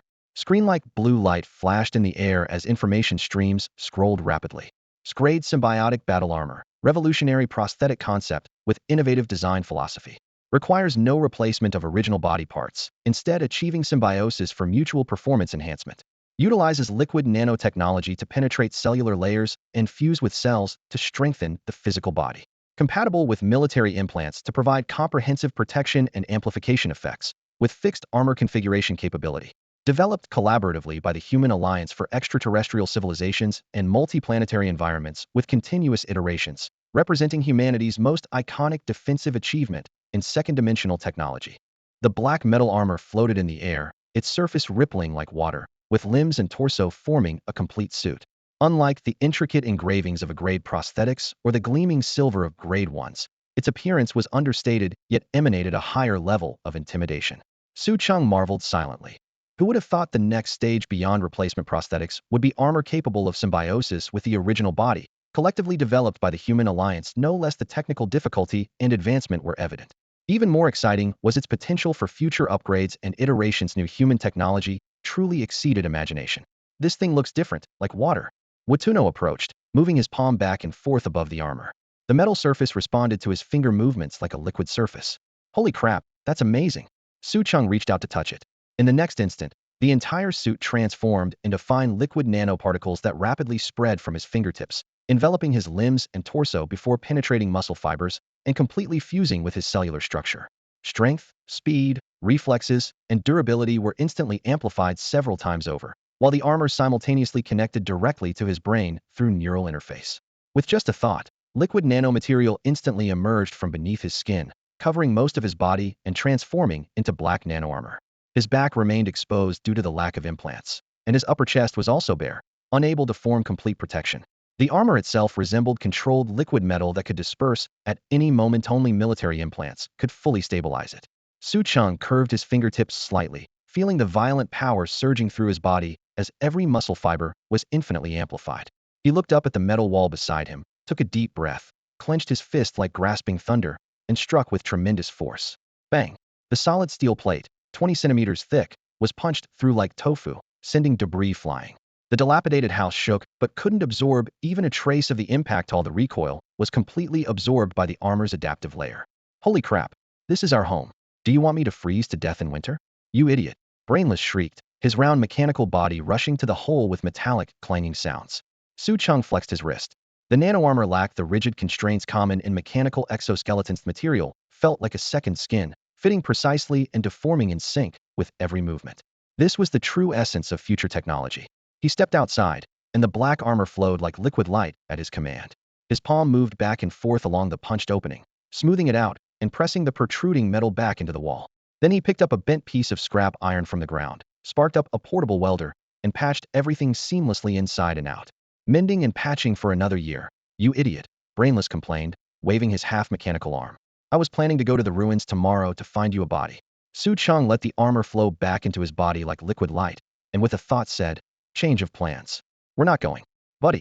Brainless immediately grabbed his arm, the camera lens zooming in and out, looking particularly pitiful. That's totally unnecessary. We're partners who depend on each other for survival. How can you bear to see me remain brainless forever? I think you're pretty good without a brain. Su Cheng teased with raised eyebrows. In the end, I was betrayed. The mechanical man drooped his half arm and slid mournfully to the corner. Just kidding. Su Cheng took off his hunter's coat and hung it up. We'll still go to the ruins tomorrow. If the girl comes early, we'll help her finish her business first, then go. Hearing this, Brainless spun around, his camera aperture closing halfway to form a wronged expression. Really? Look, I can't even turn my head properly. How ridiculous. Really? Let's play games, Su Cheng called out. Coming. Brainless scooted over to the gaming console. Geez, you idiot, you should have said so earlier. Made me act for so long. I'll go first. Damn, who the hell invented quick slow blade combos? This is too hard. Brainless kept shouting. My turn. It's normal you can't beat it without a brain. Watch me finish him in 2 strikes. Su Cheng took the controller. Noob, you can't even beat the big boss, and you're talking about me. Brainless retorted. Their trash talk heated up as light and shadow flickered in the room with electronic sound effects crackling. Suddenly, dense engine roars echoed outside the window deep, hoarse, with the explosive sounds of modified exhausts. Su Cheng's heart sank. Had the Death Rock gang arrived? Bang bang bang. Violent knocking shook the iron door. Open up. We're from Death Rock. As expected, they had been asking around the area during the day, and this late-night visit clearly meant trouble. Su Cheng put down the controller and walked over to open the door. Outside stood the same man from this morning with 10 piercings on his face. The cold light reflected off the metal rings with a ghastly pale gleam. Just you alone? The pierced man glared menacingly. Su Cheng nodded. Shifting his gaze, the pierced man spotted Brainless. Damn, isn't that a person? Robots are people too. Everyone get the hell out here now. Su Cheng's expression instantly turned cold as he walked out with Brainless. In the alley, surrounding residents had been driven to the street corner, all looking terrified. Move faster. The pierced man waved his club threateningly. Don't look around. Didn't expect me to come back for you, huh? Made you act tough this morning, I'll kill you in a bit. Hey man, we're all law-abiding citizens here. Why are you arresting us? No Brain raised his hands high, pupils constricting, his face filled with terror. The pierced man's rage flared as he pressed the gun barrel against his forehead. I told you to shut the hell up, or I'll blow your brains out. No Brain grinned. How about you give me some head, and I'll blow you instead? Damn it. I'm telling you to. The pierced man lifted his leg to kick, but Su Cheng blocked the motion with his arm. Under the cover of night, 200 to 300 people were herded to the carnival camp. The bonfire crackled and popped, its flames illuminating anxious faces. At the center, a grotesque throne welded from scrapped electric guitars and drum sets loomed high above the fire, with the four-armed black snake reclining ominously against its back. His first hand cupped his chin. His second hand drummed rhythmically against the armrest. His remaining 2 cybernetic arms each gripped a rifle, cold light glinting from their barrels. For guards flanked the throne, weapons at the ready. Beyond them, Death Rock gang members patrolled in a wider circle, rifles in hand, surrounding the residents completely. The pierced man snorted as he walked away. I'll deal with you later. The crowd erupted in hushed complaints. Damn it. Why did they drag us all here in the middle of the night? It's the Death Rock gang bunch of lunatics. They've been collecting protection money every month. We can barely survive. I want to contact HPC, but all communications are down. What do they want? We can pay up if that's what this is about. Contact HPC. Those dogs only listen to the elite. I heard some HPC people got killed this morning. They came to investigate because of that. Murmurs rippled through the crowd, though no one dared speak loudly. No Brain sidled up to Su Cheng, lowering his voice. Buddy, could it be? The two locked eyes, and he understood immediately, then feigned stupidity and froze in place. Su Cheng's mind stirred. You there? His external photon brain sent the message directly to Yang Siki. Here, all the people on your side have been captured by Death Rock. Are you okay? Yang Siki's voice was crisp. Su Cheng raised an eyebrow. You seem pretty well informed. Do you know who their boss is this time? Black Snake, Black Bull's brother. Yang Siki replied. He's a mid-level leader in Death Rock, very powerful. He arrived at the camp right after you left. He's fitted with 2 grade and 2 crade mechanical prosthetic arms. The crade pair are specialized, they can shoot flames and deploy high-frequency cutting blades. Su Cheng glanced at Black Snake on the throne, mentally assessing. This guy is definitely much sharper than Black Bull. Does this count as an extra mission? No, he specifically asked for you by name. Yang Siki frowned. But I'm puzzled the external brain I gave you doesn't have the capability to penetrate network jamming. How can you communicate with me without being tracked? Trade secret. Su Cheng shrugged. He had no idea the camp had signal jamming, let alone that anyone was tracking communications, and the photon brain's performance simply ignored such interference. TCH, fine, keep your secrets, Yang Siki pouted. They've physically disconnected all surveillance, so I can't see what's happening. Black Snake may be strong, but he shouldn't be a match for you. Just be careful. Su Cheng responded quietly. Got it. By the bonfire, a subordinate leaned down to whisper in Black Snake's ear. Boss, quite a few people are making external calls. We've pinpointed their locations. Black Snake's eyes turned cold. Bring them all here. Yes. Drag all those people up here. Soon, everyone who had tried to contact the outside world was dragged before the bonfire. Black Snake rose from his rickety wooden chair and slowly paced toward the group of captives. Boss, why did you bring us here? We didn't do anything. The leader stammered, his voice trembling. A cold smile tugged at Black Snake's lips. Everyone who's done something claims they haven't. Before he finished speaking, he drew his gun. Bang! The shot exploded the man's head instantly. Warm, sticky matter splattered across the faces of those nearby, and almost simultaneously, blood-curdling screams replaced the night wind. Don't kill me. I don't know anything. I really don't. Please, I'll do whatever you want. I don't want to die. Another man dropped to his knees, kowtowing desperately. Black Snake waved his hand at his subordinates. Anyone who tries to contact the outside world, regardless of their reason, dies. Gunshots rang out in rapid succession, and the kneeling figures collapsed into pools of blood. The scene erupted into chaos as people scattered in panic. Black Snake raised his gun skyward and fired several rounds. Muzzle flashes flickered in the darkness as his men joined in with sweeping gunfire. The shrieking bullets forced everyone back to the ground. Su Cheng grabbed the still-stunned Matuno and pressed him into the dirt. Get down. Matuno's face went deathly pale. Bro, we're done for. They're going to kill us all. I won't forget you. I'll stick with you in the next life too. Su Cheng replied coolly. To make sure you don't bother me in the next life, I won't let you die in this one. Silence returned to the area, broken only by the crackling of the bonfire. Black Snake nodded with satisfaction, his voice cutting through the still night. A few days ago, something happened here that made me very angry. Someone killed my beloved brother. He gestured, and his men brought forward a wooden board. On it lay Black Bull, cleaved in half diagonally, his organs exposed and blood dried to a dark black. Look at this lovely boy. It was only his first day in your territory, and you killed him. He swept his gaze across the crowd. Someone must have been unhappy about paying up, so they took action. We protect you. You pay use, it's only natural. Since none of you will talk, you'll all join him in death. Black Snake raised his pistol high. I'll reward anyone who reports the killer. You have 5 minutes.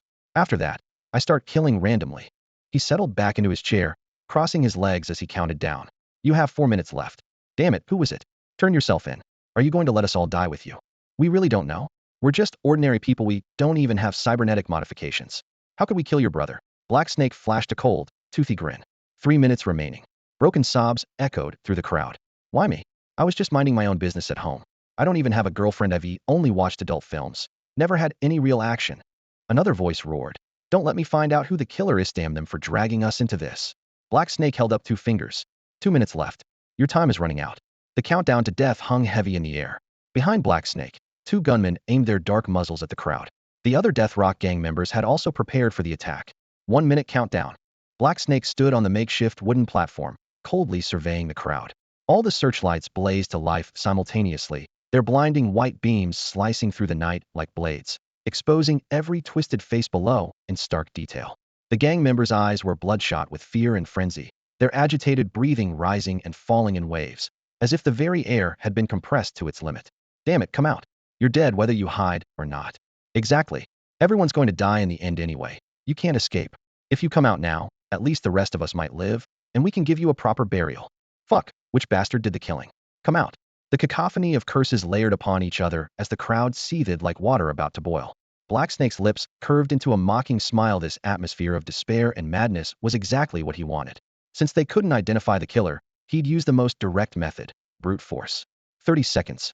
The icy countdown struck like a hammer, beating against each person's heart. Black Snake was in no hurry. He was waiting for the crowd's most vulnerable moment. When that time came, even if the killer revealed themselves or if multiple killers emerged, wouldn't need to lift a finger. These panicked gang members would tear the target to shreds themselves. In the crowd, Su Cheng kept his head down, hidden in the shadows. He would never step forward. If his identity were exposed, Black Snake would surely kill him first, forcing him to fight back. That would spiral out of control, creating even more troublesome complications. Su Cheng disliked complication. She still had much to investigate. He too was waiting for an opportunity he could exploit. 10 seconds. Black Snake raised his voice and stood up. His metallic prosthetic limbs clattered as they transformed, one becoming a flamethrower, the other extending into a high-frequency cutting sword. Two heavy guns hung from his back, instantly maximizing his firepower. Under the lights, cold steel and flames danced together, enough to shatter anyone's courage. Witnessing this display, someone in the crowd lost control of their bladder, trembling like a leaf. 5. He's really going to kill us all. Damn it, don't let me find out who that killer is. We're screwed. I hope he doesn't kill me. Fuck, stop pushing me toward the edge. 4. Shit, who's grabbing my clothes? Stop pulling me. Damn it all, don't let me find out who it is. I'll kill them myself. Yes, kill them. Kill them. 3. The instant the countdown echoed, Su Cheng whispered something barely audible, like a mosquito's buzz, yet it reached several ears with precision. Are you really just going to wait here to die if that person doesn't come out?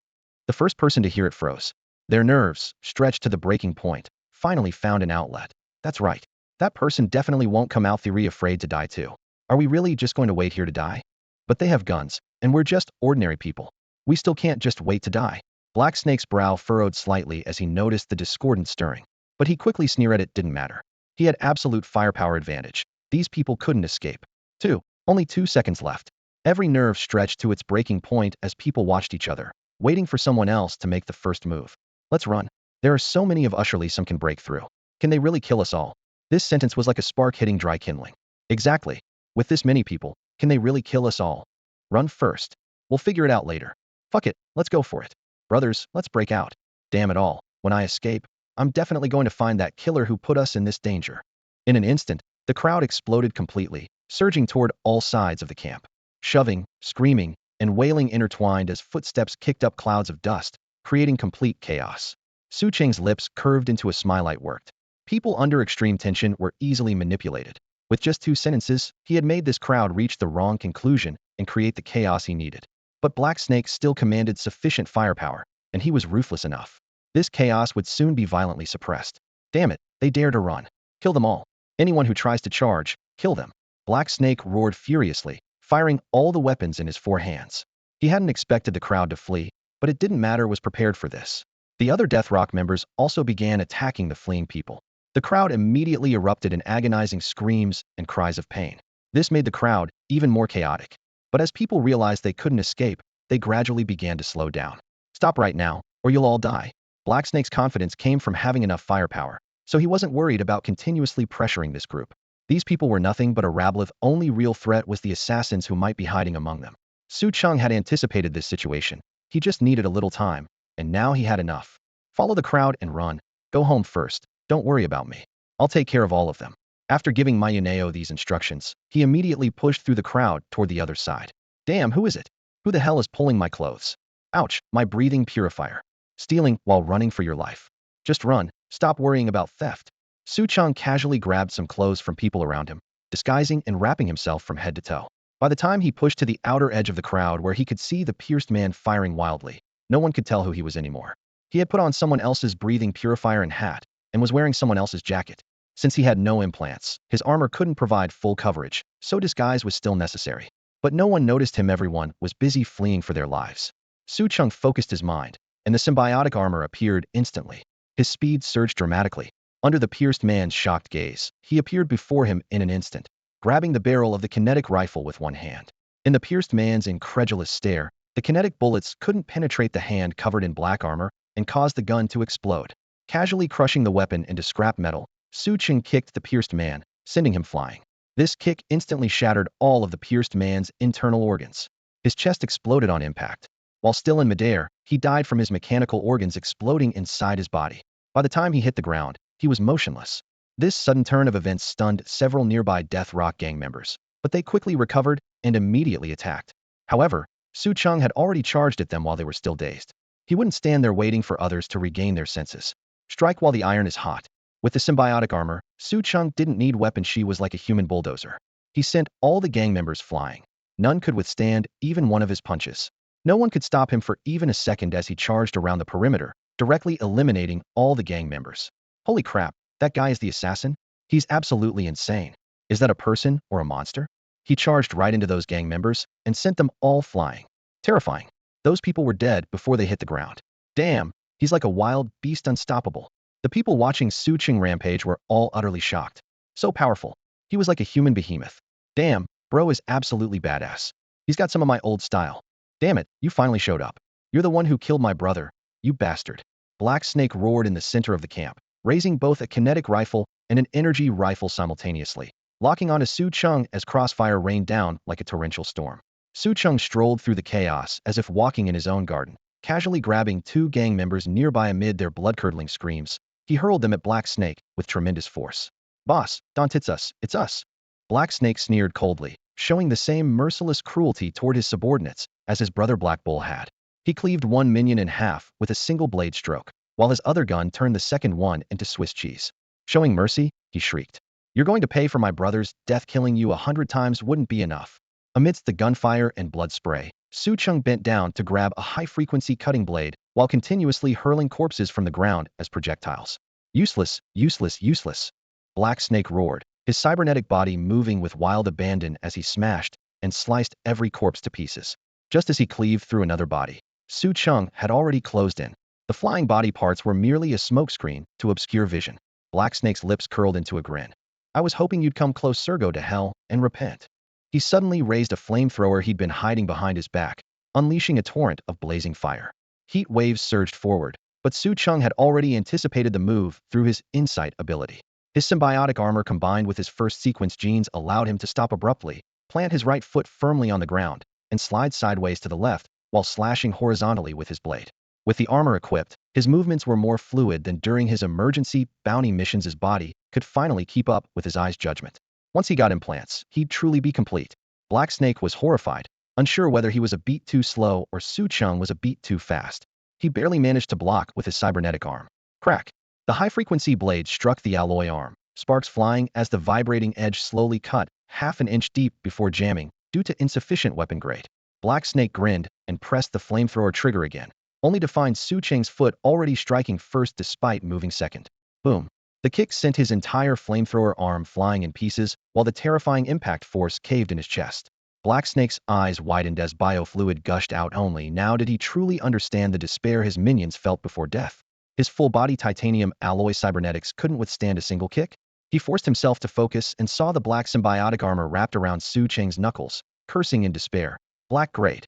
Shit, I kicked a steel plate. Bang. Su Cheng stomped down again, cracking the ground beneath him.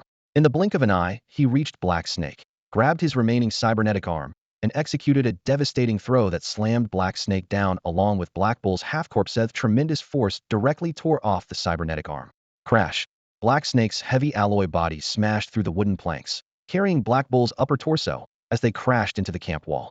The massive impact split the entire wall, sending up clouds of dust and debris. Black Snake knelt among the rubble, letting out a dry, hoarse laugh. In an instant, Su Cheng had already stepped through the collapsed wall, his blade still dripping with blood. Are you a lapdog of those elites, or are you one of them yourself? Black Snake sneered while struggling to pull his brother's corpse into his arms. Black Bull's neck hung limply, his young face still bearing traces of innocent hope for the future. Black Snake looked up, his fierce gaze locked on Su Cheng. Being killed by someone like you. I really can't accept it. Su Cheng raised an eyebrow, his tone indifferent. I'm not an elite, and I don't know any elites. Is that so? Then it's not such a loss after all.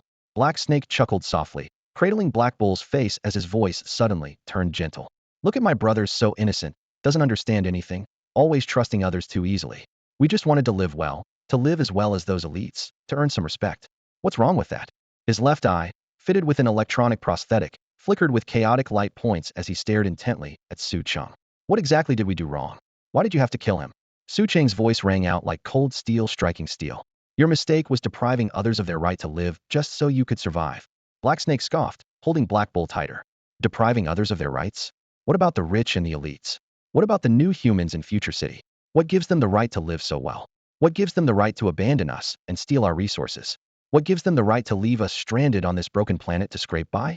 They've killed more people than I have. They're more cruel than I am. I just wanted to give my brother a good life, so no one would dare mock him for being simple. This world is what's wrong. The long blade cut through the air with a cold gleam. Su Cheng said in a deep voice, "If you think the rich have taken your resources, then go after them. You shouldn't prey on ordinary people who struggle just like you. Otherwise, how are you any different from them?" As his words fell, he swung his blade mercilessly. The moment the blade descended, Black Snake closed his eyes and sighed deeply, holding Black Bull close as he murmured, "Brother, in our next life, let's not come to this world." When the smoke cleared, the two brothers' bodies lay locked in a final embrace. Su Cheng sheathed his blade and turned to leave. "Where there is darkness in the world, there is also light," he whispered to himself. "Darkness is no excuse for corruption, much less for harming fellow outcasts. What I must do is bring more light to others, not let darkness eclipse the sky." He began surveying the battlefield. After confirming there were no survivors from the Death Rock gang, he bent down to remove the cybernetic implants from each corpse. This was his third time doing so, and his movements were as practiced as working on an assembly line. The residents had long since scattered and fled, not daring to linger. Su Cheng sorted the implants by category, loaded them into a cart, and made his way alone through the dilapidated streets, transporting all his spoils back to his base. "Carnival Camp really is quite the place," he said with self-deprecating humor as he dusted off his sleeves. "I should visit more often." Beep beep. His communicator vibrated. It was Yang Siki. When he answered, she said cheerfully, "I have two pieces of news, one good, one bad. Which do you want to hear first?" Su Cheng arranged the cybernetic implants neatly by grade, his tone calm. "The good news. The good news is that the Death Rock gang knows Black Snake is dead, but their losses were too heavy, so they're not planning to investigate for now. Your area should have some peace, thanks to you." Su Cheng nodded. "Got it. Don't bother with the bad news, I don't want to hear it." Yang Siki was completely stumped. You numbskull, do you want to die? I'm going to headbutt you to death." She actually started bumping her forehead against the screen. Su Cheng smiled silently. "All right, go ahead and tell me. I was just messing with you." Yang Siki huffed. "The bad news is they haven't given up theory planning to deploy their main members later. But I have a solution. They have something I want. In a few days, you'll help me retrieve it, and then they'll be too busy looking for that thing to bother with you." Su Cheng chuckled softly. "That item must be very important to them. If I take it, they'll definitely investigate with everything they've got and eventually trace it back to me." Yang Siki shook her head, her tone confident. No, nothing'll be looking for the disguised you. Not you as a repair technician. The usual place, the night after tomorrow. Come get the brain computer interface then." He hung up the call. Su Cheng fastened the buckles on his tactical backpack and swept his gaze across the living room, carefully taking inventory of the spoils he'd brought back from this trip to the carnival camp. Neatly arranged on the floor were 8 sets of E-class mechanical prosthetics, 2 sets of class mechanical prosthetics, and 1 set of class mechanical prosthetics, 14 E-type kinetic assault rifles, 3 type kinetic rifles, and 2 E-type energy rifles. For titanium alloy Tang swords, 2 titanium-tungsten alloy long blades, and that high-frequency cutting sword. He couldn't help but grin. This was already his third trip to the carnival camp, and each time he'd returned with a full haul, his strength skyrocketing accordingly. That wasteland was truly where Su Cheng's dreams had begun to take shape. Footsteps echoed from outside, and Brainless squeezed through the door, jogging over while panting. "Now I know where all your stuff comes from."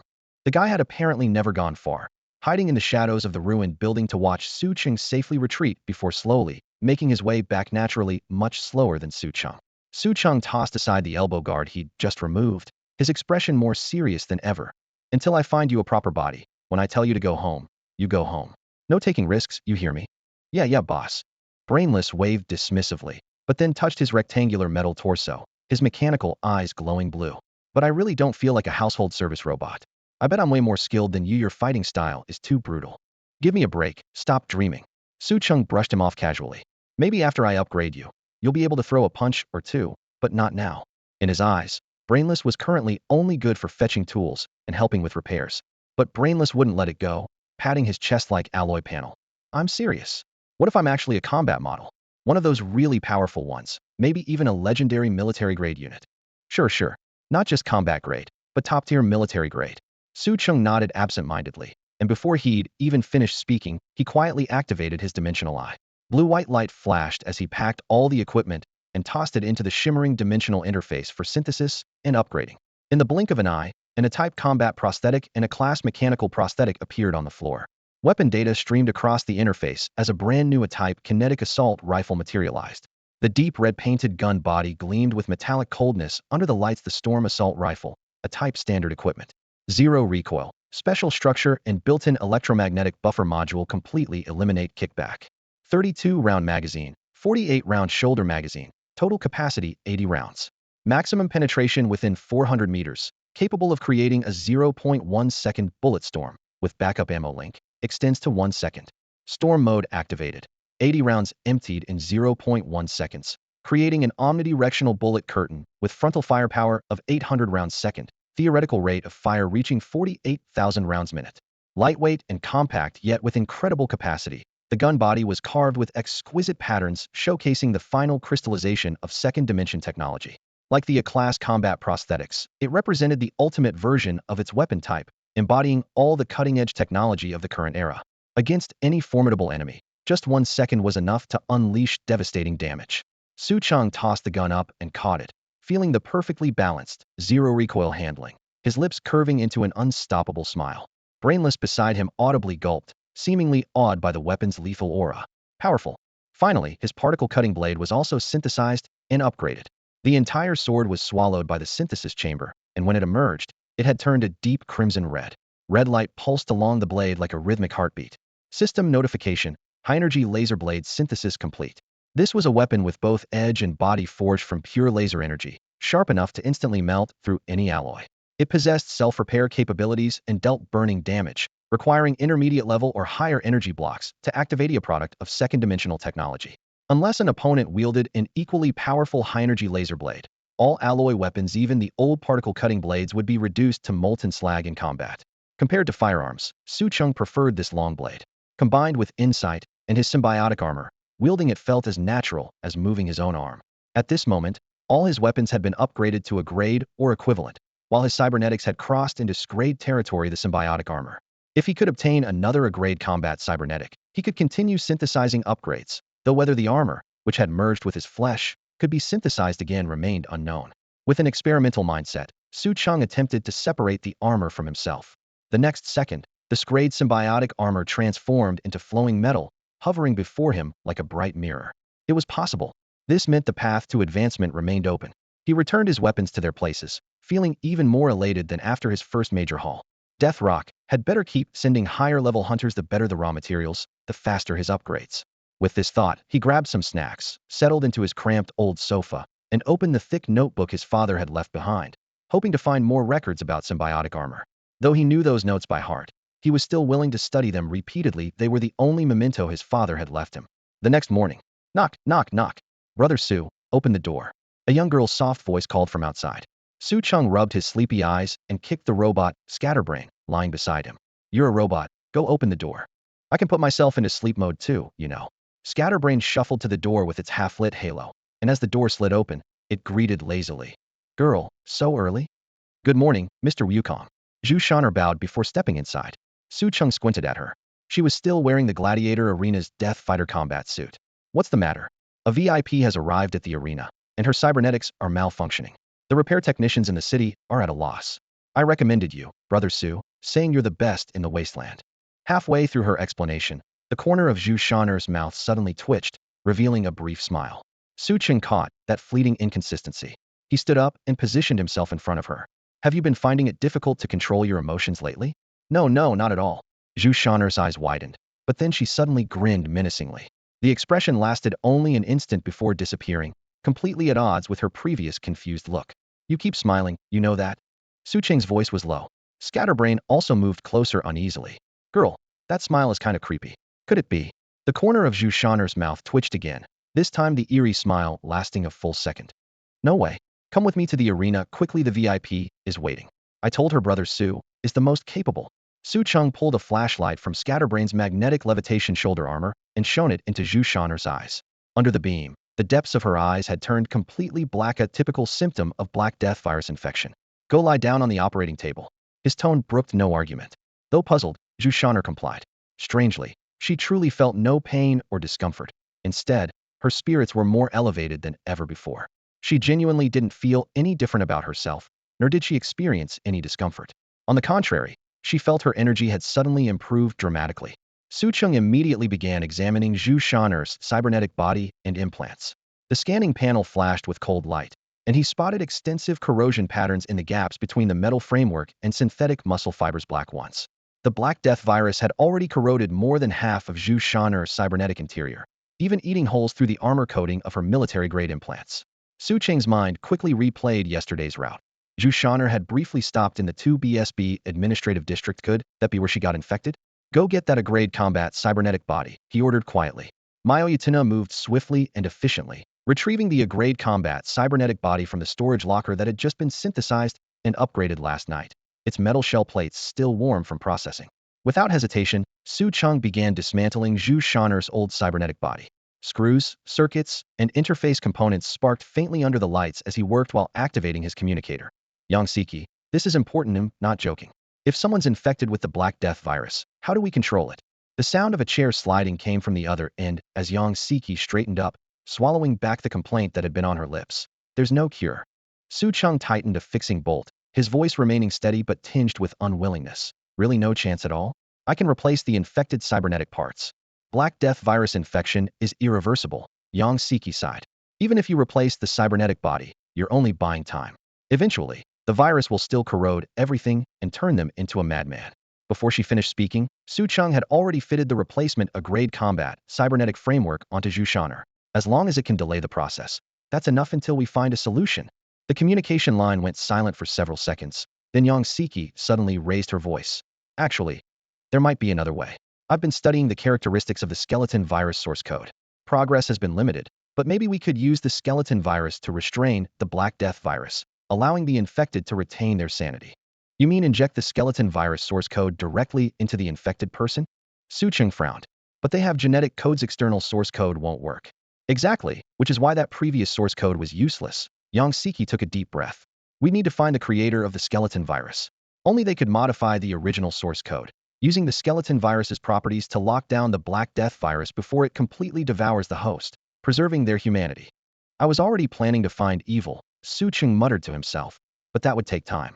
In the meantime, is there any temporary way to slow the infection? Oomph. This is why I'm a genius. Yang Siki mumbled quietly, then her tone became serious. Give me 2 days.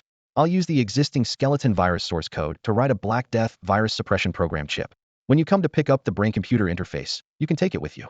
Thank you, Su Cheng said from the bottom of his heart. TCH, who needs your thanks? Yang Siki snorted. Just bring more snacks. Also, you'll need to help me get something from Death Rock, then we'll be even. Su Cheng nodded with a smile. Though it was just a cooperative relationship, she had genuinely helped him without reservation, and he would remember this favor. Hanging up now, stop giving me more work, I want to lie down and eat snacks, Yang Siki grumbled, running her hands through her hair before cutting the communication abruptly. Only the low hum of equipment remained in the laboratory. Su Cheng exhaled softly and looked toward Zhu Shaner on the medical bed. Come find me the day after tomorrow. You're infected with the Black Death virus. I've found a way to control it, but it needs time, so for now we have to suppress the infection rate. It can be controlled? That's wonderful. Zhu Shaner's breathing noticeably steadied. Maoyutuna clapped his hands, looking very happy. Zhu Shaner clenched her fist. The metal joints shifted slightly in her palm, and she could feel the surging power that was almost impossible to contain such incredible cybernetic limbs. I think I've seen something similar on the posters of Sergei, the king of fighters. This is a grade? She whispered in disbelief. Her gaze swept down to her Lexa complete set. That dazzling chrome-silver gleam was almost identical to the signature look on Sergei's single-arm poster, only with higher specifications.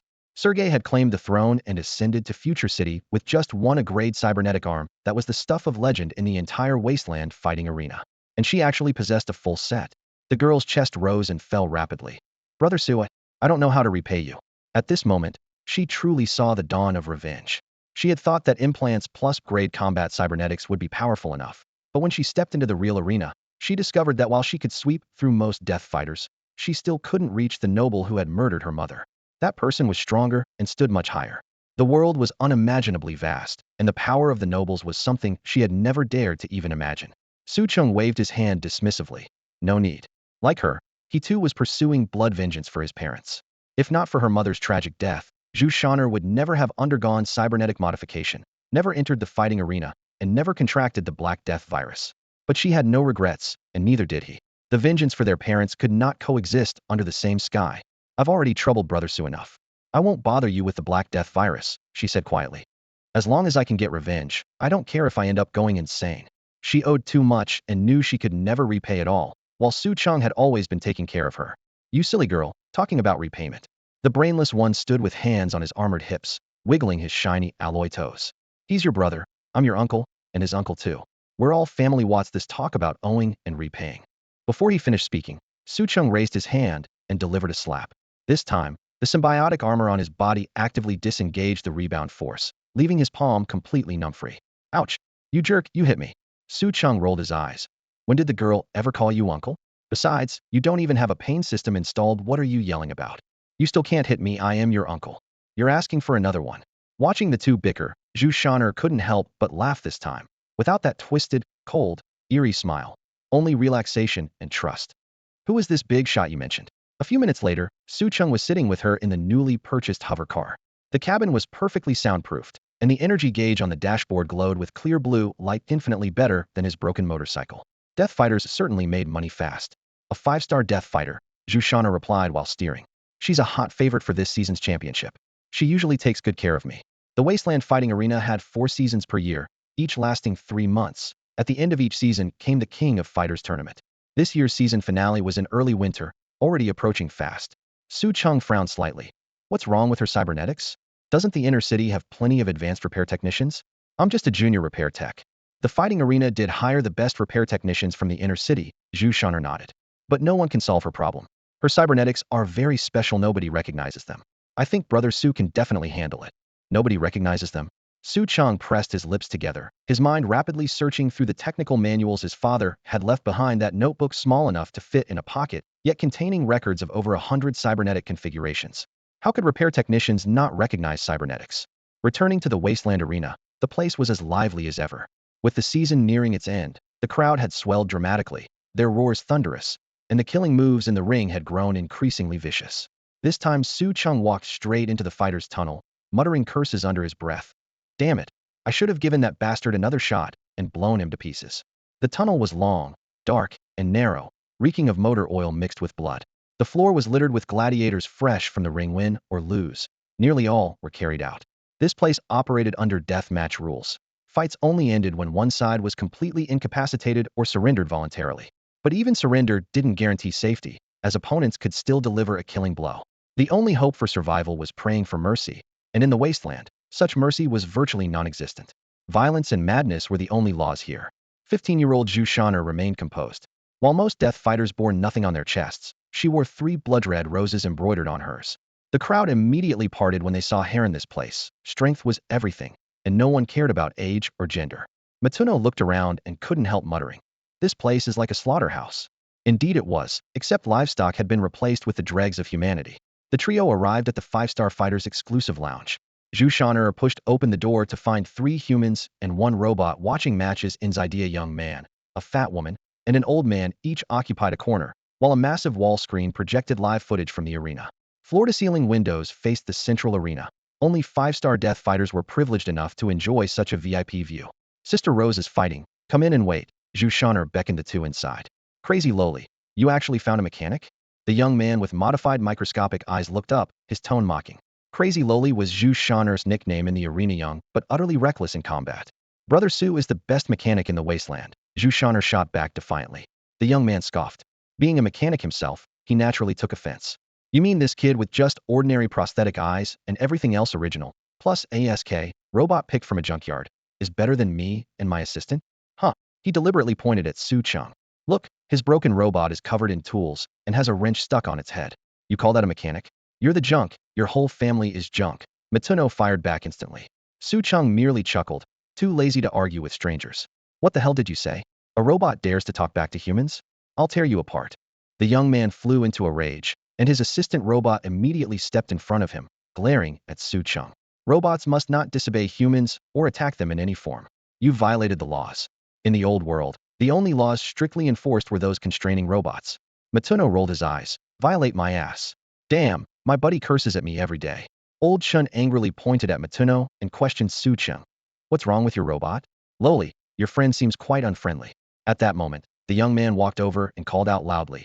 Old Chun is the most famous mechanic in the fighting arena, not like those random nobodies out there. Don't let yourself get fooled, especially by guys with weird robots. Every word was clearly aimed at Su Cheng. Ryukong immediately bristled, his eyes flashing with light. Weird my ass, you big pineapple. Screw you. Zhu Shaner couldn't help but cover her lips lightly, her laughter like wind chimes, though it vanished in an instant. Old Chin snorted coldly and picked up the thread. Jieris is right. There are tons of scammers these days. I've never even seen Sister Qiangwei's prosthetic body, let alone him. How old is he anyway? How many prosthetic bodies could he have possibly seen? Zhu Shan'er's smile faded, her voice turning half a degree colder. Master Chen, show some respect when you speak. And you too, Jieris. Brother Su and Mr. Wukong are my most important friends. Jieris narrowed his eyes, his gaze falling on Su Cheng like a tungsten needle. He was also a 3-star gladiator, yet Su Cheng completely ignored him. How dare a remnant ignore him? The hostility in his chest immediately began to churn. All right, stop arguing. The fat woman pushed open the restroom door and raised her hand to signal for quiet. Sit down. You can watch Qiangwei's match from here. When she gets back, you can try out the equipment. The match will be over soon. Su Cheng nodded and sat down on the sofa alongside Wukong. The leather surface was soft with good elasticity, though it still fell short compared to Lamy's sofa at home. Old Chen crossed his arms, his gaze sweeping from Su Cheng's 20-something face to all the tools covering Wukong. Regaining his confidence in the wasteland city, Old Chen's reputation was the real deal. Jieris plopped down into another sofa with a sneer. Go ahead and sit. This is the kind of sofa you'll never experience in your lifetime. He then raised his hand to take a sip of Sprite labeled year 82. Su Cheng's attention turned to the aeronate was a circular platform nearly 100 meters in diameter, with a floor made of titanium-tungsten alloy panels that gleamed with cold, hard luxury rivaling the black market arena. The audience seating was divided into 4 major sections, with waves of sound building higher and higher. Qiangwei, Qiangwei. Colorful banners rippled under the lights. Above the arena hung a massive spherical holographic projection that magnified the match in real time, allowing even the most distant spectators to see everything clearly. On a nearby lift platform, the announcer held his microphone high, shouting every piece of stirring commentary. Bang! In the center of the arena, a tall woman launched into the air. Her brown leather bodysuit outlined her well-proportioned figure, and her high ponytail traced a sharp arc behind her. She crossed her arms and clenched her fists, her mechanical joints locking with crisp, clicking sounds as her massive prosthetic gauntlets rotated to reveal 4 nozzles. The next second, flames roared from the nozzles as she transformed into a sledgehammer, crashing down hard toward the ground. Boom! The alloy floor cracked in a spider web pattern as the shockwave rolled up waves of heat. The audience rose to their feet in unison, their roars tearing through the air. Qiangwei. Even through the restroom's alloy door panels, the crowd's cheers hammered into their eardrums like drumbeats. Su Cheng frowned slightly just now. When the assist gears were turning, there was clearly a moment of roughness in the power chain. Zhu Shan'er leaned closer and said quietly, Sister Qiangwei is the starfighter here. No one can block that fire meteor move of hers. But if there's a problem with her prosthetic body, the end-of-season fight for Fighting King will be dangerous. How about that? Those prosthetic hands, first time seeing them, right? Old Chen seized the opportunity to mock coldly. I bet you can't even figure out what grade they are. Su Cheng nodded calmly. It's indeed the first time seeing the real thing. I've only seen them in books before. Books? Huh. Old Chen laughed loudly. What books? There aren't even schools anymore. Don't tell me it's a family heirloom. Su Cheng remained calm. Something like that. If I'm not mistaken, that's an Alpha Sacred Hammer prosthetic body manufactured by the Bear Federation, equivalent in grade to our level combat prosthetic bodies. Alpha Sacred Hammer prosthetic? Old Chen froze for a moment. Upon hearing this, Zhu Shan'er was first stunned, then exclaimed in surprise. The Bear Federation? The largest federation in northern New Era China. Su Cheng simply nodded. Jieris snorted coldly. Words mean nothing. Just because you say so doesn't make it true. Who knows if you're just making it up? Old Chen snapped back to his senses and chimed in. Exactly. I've never heard of it either. It's probably all made up. Just as the atmosphere grew tense, the heavy-set woman suddenly spoke up. He's not wrong. Everyone instantly fell silent, their gazes turning to her in unison. It was none other than Rose's assistant. Savatrina had been by Rose's side since the competition began. Savatrina swept her gaze across the group, her tone confident. That is indeed a prosthetic developed by the Bear Federation. It's perfectly normal that you haven't seen it before. After the Century War, humanity remained isolated for a long time. Each nation only communicated within their own alliances, making it impossible to obtain information from the outside world. Therefore, the technology from that era mostly circulated only within individual countries, federations, or alliances. Su Cheng nodded silently, had read about this in the books his father left behind. Before humanity formed alliances, built future cities, and ventured into space, almost every country had independently manufactured prosthetics. The dimensionalized records made it even clearer. Symbiotic armor was the result of joint development and global sharing by the human alliance. Before that, including a class combat prosthetics, every country had its own research enterprises with different technological approaches and distinct characteristics. China's Guanca Technology Group back then was a giant that integrated all of China's scientific research technology. To escape the solar system faster and flee Earth's deteriorating environment, countries worldwide gathered their top technologies into their respective national-level tech companies. Guanca Technology Group not only dominated China's scientific research, but even other countries on the East Asian continent used its product lines. Because of this, prosthetics weren't limited to the simple Lato classification system, nor were they produced solely by Guanca. Each country had various models. Savitrina turned her gaze to Su Cheng. You're so young, yet you recognize the Alpha Sacred Hammer prosthetic at a glance. That's a rare model from the Bear Federation. Su Cheng smiled lightly. Like I said, I've seen it in books. How can a prosthetic repair technician fix things without knowing the models? Old Chen's face instantly flushed red and indeed didn't recognize it. Oomph. So what if you recognize it? Can you guarantee you'll repair it properly? Gieres curled his lip. Miss Rose's prosthetic is so precious, we can't let him mess with it. If he breaks it, can a poor guy like him afford to compensate? Savitrina glanced at Gieres coldly. Young Master Gieres needn't worry. Mrs. Competition is nearly over, and she'll be back soon.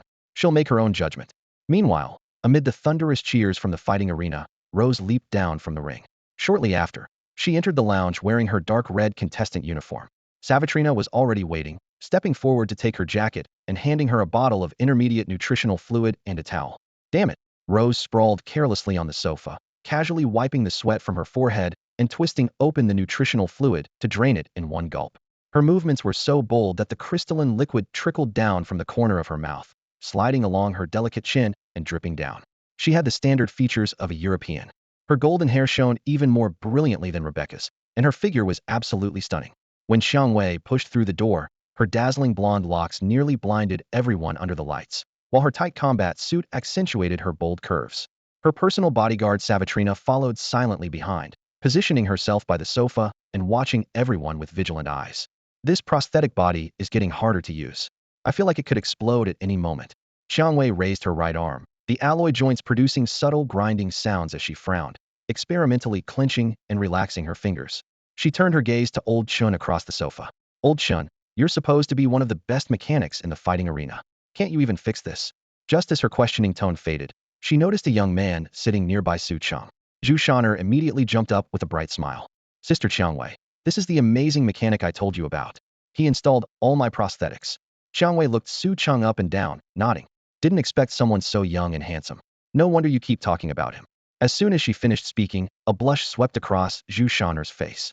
Brother Su is really incredible. Jersey stood nearby, grinding his teeth with jealousy written all over his face. Xiang Wei raised her hand dismissively. All right. Then she looked at Su Cheng. What level mechanic are you? Beginner level. Su Cheng didn't hide it. Ha!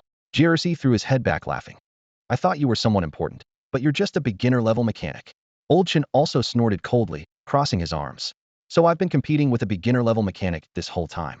He glanced sideways at Su Cheng with complete disdain. Zhu Shaner's expression darkened, her lips curling into a sinister smile. Jersey, I told you to watch your mouth. Her menacing smile made Jersey shudder violently. Though both were 3-star fighting warriors, Zhu Shaner was equipped with grade combat prosthetics and military implants, making her far more formidable than ordinary opponents. Old Chen brushed off his clothes and stood up. Little girl, you might really have been fooled by him. A beginner-level mechanic isn't even qualified to be my apprentice. What could he possibly fix? Sewers? This is a sacred hammer prosthetic from the Bear Federation. Old Chen, you actually recognize it? Xiang Wei raised her eyebrows in surprise. Didn't you say you didn't know what it was before? I wasn't certain before, but now I'm 100% sure. Old Chen's voice was full of confidence. This is definitely a sacred hammer prosthetic. Bullshit. The robot, Brainless, suddenly jumped out from the corner, its electronic voice drawn out. Old Fart is lying. You only knew it was a sacred hammer prosthetic because my cousin said so. You damn liar. You. Old Chun trembled with rage, his fingers shaking. What does a broken robot know? Believe it or not, I'll have the guards throw you out. Oh my. I'm so scared, I might wet myself. Brainless wrapped its metal arms around its waist, pretending to shiver, making Old Chen's face turn bright red with anger. Xiang Wei suddenly burst into laughter. Interesting, very interesting. This robot is quite amusing. Brainless shrugged its shoulders with a flirtatious manner. Don't fall for me, cousin. I'm the robot you can never have. Fun, very fun. Xiang Wei narrowed her eyes, then changed her tone. I'd really like to take you apart and see what your photon brain looks like. Her casual threat made Brainless immediately clamp its legs together and shut up obediently. Su Cheng watched the farce with a cold voice. Are we fixing this or not? My time is valuable. If the girl hadn't dragged me here, I wouldn't have come to this place. Old Chen immediately mocked him. a beginner-level mechanic acting all high and mighty. Then he turned to Qiangwei. Miss, I can give it a try, but I need to go back and check my references. It's been so long that I can't remember some details clearly. Since we've confirmed it's a sacred hammer prosthetic, I can definitely find the corresponding manual. After all, I'm a senior-level mechanic. Miss Qiangwei, let Master Chen try. GRC quickly chimed in. A senior-level mechanic is definitely more reliable than some random nobody. Qiangwei's gaze moved back and forth between Zhu Shaner, Old Chun, and GRC, then settled on Savatrina. Savatrina lowered her head, speaking in a steady tone. I suggest we let this young mechanic give it a try. Miss Rose, you really need to think this through. Old Chin pleaded earnestly. Modifying prosthetics is no trivial matter. You have just 1 month left before the Champions Tournament. And if something goes wrong with your prosthetics now, you'll lose your chance to reach Future City. In the spacious repair bay, the lights blazed bright. Old Chin set down his beam welder, his face etched with anxiety as he blocked Rose's path, every word heavy with concern. Rose frowned slightly at his words. She trusted Savatrina, but faced with Old Chin's warning, she still looked up at Su Cheng standing nearby and asked directly, Are you confident you can do this? Su Cheng simply nodded, his tone calm yet certain. It's a minor issue. A minor issue? Just scoffed from the corner, crossing his arms as he stepped forward. Miss Rose is the top contender for this year's Champions Tournament, with a ticket to Future City within reach. If you mess this up, can you afford to compensate? You're just a pauper without even prosthetics.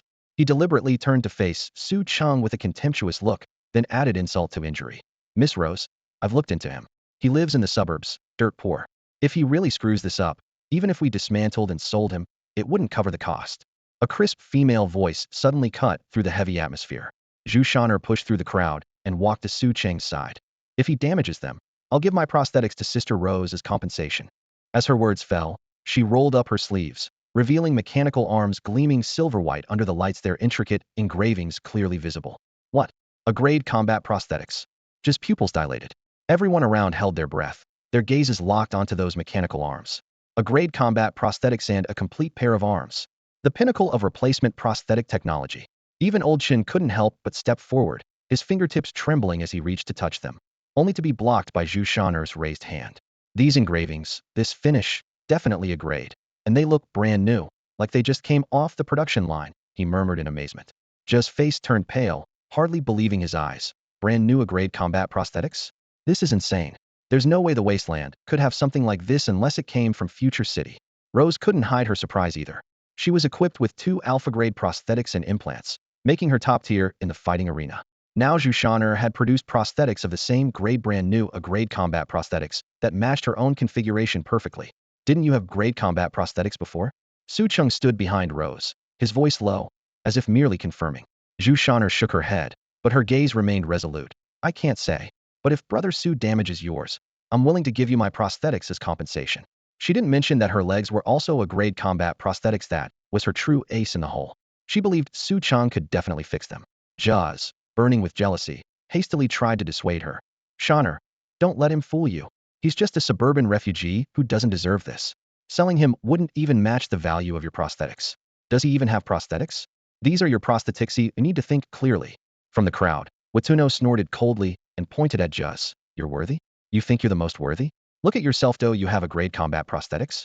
If not, then shut your trap, you fool. Watuno retorted mercilessly. You damn. Giles' face flushed red with rage as he pointed at Brainless. He could have had one, but he really didn't deserve it. Brainless didn't even lift an eyelid, his tone dripping with disdain. Stop pointing. You look like you've got Parkinson's. Su Cheng, standing nearby, couldn't help but smirk. It seemed this guy was actually holding back when he roasted him at home. Old Chen frowned, still trying to persuade her.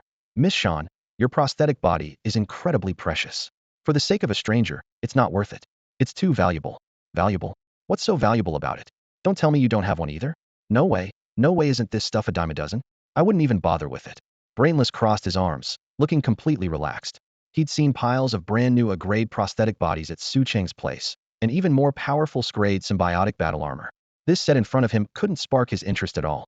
3 faces fell silent simultaneously. Looking down on an A-grade combat prosthetic?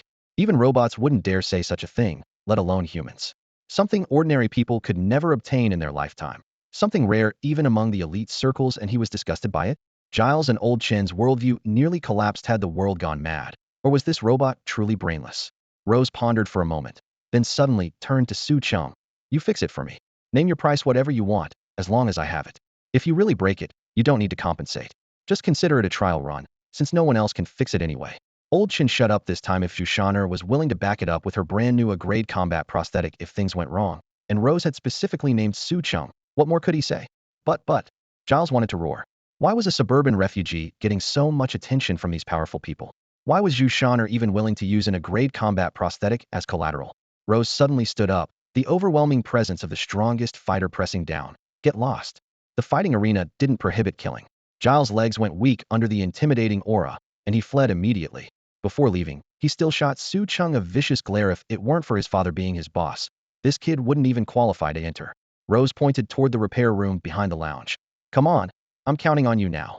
Su Cheng walked in with Brainless, while Old Chen followed behind with his head down. Su Cheng glanced at Old Chen indifferently, but didn't stop him. Even if he watched, he wouldn't understand the prosthetic structure. Brainless looked Old Chen up and down with disgust, speaking sarcastically.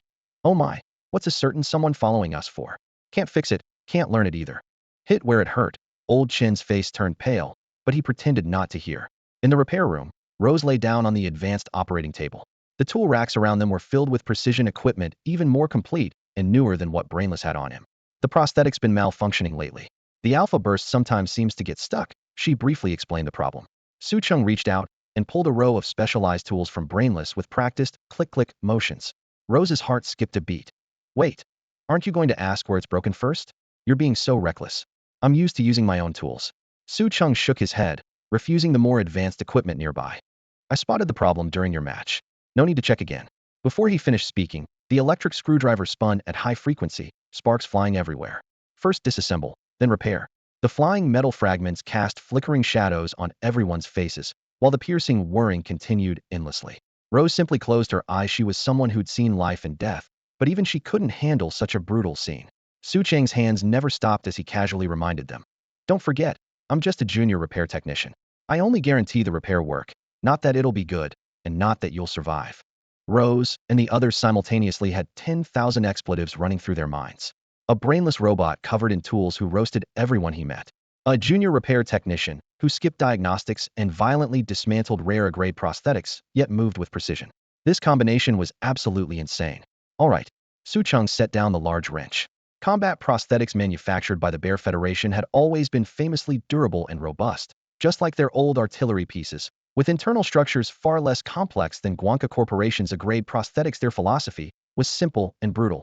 Overwhelming force conquers all techniques. Raw power breaks through everything. Rose's Alpha Sacred Hammer had malfunctioned simply because the microfluctuation engine lacked maintenance and ran unstably, but wasn't actually damaged. However, since the ruined city originally belonged to Huaxia, no one here understood Bear Federation technology, so it had remained unfixable. That fast, Old Chen's eyes widened. Normal procedure required dismantling and inspecting the structure, power systems, and sensors, especially for advanced prosthetics, which were as precise as clockwork. But Su Cheng had handled it like a toy, casually fixing it with those worn-out tools in just a few moves. I memorized the structure already. Su Cheng stuffed the tools back into the slots on Brainless' body. One look tells me where the problem is. Of course it's fast. He didn't mention he'd only performed maintenance he still needed to collect some payment after all. Old Chen didn't dare argue further, afraid of losing more face. He turned to Rose, wanting to confirm the quality of the repair. Rose stood up and clenched her fists. Instantly, the gears in her arms meshed rapidly, and her normal-sized hands expanded into specialized prosthetics as thick as clubs, while 4 microfluctuation thrusters popped out from the backs of her hands. The entire transformation flowed smoothly, without any stuttering. Fantastic. She threw punches into the air, feeling much smoother operation than before. Next, the differential gears beside her fists spun rapidly, their humming growing higher and higher in pitch. Just as they seemed to reach their limit, she suddenly released her grip. Hiss! The pressure relief valve opened instantly, releasing white vapor. The power was stronger, and the charging threshold had also increased significantly. Rose beamed with joy. Excellent. Definitely much better than those useless fighters at the arena. Old Chen's face alternated between red and pale. After all, he was from the fighting arena. Seeing the prosthetic was truly fixed, he laughed awkwardly. Miss Rose, I suddenly remembered I left water boiling at home, so I'll head back now. With that, he hugged his assistant robot and scurried away. Ignore him. Rose waved dismissively, then turned and entered the lounge, settling into the sofa. I owe you big time for this. I still have some influence at the ruined city fighting arena. Feel free to come find me if you need anything. She looked up at Su Cheng. Any other requests? Su Cheng glanced at Brainless. Yes. Do you have any household robots from 800 years ago? Preferably without having to go to the ruins. It's dangerous there. Rose frowned and walked around Brainless in a circle. Hey, what are you doing? I'm not wearing clothes. Brainless frantically covered his chest with both hands. Rose grinned. Really don't have any. Those things were obsolete ages ago. You'll have to try your luck in the ruins. There might still be some early models left there. Brainless muttered quietly. Fine, call me old. But you could at least call me Grandpa. Rose smiled coldly as she grabbed Brainless' hand. Even though your master helped fix my prosthetic, that doesn't mean you can just talk to me however you want. Su Cheng could see that Rose meant no harm and wasn't using much force, so he didn't intervene and was happy to watch the show from the sidelines. No Brain struggled and swayed back and forth, deliberately letting out exaggerated screams. Hey, buddy, save me. This woman is angry, so scary. Rose immediately let go, blinking her eyes, seemingly quite interested in this noisy robot. Your robot is very interesting, but I don't have this model here, so let's change the payment. Su Cheng got straight to the point. Then tell me about the ruins. I don't know much about that place. He had already made up his mind to take No Brain to the outskirts of the ruins later, but would only let it stay outside for backup and would never let it take any risks. Rose raised her eyebrows slightly. You're not seriously thinking of entering the ruins, are you? Su Cheng nodded without a moment's hesitation. Rose earnestly advised. I strongly recommend you don't go. Your repair skills are exceptional, and it would be such a waste if you died in the ruins. If you're willing, I can introduce you to the fighting arena. Resources, money, women, whatever you want won't be a problem there. You could definitely become the most popular repair technician. She was thoroughly impressed by Su Cheng's technical skills. Even old Chun, who was considered top tier in the fighting arena, couldn't figure out the structure of her cybernetic body, yet Su Cheng saw through it at a glance and fixed it easily. Such expertise was definitely not something an ordinary junior repair technician could possess. Su Cheng smiled faintly. I'm just curious and asking. Rose thought for a moment, then simply put her legs up on the coffee table and recalled the intelligence she had. You should know that there's some kind of powerful unknown presence in the ruins, and only high-orbit trains pass through there, right? Su Cheng nodded. The strange thing is, Rose lowered her voice, the people on the trains, whether they're nobles, ordinary survivors, or powerful cyborgs, can all mysteriously disappear during the journey. When the train reaches the next city, only empty carriages remain. People have gone to investigate, and the carriages and exterior shells are covered with terrifying claw marks, with blood and flesh fragments everywhere. Very few people survive the journey, really very few. She spoke quickly, as if afraid of recalling those images. Extremely dangerous. Even our fighting arena and waste processing plant would never send people in there. No one can cross the ruins, and no one has ever come out safely. Remember, no one. Su Cheng remained silent, his mind flashing back to the image of himself crawling out from the edge of the ruins. Did he count as the only exception? Although he only came out from the edge, that was still part of the ruins. Rose continued to add, there's a stretch of wasteland between the ruins and the cities, called the boundary. People have used robots to explore it, and besides garbage and sand everywhere, there's a randomly moving radiation storm. The storm circles around the ruins with roughly a 5-year cycle, and it last appeared 2.5 years ago. But even at the boundary, it's not safe. You have to cross the boundary to truly enter the ruins, and once you go in, all communication signals are cut off. That's all I know. She looked at Su Cheng with a serious expression. So, I advise you not to go. Your current assistant robot is very special. There's no need to risk it for anything, and no need to take such risks. If you want to buy a new one, I can get you one right now. No need, thank you. Su Cheng politely declined. He had gotten the information he wanted. Based on Rose's intelligence, Su Cheng speculated that there were likely mutated animals inside strong enough to break into high-orbit trains and slaughter passengers, and possessing a certain level of intelligence, because they only hunted humans but never damaged the tracks. This way, people would continue to ride trains through the ruins. With his first sequenced genetic abilities and S-class symbiotic armor, entering the periphery shouldn't pose any problems, though he had no intention of venturing deep into the ruins. Since Watuno had originally been rescued from the edge area, Suching only planned to make a quick circuit around the outer perimeter this time. We'll head out first. He patted Watuno's shoulder, signaling it was time to go back and gather their equipment. Just as the two were about to leave, Changwei raised her hand to stop them. Hold on, I can't let you leave empty-handed like this. Her tone was light, but carried an unmistakable firmness. She nodded towards Savadalina. Savadalina immediately understood, pushing through the door into a small room behind the lounge. In less than 10 seconds, she emerged carrying a bright silver briefcase. The case's alloy corners gleamed coldly under the lights, clearly reinforced for special purposes. You came here in Luali's car, right? A mechanic as skilled as you deserves a proper ride. Changwei bent down and opened the case. Inside lay a neat row of car keys, various models of smart chip keys arranged in perfect order, their metallic shells reflecting the overhead lighting. She selected a pure white key and handed it to Suching. Roar Pro Limited Edition sports car, full autonomous driving support. Even if you can't drive, it doesn't matter, and no one would dare question your credentials. She then retrieved a dark gold brooch from the bottom of the case, shaped like Xiang Wei's signature twin-petal rose design with a tiny quantum chip embedded at its center. This brooch is the access key to my private lounge at the fighting arena. With it, anyone at the arena will treat you as they would me. You can rest there whenever you want, and no one else can enter. Cheng accepted the key and brooch, feeling the energy pulses from within the brooch against his fingertips. One prosthetic maintenance session, and you're giving me a car worth tens of thousands? This is too much. He was stunned. The Roar Pro Limited Edition was only one tier below Lamy's Roar EVO, equally belonging to the category of luxury sports cars that were nearly impossible to obtain, worth at least 25,000 Alliance credits. He had saved for years and only managed to accumulate a few thousand, while Xiang Wei casually opened a case containing several such keys. Thinking about how he'd only charged Zhang Jia a token fee for prosthetic maintenance, Cheng felt a pang of regret. What a massive loss. However, he quickly suppressed these emotions, carefully tucking the key and brooch into his inner pocket, his tone serious. The car is excellent, but I'd still prefer to trade it for an E-class mechanical prosthetic. Cheng felt that cybernetic enhancements were more practical. When it came to traveling, it was just a matter of choosing different transportation. As long as you were strong enough, even riding a broken bicycle wouldn't invite anyone's contempt. Xiang Wei shook her head upon hearing this. I don't have that junk. I only have vehicles and intermediate-grade nutrient solutions here. Do you have any low-grade nutrient solutions? The more the better. Cheng frowned slightly, confirming once more. Xiang Wei shrugged. I really don't understand you. Who would want that stuff? I don't have any in stock. The people around were equally puzzled. Intermediate nutrient solutions were clearly superior to low-grade ones. Yet Cheng insisted on wanting the worst quality. He simply put the car keys back where they were. Then let's trade for intermediate-grade nutrient solutions instead. Inwardly, he sighed. While the rich feast on delicacies, the poor freeze to death on the streets. What ordinary survivors depended on for survival was considered garbage in these people's eyes. Xiang Wei reminded him, I don't have much in stock. It's nowhere near the value of this car. That's fine. Cheng said softly.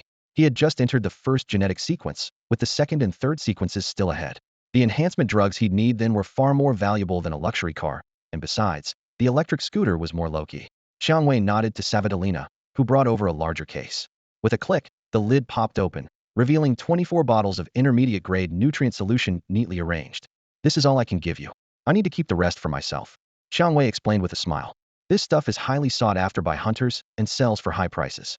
It's considered a rare commodity. All right, thanks. Cheng closed the case lid. Xiang Wei added, tomorrow I'll have Talina deliver 400 bottles of low-grade nutrient solution to you. If you want them, I'll need to go purchase them specially. Cheng smiled cheerfully. Of course I want them. That would be perfect. Xiang Wei shrugged. I really don't get you. You don't want a car worth tens of thousands of Alliance coins. You're not interested in intermediate-grade nutrient solutions. But you're this excited about cheap stuff. I need quantity. Cheng didn't elaborate further, picked up the case, and called to Mituno to prepare to leave. Brother Cheng. Zhu Shan'er hurried over. Don't go to the ruins. If you must go, tell Mei can protect you both. She was now equipped with an A-grade combat cybernetic body that Cheng had personally modified for her, and felt she could never repay his kindness. Even though the ruins were dangerous, she was willing to accompany them. Her current combat capabilities were absolutely top tier. Cheng waved his hand. Don't worry, Mituno and I are just going home. Then let me escort you. Zhu Shan'er insisted, and the three walked out of the fighting arena together. Meanwhile, in another 5-star fighter's lounge at the Wasteland Fighting Arena. You're saying there's a junior repair technician in the suburbs who fixed Xiang Wei's cybernetic body? A man covered in alloy armor with bulging muscles exhaled smoke, his gaze indifferent. Jiersi nodded. That's right. His name is Cheng, an orphan whose parents died 8 years ago. He lives in the outskirts of District C. I just investigated everything while in Xiang Wei's lounge. Xiang Wei is your sworn enemy and your biggest threat in this championship tournament. Anyone who can repair her cybernetic body is big trouble for you. Trouble? No, he's just a suburban pauper. The man snorted coldly and exhaled a large puff of smoke. If I remember correctly, Xiang Wei works for your father's club, doesn't she? Are you betraying your father? Jiersi's eyes turned cold, but he shrugged nonchalantly. It doesn't matter. My father has plenty of strong fighters under his command. As long as you help me kill that mechanic, I can tamper with Xiang Wei's cybernetic body and guarantee you'll win the King of Combat title. Oh, the man leaned back against the sofa, stretching his arms across the backrest and crossing his long legs. Are you saying that without cheating, I can't beat Xiang Wei? No, Jiersi quickly explained. Your cybernetic body is equally powerful, but defeating Xiang Wei won't be that easy. With my help, you can crush her effortlessly. The man chuckled softly. Beating Xiang Wei isn't difficult for me, but that mechanic I am very interested. Deal. I'll have someone take care of that guy who's been bothering you. Seeing the other party agree, Jiersi immediately broke into a satisfied smile. Excellent. Just bring me that guy's head, and I'll immediately arrange for someone to secretly sabotage Xiangwei's cybernetic body. As soon as he finished speaking, the man suddenly stood up his towering 8-foot frame like a moving iron wall. He walked over to Jiersi, looked down at him, and extended his massive hand. Pleasure doing business, Mr. Jiersi. Jiersi gladly shook his hand. After seeing Jiersi off, the man's assistant approached and asked in a low voice, Lord Kazaluo, are you really going to help him? Xiangwei is one of their people. Could this be a trap? Kazaluo sneered as he watched Jiersi's retreating figure. A trap? That idiot Jiersi is nothing without old Jiersi. With his intelligence, he can't pull off any schemes. To think he wants to betray one of his father's strongest assassins is utterly foolish. The assistant nodded and added, we also found out that the mechanic was brought in by Crazy Loli. Haha, so that woman is jealous. Kazaluo burst into laughter with sudden understanding. Interesting. The assistant continued seeking instructions. How should we handle that junior mechanic? He can repair Xiangwei's cybernetic body when even old Shinkuden that shows he has real skill. Kazaluo narrowed his eyes. Send someone to make contact. If he can be useful to us, keep him alive. If not, kill him. Yes. Back home, after seeing Zhu Shan'er off, Su Cheng immediately synthesized and upgraded all his stockpiled intermediate nutrient solutions, successfully obtaining 1 grade advanced enhancement serum and 1 grade enhancement serum. With this, he now had enough grade serums for 6 enhancement. She just needed sufficient grade serums. Once Xiangwei delivered the low-quality nutrient solutions tomorrow, he'd have plenty of nutrient solutions for the short term. Just as he was preparing to take Matuno to the ruins, his hunter communication card suddenly vibrated a call from Lamy. News about the implants? Su Cheng immediately answered. What's up? You're in luck, Lamy said with a laugh. I found 2 damaged implants in the warehouse. They're different from the models on the market. I've never seen them before. Want them? Yes. Su Cheng didn't hesitate. I'll be right over. Great. I'll wait for you at home. The call ended. Su Cheng briefly told Matuno, stay home and wait for me. I'll be back soon. Then he mounted his motorcycle and headed straight for the black market. Soon, Su Cheng found Jack again. After paying 100 alliance coins, he followed the familiar passage to the black market entrance, where fluorescent lights flickered and the iron gate creaked shut with a clang. He walked straight toward the villa district. Along the way, guards' gazes lingered on him intermittently, yet no one stepped forward to stop him, as if he were invisible in the air. Last time he had come alongside Lamy, but this time he was alone. Su Cheng knew clearly that the moment he set foot in the black market, Lamy must have already received word. Given her status here, no one dared to obstruct him. Pushing open the villa's front door, fragrant aromas wafted out. The moment Su Cheng stepped across the threshold, his shoulder was pressed against the wall by a gentle force. Warm breath drew close to his ear as Lamy half-jokingly hummed. You're so quick. Could it be that you missed me? I'm here for the implants. Su Cheng turned his face aside, his voice steady, and pushed her back half a step with his hand. His gaze moved past her shoulder toward the 2 metal cases beside the sofa. If you want to take the implants, you'll have to come into the room with me first. Lamy smiled, wrapping her arms around his waist from behind. She herself didn't understand why she was acting this way normally. Just one look was enough to make men willingly follow her home, only to be dismantled and thrown in the trash afterward. But with Su Cheng, he always maintained just the right distance, and this composure made her want to possess him even more, refusing to believe she held no charm. If I had met him back then, things would have had a good ending, Lamy thought to herself with inexplicable longing. Su Cheng suddenly activated piercing moment, his body slipping away like an eel, escaping her embrace. Lamy froze. She had clearly touched the hem of his clothes just now. Su Cheng walked to the cases and lifted the lid of the first one. A black implant with dark red patterns lay quietly inside, its metal casing covered in intricate lines, as if stained with blood vessels, mysterious and oppressive. I've never seen either of these implants before, Lamy said while sliding down her collar to reveal the implant on her spine along with a stretch of pale skin. They're completely different from mine, and they can't be used. Su Cheng glanced at her. The device on Lamy's back resembled a first-generation military implant, yet wasn't quite the same, nor was it second-generation. It looked more like it had been privately modified. He remembered his father's notes describing the first 2 generations of implants, but the models in these 2 cases weren't recorded in those notes at all. I dug these out of the warehouse. Seeing that Su Cheng's gaze hadn't lingered on her body, Lamy pulled her clothes back up, her tone becoming flat. Someone tried to repair them long ago, failed, and they've been gathering dust in a corner ever since. They've been there for as long as I can remember. Su Cheng opened the second case, revealing another black-red implant under the light. Both devices were covered in battle scars, with severed internal circuits and shells corroded beyond recognition, their holes revealing dim metallic gleams. To others, they were long beyond salvage, but for Su Cheng, who possessed the dimensional eye, It was merely a matter of time. No problem, as long as they're the same model. Thanks. He closed both cases and picked them up to leave. Wait. Lamy called out from behind him. Su Cheng paused and turned back with a questioning look. You. Once you leave this time, will we only meet again if fate allows it? Lamy's voice was very low, as if confirming something, yet also probing. The transaction is complete. What other reason would there be to look for him again? No, you have my contact information, so reach out if you need anything. That's good. Only then did Remy secretly breathe a sigh of relief. Z had been found brutally murdered not far from the ruins perimeter, and evil had vanished without a trace 6 years ago. Perhaps both incidents were connected to those ruins. Thank you, Su Cheng said softly, turning to leave the villa. Ah. Remy followed him to the floor-to-ceiling window, her fingertips unconsciously caressing her smooth cheek, her mind in turmoil. What's wrong with me? Why do I want to keep talking to him? She had originally thought it was just for fun, but now it was clearly different. After Su Cheng left last night, she had actually gone to the black market's premium warehouse herself to pick out implants for him.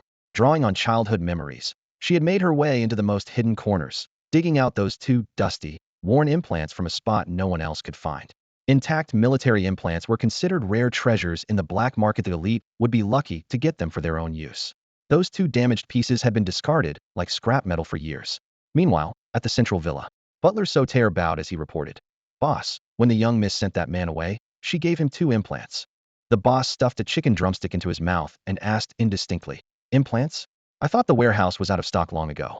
They were the 2 broken ones that no one has touched. Broken ones? The boss frowned. You mean those useless pieces my father collected when he was young? Those should be the ones. Those things are completely unusable. Why give them to him? The boss waved his hand dismissively. Fine. Have you found out his identity yet? Soter produced a chip, and a holographic projection instantly unfolded Su Cheng's hunter profile. I used the black market intelligence network to investigate his public identity. Codename Shadow, intermediate-level hunter. 3 missions, promoted to intermediate in 2 days, extremely high combat capability. The screen switched to footage of interrogating the dual-gun man and the cannon man. All the hunters who participated in the same bounty said Shadow was terrifyingly powerful. He joined as a beginner, but took most of the points. Even the young miss and senior hunter Rebecca couldn't compete with him. The boss wiped the grease from his fingertips and clicked his tongue impatiently. I don't care about his strength. I want his real identity. Is he a scumbag? Does he have a girlfriend or wife? I won't let my precious daughter get deceived. Yes. Soter wiped his sweat. But his real identity is completely untraceable. A hacker has blocked all inquiries. What? The boss slammed the table. A hacker? Who dares block my investigation? Dig him out for me. The person isn't on the registered hacker list, has extremely advanced skills, and likely has organizational backing. The boss narrowed his eyes. Investigate. You must find them for me.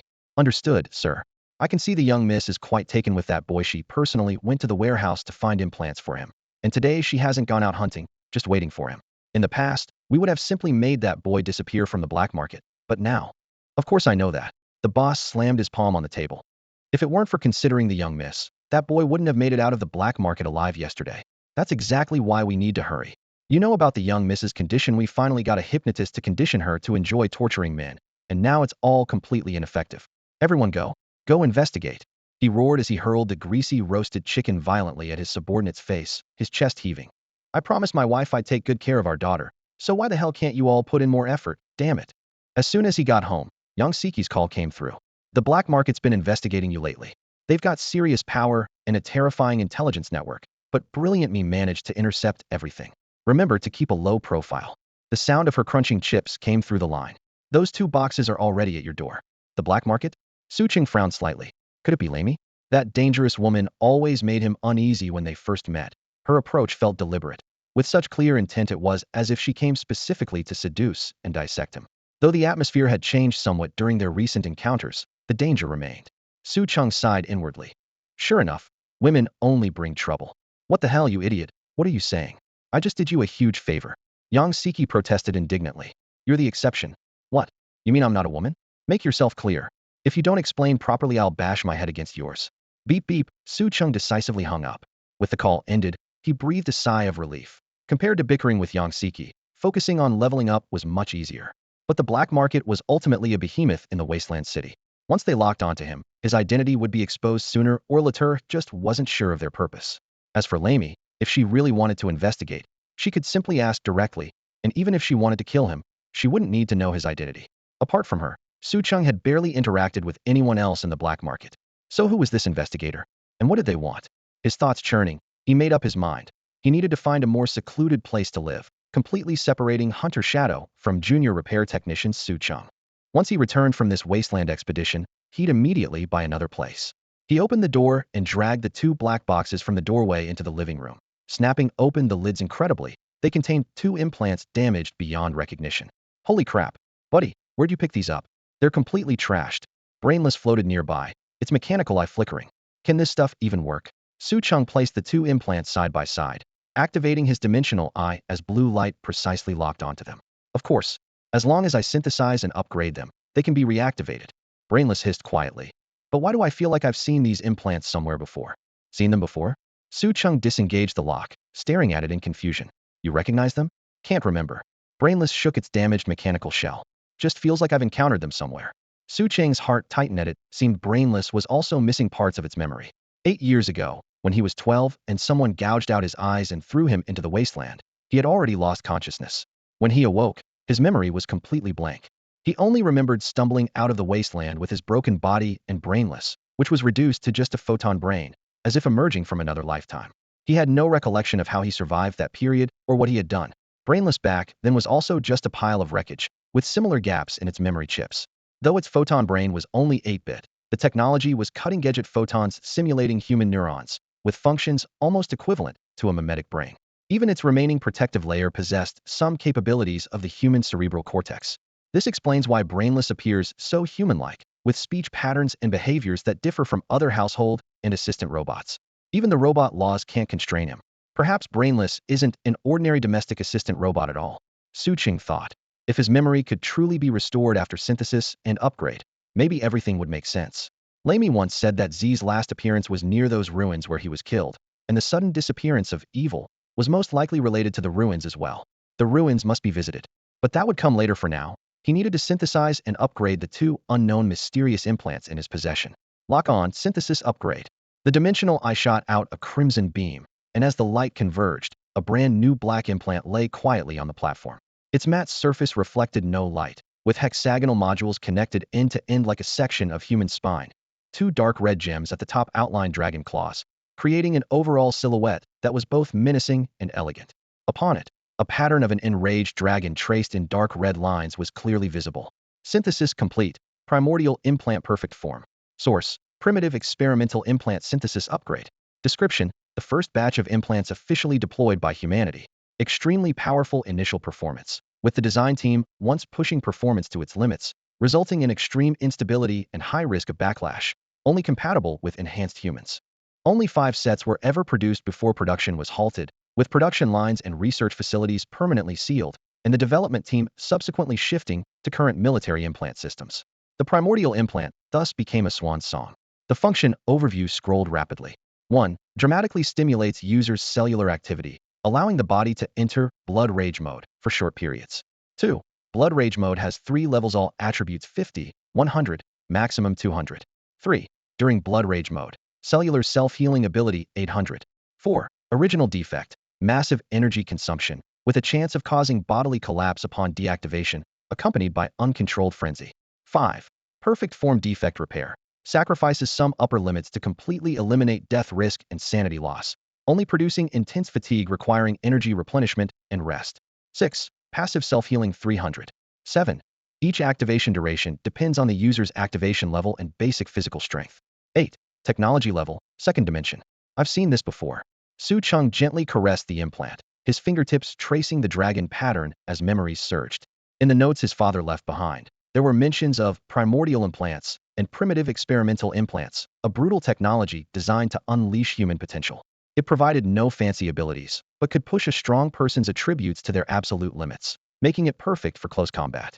The data from the dimensional eye was more detailed. The primordial implant was specifically created for enhanced humans back then, indicating that the concept of enhancement already existed in that era, though the methods differed from today's and were terminated due to experimental failures.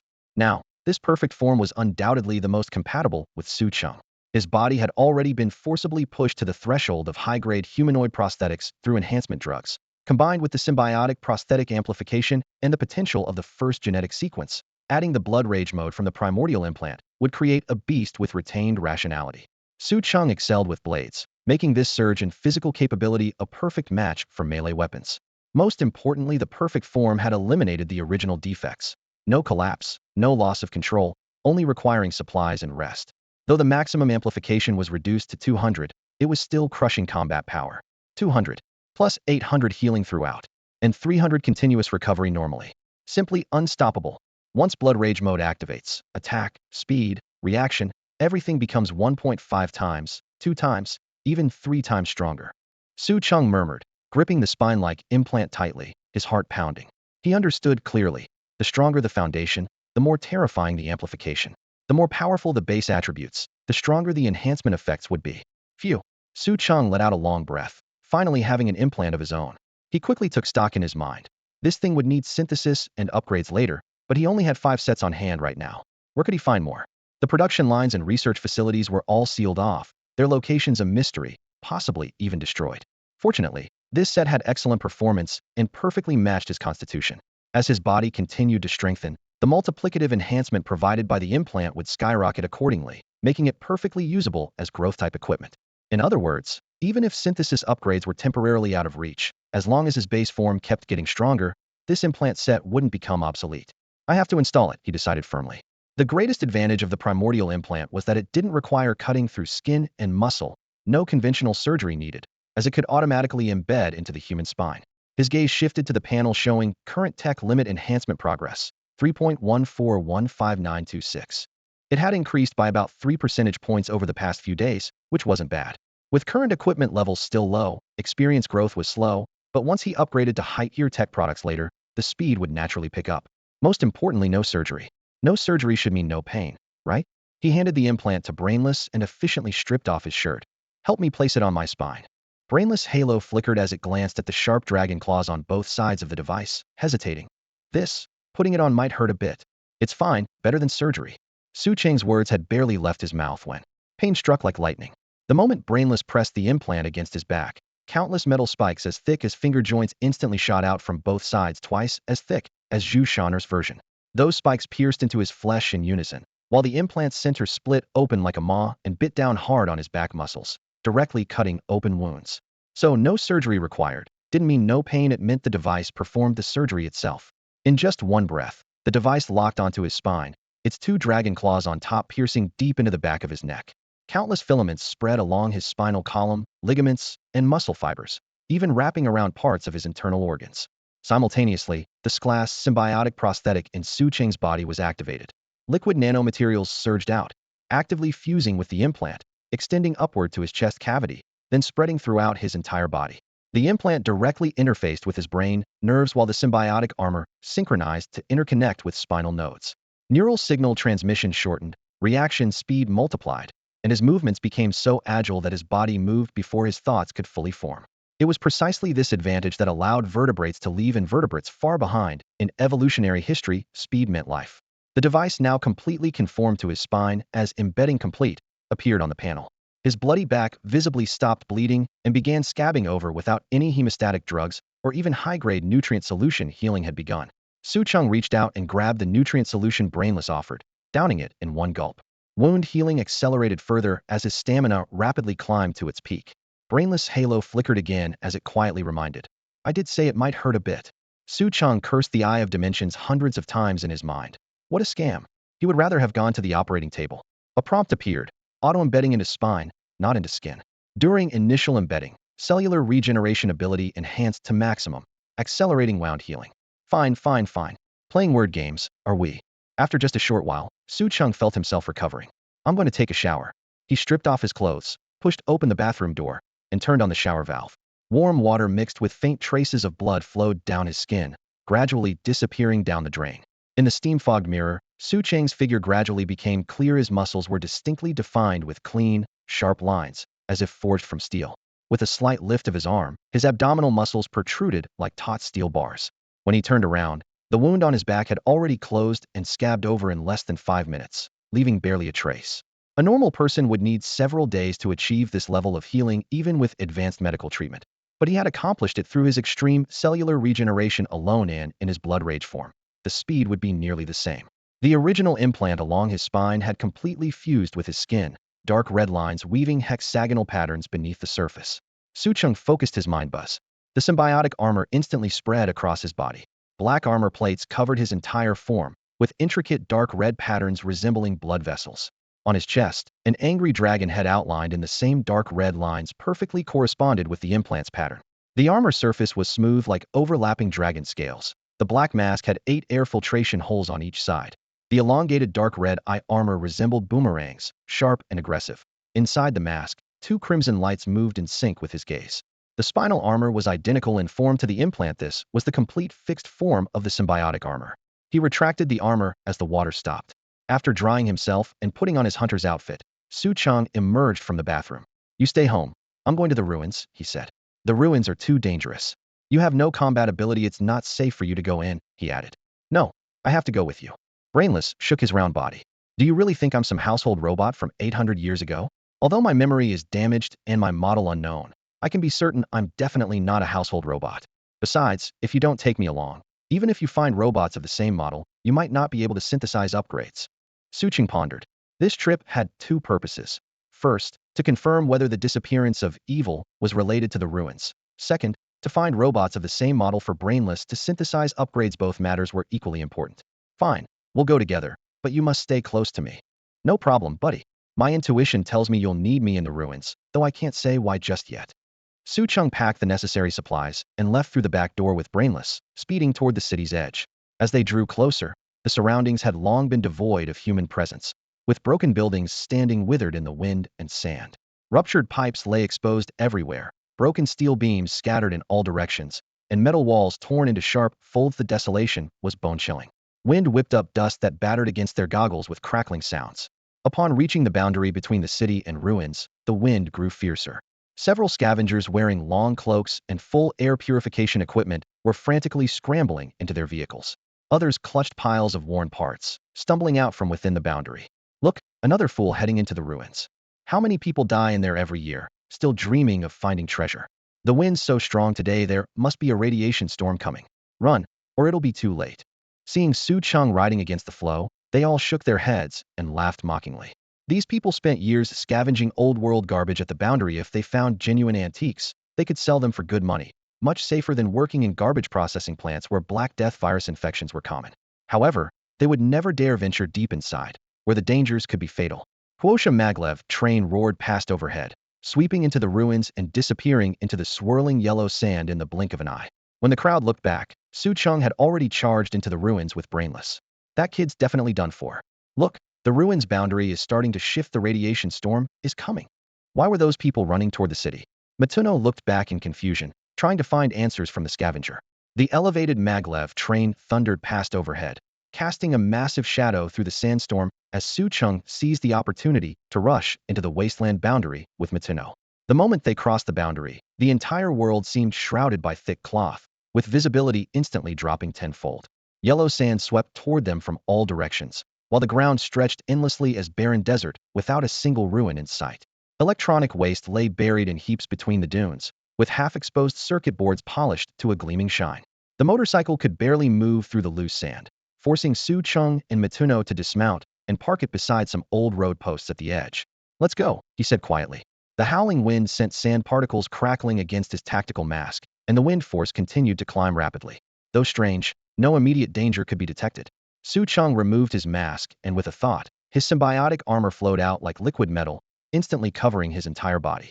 His ordinary clothes were torn to shreds by the expanding armor, leaving only his windproof coat intact, flapping in the wind. With his damaged prosthetic body, Mituno struggled to walk, so Su Cheng simply carried him horizontally. "Buddy, this position is a bit intimate," Mituno said with mock shyness. Su Cheng rolled his eyes, but offered no explanation. The armor's boot soles automatically expanded to increase surface area, allowing them to advance steadily without sinking into the dunes. The deeper they went, the more the ruins seemed to vanish, yet the wind grew increasingly violent. Su Cheng frowned. Radiation storm? That shouldn't be possible. Xiang Wei had clearly stated that radiation storms only swept through the ruined city once every 5 years, and they were still far from that cycle.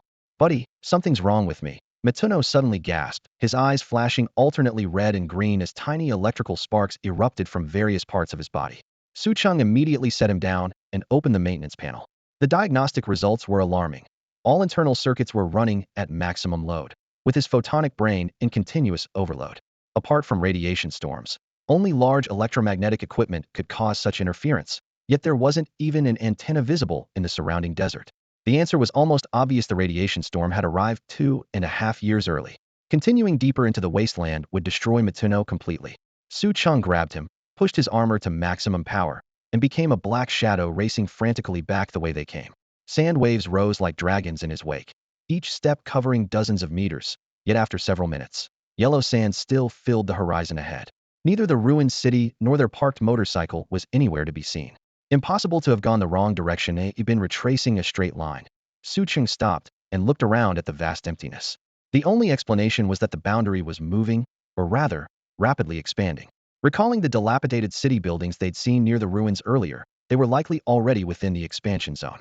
The source of this expansion was almost certainly the radiation storm, and the wasteland boundary's growth was undoubtedly due to the radiation storm's influence.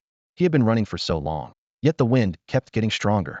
The fierce crosswind first pushed him outward, then in the blink of an eye transformed into a vortex, sucking everything toward its center. Undoubtedly, a radiation storm was bearing down on him. Su Cheng looked up to see gray-yellow sand particles suspended in midair, merging with the rolling dark clouds. "Buddy, if I die here, what will you do? You're so introverted. Wo's going to keep you company," he muttered under his breath. The light ring on Mayuneo's chest suddenly changed rhythm, with circles of light flickering erratically. Su Cheng's heart clenched. This was his only family, inseparable for 8 years, their daily banter a source of joy. Since his parents' death, he hadn't felt this helpless anxiety in a long time. "Don't talk nonsense, you won't die," Su Cheng whispered, trying to comfort himself as much as Mayuneo. The next second, he charged forward. If the storm's edge was moving, he'd outrun it with even greater speed. Suddenly, a thunderous rumble came from beneath his feet, and the sandy ground rippled like water. As Su Cheng ran, he looked around. Countless gray rats emerged from the sand, instantly surrounding him, all running frantically alongside his pace. From the sand dune ahead, a massive black shadow suddenly burst forth. It was a mechanized giant rat, standing over 2 meters tall when upright, nearly 4 meters long. Its alloy fangs and claws gleamed menacingly in the sunlight. A creature fused with machinery? Was it fleeing? Nato's cold electronic eyes were locked onto Su Cheng. Ordinary rats crawled up his calves and armor, with more scurrying around his feet, trying to trip him. Su Cheng snorted coldly. Mere rodents couldn't breach his symbiotic armor's defenses. He drew his high-energy laser blade, his armor's eyes blazing blood red, as he became a blur charging toward the mechanical giant rat. The giant rat suddenly reared up, its steel claws digging into the ground before its body dove back into the sand. Su Cheng stopped and searched. It hadn't fled. It was using the ordinary rats to mask its underground movements. Behind him, an alloy tail burst from the sand, whipping toward him. Su Cheng leaped back to dodge, slashing horizontally with his blade as blue-white light swept across. Squeak! The severed tail fell completely, its cut instantly seared red-hot by the high-energy laser. The giant rat shrieked but still refused direct combat, diving back into the sand. Su Cheng focused intently. The next strike had to be a killing blow. Couldn't afford any more delays. Howling winds whipped up yellow sand, turning heaven and earth a murky yellow. After more than 10 seconds, the mechanical giant rat didn't reappear, and the ordinary rats had all burrowed back into the sand. Su Cheng's expression darkened. The giant rat's true purpose wasn't to hunt, but to delay him until the storm arrived. It had gambled correctly. At the same time, he finally understood where the border wasteland's debris came from. Masses of waste were falling from the sky, crashing down with thunderous impacts, their source being the rapidly approaching tornado. Within the violent sand column, countless blue arcs of electricity crisscrossed, the entire storm so vast it seemed endless, like a beast formed of yellow sand, roaring as it devoured the horizon. "Buddy, we shouldn't have come. I'm sorry for dragging you into this." Mayuneo's light ring dimmed considerably. "I'm here." Su Cheng clutched Mayuneo tightly, refusing to let him perish in the storm. He crouched and gathered his strength as long as he could run beyond the radiation storm's coverage. His speed was more than sufficient provided his stamina held out. "Hey, are you just standing there waiting to die? Get over here quick. If you don't come now, I'm closing the door." Su Cheng looked toward the voice and saw an underground passage door opening beneath a sand dune ahead. A small boy wearing goggles and a face mask poked out halfway, waving at him. Sand particles whipped by the fierce wind swept across the distance between them. He immediately hoisted the unconscious Matuno onto his back and rushed over quickly. While running, he retracted his symbiotic armor into his body and put on his mask. "Hurry, a radiation storm is coming. We need to get underground fast." The little boy retreated into the passage, clearing the entrance. The tunnel opening was narrow and low, forcing Su Cheng to duck and crawl through. The iron door slammed shut behind them with a heavy clang and locked. The boy skillfully turned the securing mechanism and added a metal bolt before dusting off his hands and introducing himself. I'm Xiao Ming. Xiao as in little, Ming as in bright. What about you? He pushed his thick goggles up to his forehead, revealing bright black eyes that sparkled as they stared at Su Cheng. When he smiled, it revealed 2 missing front teeth, and a thin iron rod hung from his waist. Su Cheng, he replied after a moment's thought, deciding to use his real name. All right, from now on you're my little brother. Xiao Ming crossed his arms like a little adult making a declaration. It's too cramped here. It's more spacious down below. With that, he turned to lead the way. Little brother? Su Cheng's mouth twitched, but he didn't argue. He noticed that despite Xiao Ming's dust-covered face, the boy was full of energy. Along the way, Xiao Ming casually explained, I happened to be passing through this area when my detector alarmed about mechanical desert rats. I figured there might be people around, so I came out to check. Didn't expect to actually run into you guys. Matuno, carried on Su Cheng's back, asked groggily, why would seeing mechanical desert rats mean there are people? Mechanical desert rats only leave underground when they're hunting or when they're attacking our village, Xiao Ming answered. The passage sloped downward at a moderate grade. The walls were made of rough concrete, covered in cracks and showing the wear of time, but they were kept very clean. Occasionally, a few desert rats scurried through the gaps. Compared to the cold metal buildings of the ruined city, this place had an ancient military atmosphere. Su Cheng felt his body temperature, which had risen from overexertion, rapidly cooling down. His eyes gradually regained their luster, and his heart settled somewhat. He realized that since Xiao Ming said this place was deep within the wasteland's borders, he had obviously lost his way in the radiation storm. The chaotic magnetic fields and extremely low visibility had made him run further and further off course. How far is this from the ruined city? Su Cheng asked. Xiao Ming tilted his head thoughtfully. Pretty far, I guess. I've never been there. I've lived in the village since I was little. After walking for a long time, they finally emerged from the low passage into an open space, massive tunnel over 3 meters high and 10 meters wide stretched underground, like a large-scale military defense project from the old world. However, the narrow passage they'd come through clearly wasn't designed for heavy machinery. It was obviously just a temporary escape route extending from the main facility. Various pipes hung on the walls for heating, sewage, water supply, and other utilities. Dense electrical wires crisscrossed overhead, with energy-saving pendant lights hanging at regular intervals. The dim yellow lighting barely illuminated the path ahead, kept minimal to conserve power. Pipes along the walls were painted in different colors, each marked with clear identification tags, showing the area was well organized. To the right of the passage they emerged from sat an old monitor displaying scrolling detection data from the surrounding area. This had originally been a ventilation shaft, now converted into a dedicated passage for concealment, with the old route only opened when venturing out to scavenge supplies. Watch your step. This maintenance tunnel is narrow by design. Mechanical desert rats can't squeeze through here, Xiao Ming explained while leading the way at a brisk pace. Su Cheng nodded. If this were a military passage, it couldn't be this small. A ventilation shaft makes sense. Pick up the pace. That radiation storm packs quite a punch. We need to keep going down. Xiao Ming quickened his stride and called back. Stay close. Don't blame me for running too fast. He glanced at Mei Tu now. There's a radiation-proof layer here that blocks radiation and electromagnetic interference. Your robot should recover. Mei Tu now patted his chest. Buddy, I'm back to full health, no need to carry me anymore. That was getting awkward. Huh. Xiao Ming flashed his prominent front teeth. Your robot's covered in tools like a porcupine. Su Cheng replied casually.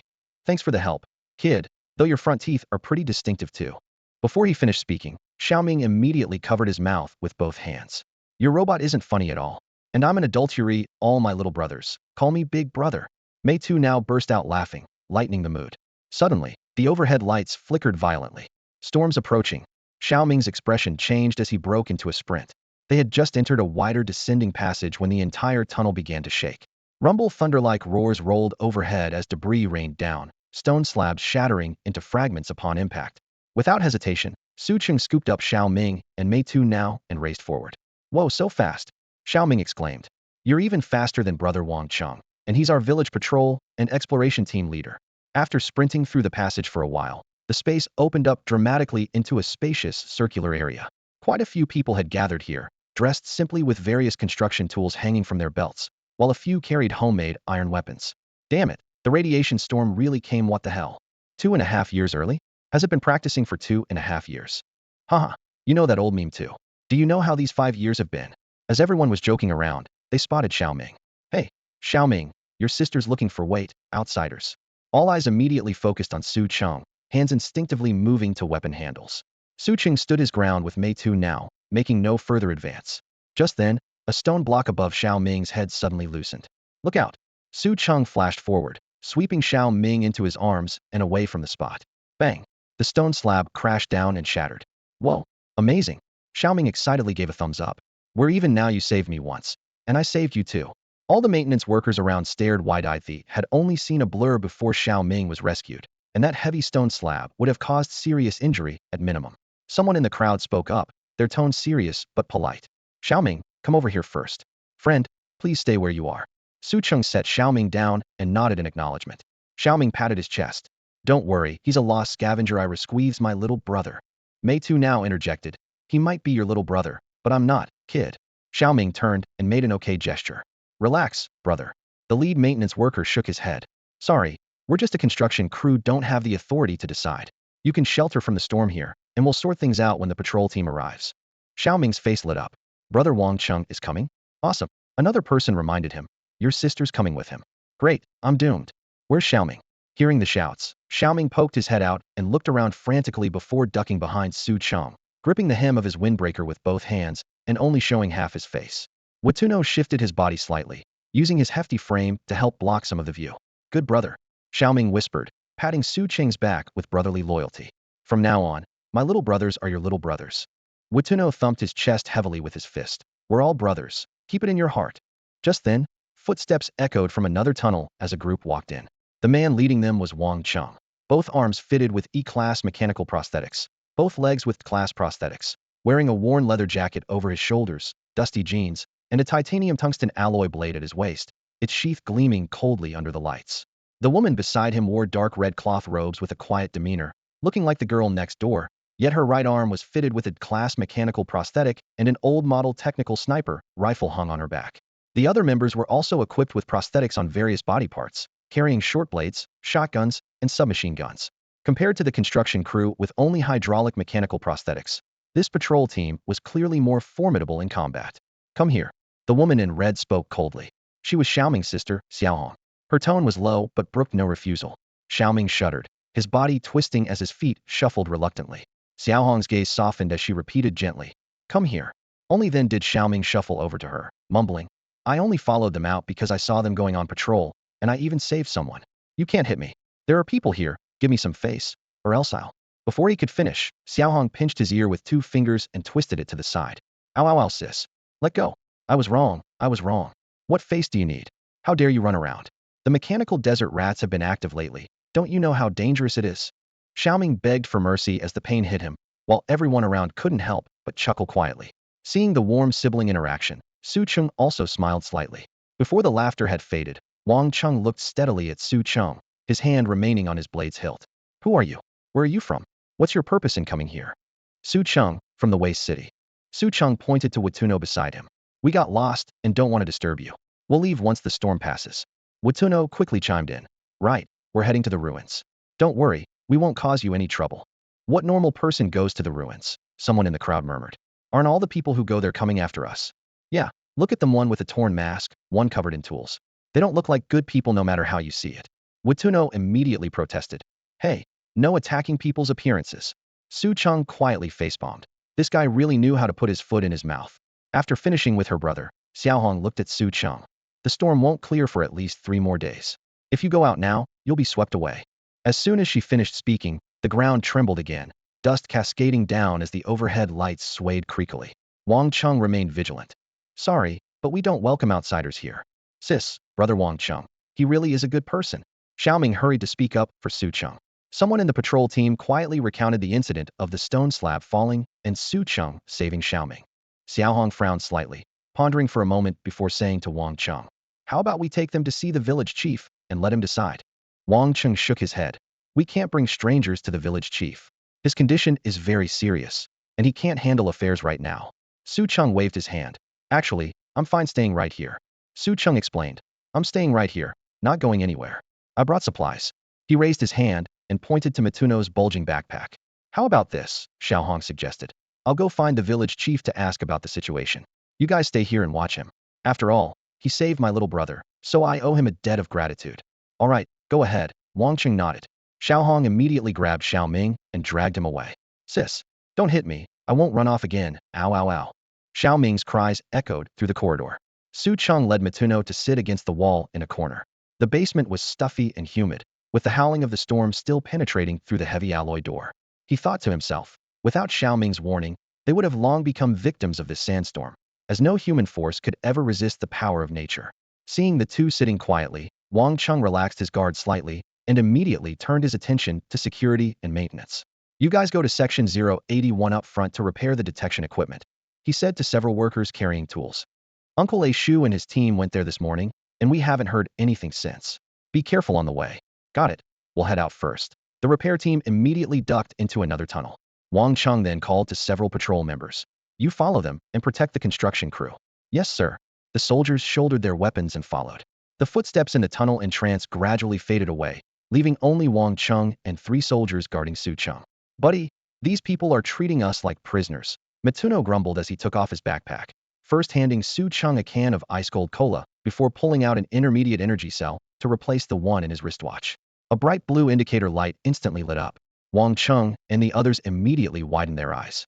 That's an intermediate energy cell. It could power the entire underground area for ages. That can ease drinking. I've seen it outside the ruins before. It's a drink only rich people can afford. And cookies. Instant noodles. How long has it been since we've had stuff like this? Several of them involuntarily swallowed their saliva. Humph.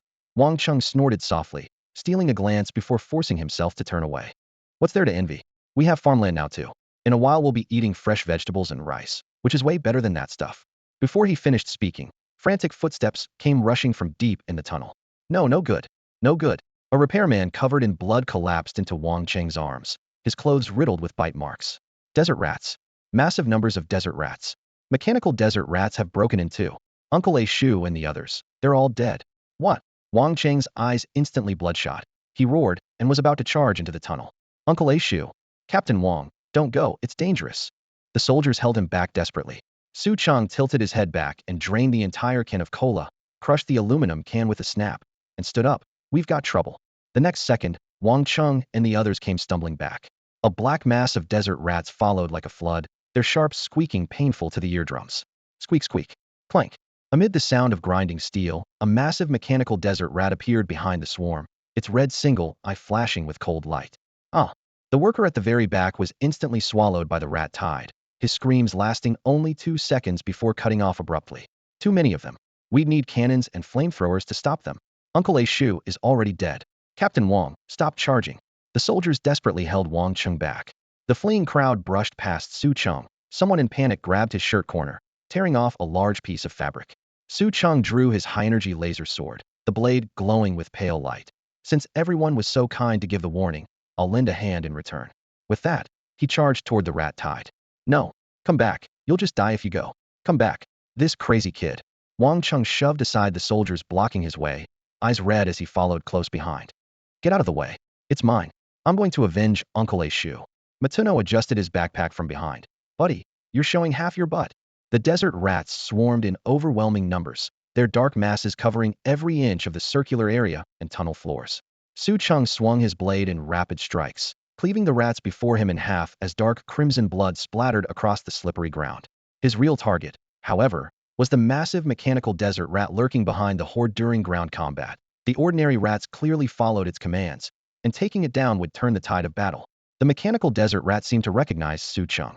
The moment it saw him charging forward, it let out a piercing shriek and bolted in the opposite direction. Simultaneously, more desert rats lunged at Su Cheng in a frenzy, their dense swarm nearly blocking out the light. Hundreds of rats leaped onto his shoulders and back, their razor-sharp incisors gnawing viciously. Crack the teeth, shattered on impact. The comprehensive enhancement from the strengthening serum had made Su Cheng's muscles and skin as hard as metal, and combined with the liquid nanosymbiotic armor distributed throughout his cells, mere rodent bites couldn't penetrate his defenses. The mechanical desert rat turned to witness this scene, its eyes filled with terror. This human was more monstrous than itself. Without hesitation, it fled at full speed. Where do you think you're going, damn it? Wang Cheng roared through the rat swarm, but couldn't break through the endless tide of desert rats and could only retreat while slashing. Despite his desperate blade work, the effect remained minimal.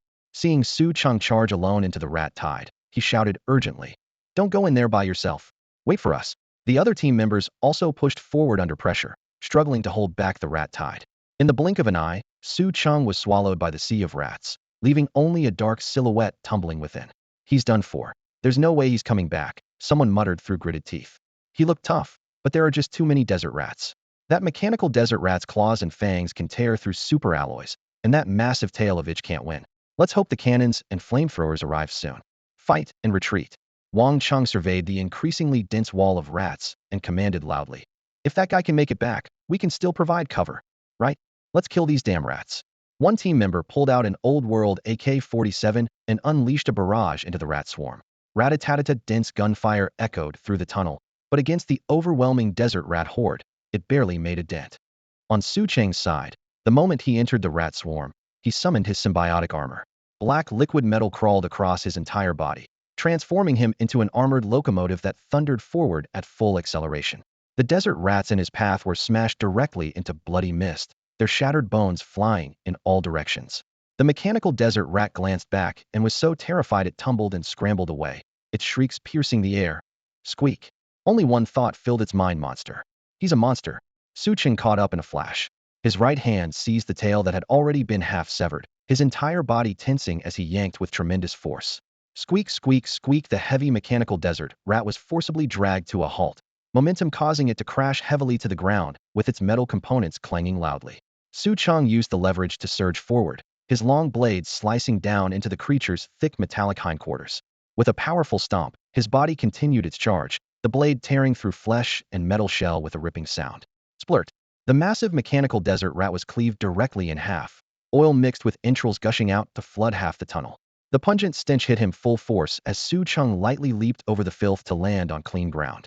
He gazed down at the enormous corpse, questions flooding his mind. The mechanical desert rat's intelligence far exceeded that of ordinary creatures. Its size was massive, and it was half flesh. Half Makinho could have done all this?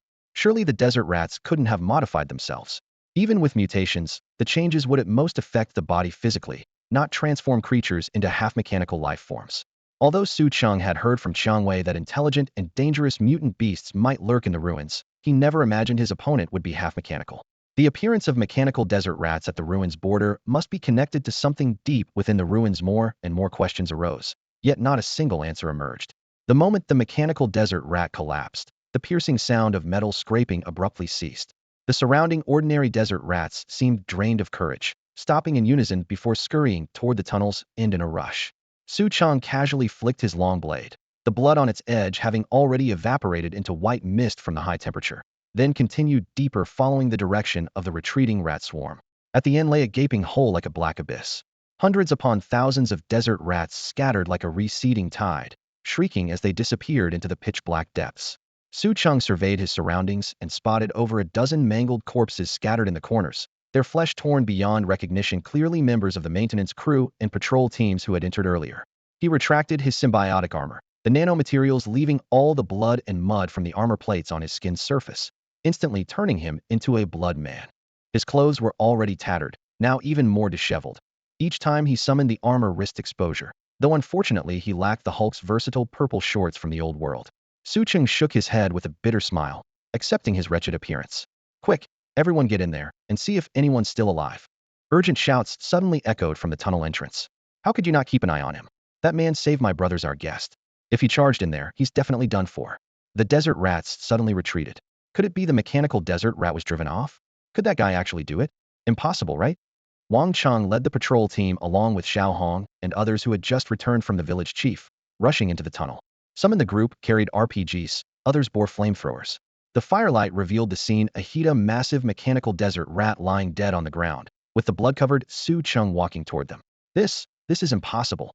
A ragged scavenger who had gotten lost at the ruins' border had single-handedly killed such an enormous mechanical monster. Everyone stood stunned. Bro, little brother. Wu Tu Nao and Xiao Ming rushed to Su Cheng's side. Earlier, though Wu Tu Nao wasn't afraid of rat teeth, he had been swept away by the dense swarm and had struggled to catch up. Bro, are you okay? You're covered in blood. That damn rat didn't bite you, did it? Going off on your own again. Little brother, you can't die? I'm the only boss who can save you. If you really died, I'd become a commander without troops. Su Cheng lifted both of them off the ground, one in each hand. I'm fine, just need a bath. Put me down. Like this, where's my dignity? You bastard, let go. Your pants are torn and your butt's showing. Are you some kind of pervert? Quiet, I'll put you down in a moment. Both immediately fell silent. Only then did Su Cheng turn to Wang Cheng and Xiao Hong. You really took down the mechanical desert rat by yourself? Wang Cheng asked in disbelief. Su Cheng nodded. Wang Cheng clenched his fists and said quietly, "Thank you. We'll definitely repay you." Then he shouted loudly, "Let's go. Everyone follow me to find Uncle." They immediately ran toward the tunnel's end. Su Cheng didn't tell them that everyone inside was dead. They would have to face that reality eventually. Xiaohong's eyes lit up as she walked over to Su Cheng in a few quick steps, taking the dusty and disheveled Xiao Ming from his arms. She gave her little brother a light smack on the bottom. Xiao Ming yelped, "Ow," and scurried into the alley at the street corner, clutching his head. "Are you really okay?" She stared at Su Cheng's bloodstained combat suit, her voice full of concern. "I'm fine." Su Cheng shook his head. Then, "Did you really kill the mechanical desert rat?" Su Cheng pointed behind him to the metal wreckage not far away, a mechanical desert rat pierced through by a blade, its cables and gears still dripping oil. "As you can see." Xiaohong's eye sparkled. "You're amazing." She lowered her voice and added, "The village chief agreed to let you stay until the radiation storm passes. Come with me to meet him." "All right." Su Cheng replied simply, walking alongside Watuno as they followed her. On the dirt road back to the village, the setting sun stretched their three shadows long across the ground. Xiaohong clasped her hands behind her back, stealing glances at Su Cheng. "My name is Xiaohong. What's yours?" Su Cheng. Hearing this name, he privately thought the siblings' names were rather carelessly chosen. Watuno chimed in cheerfully. "Cousin, I'm Wukong, like the one who wreaked havoc in heaven." Xiaohong giggled. "Your names both sound nice.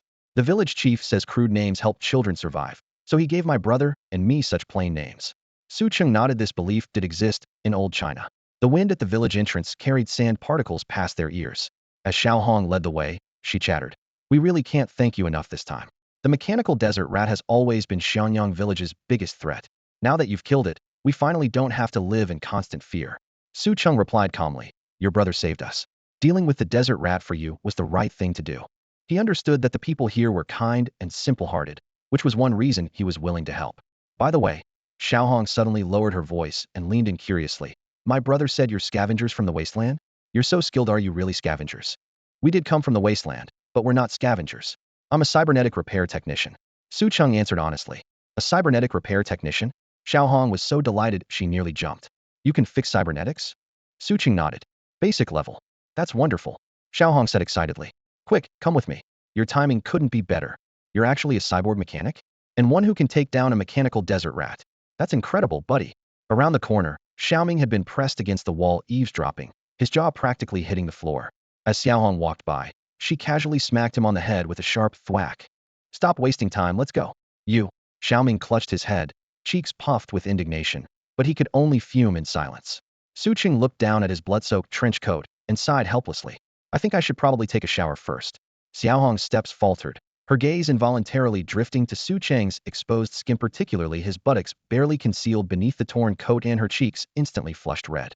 She turned her head away and said softly, "Sure, you can come to my place first. Just try to be quick." Su Cheng tugged at the hem of his coat, trying to cover the tears. "All right." Xiaohong couldn't help stealing another glance or two. The three of them hurried through the dim tunnels. Overhead, flickering fluorescent lights cast intermittent shadows, while damp, cold steam hit their faces. Their footsteps echoed through the narrow passageway. After a few minutes, the space opened up dramatically. An underground cavern the size of 5 or 6 football fields stretched before them, with a ceiling about 20 meters high. Steel beams and rock walls intersected around the perimeter, creating a space as vast as an underground plaza. The cavern was dotted with houses built from wood and scrap metal, each connected to makeshift heating pipes and electrical lines.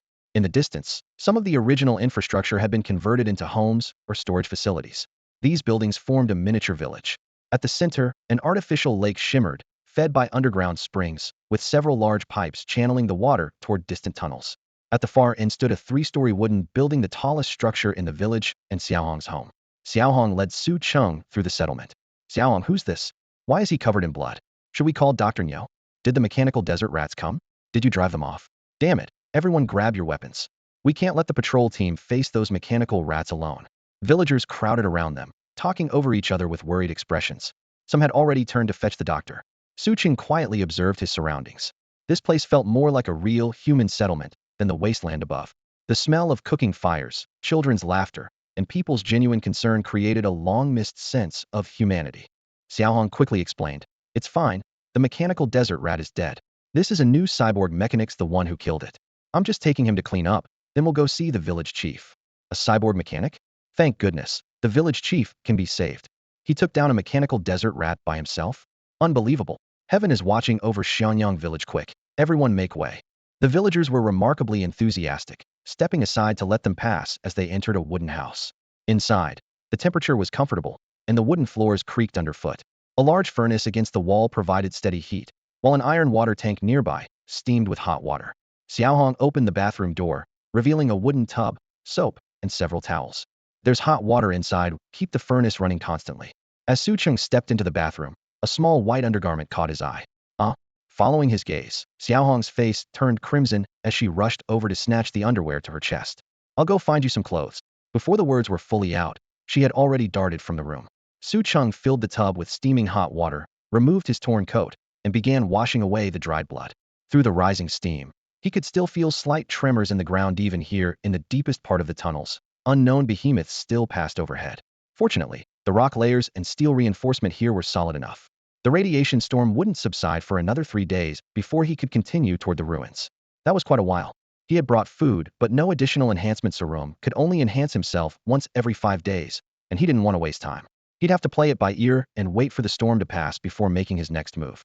Soft footsteps approached from outside, and Xiaohong called through the door, I've left some clothes outside for you. Xiaohong's voice came from outside. She cracked the door open slightly, set down the clothes, then quickly shut the door and ran off. Sis, I saved a repair technician this time. Pretty impressive, right? Impressive? You're running around recklessly. Don't you know how dangerous it is? Did you see those mechanical desert rats? Uncle is dead. So many people are dead. Ouch. But the person I saved can help the village chief, and you're still hitting me. Ouch. It was just convenient. Su Cheng smiled slightly. He hadn't expected so many people to be living underground at the edge of the ruins, and all so warm and friendly. But he knew clearly that beneath this peaceful facade lurked deadly threats that could strike at any moment if he hadn't appeared. That pack of mechanical desert rats might have slaughtered the entire village. Too weak in strength, and their weapons are too weak as well, Su Cheng assessed silently. To maintain peace, they ultimately need to rely on power. After bathing, Su Cheng put on the clothes Xiaohong had brought him. They were a bit tight, but manageable. He didn't bring his gun, only strapped the laser blade to his waist, removed his mask, and stepped out the door. Steam from his wash still lingered around his neck, his hair slightly damp, and his clean features appeared particularly striking under the lights. Xiaohong froze for a moment, then snapped back to reality and ran over with an earnest request. Please, you must help the village chief. All right. Su Cheng nodded, then glanced at Xiaoming in the corner, who was rubbing his bottom. When their eyes met, Xiaoming immediately frowned, put his hands on his hips, and pretended nothing had happened. Let's go. Su Cheng smiled. As soon as they stepped out of the room, they found the outside packed with people. Everyone make way. Let the repair technician through. The crowded corridor immediately cleared a path. Village chief is counting on you. Please, you must save the village chief. Xianyang village will remember your great kindness. Amid the rising chorus of pleas, Xiaohong pulled Su Cheng along, quickening their pace toward the 3-story building at the far end of the village. Meanwhile, Wang Cheng led the patrol team back to the village, carrying the bodies of the fallen. Everyone come help. People rushed forward, some wept. Some comforted relatives by placing hands on their shoulders. Others stared blankly at the bodies covered in white cloth. Uncle is dead? Damn it. Was it those mechanical desert rats? Mommy, Daddy looks so scary. Will he still hug me? Grief spread like a tide. The patrol members fought back tears as they fetched white cloth from their homes to cover each body their own family members lay beneath. For this small underground village, it was a devastating blow. Let's wait for the village chief to come out before deciding what to do with Uncle and the others' bodies. Sigh. So many dead. We can only hope the village chief pulls through. Wang Cheng watched Xiaohong and Su Cheng's retreating figures, noticing their clasped hands, and a flash of disappointment crossed his eyes. He gritted his teeth in self-reproach. I'm the patrol captain, but I'm too weak. I couldn't protect everyone. Don't say that, Captain. It's not your fault. Someone patted his shoulder. The good news is that repair technician can handle the mechanical desert rats, and the village chief still needs to rely on him. Everyone chattered, but Wang Cheng only stared at one body under the white cloth, murmuring in confusion. Uncle, how can I become stronger, like that repair technician, to protect everyone, to protect Xiaohong? On the other side, Xiaohong suddenly remembered something and released Su Cheng's hand. Actually, I can keep up with you. Sorry, I was too anxious. It's fine. Su Cheng shook his head. Soon, they arrived at the village chief's doorstep. Xiaohong stood outside and called loudly. Village chief, I've brought him. He's a cybernetic repair technician who can help examine you. Weak but slow footsteps approached. Creak. The old wooden door was pushed open, and a white-haired, white-bearded old man emerged with a hunched back. His gaze swept over everyone's faces, revealing a kind smile. You've come. Good. Good. Come in. Village chief, he's a prosthetic repair technician who can help you. He's the person I rescued. Xiao Ming patted his chest, his voice filled with unmistakable pride. Oh, a prosthetic repair technician? Excellent, excellent. The village chief looked Su Cheng up and down, then broke into a kind smile. Xiao Ming, you did great. Hearing the praise, Xiao Ming looked smugly at Xiao Hong. She promptly smacked the back of his head with a swift, clean motion. Village chief, look. Sister hit me again. Xiao Ming complained, clutching his head. The village chief chuckled even more warmly. Xiao Hong, you and Xiao Ming go handle uncle's situation. I need to speak with this repair technician privately. All right. Xiao Hong nodded and turned to Su Cheng, her tone serious. Thank you for this. Please, you must help the village chiefs, our village's hope. We'll definitely repay you properly afterward. Just as Su Cheng was about to respond, the village chief waved his hand dismissively. All right, he will. Now go on, both of you. Yes, village chief, we're leaving. Xiao Hong pulled Xiao Ming toward the door. Come inside. The village chief stepped aside slightly, allowing Su Cheng and Mei Tu to enter the cramped, dim room, then closed the door behind them. As the door latch fell into place, he suddenly revealed an eerie smile. The village chief slowly settled into his chair, his voice low and hoarse. Sigh, I know I'm infected with the Black Death virus. It can't be cured. Su Cheng nodded. From the moment he first saw the village chief, he had recognized the typical symptoms of the Black Death virus. What puzzled him, though, was that everyone else in the village seemed completely unaware. The village chief noticed his confusion and smiled as he explained. You must find it strange, don't you? With symptoms this obvious, why don't Xiao Hong and the others know? He sighed and gave a self-deprecating chuckle. They've always lived underground at the edge of the ruins. They've never heard of the Black Death virus. Su Cheng remained puzzled. But doesn't the Black Death virus pose an infection risk to anyone with prosthetics? They have prosthetics too, so logically they should know about it. This should be common knowledge. No one in the Waste City doesn't know about the Black Death virus. It's like how no one in the old century didn't know about the common cold. Common knowledge? No, that's just the common knowledge Future City has created for you. The village chief shook his head. The Black Death virus only circulates in the few cities beneath Future City. Cities under other floating cities don't have this disease.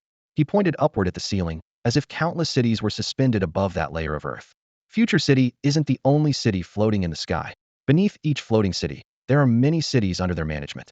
The floating cities rarely interact with each other, with nothing but ruins in between. Su Cheng was utterly shocked. This was the first time he'd heard such a claim that the Black Death virus was unique to Future City. You're saying only the cities beneath Future City have the Black Death virus? If that's true, then this virus, those waste processing plants, and Future City. He didn't dare think further. Those lofty elites, for certain purposes, had actually treated ordinary people as beings worth less than ants. Exactly. As for the reason, we don't know, and no one can investigate it. The village chief sighed deeply, forcing a smile. He picked up a homemade cigarette from the table, the flame glowing dark red. Your timing is perfect. I was just looking for someone to talk to. Let's skip the medical treatment. I just ask that you patiently listen to my rambling. It might be useful to you. He paused. By the way, what's your name? Su Cheng. Good name. The village chief leaned back in his chair, his gaze drifting to the mottled ceiling, as if returning to a time long past. This place used to be very chaotic. People living underground were even worse off than those in the Waste City's outskirts. Su Cheng listened quietly. If that's the case, then Xiangyang village has undergone tremendous changes. The underground settlement now boasts clean roads, well-defined guard posts, and orderly supply warehouses. The villagers' faces show a long-lost sense of ease. Life here is indeed far more peaceful than in the wasteland city. Recalling the constant conflicts in the wasteland, the horrific scenes of cannibalism, and the lawless violence, Su Cheng felt his chest tighten. His exhale. The village chief took another deep drag of his cigarette, milky white smoke dispersing in the dim yellow light. His voice was hoarse yet steady. I'm also from the wasteland city. I'd had enough of that place, so I caught one of the remaining trains and wandered from city to city, seeing this post-war ruined world. Traveling between cities? Su Cheng was secretly amazed.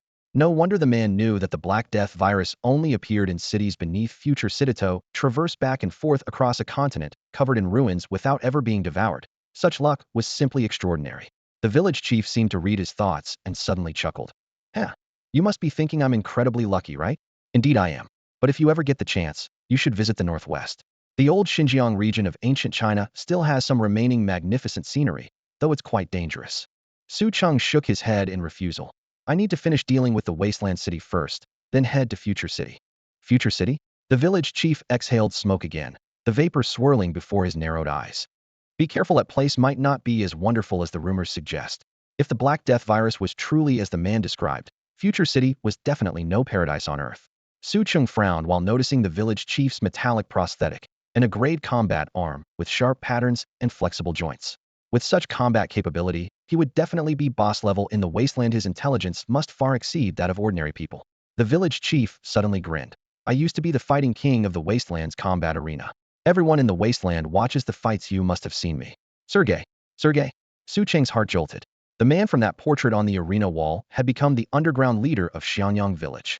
He couldn't help asking, becoming the fighting king should that have earned you passage to Future City? Sergey shook his head, his tone resolute. Didn't go. I chose to stay on Earth. This is my homeland. Even though it's now devastated, it's still humanity's origin. Besides, who knows whether Future City is actually accessible, or what happens if you go there? I didn't want to gamble. On this point, Su Cheng agreed. If merely being a fighting king or Scrade Hunter guaranteed entry to Future City, it would be too simple. Whether one could go, and whether it would be good after going, these were all question marks. But he had no choice. He still had to make the journey. Sergey waved his hand, stubbing out the cigarette in the ashtray, and continued with a light chuckle. Later, I met some people out scavenging for supplies and followed them to this underground space.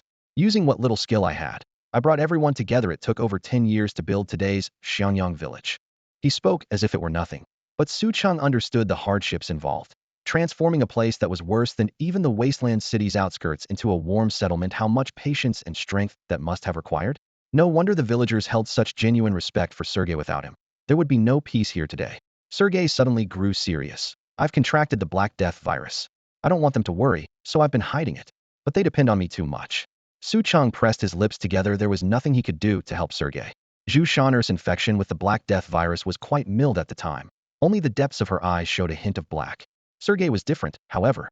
His right eye was almost completely consumed by an ink-like darkness, leaving him only a few days to live.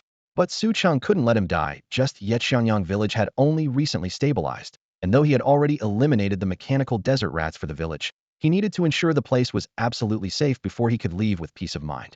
So please, help me. Sergey looked up, a strange smile suddenly stretching across his lips. Damn it. This virus keeps making me laugh for no reason. Su Cheng frowned. Once the radiation storm clears, I have to enter the ruins. I can't stay long. Don't worry, 3 days will be enough. Sergey rolled his remaining half eyeball, black and white distinctly separated, his voice carrying a hoarse certainty. I won't let you help for nothing. With that, he turned and headed upstairs. The wooden floorboards creaked, and before long, he returned to the living room carrying a dark wooden box, which he placed before Su Cheng. If you're planning to go to Future City, this might come in handy. Su Cheng lifted the lid to find a knuckle-sized metal module resting quietly on black velvet padding. He couldn't identify its purpose. That's an identity key component for Future City. Sergey sat back down, leaning against his chair. When the title of King of Combat in the Wasteland Fighting Arena, and the officials reward you with this thing, it's equivalent to an ID card from the old world. Without it, you can't establish yourself in Future City. The silver-gray module's surface was smooth, with only the digits 01 etched clearly like knife marks. Su Cheng felt a stir in his heart. This tiny metal block was what all the wasteland dwellers desperately fought for. Sergey pointed to the bottom of the box. There's also a combat chip. Su Cheng lifted the padding and indeed found a fingernail-sized microchip. I collected it during my travels through various cities. It contains a vast amount of combat techniques. It's useless to me now, so I'm giving it to you along with everything else. Sergey's gaze swept over Su Cheng's shoulder and necklines. You can take down mechanical desert rats with your bare hands without any cybernetic implants. Your body must have been enhanced more than once, right? Su Cheng's tight-fitting clothes couldn't hide his lean, solid muscles. He nodded. That's right. I don't care who you are, but your physique is more perfect than any gladiator I've ever seen. Even those enhanced elites don't compare to you. Sergey's words were clearly loaded with meaning. I'm just a junior repair technician, Su Cheng replied simply. Perhaps. Sergey didn't press further. The chip isn't any model from Guang Corporation. You can study it yourself. Su Cheng inserted the chip into his external photon brain. Instantly, countless combat techniques flooded his mind like a data torrent. Reverse grappling, elbow strike combinations, footwork rhythms. Every frame was clearly imprinted. With just a slight clench of his fist, his muscles automatically fine-tuned, ready to execute these movements at any moment. Suddenly, the chip sparked and crackled.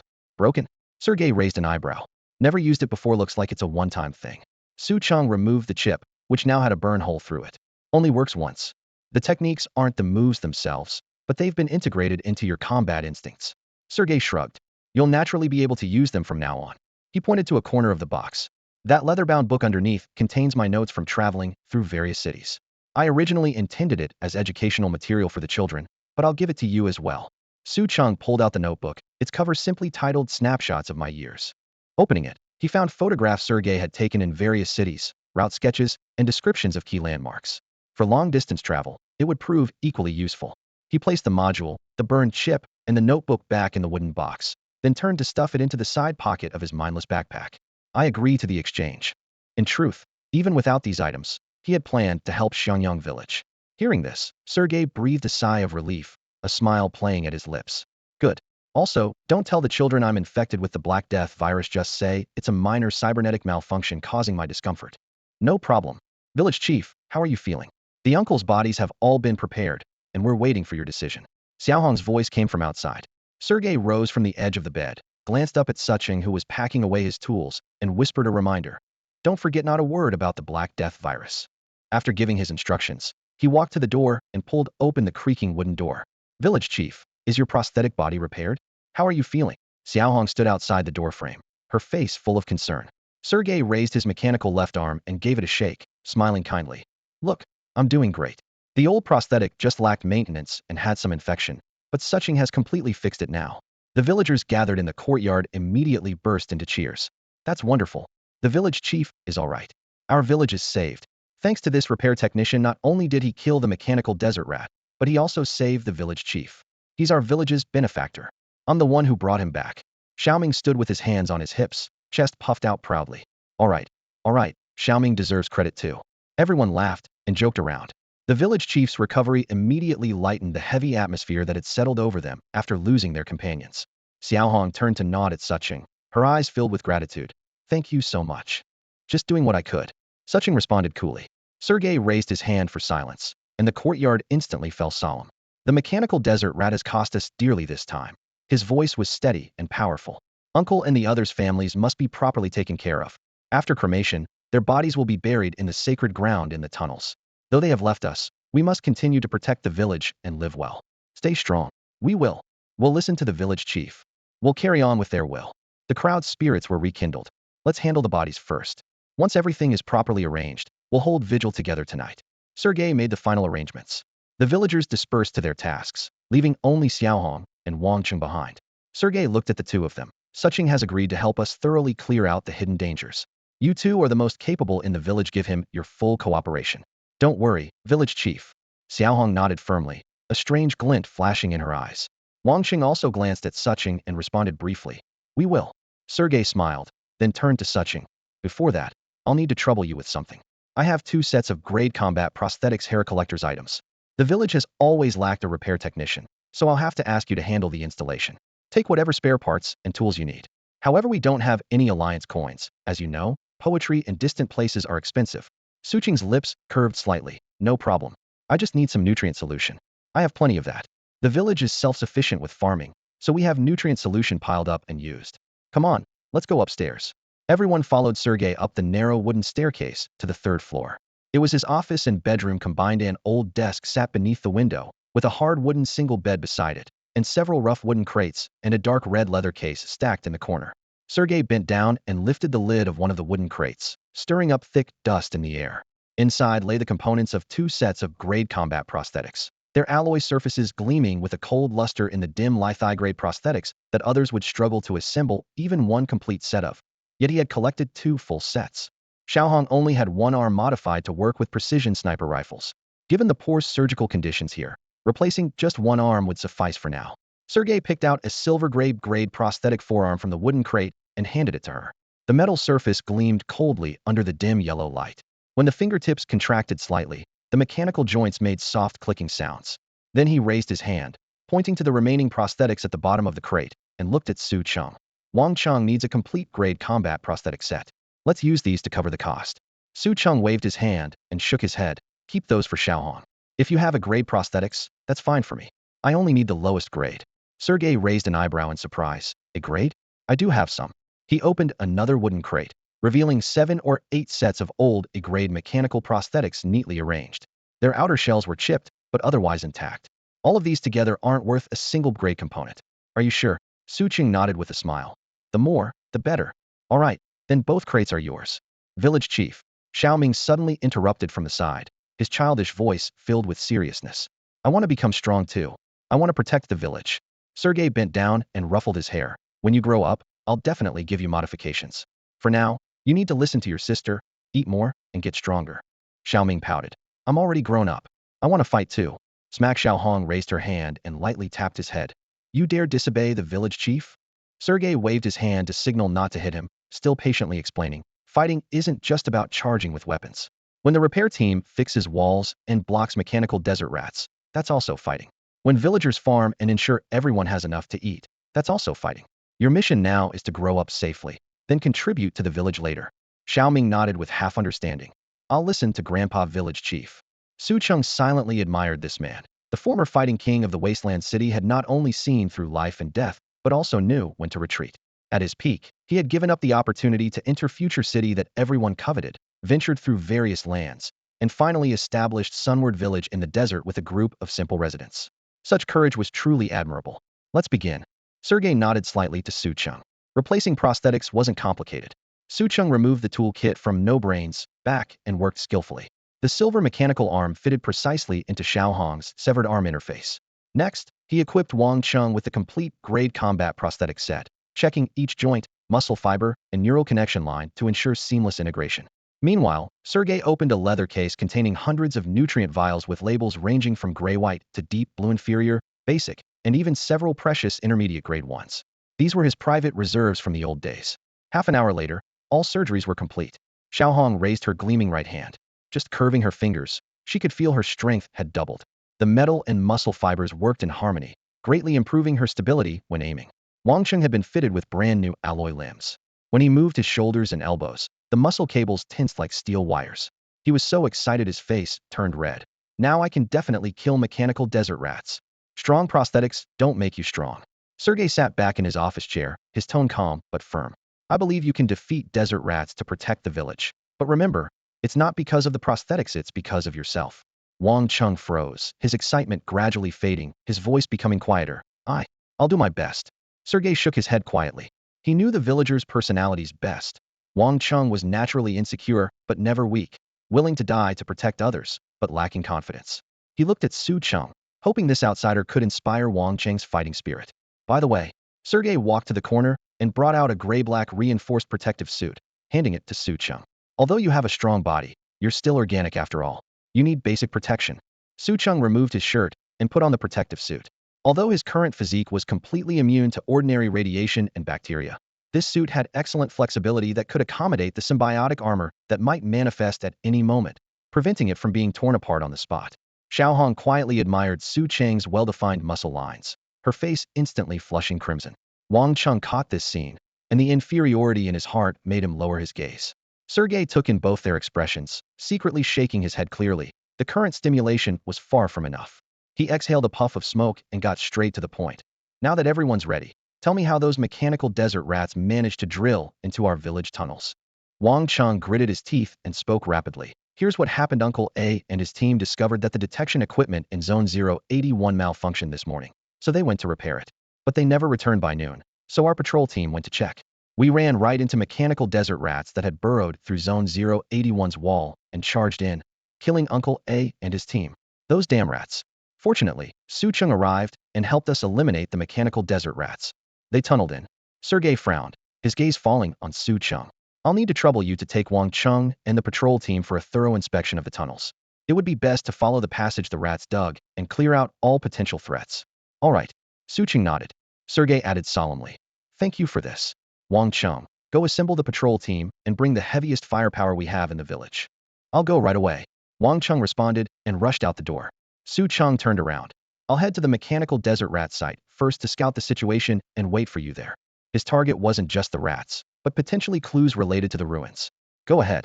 Sergei patted Su Cheng's shoulder, then turned to instruct his companion nearby. Brother, this mission is dangerous, so you stay behind for now. After leaving Xianyang village, Su Cheng relied on his photographic memory to stride forward quickly, and it didn't take long to reach the depths of the tunnel filled with gravel and debris, where the massive corpse of the mechanical desert rat still lay. He attempted to contact Yang Siki. What now? You contact me every day. What's the matter this time? As soon as the communication connected, Yang Siki was busy tinkering with equipment. It actually connected. Su Cheng marveled inwardly. Being underground, surrounded by lead radiation shielding, plus the raging radiation storm outside, the signal should theoretically be almost zero. The ability to communicate relied entirely on the external photon brain technology from the dimensional eyes upgrade. He walked to the mechanical desert rat's head and activated visual sharing. I encountered this thing at the ruins boundary. What? The ruins boundary? What are you doing there? Planning to enter the ruins?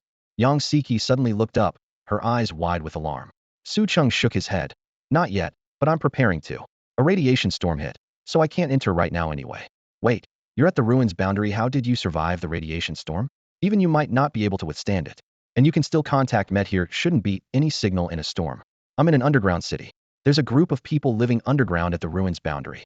The signal is indeed affected. There's white noise and visual static, but it's barely manageable. Su Cheng deliberately changed the subject, pointing to the rat's metallic jaw. I want you to look at this. In the field of view, sharp alloy fangs intertwined with torn flesh, cables and steel plates embedded in deformed bones, gleaming with cold metallic light. Su Cheng's voice came through. This is a mutated rat, and its body has undergone mechanical modification. Dungeons. Just some effects. Yang Siki was completely bewildered. She had never heard of any of these things. When Su Cheng returned, she would definitely have to take him apart and study him thoroughly. Her own external brain-machine interface couldn't penetrate radiation storms at all, yet now, through shared vision, she could see everything Su Cheng was seeing in real time. The creature moved agilely through the storm mist, using the tempest as cover for hunting, but would immediately flee when it sensed any threat. A semi-mechanical intelligent life form? Yang Siki's pupils contracted sharply. That thing is from the early new century period. It was completely banned ages ago. In just a few minutes, the constant barrage of shocking information had left her mind reeling. Su Cheng frowned. Tell me more. She spun around in her computer chair, propped her legs up on the desk, and munched on chips while organizing her memories. Semi-mechanical intelligent life forms and pure mechanical life forms were two branches of the old century AI systems. After the Century War, to rapidly build industrial facilities and colonize other planets, humanity split into multiple research directions, including mechanical intelligent life forms. But AI development spiraled out of control, triggering the new era global war. The one where humans fought against mechanical life forms lasted a full 2 centuries. In the end, all semi-mechanical and mechanical beings were eliminated, and the AI Empress was destroyed. After that, regulations were established. Computers could not possess consciousness, and the world must remain under human control. So modified humans were only equipped with backup photon brains, and robots had their intelligence castrated. That's all I know. Su Cheng was currently dissecting the mechanical desert rat before him. With the outer shell peeled away, the power skeleton intertwined with flesh and blood. The structure is similar to human prosthetics, but simpler, focused on strength and speed. Most of the organs are still organic, but their brains aren't backup mimetic photon brains theory, semi-mechanical real brains fused with machinery. The overall technology was inferior to human prosthetics, but the attacks were brutally simple and highly adaptable. Yang Siki shook her chip bag. I'd advise you not to mess with mechanical life forms. Their technology follows a different path, and once they lock onto prey, they fight to the death. This mechanical desert rat appeared at the ruins border. Could it be related to the ruins themselves? Su Cheng proposed. When high-orbit trains pass through the ruins, the cars often show claw marks. Could those be left by semi-mechanical beasts? It's possible. Yang Siki furrowed her brow. But back then, officials claimed all mechanical life forms had been purged. Even the Empress was destroyed. What you're seeing now might just be survivors that slipped through the cracks. Su Cheng tapped the desert rat's alloy claws with his knuckles. The sharp edges pressed against his skin, causing pain with just slight pressure. They really don't look that weak. Anyway, no one who enters the ruins comes out alive, and no bodies are ever found. Yang Siki shrugged. You'd better not go. She pointed to the device on the table. The Black Death virus suppression device is almost finished. You need to come back and get it. And my snacks if you die in the ruins. I'll have to go to your place and take them myself. I have to go to the ruins to handle some business. Su Cheng leaped into the tunnel the mechanical desert rat had dug. When the device is ready, deliver it to the wasteland fighting arena and give it to Zhu Shaner, the 3-star gladiator. You numbskull, now you want me to play delivery service? Yang Siki huffed in displeasure. Radiation storms have 3 phases, and this is only day 1. If you're in the underground city, don't come out. On the 3rd day, even shadows won't survive. Got it, thanks. The communication cut off. Su Cheng drew his long blade and cleanly split open the desert rat's skull. Half was the blood-red rat brain, half was embedded with old metal, with photon units faintly flickering in between. If humans today can no longer create true artificial intelligence, he muttered quietly, then what is brainless? His behavior patterns don't resemble a robot at all, just like a real person. If the ruins were truly connected to mechanical life forms, and brainless had also been discovered in the ruins, then could it be? If all the speculation proves correct, then Watuno was most likely a mechanical life form rather than an ordinary household assistant robot. But how did that person originally emerge from the ruins? And how did they find the damaged and incomplete Watuno? It seems only by going to the ruins can these mysteries be unraveled. Yang Siki insists that mechanical life forms have gone extinct, yet Watuno could very well be the sole survivor. Whatever it truly is, synthesizing an upgrade for it now clearly won't be easy. They can only take things one step at a time. Compared to human prosthetic modifications, the components on the mechanical desert rats hold no value for Su Cheng. Su Cheng, we're here, came a shout from the distance. Xiao Hong led 9 villagers as they arrived, including the flamethrower operator and RPG handler. Su Cheng looked around and quickly noticed someone was missing. Don't worry, I left Xiao Ming at the village chief's house to play with Wukong. Xiao Hong caught his glance and explained with a smile. She wiped the sweat from her forehead and walked straight to Su Cheng's side. Let's go. Wang Cheng watched Xiao Hong's retreating figure, bit his lip, and followed closely behind, with the others quickly catching up. The group reached the bottom of the Area 081 tunnel. Su Cheng bent down to examine the hole dug by the mechanical desert rat, then leaped down with a single bound. The tunnel was spacious enough for 3 people to walk side by side, its walls gnawed and pitted with holes. This thing actually dug such a huge hole behind our village wall. Someone cursed under their breath. Let's charge in now and burn out their nest. Don't be careless, who still don't know if there's only one desert rat, Wang Cheng reminded them. The team advanced through the tunnel. After about 20 minutes, the walls gradually became slick and were riddled with thumb-sized holes. Desert rats detected the footsteps and quickly retreated into their holes now. These behaved like real rats, seeking safety first. Damn it. Captain, can we just torch the place? The villager carrying the flamethrower gripped the trigger, his eyes blazing with anger. Wang Cheng looked to Xiao Hong, who then looked to Su Cheng. Su Cheng shook his head. Hold off for now, we don't want to alert them. We need to eliminate all threats in one go. Everyone stay calm. Xiao Hong nodded in agreement. Wang Cheng immediately ordered, listen to Xiao Hong. The team continued deeper. Soon the path opened up dramatically, revealing another tunnel remarkably similar to Xiangyang villages. The difference was that this one was smaller in scale, with grayish-white walls. There's actually another military facility here, never discovered it before, someone marveled. The tunnel's different to all white walls here. Wang Cheng approached the wall and scraped off a layer of dust with his fingertip. Looks like it hasn't been maintained in ages. Most of the fluorescent lights had burned out, leaving only a few flickering dimly. The walls were covered in bloodstains and claw marks. Broken hospital gurneys lay scattered across the floor, loose papers fluttered with each footstep, and several desert rats scurried through the shadows, creating rustling sounds. The entire space resembled an abandoned underground hospital, cold and deathly silent. Xiao Hong bent down to pick up a yellowed piece of paper, her brow furrowing slightly. Experiment Subject 031 Test Records? Su Cheng looked around, his expression growing more serious. This is very likely where they modified the mechanical desert rats. It's so close to our village. No wonder those mechanical desert rats keep attacking us. Wang Cheng cursed under his breath, sweat beading on his forehead and glistening under his headlamp. Damn it! Who the hell is conducting experiments here? He raised his hand, signaling everyone to slow down. Be careful. The place looks abandoned, but those claw marks on the walls mean mechanical beasts could jump out at any moment. The patrol team pressed deeper into the facility.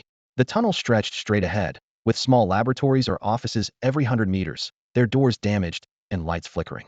Su Cheng was the first to enter a laboratory on the left. Inside, equipment lay overturned with glass and metal fragments scattered across the floor. On the central operating table, a mutated desert rat was secured with heavy metal restraints. It was only the size of an adult human, but all 4 limbs had been replaced with silver-gray mechanical frameworks, and a dark gun barrel was installed deep in its mouth. Good thing it's dead, one team member said, gripping his assault rifle tighter. Small size, high speed. If it were alive, it'd be even harder to deal with. Another villager pulled out a white lab coat from a cabinet, stained with rust-colored bloodstains. This was worn by humans. Su Cheng frowned. This is a human laboratory. These semi-mechanical creatures weren't the result of AI evolution, they were created by human modification. Wang Cheng whispered his suspicion. Could there really be people in these ruins, creating monsters to hunt us down? The team moved on. In the laboratory on the right, culture dishes contained specimens of mutated desert scorpions and mutated rabbits floating in pale blue nutrient solution, their black compound eyes still unsettling even in death. The corridor was eerily quiet, filled only with the team's rapid breathing and footsteps. This is too strange. Maintain formation and report any anomalies immediately, Wang Cheng reminded them again. The group passed through a metal door at the end and suddenly entered a cavern remarkably similar to the underground ruins beneath Xiangyang village. The ceiling was dim, with 4 wide tunnels arranged in a cross pattern, connecting 4 large laboratories. The layout was simpler yet more spacious than the one in Xiangyang village, and equally silent. For safety, Su Cheng drew his high-energy laser blade, its edge crackling to life with blue-white light. He led the team toward the nearest laboratory. The first laboratory's lock had rusted through, and he kicked the door open. Inside lay a mechanical giant wolf. Metal spine intertwined with tattered fur, 3 meters tall and 5 meters long, with fangs and steel teeth overlapping like some prehistoric beast. Just one look was enough to break the patrol team into a cold sweat. If this monster were alive, the entire village would be doomed. The second laboratory was even more horrifying. On the platform was a human who had been mechanized until only fragments of flesh remained. Nearly 3.5 meters tall, with muscle fibers coiled like steel cables. The right arm had been replaced with a large caliber Gatling gun, while the left arm was completely amputated and replaced with a rocket launcher. Fortunately, it also showed no signs of life. No one dared speak, their breathing barely audible. Once we've confirmed there are no living specimens, we burn this place to the ground. Leave nothing behind. Su Cheng ordered coldly. The last 2 laboratories stood open but empty. Su Cheng grew suspicious and entered one to investigate. The white walls were covered with structural diagrams of mechanical desert rats, genetic modification procedures, and test reports. Even success rates and escape records were clearly documented. This was the modification area for mechanical desert rats. The desert rat test subjects aren't here, which means they're not dead, he said, turning toward the other emptied laboratory. Whatever was originally kept there is probably also a living mechanical monster. Before he could finish speaking, suddenly, a metal tentacle burst through the wall, stabbing toward them. Watch out. Wang Cheng quickly reached out to pull Xiaohong to safety. Detected. Su Cheng's right pupil contracted sharply as he instantly locked onto the metallic tentacle emerging from the wall. He sidestepped and yanked Xiaohong behind him, while his high-energy laser blade hummed to life with a brilliant flash. The metal tentacle was severed cleanly. Clang. The severed piece hit the ground, its cut surface glowing red-hot from the intense heat as electric sparks crackled wildly. After a brief spasm, the tentacle whipped back into the wall, but the next second, 4 more metal tentacles burst through, lashing out at everyone like steel whips. Su Cheng's foot struck the ground as his figure became a blur. Everyone saw only flashing blade work as all 4 tentacles were cut down simultaneously, their scorching cross-sections spraying sparks through the air. Xiaohong's eyes widened, her breathing quickened, and her burning gaze seemed ready to ignite Su Cheng's silhouette. Wang Cheng gritted his teeth, gripping his blade tighter as he thought frantically. I've upgraded to stronger cybernetics. I can do this too. So fast. Su Cheng is incredible. The patrol team whispered in amazement as all attacks were neutralized in the blink of an eye. The monsters are coming, take cover. Su Cheng warned, his gaze sweeping toward the lab entrance. At the end of the corridor stood the mechanical wolf that had been presumed dead, towering upright. With the 3-turtle cyborg covered in alloy plating behind it, these test subjects weren't dead after all, merely in suspended animation, and now they were awakened. Meanwhile, he noticed his speed had increased again. His combat chip had unconsciously activated precision strike techniques, but he had no time to analyze his moves. Real combat adaptation was what mattered most. We need to support Yue, can't let you face this alone. Xiaohong raised her tactical sniper rifle and took aim. Bang! The specialized round shot out with devastating penetrating power, punching through the mechanical wolf's flank in an explosion of metal and flesh fragments. But it wasn't enough to kill the beast. Instead, it only made its red eyes burn even brighter. With a savage roar, it charged into the laboratory. I've got this. Wang Cheng stepped forward, blade held horizontally before him. The wolf's claws struck down, scraping against the blade in a shower of blinding sparks. The massive impact forcing even Wang Cheng, with his class combat cybernetics, to stagger backward. Cracks rapidly spread across the surface of his titanium-tungsten alloy blade, threatening to shatter at any moment. His weapon was too weak. Captain, move. A villager shouldering an RPG took aim. Wang Cheng gritted his teeth and forcibly deflected the wolf's claws, grabbing Xiaohong and diving toward the corner. Whoosh! The RPG rocket sliced through the air, but the wolf actually caught the warhead in its jaws. Boom! The deafening explosion erupted in a wave of fire, leaving its alloy fangs pitted and scarred, yet still intact. The wolf's spark-spitting steel maw let out a deep growl as its crimson eyes locked onto the villager who had fired the rocket. The patrol team watched in horror. The monster had survived even an RPG blast. The villager with the launcher went weak in the knees, unable to move. The wolf lunged. Get out of there! Wang Cheng roared as he scrambled to his feet and charged forward. Xiaohong immediately raised her gun and opened fire. Dense tongues of flame erupted from the muzzle, but the mechanical giant wolf didn't even blink. Its iron claws struck the ground as it lunged straight toward the nearest villager with its alloy fangs bared. At that moment, a dark figure descended from above, delivering a powerful kick squarely to the wolf's mouth. A dull roar accompanied the sound of shattering metal as the terrifying impact sent the wolf's body flying, crashing heavily into the laboratory floor. Tables, chairs, and instruments instantly became scattered debris. Its head hit the ground, smashing a small crater into the concrete floor. Su Cheng. Xiao Hong cried out his name in delighted surprise. The anti-RPG villager clutched his chest and said gratefully to Su Cheng, "Thank you, brother. You saved me."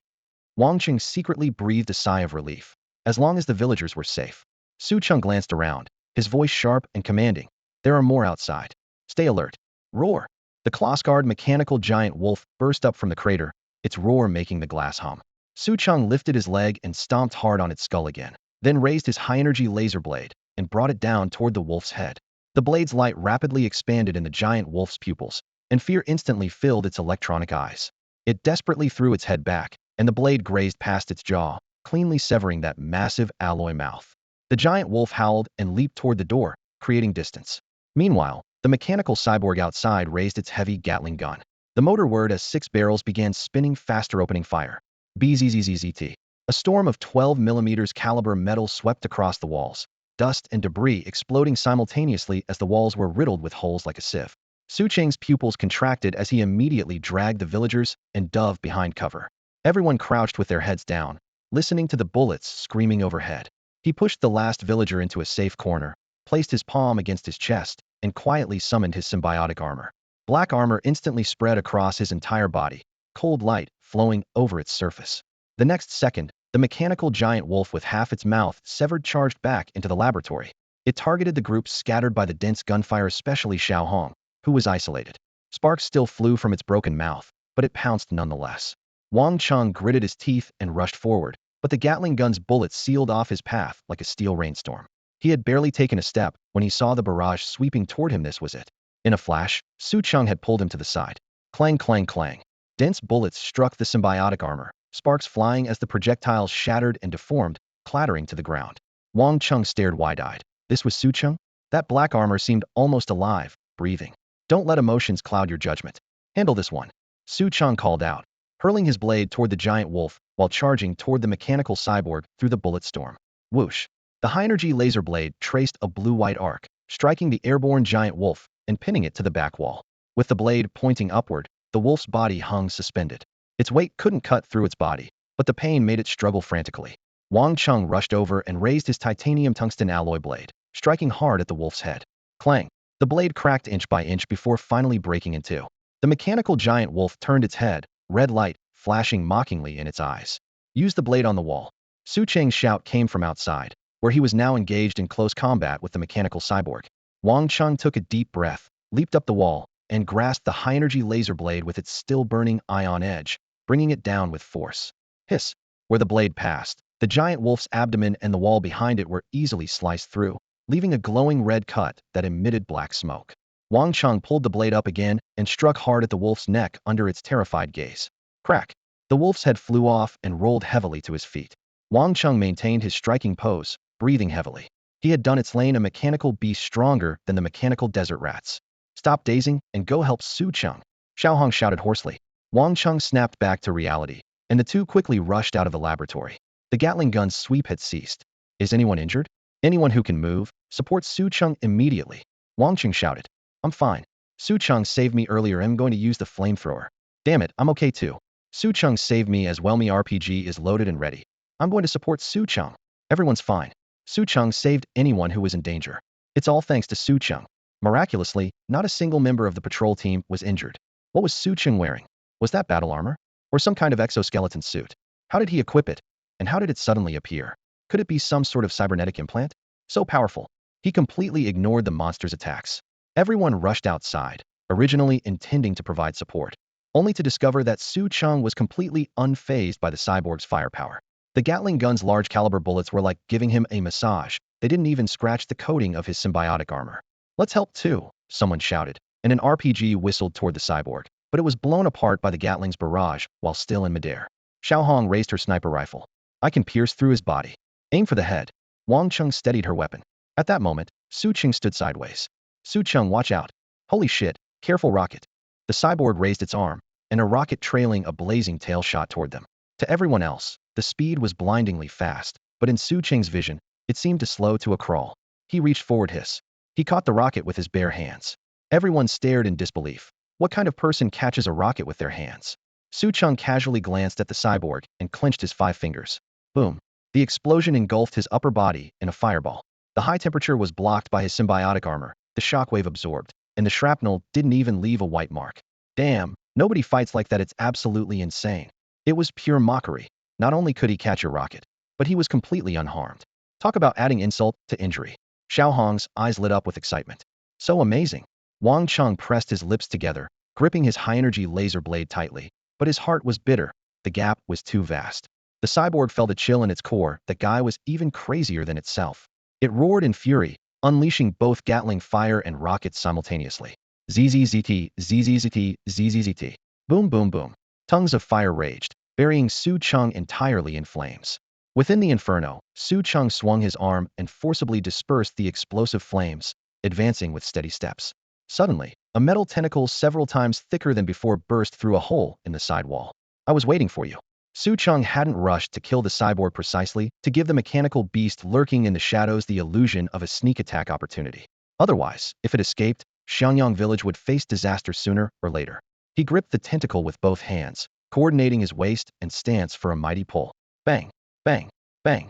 The distant wall was dragged apart in a chain of explosive ruptures. The tentacle's surface suddenly sprouted rows of fine gears that spun at high speed with a clatter, attempting to grind his hands to pieces. Su Cheng's armored palms sparked, but it was completely useless instead. All those saw teeth were shattered. Whether it was the mechanical giant wolf, the cyborg, or this half-mechanical creature lurking in the shadows, they were all formidable opponents. At the very least, Wang Cheng, equipped with his grade combat prosthetics, was completely outmatched. However, they were facing Su Cheng at full power-grade symbiotic armor, primordial implants, a body enhanced through multiple upgrades, all combined with first-sequence genetic abilities. These traits complemented each other perfectly, transforming him into a humanoid beast. The laboratory walls collapsed under tremendous force, debris scattering everywhere as a brand-new metal monstrosity emerged through the smoke and dust. It possessed octopus-like mechanical tentacles, a bear's massive torso, a ferocious tiger head, and a thick crocodilian metal tile, standard fusion-type mechanical beast. Roar! The tiger head bellowed as chest armor plates folded back, rapidly assembling a small-caliber electromagnetic cannon. Electric arcs danced around the barrel, while a high-carbon titanium-tungsten alloy warhead spun at high speed, ready to fire at any moment. Su Cheng's feet pressed down as he charged forward. Bang! Xiao Hong's sniper rifle fired first, the initial bullet striking the monster's alloy shell only to ricochet off. She quickly repositioned, aimed at the tiger head's marking, and pulled the trigger. Wang Cheng, mimicking Su Cheng's technique, hurled his high-energy laser blade like a projectile. All 3 attacks reached their target almost simultaneously. The sniper round hit first, causing the tiger head to tilt slightly without penetrating. The blade followed but was swatted away by the crocodile tail. Only Su Cheng closed in, delivering a devastating punch. Metal tentacles instinctively coiled to block. Boom! His fist connected solidly, instantly flattening the tentacle. The giant beast staggered back several steps, barely maintaining balance with its remaining tentacles and iron tail. Nice feel to it. Su Cheng grinned. Blood rage mode 50%, unleashed. The primordial implant released an invisible energy field, instantly activating every cell in Su Cheng's body. His heart pounded wildly, blood oxygen levels spiked. Adrenaline surged as his nervous system entered extreme excitement. Power rolled through his body like a tidal wave. Again, his blood seemed ready to burst through his skin, yet remained firmly controlled by his rational mind. Bang! The mechanical beast's chest-mounted electromagnetic cannon fired with a thunderous roar. Su Cheng's left eye switched to penetration mode, tracking the projectile as he tilted his body to dodge. His movements flowed like they were lubricated with oil, joints connecting with precision. The combat chip's techniques had become muscle memory. The electromagnetic round moved at terrifying speed, appearing as mere afterimage in his penetration vision. Even so, Su Cheng in blood rage state used the afterimage to pinpoint its location, barely evading while stomping the ground hard enough to shatter stone. Then came a second bang, the air exploding from his charge. Su Cheng spun, delivering a vicious side kick with his entire body's power concentrated like a dragon's tail swipe. Metal tentacles were severed completely, their remnants flying away as the fusion mechanical beast's chest armor caved in on one side. Roar! The tiger head shrieked as its remaining 2 tentacles shot out not towards Su Cheng, but to ensnare the nearby cyborg and the lifeless mechanical wolf. The tentacle tips split open like massive maws, devouring both creatures along with their scattered armor fragments. Su Cheng retrieved the high-energy laser blade from the rubble pile, its edge gleaming with brilliant blue light under his armor's electrical discharge. Time to end this. The metallic tentacles devoured their prey like pythons consuming their meal. Soon, both the cyborg and the mechanical wolf were dragged completely into the fusion beast's body without a trace. As the devouring concluded, all tentacles crashed to the ground with a clatter. The cyborg's arms and embedded weapons emerged from the left side, while the mechanical wolf's reforged torso jutted out menacingly from the right, all wounds healed. Those crimson beast eyes glared at Su Cheng with venomous hatred.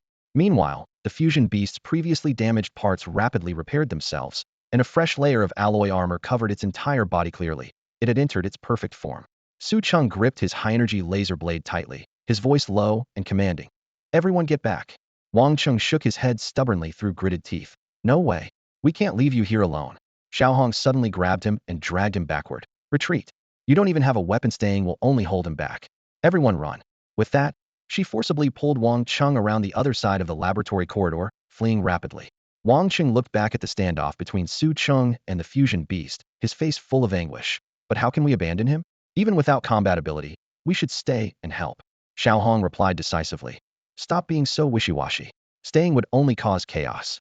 If you really want to help Su Cheng, don't burden him. Only then did everyone accelerate their evacuation from the experimental zone.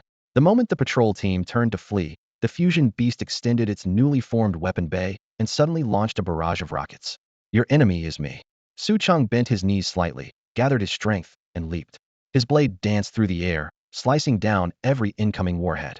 Amid the flying debris, he landed steadily and launched himself forward again. Bang! The electromagnetic cannon in the fusion beast's chest tracked Su Cheng's charging trajectory and pulled the trigger with precision. A bullet shot toward his face at point-blank range. The mechanical beast's mouth twisted into a cruel smile. Detected. Su Cheng caught sight of the bullet's shadow and brought his blade down in a furious overhead strike. Clang! The high-energy laser blade forcibly split the electromagnetic bullet in half. The fragments grazed both sides of his body and pierced through the laboratory wall, embedding deep into the thick wall beyond. However, the blade also showed cracks from the impact. Fortunately, its self-repair module activated immediately, channeling massive energy into the weapon. The cracks quickly sealed, and the blade's radiance returned. Su Cheng swept his blade horizontally from bottom to top, but the fusion beast controlled the mechanical wolf's fangs to clamp down hard on the blade. Though the wolf's muzzle was split nearly in half, it successfully blocked the attack. Roar! The fusion beast let out a taunting roar as its chest cannon charged again. Simultaneously, the tiger head opened wide, its four gleaming metal fangs striking directly at Su Cheng's face. Su Cheng released his blade, his muscles tensing like steel cables as his right fist exploded upward to meet the tiger head head-on. The terrifying power enhanced by his blood rage state sent the entire fusion beast flying several meters back, directly shattering the tiger head's lower jaw. Taking advantage of its dazed state, he flashed to the side like a hunting leopard, clasped his hands together, and raised them high. Boom! The thunderous strike crashed down on the beast's spine, the massive impact lifting all four of its limbs high into the air. Su Cheng landed with the momentum and exploded into action, stomping down hard. Boom! The electromagnetic cannon was completely crushed. The immense energy completely shattered the fusion mechanical beast's chest. Blue and white arcs of electricity scattered in all directions, yet they had no effect whatsoever on Su Cheng's symbiotic armor. In the next second, he raised his armored fist and, under the fusion mechanical beast's terrified gaze, hammered down like a sledgehammer in rapid succession. Bang! Bang! Bang! For 5 seconds, dust billowed as flesh and metal fragments were torn apart by the force of his punches, dancing wildly through the air. When the final muffled impact fell, Su Cheng panted heavily as he deactivated his blood rage mode, his chest heaving rapidly. He exhaled a long breath of hot air and casually picked up the fusion mechanical beast's modified mechanical arm, which had a rocket launcher embedded in it. Boom! Several rockets fired in a diagonal barrage, completely overturning the area where he had just been standing. Flames, shockwaves, debris, and the acrid smell of chemical propellants all surged into the air. From within the explosion, Su Cheng emerged completely unharmed, sparks flying beneath his feet. He felt the exhaustion that followed the blood rage. His muscles felt drained, and his joints voiced subtle protests. He casually tossed the launcher aside, then bent down to pick up the dim, fractured high-energy laser blade before steadily advancing in the direction the patrol team had retreated. That fluid series of killing moves he had just executed was certain they were preset techniques from the combat chip. The chip meant his fighting was no longer just instinctive dodging and counterattacking. Raw power could already suppress technique, but when pure strength combined with complete mastery, the power would only become more terrifying. Once all the dust and flames had settled, the battlefield scene became even more shocking. The fusion mechanical beast's tiger head had been pounded to fragments, its chest cavity completely blown out, and it had been blasted with a charred hole by the rockets. Its massive body lay scattered in pieces, collapsed into a deep crater, as dead could be. The battle was completely over. Su Cheng deactivated his symbiotic armor. Though his protective suit hadn't torn, it had been shredded by the explosion until only a few scraps of fabric remained, leaving him essentially half-naked. Having just emerged from blood rage, his cells were still highly active, his skin slightly flushed, and his muscles abnormally swollen from the increased blood flow. Nearby, Xiaohong couldn't help but steal glances, her blushing face nearly buried in her collar. Wang Qing also looked on with obvious envy, secretly observing Xiaohong's reaction while biting his lip in silence. So what do we do now? Should we search this place thoroughly? Xiaohong asked in a low voice. Su Qing nodded and accepted the jacket Wang Qing handed him, putting it on. Search all the laboratories. If you see any test subjects that look dead, finish them off with another strike, destroy their heads directly. Understood. Everyone stay together. Xiaohong immediately gave orders, and the group dispersed accordingly. Before leaving, she looked back at Su Cheng. What about you? I'll give this area another thorough search. Su Cheng waved his hand. The group entered the corridor, their footsteps gradually fading. Su Cheng returned alone to the largest laboratory. This was the biggest facility and most likely to have complete records. He wanted to understand what connection these semi-mechanical life forms had with the ruins, and with mechanical life forms after all, they were potential enemies he would have to face next. He searched through each cabinet and shelf, but most contained routine experimental records. Finally, in the last small compartment, he found a classified document labeled Test Subject 1, hidden in a secret compartment of a safe. On the cover, 1 was written in traditional Chinese characters with extreme precision. Opening the first page, his pupils contracted sharply. In the photograph, the test subject's arm clearly bore a tattoo identical to that of the evil organization, the letter Y. But in this file, Y wasn't the experimenter, it was the subject being dissected. The data was incomplete, with only a few blurry photographs, no additional details, and no explanation of the tattoo's significance. They actually used evil organization members as test subjects, but there were no bodies of theirs anywhere in the base. Su Cheng's brow furrowed deeply. Lamy's speculation had been correct. After all, there really was some kind of connection between this place and the evil organization. Who exactly was controlling these experiments? How much did they know about the evil organization? If the person responsible for the experiments was still alive, he had to find them. Unfortunately, this place had been abandoned, so he needed to keep searching for other clues. If the alphabetical order represents the strength of the evil organization members, then Y should be weaker than X. But even so, Y is still equivalent to a senior hunter. To use a predator of this level for experiments, the person behind this is definitely no ordinary individual. Moreover, all evil organization members carry the bone virus in their bodies, which allows them to control predators once they undergo further modification. Will this ability still exist? If their prosthetics, mechanical components, and even mechanical beast tissues are further integrated, what kind of monsters would they become? Su Cheng's thoughts churned as he quickly left the laboratory before him and headed straight for another data room to search for clues. He had only one goal: find the experimenter, find Y, and uncover everything related to C. Su Cheng, we've checked all 4 tunnels. No living mechanical beasts remain. We finished off all the test subjects. Xiaohong led the patrol team back to the central laboratory to report. Su Cheng had also finished inspecting the 4 auxiliary laboratories, but still found no new information about test subject number 1. He withdrew his gaze and said in a deep voice, "Let's head back. Set this place on fire for disinfection. If Xiangyang village continues to expand in the future and needs more space, as long as we confirm this place is safe, we can keep it as a backup. Captain, you go ahead. Leave this to us." Wang Cheng nodded. "All right, be careful. I'll return to report to the village chief." Su Cheng took all the data on test subject number 1 and set off on the return journey with Xiaohong and Wang Cheng. Behind them, patrol members began setting up fuel to burn down the entire abandoned laboratory. During the journey, Su Cheng suddenly asked, "Are there any other underground laboratories in this area?" No. Wang Cheng had just opened his mouth when Xiaohong answered first. Wang Cheng glanced at her and sighed softly. Xiaohong frowned slightly. "I've never seen other underground laboratories. We didn't even know this abandoned laboratory existed." Su Cheng turned to look at Wang Cheng. Wang Cheng also shook his head. "We've never discovered other underground facilities when collecting supplies. This is the first time we've encountered one." "Where do you usually look for supplies?" "The ruin's edge, meaning the surface?" Su Cheng continued questioning. "That's right," Xiaohong explained earnestly. "Radiation storms sweep countless things to the desert's edge. Years of accumulation means there's more than we can ever collect. But it's dangerous there, so we don't dare search too widely. Usually the desert has strong winds, but not like radiation storms that block out the sky. Besides, we leave landmarks, so we basically don't get lost. Never seen any. Su Cheng's frown deepened. Xiao Hong stole a glance, hands clasped behind her back in an obedient manner. Wang Cheng kept his head down, sighing sadly, deliberately falling back a few steps to give Su Cheng and Xiao Hong more space to talk. Actually, it seems like there might be more. Xiao Hong tilted her head, trying hard to remember. Besides mechanical desert rats, we encountered another type of mechanical beast once. We saw it from far away and immediately ran. You encountered other mechanical beasts? A flash of surprise crossed Su Cheng's eyes. That could very well mean there are other underground laboratories nearby. He asked urgently, "Where did you encounter it?" Xiao Hong shook her head, her ears turning slightly red as she said quietly, I can't tell directions. This was a bit awkward.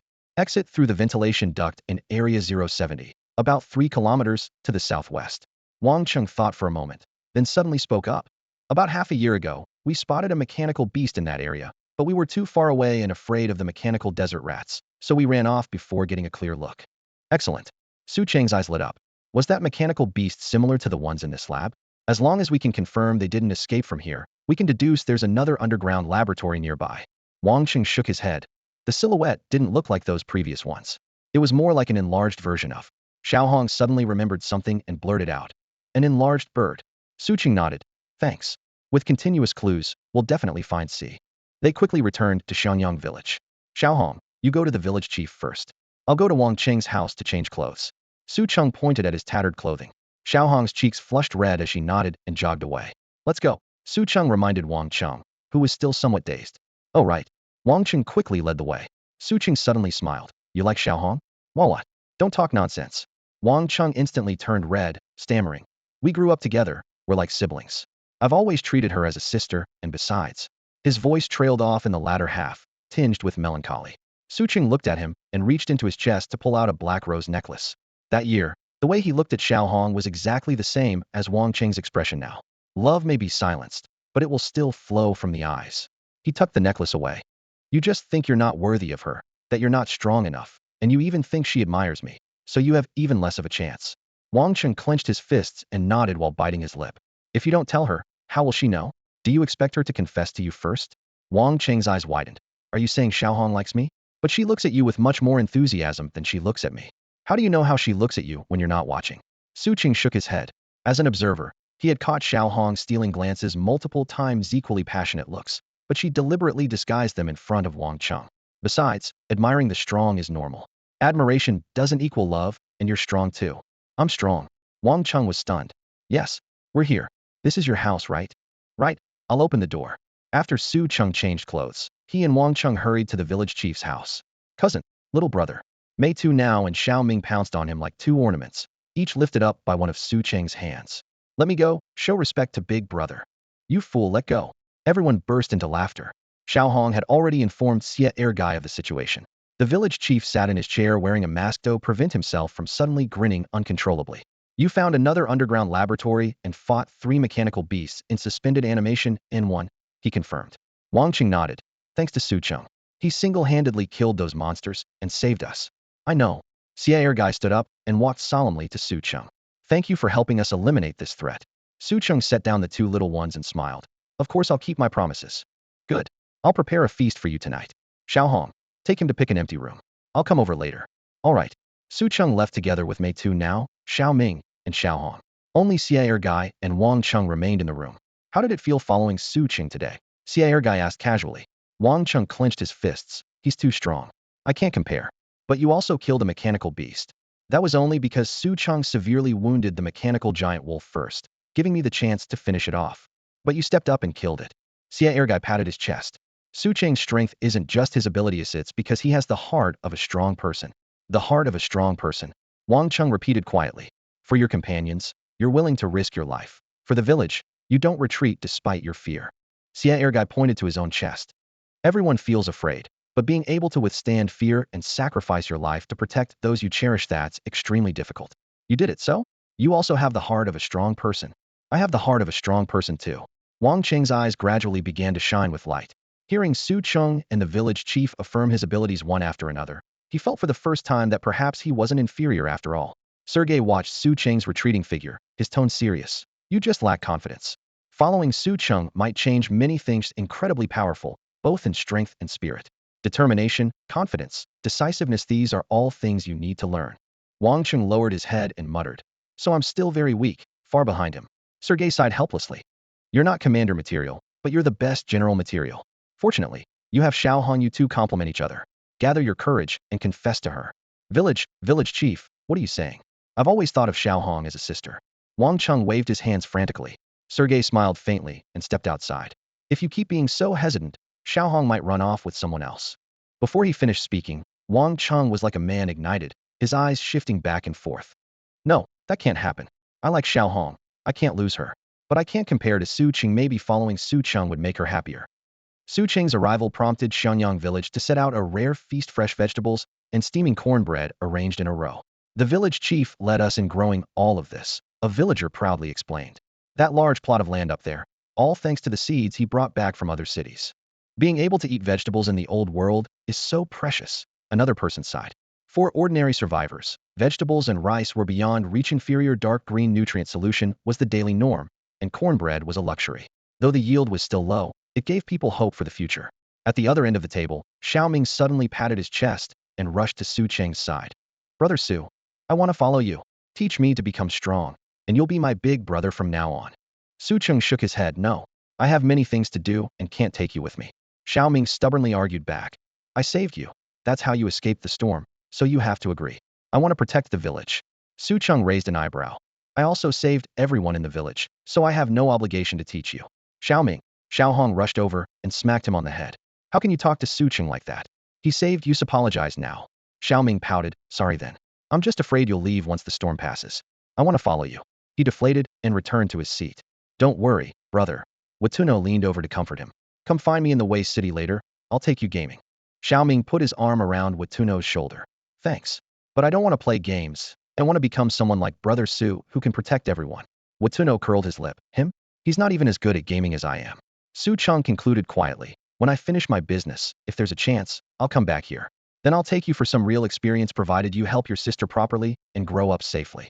Su Cheng picked up a piece of green vegetable and put it in his mouth. The refreshing vegetable juice burst on his tongue instantly, and he nodded lightly with satisfaction. Really? That's wonderful. Xiao Ming's eyes lit up, and he quickly added, You promised, so you can't lie to me. Su Cheng looked up with a smile and gave an affirmative nod. Xiangyang village was worth investing in. The people here had tremendous potential. His ultimate goal was future city, a colossal force like a giant mountain suspended high in the sky, making everyone look up in awe. To establish himself there, he had to cultivate his own power in advance. Hearing that Su Cheng would return in the future, Xiao Hong felt sweetness bubbling in her heart and couldn't help stealing glances at him repeatedly. Wang Cheng clenched and unclenched his fists, feeling bitter inside. If he didn't act soon, he might truly lose the person he liked. But if Xiao Hong didn't like him back, speaking up might cost him even their friendship. All right, let's eat. Everyone will come with me to keep vigil afterward. Xia Ergai sat at the head of the table, and hearing Su Cheng's promise to return, his heart finally settled. Even if he wasn't around someday, as long as Su Cheng came, the village would be. Safi had witnessed Su Cheng's strength firsthand. After the meal, Xia Ergai led the villagers to keep vigil for the deceased. Su Cheng and Mei Tu now returned to their assigned two-story wooden house. The house was spotlessly clean, with all necessary furniture and daily necessities provided. Even the nutrient solutions and prosthetics had been delivered by Xia Ergai's people. He dealt with the nutrient solutions first. Synthesize, create advanced enhancement serum X1. Synthesize, grade enhancement serum X3. Synthesize, high-grade nutrient solution X2. This time, he not only gathered the serums needed for his second genetic enhancement, but also had 2 extra bottles of high-grade nutrient solution as supplements. Although he had eaten dinner, the consumption from activating his blood rage form was far from recovered. However, he didn't immediately drink the nutrient solution, deciding instead to test the maximum duration limit of insight first. During today's battle, he had used insight frequently without experiencing the intense discomfort from before, as if his body was gradually adapting. But he remembered his last fierce battle with X, where overuse had caused instant blindness. If that happened again on the battlefield, the consequences would be unthinkable. He had to determine his limits before using the nutrient solution to recover. Without hesitation, he began.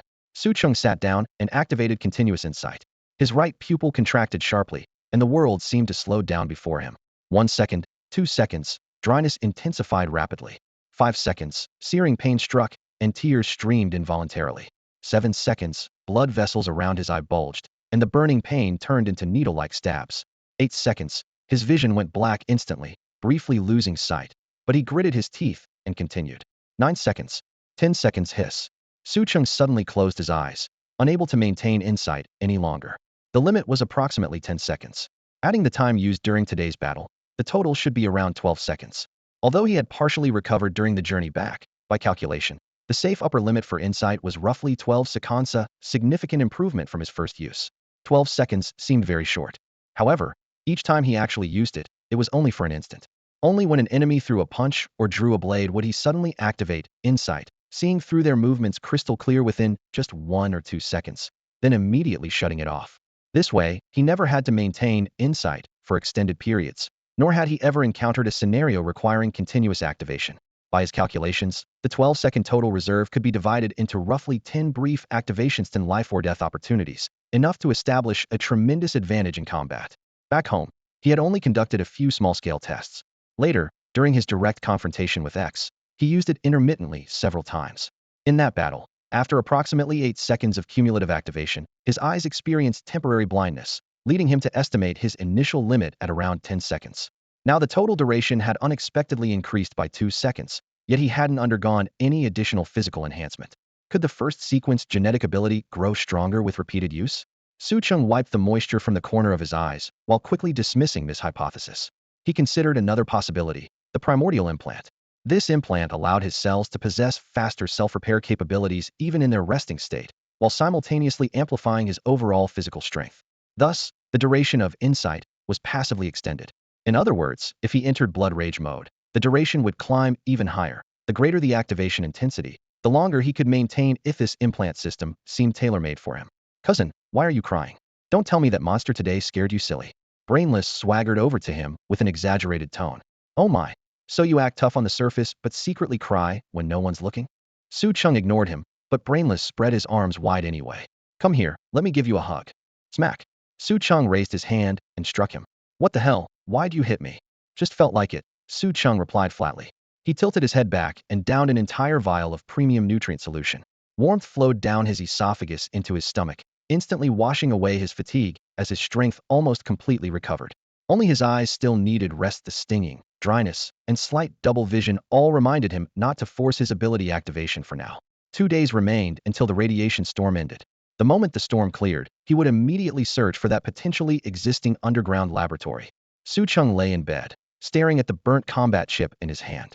The charred casing still flickered with faint electrical arcs, while his consciousness rapidly processed the newly uploaded fighting techniques as if his mind had been connected to a database, with pages of combat information flooding through his thoughts.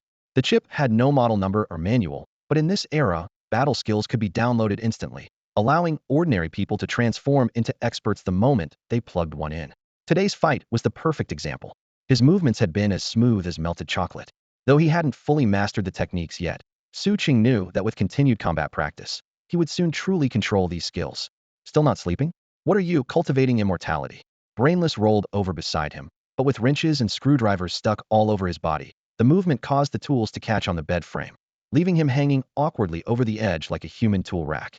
Throughout the night, the tunnel vibrated with a constant humming, as if radiation storms were hovering above Xiangyang village. Only near dawn did the trembling suddenly cease, the walls falling silent as though the storm had abruptly retreated. Knock, knock, knock. Nobody's here. Not taking patience today. If you won't die, then endure it. If you can't endure it, then go die. Su Cheng rolled over, too lazy to get up. It wasn't exhaustion. This place gave him an unprecedented sense of security. Time to eat, Brother Su. Xiao Ming's voice rang out from beyond the door. Su Cheng opened his eyes and stared blankly for 2 seconds as his brain booted up, then kicked Brainless with his foot. Wake up. Brainless instantly exited sleep mode and stretched. That was such a comfortable rest. Su Cheng pulled on his jacket and glanced at him. That's called hibernation, not real sleep. He opened the door and asked Xiao Ming curiously. You call this early? Why isn't it shaking today? Brother Wangcheng already went on patrol.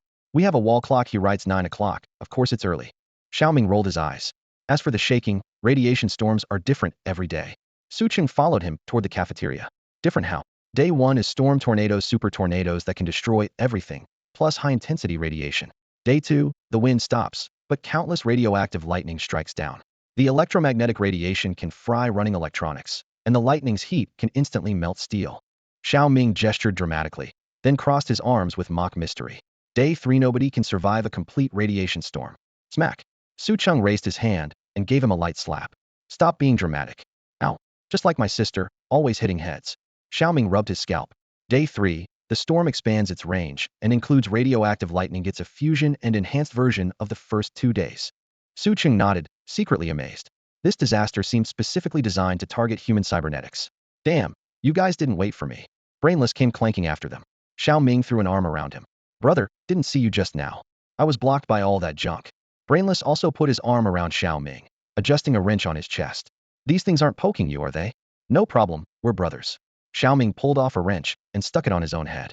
Look, I'll hold it for you and put it back later. Smart thinking, brother. The 3 of them arrived at the dining area, where only village chief Sergei remained seated. Morning, Sergei called out cheerfully. Good morning, Grandpa Chief. Xiaoming rushed over excitedly, with Matuno following close behind, also calling out Grandpa Chief. Sucheng simply nodded and took a seat across from Sergei. Morning, morning to you all. Come sit and eat, Sergei repeated with a smile, grabbing a cornbread and taking big bites with pickled vegetables. His gaze fell on Sucheng as he reminded him. Today's the 2nd day. After tomorrow, you'll be free to leave. Sucheng also picked up a cornbread.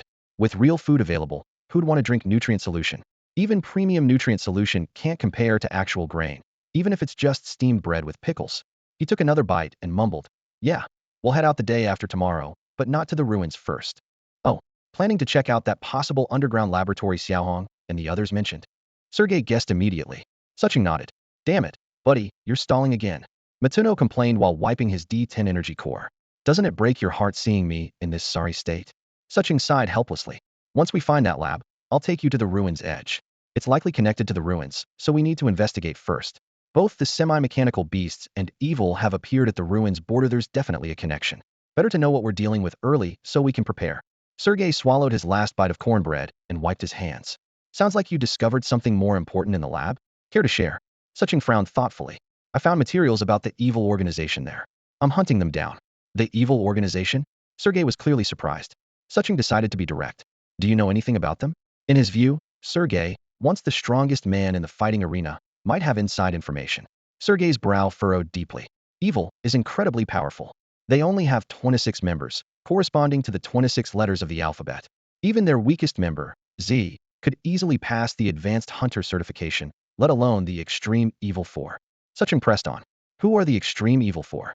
I don't know the specifics, Sergei shook his head. I only know the strongest and most mysterious is S. No one has ever seen S's true face, only that he's terrifyingly powerful.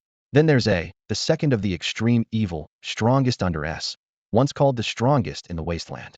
The remaining 2 are B and C. Though I've never fought them, given my strength, I definitely wouldn't make it into the extreme evil 4, meaning even the weakest, C, is far stronger than me. Sucheng was secretly shocked. Even Sergei couldn't make it into the extreme evil 4? And the weakest Z was stronger than ordinary advanced hunters? By this calculation, evil members were far more powerful overall than hunters and gladiators. He had only fought X once, and that had been a struggle. Just how strong were those ranked higher? That's about all I know, Sergei sighed. Few people understand them. Their goal seems to be overthrowing the current order, including Future City. But as raiders, they'd never fight for ordinary survivors. There must be another reason. He warned seriously. If you're really going up against them, you'd better get cybernetic enhancements first. Cybernetics and flesh amplify each other. Without them, you won't stand a chance. I will, Sucheng nodded. Then rest easy here for 2 days. Sergei stood up with a smile. No need to worry about radiation storms here. I've been through many of them. This place is safe. Boom. Suddenly, a thunderous crash shattered the air above the village. Debris and sand cascaded like a waterfall from the top of Sunny Village, with massive rocks smashing the wooden houses below. Holy shit, what is that? Damn it, what's happening? I was building a house, and the sky's falling. Everyone looked up to see a massive hole torn open at the top of Sunny Village, with an enormous mechanical drilling device, at least 5 meters wide, protruding through it. The massive excavation machine loomed like a mechanical beast. Its head resembled an insect's mouth parts, with countless metal teeth arranged in circles, slowly rotating. 2 thick metal clamps extended from either side, powerful enough to grip rock layers in a death hold. At the very center gaped a dark, bottomless void, as if a steel-toothed bobbit worm might burst forth at any moment. Its torso, composed of countless steel segments, writhed and twisted like an elongated spring. This colossal creature hung suspended in midair, seemingly gazing down at Xiangyang village below. The mechanical worm suddenly retreated sharply into the opening, sending cascades of dust tumbling down. The next second, its front metal teeth accelerated dramatically, buzzing loudly as countless chunks of soil and structural layers were instantly shredded and devoured by the central void. Clearly, it intended to drill straight through the village's ceiling, letting in the radiation storm from outside. Sergei looked up, his expression grave. If the ceiling was breached, the day's most violent radiation thunderstorm would descend directly upon Xiangyang village, turning the entire settlement into charred ruins. Damn it! How did it dig under our feet without making a sound? Someone whispered in terror. Captain Wang hasn't returned yet. Where the hell did this thing come from? Another villager asked anxiously. I'll handle it. Su Cheng stepped directly beneath the hole, looking up to assess the situation. It must have used the radiation storm's vibrations and noise to mask its drilling sounds, and destroyed our early warning devices. This level of intelligence suggests it's connected to yesterday's laboratory. You're right. Sergei's gaze fixed intently on Su Cheng. I'm counting on you. Su Cheng nodded. Since it tunneled here from another lab, it saves me the trouble of searching. Following this passage might lead me straight to the experimenter hiding in the shadows. Sergei immediately commanded. The maintenance ladder is still there. Get Su Cheng up there. Everyone else, evacuate the village and head to the safe zone. Yes, village chief. A villager rushed to Su Cheng's side. Brother Su, I'll show you the way. Su Cheng picked up his high-energy laser blade, now fully repaired with a fresh energy cell, and instructed Brainless, take Xiao Ming and the village chief to safety. Wait for my return. Be careful. Brainless and Xiao Ming waved at him together. Su Cheng nodded slightly, then summoned his symbiotic armor. Silver-black light instantly enveloped his entire body. Climbing stairs is too slow. The ceiling could be breached at any moment. With that, blue-white flames erupted from the armor's back, launching him skyward like a cannonball. Symbiotic armor? Sergei's eyes widened, his shock nearly overwhelming the thunderous noise overhead. Who was he really? Could he be nobility from another floating city? Enhanced physique, symbiotic armor, rare enhancement serums. These were things he'd only heard in legends his entire life, yet they all appeared in this young man. But after the initial amazement, Sergei felt only relief. Thank goodness he had entrusted this to him. Xiangyang village would surely have a brighter future ahead. Sergei couldn't help but smile, feeling reassured. As long as Su Cheng was here, Xiangyang village's future would certainly be no worse than its present. Wow, so cool. Big brother is so cool, someone exclaimed excitedly, unable to contain their admiration. Buffed, just average, another young man muttered stubbornly. Brother, I used to be pretty handsome too, really. Su Cheng ignored the crowd's cheering and looked up, locking onto the mechanical worm hovering in midair. He growled, blood rage mode, 100% release. Suddenly, his heartbeat thundered as blood surged through his body like a raging torrent. Power even more overwhelming than yesterday's instantly filled every fiber of his being. Such incredible strength. His breathing grew heavier as he spread his legs and crouched slightly. In the next moment, tremendous force gathered beneath his feet and exploded. Bang! The ground cracked in a web-like pattern radiating outward from where he stood. Su Cheng shot upward like a cannonball, instantly reaching the cave ceiling. The moment he approached his target, his blade pierced deep into the mechanical worm's metal shell. Only at close range could he see clearly this worm was a full 5 meters in diameter, as thick as a massive cylinder. Su Cheng gripped a sharp metal ridge with one hand while swinging his blade horizontally with the other. An entire piece of alloy broke away with a resounding crack, revealing sparking precision circuits beneath. Buzz! The damaged shell triggered the mechanical worm's self-sensing system, and its segmented, spring-like body began rotating slowly. Losing his foothold, Su Cheng used the momentum to leap higher, grabbing onto internal mechanisms while continuously hacking away. The tunnel was barely wide enough for the worm itself, leaving him unable to stand. He could only dismantle the outer shell piece by piece before forcing his way into the creature's belly. The mechanical worm's rotation grew increasingly violent, and the ceiling walls looked ready to be crushed. Su Cheng delivered a powerful kick, breaking away the mostly severed outer layer, and flashed inside. The worm's interior contained a high-speed conveyor belt about 2 meters in diameter, continuously transporting excavated soil from the front to the rear. Looking backward, the belt disappeared into endless darkness. The entire mechanical worm resembled a metallic earthworm, but was it a mechanical life form? A purely programmed machine? Or was someone controlling it remotely? Su Cheng wasn't certain. Underground radiation was weakened here, making remote control entirely possible. Tumbling clods of earth and debris came flying at him. He deflected them with his hands, then raised his high-energy laser blade, severing the conveyor belt and driving the weapon deep into the worm's body. His arms bulged with strain as he gripped the handle firmly, remaining steady as a rock despite the creature's rotation. Using its own spinning motion, he intended to self-slice this massive beast from within. Waves of soil crashed against his chest one after another. The mechanical worm's excavation speed was astonishing. It was getting closer and closer to the surface. Sizzle, sizzle, sizzle. The high-frequency sounds of laser cutting and metal friction filled the air. Crack! The entire mechanical worm was sliced clean through by the laser blade. The cut was perfectly smooth, with molten metal edges glowing an eerie red. The rear section immediately stopped rotating, but the front half continued its frenzied digging, sending soil cascading like a waterfall directly towards Xiangyang village. Su Cheng spun his blade in a reverse flourish and said coldly, "Good, it's severed. Now the remaining half needs to be destroyed too." However, the rear section that had stopped suddenly reactivated, spinning rapidly in reverse and drilling downward frantically, attempting to cause a complete collapse. This mechanical monster could apparently operate both ends independently. He glanced at the front section still boring through above, knowing he had to destroy its head first. He leaped upward forcefully, driving his blade into the worm's body once more, slicing rapidly from top to bottom. "Let's see if you can dig faster than I can destroy you." The mechanical worm wasn't a mechanical life form, but simply a pure digging machine. This creature only knew how to rotate forward and drill holes, with no protection beyond the hard shell formed by its initial spinning motion, which gave Su Cheng the perfect opportunity to wreak havoc from within. He first completely dismantled the front section that was drilling upward.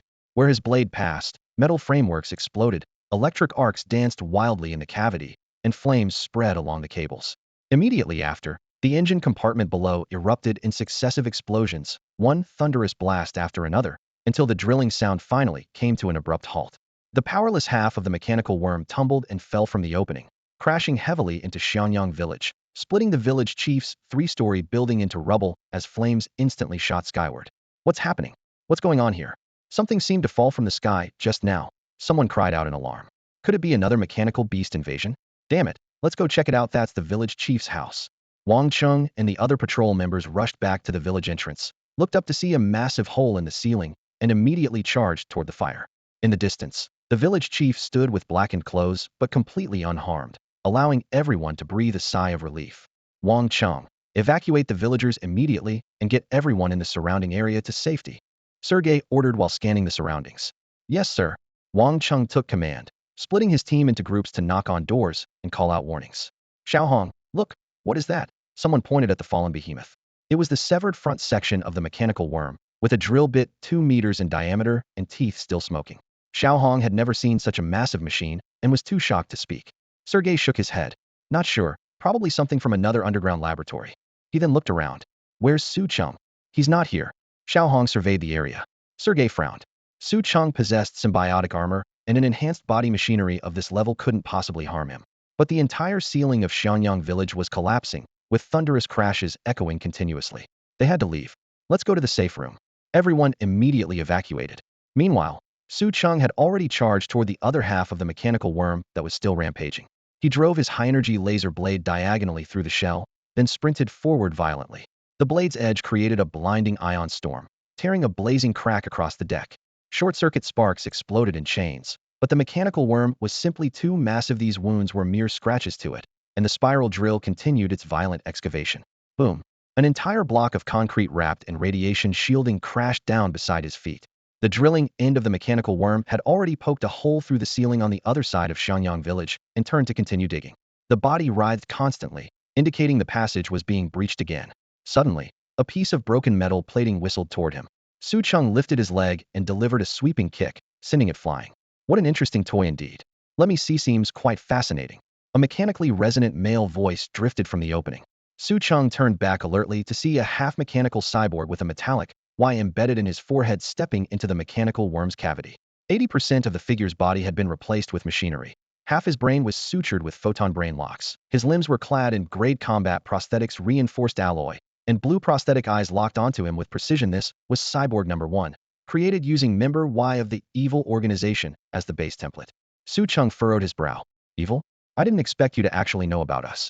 Y's voice carried a note of surprise. "Should I call you Y, or Cyborg Number 1? Su Cheng examined this body of spliced metal and flesh. "After all, you're probably not yourself anymore, so you shouldn't really count as part of the evil organization either, right?" Y had already been transformed, and it was unclear whether the current Y was controlled by the experimenters or still retained his original consciousness. Cyborg Number 1 threw back his head and laughed maniacally, his metallic voice making the air buzz. "Huh? Me? I'm the stronger Y, or you can call me R. Huh? Don't you get it?" He grinned maliciously at Su Cheng.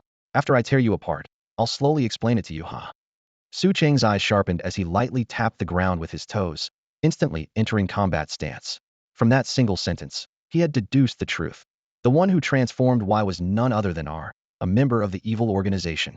All the semi-mechanical life forms in this underground space and the frantically digging mechanical worms were R's handiwork. Experimenting on their own people, these raiders were truly a bunch of complete lunatics. The moment this thought crossed his mind, Cyborg number 1 had already stomped the ground and suddenly threw a punch, the force stirring up debris. Inside 1 second, Su Cheng precisely captured every frame of his opponent's punching motion and raised his blade to meet it heat-in. The high-energy laser sword collided directly with the metal fist clang. Blinding sparks scattered with a piercing explosion. It couldn't even cut through that alloy arm, and the blade was forcibly lodged into the fist surface. What tough armor! Su Cheng cursed silently, his gaze sweeping over his opponent's symbiotic battle suit. Cyborg number 1's knee joint expelled a blast of air as he delivered a vicious side kick. Nice equipment, but unfortunately, you're too weak, haha. Insight. Su Cheng withdrew his blade and retreated quickly, spinning to counter with the same side kick. Oh. Cyborg number 1 was momentarily stunned, then sneered coldly. Too slow. Think you're the only one who can dodge. He leaped back to avoid the attack and roared, speed kill. Boom. Over a dozen micro-thrusters on his back opened simultaneously, blue-white flames shooting out. The propulsion turned him into an afterimage as he charged forward again, his speed increasing several times over. Insight. Though fast, it still couldn't match electromagnetic bullets. Su Cheng could still see everything clearly. He dodged while simultaneously slashing back, fists, knees, and blade shadows interweaving. The more Cyborg number 1 fought, the more alarmed he became. His rhythm seemed to be anticipated in advance. No matter how much his speed increased, Su Cheng was like someone reading a script, dodging and counterattacking one step ahead. His sturdy armor was repeatedly slashed open, with scorch marks and metal fragments constantly flying off. Damn it, I don't believe this. He roared angrily, throwing a punch that was actually a feint. The real killing move was the spinning side kick that followed. But before he could complete the motion, Su Cheng had already landed a kick to his chest armor. Bang! Holy shit! Before Cyborg number 1's curse could finish, he was already sent flying, crashing into the back of a still-digging mechanical worm. Fuck! He staggered to his feet, wiping the alloy fluid from his lips, glaring viciously at Su Cheng. What the hell are you pulling? If you've got guts, don't move and let me land one punch. Su Cheng raised his blade tip slightly, his tone calm. Fine. But first make that thing under your feet stop. The mechanical worm was still digging frantically, rock layers cracking, debris falling like rain. If this continued, even if it didn't dig through to the surface and trigger a sandstorm, Xianyang village would be buried alive under the soil. At the other end of the tunnel, villagers huddled in a temporarily reinforced shelter, anxiously watching the continuously falling stone fragments. Damn it. Our village took over 10 years to develop to this scale, and now it's almost gone. These monsters, I pray Su Cheng solves this quickly. If it drags on, the village will be destroyed. We're too weak, otherwise we could help. Come on, Su Cheng. My big brother will definitely succeed. He'll definitely protect the village. The debris overhead grew denser. Several houses collapsed with thunderous crashes, heating pipes were smashed, and scorching steam gushed out in rolling clouds, hot vapor filling all of Xianyang village. You agree? Cyborg number 1 looked at Su Cheng suspiciously. Really? Su Cheng nodded lazily and beckoned with one hand, curling his fingertips forward. Come on. Cyborg number 1 rolled his shoulders, the metallic muscles producing a faint clicking sound as they rubbed together. He sneered viciously. Haha, you're pretty arrogant. Think you're invincible just because you're wearing symbiotic armor? Let me tell you something, symbiotic armor has different grades too. You really think you're some kind of impenetrable fortress that I can't break through? Su Cheng raised his wrist, impatience creeping into his voice. Cut the chatter. Make that bug stop, then get over here. If you won't come to me, I'll come to you. He beckoned again, his tone as indifferent as if he were calling a dog. Fine, very fine. Cyborg number 1 growled under his breath. In the distance, the drilling mechanical insect suddenly stopped, and the violently trembling ground instantly fell silent as dust slowly settled in the air clearly. Someone was indeed controlling the mechanical bug remotely. Then let me show you just how powerful I've become after my transformation. Killing strike. His roar exploded as his body launched forward like a cannonball, cutting a vicious arc of fire through the air. Don't you dare dodge. Bang. The metal fist struck the symbiotic armor heat-in. Shockwaves rippled outward, and Su Cheng's chest felt like it had been hit by a truck. Though the armor absorbed most of the impact, the remaining vibrations still made his internal organs churn. So strong. Su Cheng cursed silently. That punch had clearly exceeded the symbiotic armor's safety threshold.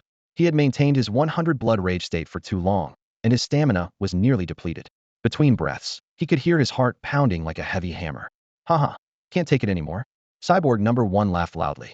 You actually didn't dodge, what an idiot. No wonder I captured you for modification. Weak strength, poor judgment. Su Cheng grinned, swallowing his fatigue as his high-energy laser blade flashed with cold light, stabbing straight towards Cyborg Number One's chest. Another opponent just like Black Bull, he thought coldly. Holy shit, you. Cyborg Number One only managed half a shout before feeling a sudden chill in his chest. Looking down, he saw the light blade had penetrated halfway into his torso. If his heart were completely pierced, his strength would rapidly decline. You fucking cheater. He gripped the blade with both hands, trying to stop it from going deeper. I said I wouldn't move, but I never said I wouldn't strike. Su Cheng applied force with both arms, and the light blade burst completely through. Damn it. Amid the agonized scream, Cyborg Number One's rage was suddenly replaced by a strange smile. Haha. His tone changed abruptly, becoming hoarse and excited. Interesting, very interesting. Why is such a fool? You two could have fought much longer though he would have lost eventually, but he let himself get provoked by a few words and rushed to his death. Su Cheng raised an eyebrow and deactivated his blood rage state as fatigue crashed over him like a tide. You're R, aren't you? The earlier boasting about witnessing the power of modification had clearly belonged to Y. Now, control had switched to R. Correct.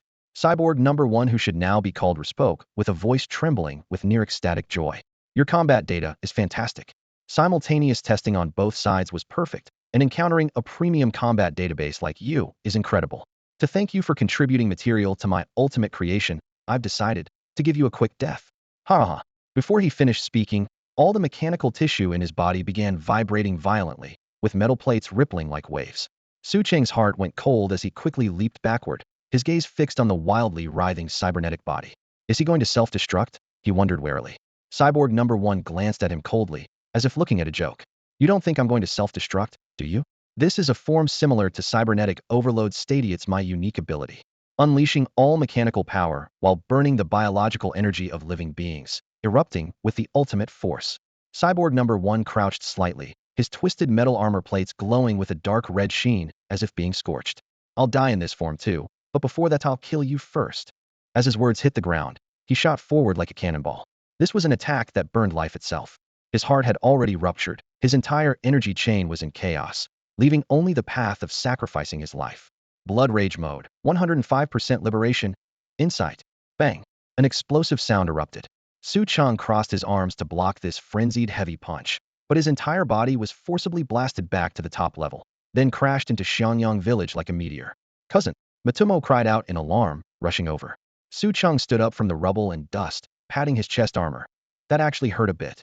Cyborg Number One followed closely, diving down through the breach. Stand back. Su Cheng roared before charging Heaton. Bang! The air tore with a sonic boom as two black shadows collided violently in midair. One shadow was sent flying while the other landed and instantly gave chase, kicking the opponent away a second time. Holy crap, this fight is brutal. It's like two superhumans going at each other. The watching survivors were stunned. Su Cheng had actually blasted that monster back to the top level. Unbelievable. On the top floor, Cyborg Number One was hammered back to his original position by Su Cheng's two punches, with Su Cheng following close behind. Just then, the stalled mechanical sandworm reactivated. Instead of digging, its massive body charged horizontally, ramming straight towards Su Cheng.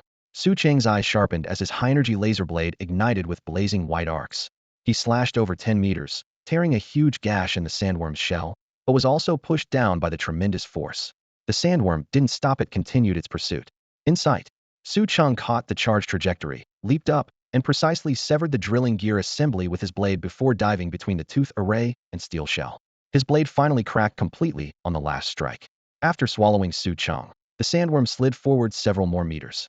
On the other side, Matumo was still running desperately. Xiaoming, he screamed. Xiaoming was about to rescue him when Xiao Hong grabbed him back. Brother, Wang Cheng rushed out of the ruins. Run this way. However, Matumo was too slow, and the sandworm thundered closer. Just as the metal fangs were about to snap shut, a hand suddenly shot out from the worm's mouth and pulled him into its belly. Cousin, Matumo joyfully hugged Su Cheng.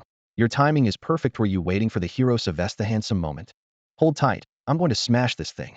Su Cheng set him down and swung his cracked blade, creating a shower of steel fragments in the worm's belly in the blink of an eye.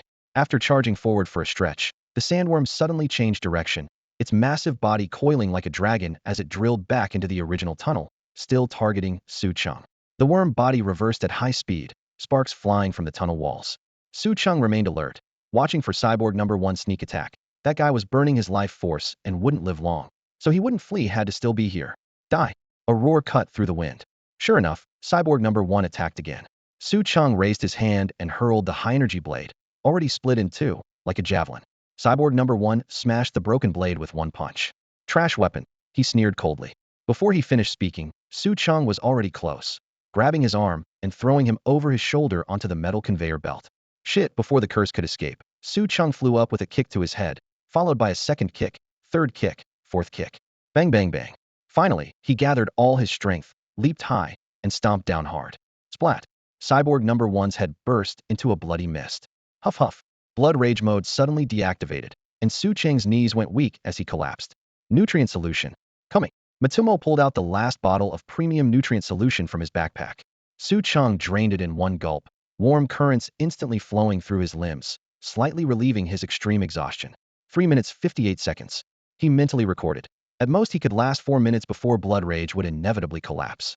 Y was indeed strong after modification, but what's truly terrifying is the power he unleashed by burning his life force. Su Cheng analyzed internally. That power most likely came from the bone virus. He said it was his unique ability. The only difference between evil organization members and ordinary people is the bone virus. Perhaps only by finding or can we figure this out.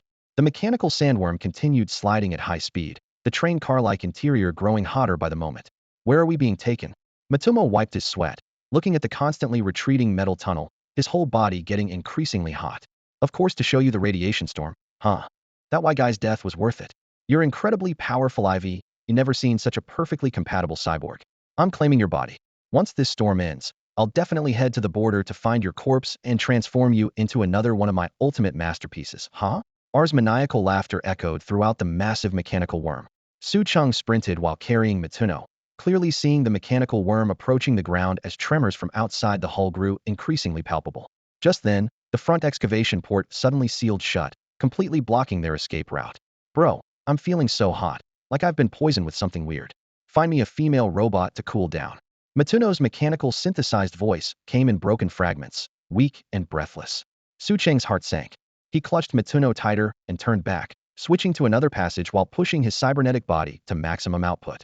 But the next second, all conveyor belts inside the mechanical worm suddenly accelerated, the floor rolling like violent tank treads, trying to drag him forcibly into the depths. Damn, Su Cheng cursed under his breath as sweat trickled down his alloy cervical spine into his collar. The radiation storm's energy was frantically corroding the mechanical equipment, and Matsuno's surface temperature kept climbing, becoming almost too hot to touch. Suddenly, inspiration struck. His own cybernetic body remained unharmed, indicating that the newly installed external photon brain wasn't affected by the radiation. Matsuno's problem is photon brain overload. If I could share the computational load. While running, he removed the external photon brain upgraded from the dimensional eye from behind his ear and pressed it firmly against Matsuno's chest. Click. Tiny hair-thin pins extended from around the external photon brain, instantly piercing the metal shell. The next moment, Matsuno's surface temperature rapidly dropped as the internal turbine cooling fans spun frantically. Holy crap, my brain feels more agile than ever. I may be headless, but I've got brains. Matsuno's revival-like roar made Su Cheng breathe a sigh of relief. As long as this guy could still talk trash, his life wasn't in danger. The dimensional eye truly lived up to its reputation as a masterpiece from the ninth dimensional empire. In one word, powerful. Within mere moments, the two reached the mechanical worm's abdominal exit. The external ultra-strong electromagnetic radiation had already breached the worm's protective layer, instantly paralyzing the entire body's power system as sparks crackled throughout the cabin. Yotsan TBZ. Escape back. R's communication was fragmented by radiation interference, yet his eerie laughter remained chilling. Bang. A metal panel exploded, exposing circuits that immediately short-circuited in a shower of sparks. Then, like dominoes, chain explosions spread along the worm's body from head to tail. Boom. The entire mechanical worm was torn to pieces in the blink of an eye, the massive shockwave propelling Su Cheng and Matsuno through the sand layer and shooting them into midair. Woohoo bro, we're airborne again. Matsuno shouted excitedly. Su Cheng wrapped his arms around him protectively, shielding the photon brain that had just recovered from overload. Emerging from underground for the first time, he finally witnessed the radiation storm's true form. The entire border wasteland looked devoured by apocalypse, with purple lightning in the sky transforming into countless giant serpents, coiling in the clouds before diving down violently. Each strike tore bottomless black holes in the desert. Lightning struck the desert, instantly blasting out a massive crater. The continuous lightning strikes generated tremendous heat, so intense that it melted sand into liquid form. Once these crimson molten streams cooled, they solidified into crude, Semi-transparent glass riddled with countless impurities. Sand and glass are both silicon dioxide, but the latter requires precise temperature control and purification, whereas here the sand was simply brutally melted by lightning fire, leaving the impurities with nowhere to go. Thunder rolled across the sky as heaven and earth seemed to be pounded by giant drums. Bang! Su Cheng plummeted from midair, his entire body plunging into a slowly flowing molten sand pit. The scorching liquid splashed against his symbiotic armor, immediately producing choking blue smoke, and he instinctively sprang upward. Boom! The next second, a purple lightning bolt struck precisely into the original pit, flames shooting skyward, sending cold sweat down Su Cheng's spine. While airborne, he had already detected a pattern. The terrifying radioactive lightning often struck repeatedly at the same points, and those craters served as high-risk markers. The strike points weren't fixed, but had a higher probability of overlapping. Right now, the most urgent task was to escape this lightning field. Return the way he came? All sense of direction was lost, and the cave connecting to the underground laboratory had been completely buried by the mechanical insect's self-destruction. The chain explosions of the mechanical insects weren't solely due to radiation overload initially, it was indeed circuit burnout. But the subsequent comprehensive detonation was their deliberate self-destruction under R's command. Su Cheng knew full well. R must have seen him break out at that moment and simply issued the final order. Now, direction didn't matter. Escaping the boundary of the radiation storm's second phase was what mattered. He grabbed Brainless and ran headlong, seeking only to break through in a straight line. Boom! Suddenly, his eardrums exploded with sound as lightning crashed down like a giant spear.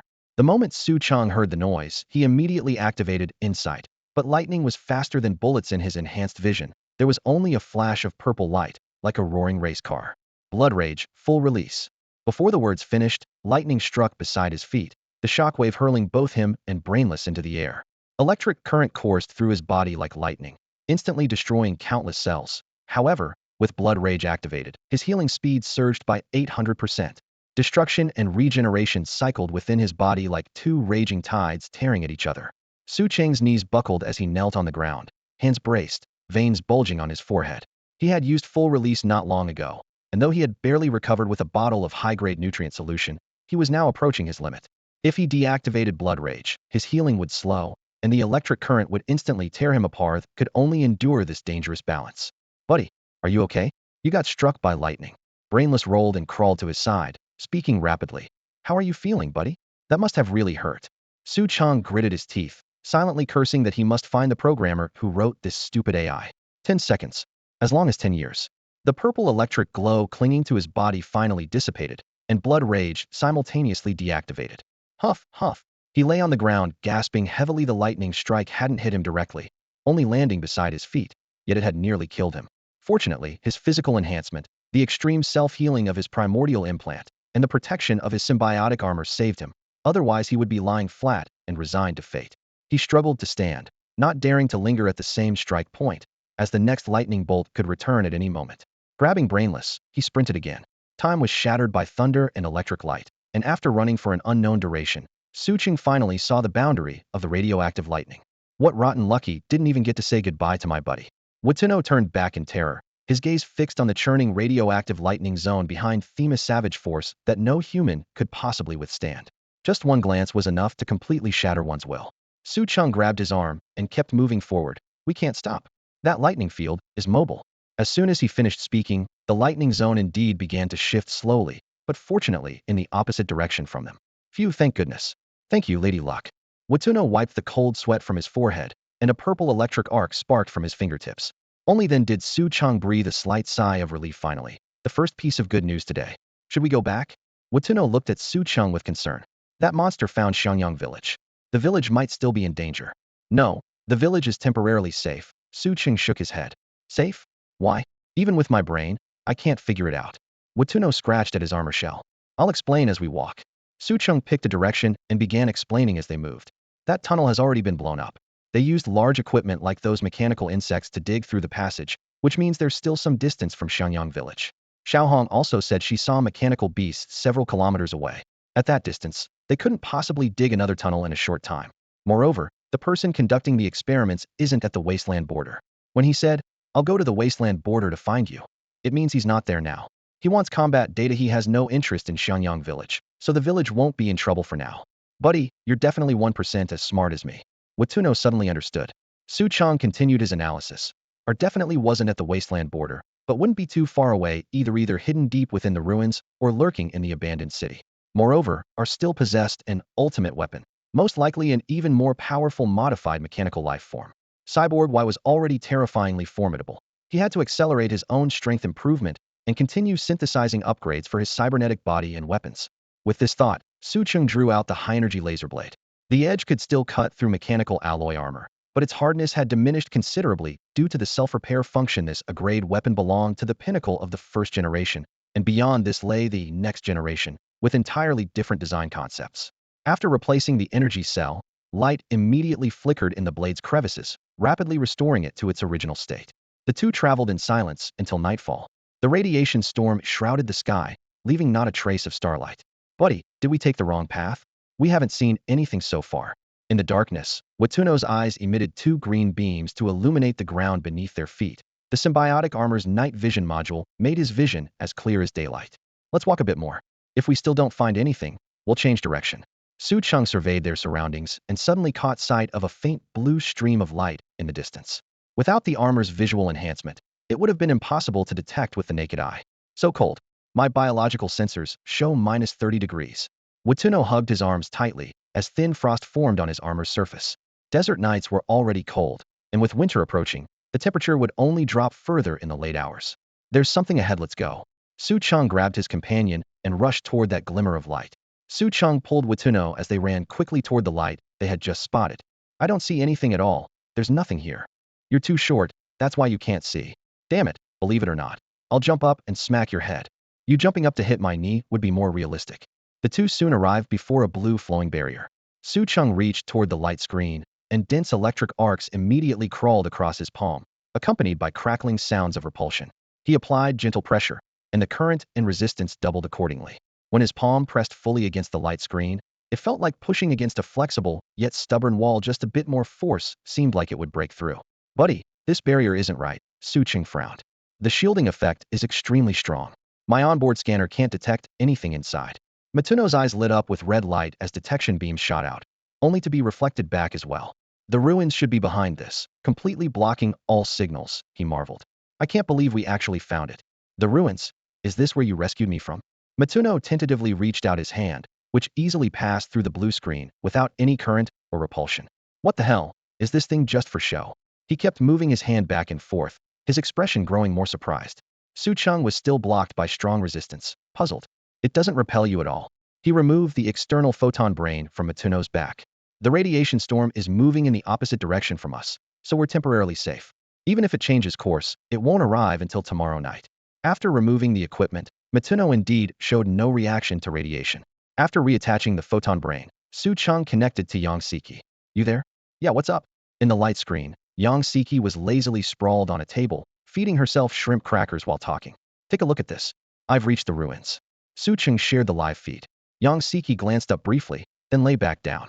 Electromagnetic barrier? You actually found the ruins and haven't been killed by the radiation storm yet. Lucky you.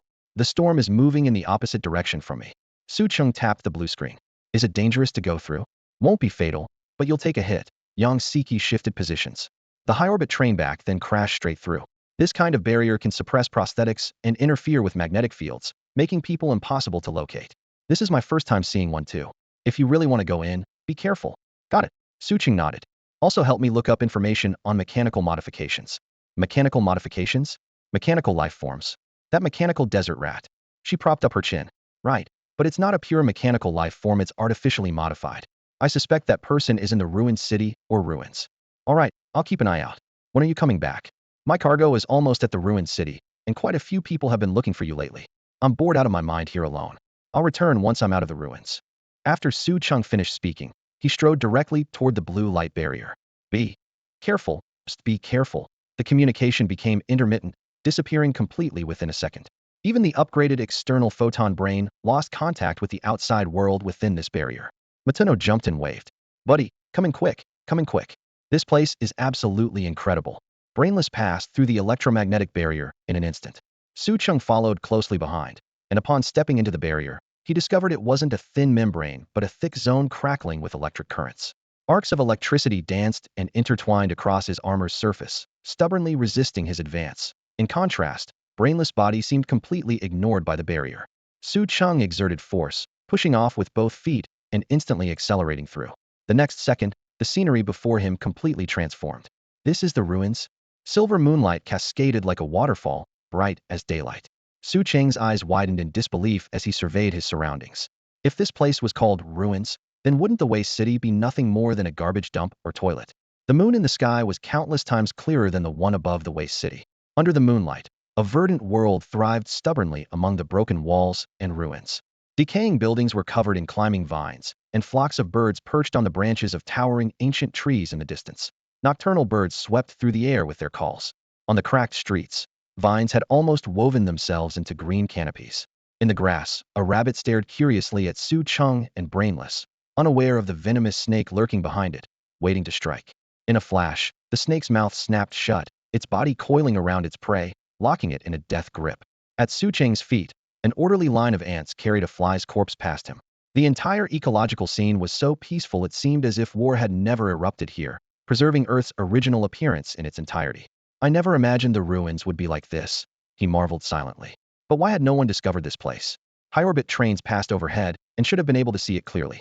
Su Cheng looked up to see a blue electromagnetic curtain covering the sky, through which he could faintly make out the outline of the high-orbit track. So this place was shielded, preventing train passengers from seeing anything inside. This place was clearly more habitable than the waste city. He deactivated his symbiotic armor, and fresh air rushed to greet him. Taking a deep breath, his chest felt as if it had been cleansed by sweet spring water. The outskirts of the waste city were perpetually shrouded in smoke from garbage processing plants and weak radiation. Even the black market villa districts, despite their abundant greenery, couldn't compare to the purity of this place. The warmer temperature caressed his skin, making him almost forget the chill of warfare. Bro, this place is so beautiful. Brainless cheered as he rushed toward the city ruins. Su Cheng followed at a leisurely pace, his gaze constantly sweeping over the surrounding scenery. A vine-covered subway entrance loomed in the moonlight, with the 4 characters, Jinling South Station, still clearly visible above. All the surrounding high-rises had collapsed. The Century War had destroyed the city, but humanity's evacuation had allowed the ecosystem to recover, giving animals time to rest and recuperate, creating an environment superior to current human settlements. I wonder if future city could compare to this place, he thought with a hint of longing. Bro, come quick. There are flowers here. Brainless crouched down beside a pile of stones. Su Cheng approached and saw a small red flower swaying gently in the breeze, so vivid it was almost blinding. Everything here was so beautiful that even ordinary flowers he'd never seen in the waste city seemed precious. Brainless carefully caressed the petals. I've never seen anything like this in the waste city. Su Cheng also crouched down, his fingertips gently touching the soft leaves. A bee hovered nearby, its buzzing faint, but making this quiet scene feel even more real. He had no memory of this place. Had he really been abandoned here? They had passed through the electromagnetic barrier, found the ruins, and dumped him here. Did that mean the evil organization might be in the ruins too? After all, ruins aren't easy to find, let alone easy to enter. No Brain definitely had some connection to this place. That much was undeniable. He could move freely through the ruins. But Su Cheng couldn't remember at all how he'd gotten out of the last ruin. He pushed himself up from the ground, still pondering, when a dark shadow suddenly flashed in the distance. Follow me, there's something there. Without hesitation, Su Cheng grabbed No Brain, who was still admiring the wildflowers among the rubble, and gave chase. Hey, what is it? That might just be an animal. No, it looked like a person. Su Cheng's brow furrowed tightly. Though the shadow was small, it was clearly human-shaped. Could it be a monkey? Aren't you humans all descended from monkeys? The kind with red butts. After chasing for dozens of meters, the shadow vanished completely. The surroundings felt strange and oppressive. The depths of the ruins were far from as peaceful as the surface appeared. Even high-orbit trains got attacked when crossing electromagnetic barriers, so this place definitely had more than just animals. No Brain braced his hands on his knees, panting heavily. How about we rest for the night? It's too dark, and you just finished fighting that #1 cyborg. If we run into more danger, that won't be good. Su Cheng weighed his options for a moment, then nodded reluctantly. Though the moonlight was bright, the intersecting shadows of buildings in the ruins still limited visibility. Combined with his depleted energy, he really did need to recover. A half-collapsed commercial building came into view ahead. Let's go there. The fallen neon sign only had half the characters, Wanda, remaining, with metal sheets swaying and creaking in the wind. Awesome. No Brain excitedly rushed over. Su Cheng followed slowly, vigilantly scanning their surroundings. At that moment, on a broken beam on the second floor, a slender figure's eyes glowed with an eerie white light, silently watching them enter the mall. Woohoo, this is a shopping mall. There's tons of stuff here. No Brain weaved between the shelves. But most of the packaging was bloated and leaking, all the food was expired, and some metal cans were even rusted through and cracked. Su Cheng's gaze casually swept over the shelves, then suddenly looked up toward the abandoned escalator leading to the second floor and said quietly, "Come out." "Bro, what are you talking about?" "I'm right here." "Are you hallucinating?" No Brain lifted his half head. "There's someone here." Su Cheng's expression grew serious. "Someone?" No Brain's ears shot up like antennas as he looked around. Su Cheng pointed at the ground. "The food hasn't been touched, but the metal objects have been heavily disturbed. There are fresh footprints on the floor, very light ones. You were too rushed to notice. If you don't come out, I'm coming up to find you." As he spoke, he drew his high-energy laser sword. The weapon had been smashed to pieces by the #1 cyborg earlier and was only half repaired. The blade was still covered in cracks, but it still gleamed menacingly. No Brain also spotted the footprints and shouted, "Holy crap! Come out quick, or we'll come up there and beat you up." The air fell silent for several seconds. Just as Su Cheng was about to step onto the stairs, a small figure finally emerged from the darkness. "A robot!" No Brain exclaimed. It was a mechanical being about the height of a 14 or 15-year-old, with a gray-white body. Its armor plating bore the scratches of time, and light strips at its joints flickered dimly. Su Cheng stared at it and noticed the figure was trembling as it gripped the escalator handrail, moving step by step, seemingly more afraid of conflict than they were. This was clearly not one of the rigid assistant robots from the ruined city, but a mechanical life form like No Brain. The robot nervously descended the stairs and stood there, completely at a loss.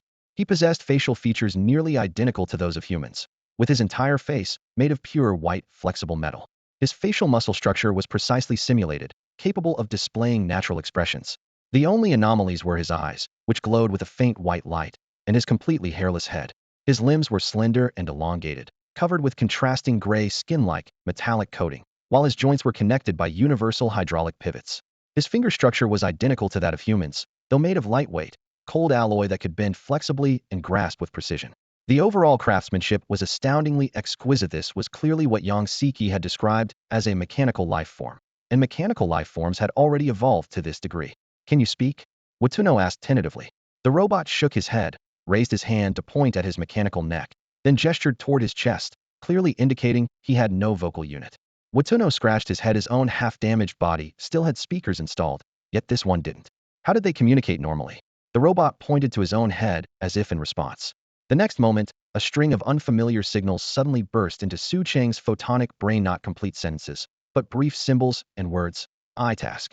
Su Cheng frowned at the robot. Obviously, the other party was broadcasting directly through plaintext signals. Otherwise, his photonic brain's firewall would never have passively accepted them. The meaning was simple. The other party was asking what task to assign. It seemed this guy used to be a worker, the mechanical version of an old-world wage slave.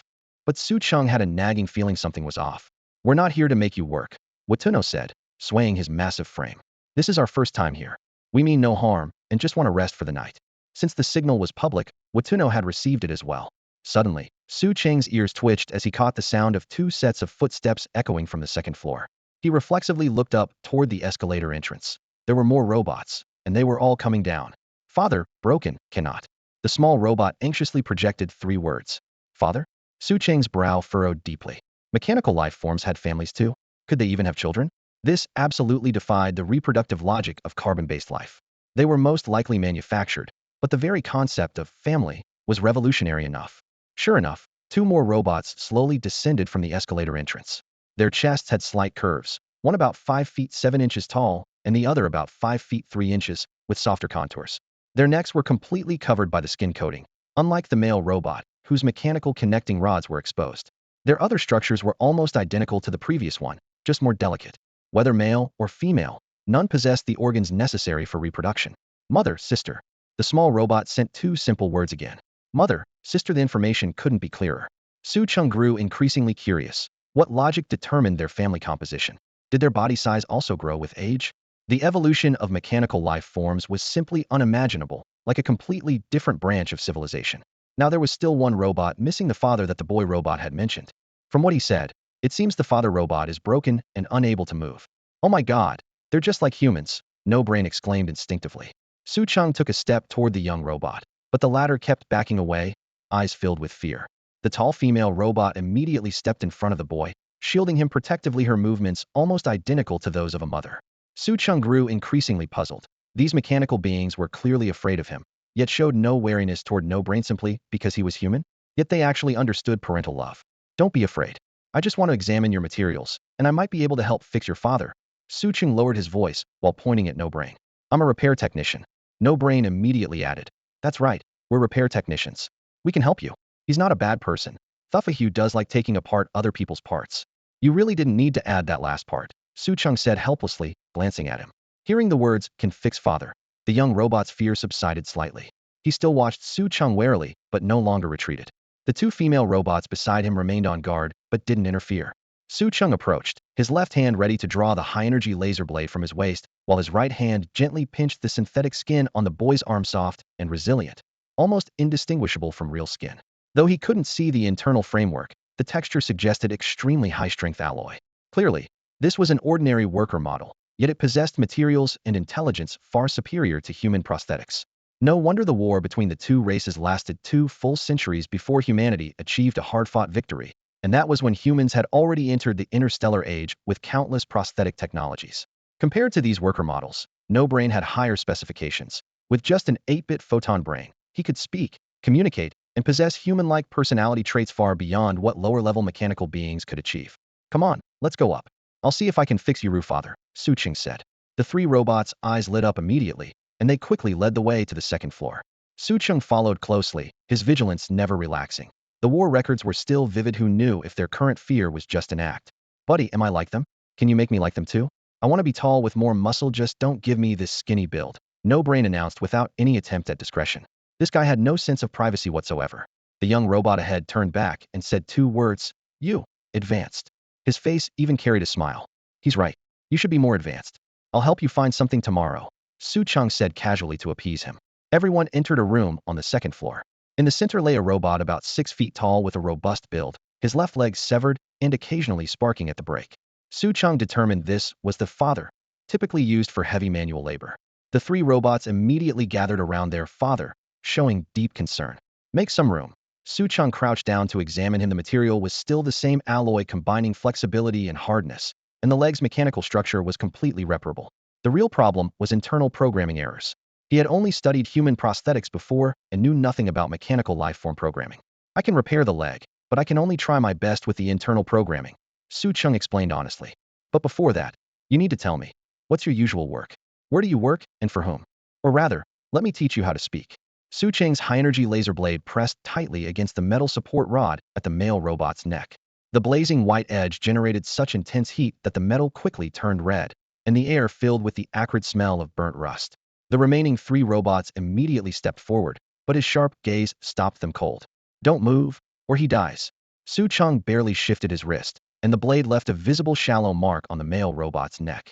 Metal fragments scattered as the crisis made the air heavy with tension. What's going on here, buddy? Watumo was stunned by the sudden turn of events, frozen in place. They deliberately lured us here. Su Cheng didn't shift his gaze, keeping his eyes locked on the young boy robot. Deliberately? Watumo couldn't believe it. Yes. Su Cheng nodded. The shadow I saw earlier was him. If he were truly afraid of me, he should have quietly retreated instead of running past me in plain sight. Moreover, how could such a highly intelligent mechanical being be unable to speak? Even the cheapest assistant robots in the ruined city can talk. He hadn't exposed the boy on the spot because he wasn't sure if other robots were hiding nearby, and he also wanted to observe these mysterious, mechanical life forms. Therefore, he had maintained high alert from the very beginning. Don't hurt him. The boy robot finally abandoned his pretense, his voice trembling. You're right, we can speak. But I didn't lie to you. We haven't lied either. The female robot stepped forward, shielding her companion. We really are a family. My husband is David, this is my son Jack, my daughter Lux, and I'm Jennifer. She held David and Lux tightly in her arms, her tone earnest. They're all good children, we mean no harm. Jack went looking for factory workers to help fix David, but the factory has already abandoned us. On his way back, he met you, a human, and thought he'd try, hoping you could save David. Su Cheng used the conversation to quickly scan the area, confirming that none of the robots carried weapons, then sheathed his blade. Why did you assume humans could fix your father? He asked, staring at Jack. Jack instinctively moved to shield his mother Jennifer and sister Lux behind him. We were created by humans in the first place. Although the Queen of Heaven is now at war with you, I guess humans might still be able to help us. I had no other choice.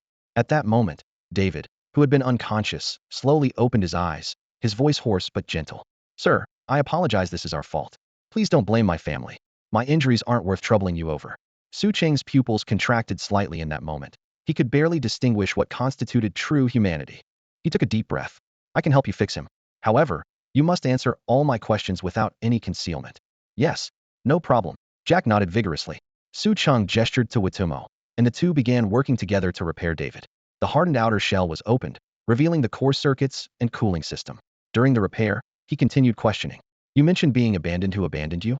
Are there other humans in this area? Seeing Su Cheng willing to help, Jack's tense shoulders finally relaxed. We're functional mechanical life forms what can't fight. After I came of age, I could only work at the factory. Father was also injured at the factory. Overwork caused core overload and was immediately discarded. The factory doesn't lack our type of mechanical beings. Once damaged, we're directly eliminated. They only care about maximizing production efficiency. Finally, his voice dropped to barely audible, yet remained clear. Robots are supposed to work according to programming, disciplined, efficient, singular, safe. If they lacked humanity, perhaps they wouldn't abandon those who simply needed repairs, or even push a robot to the point of overload.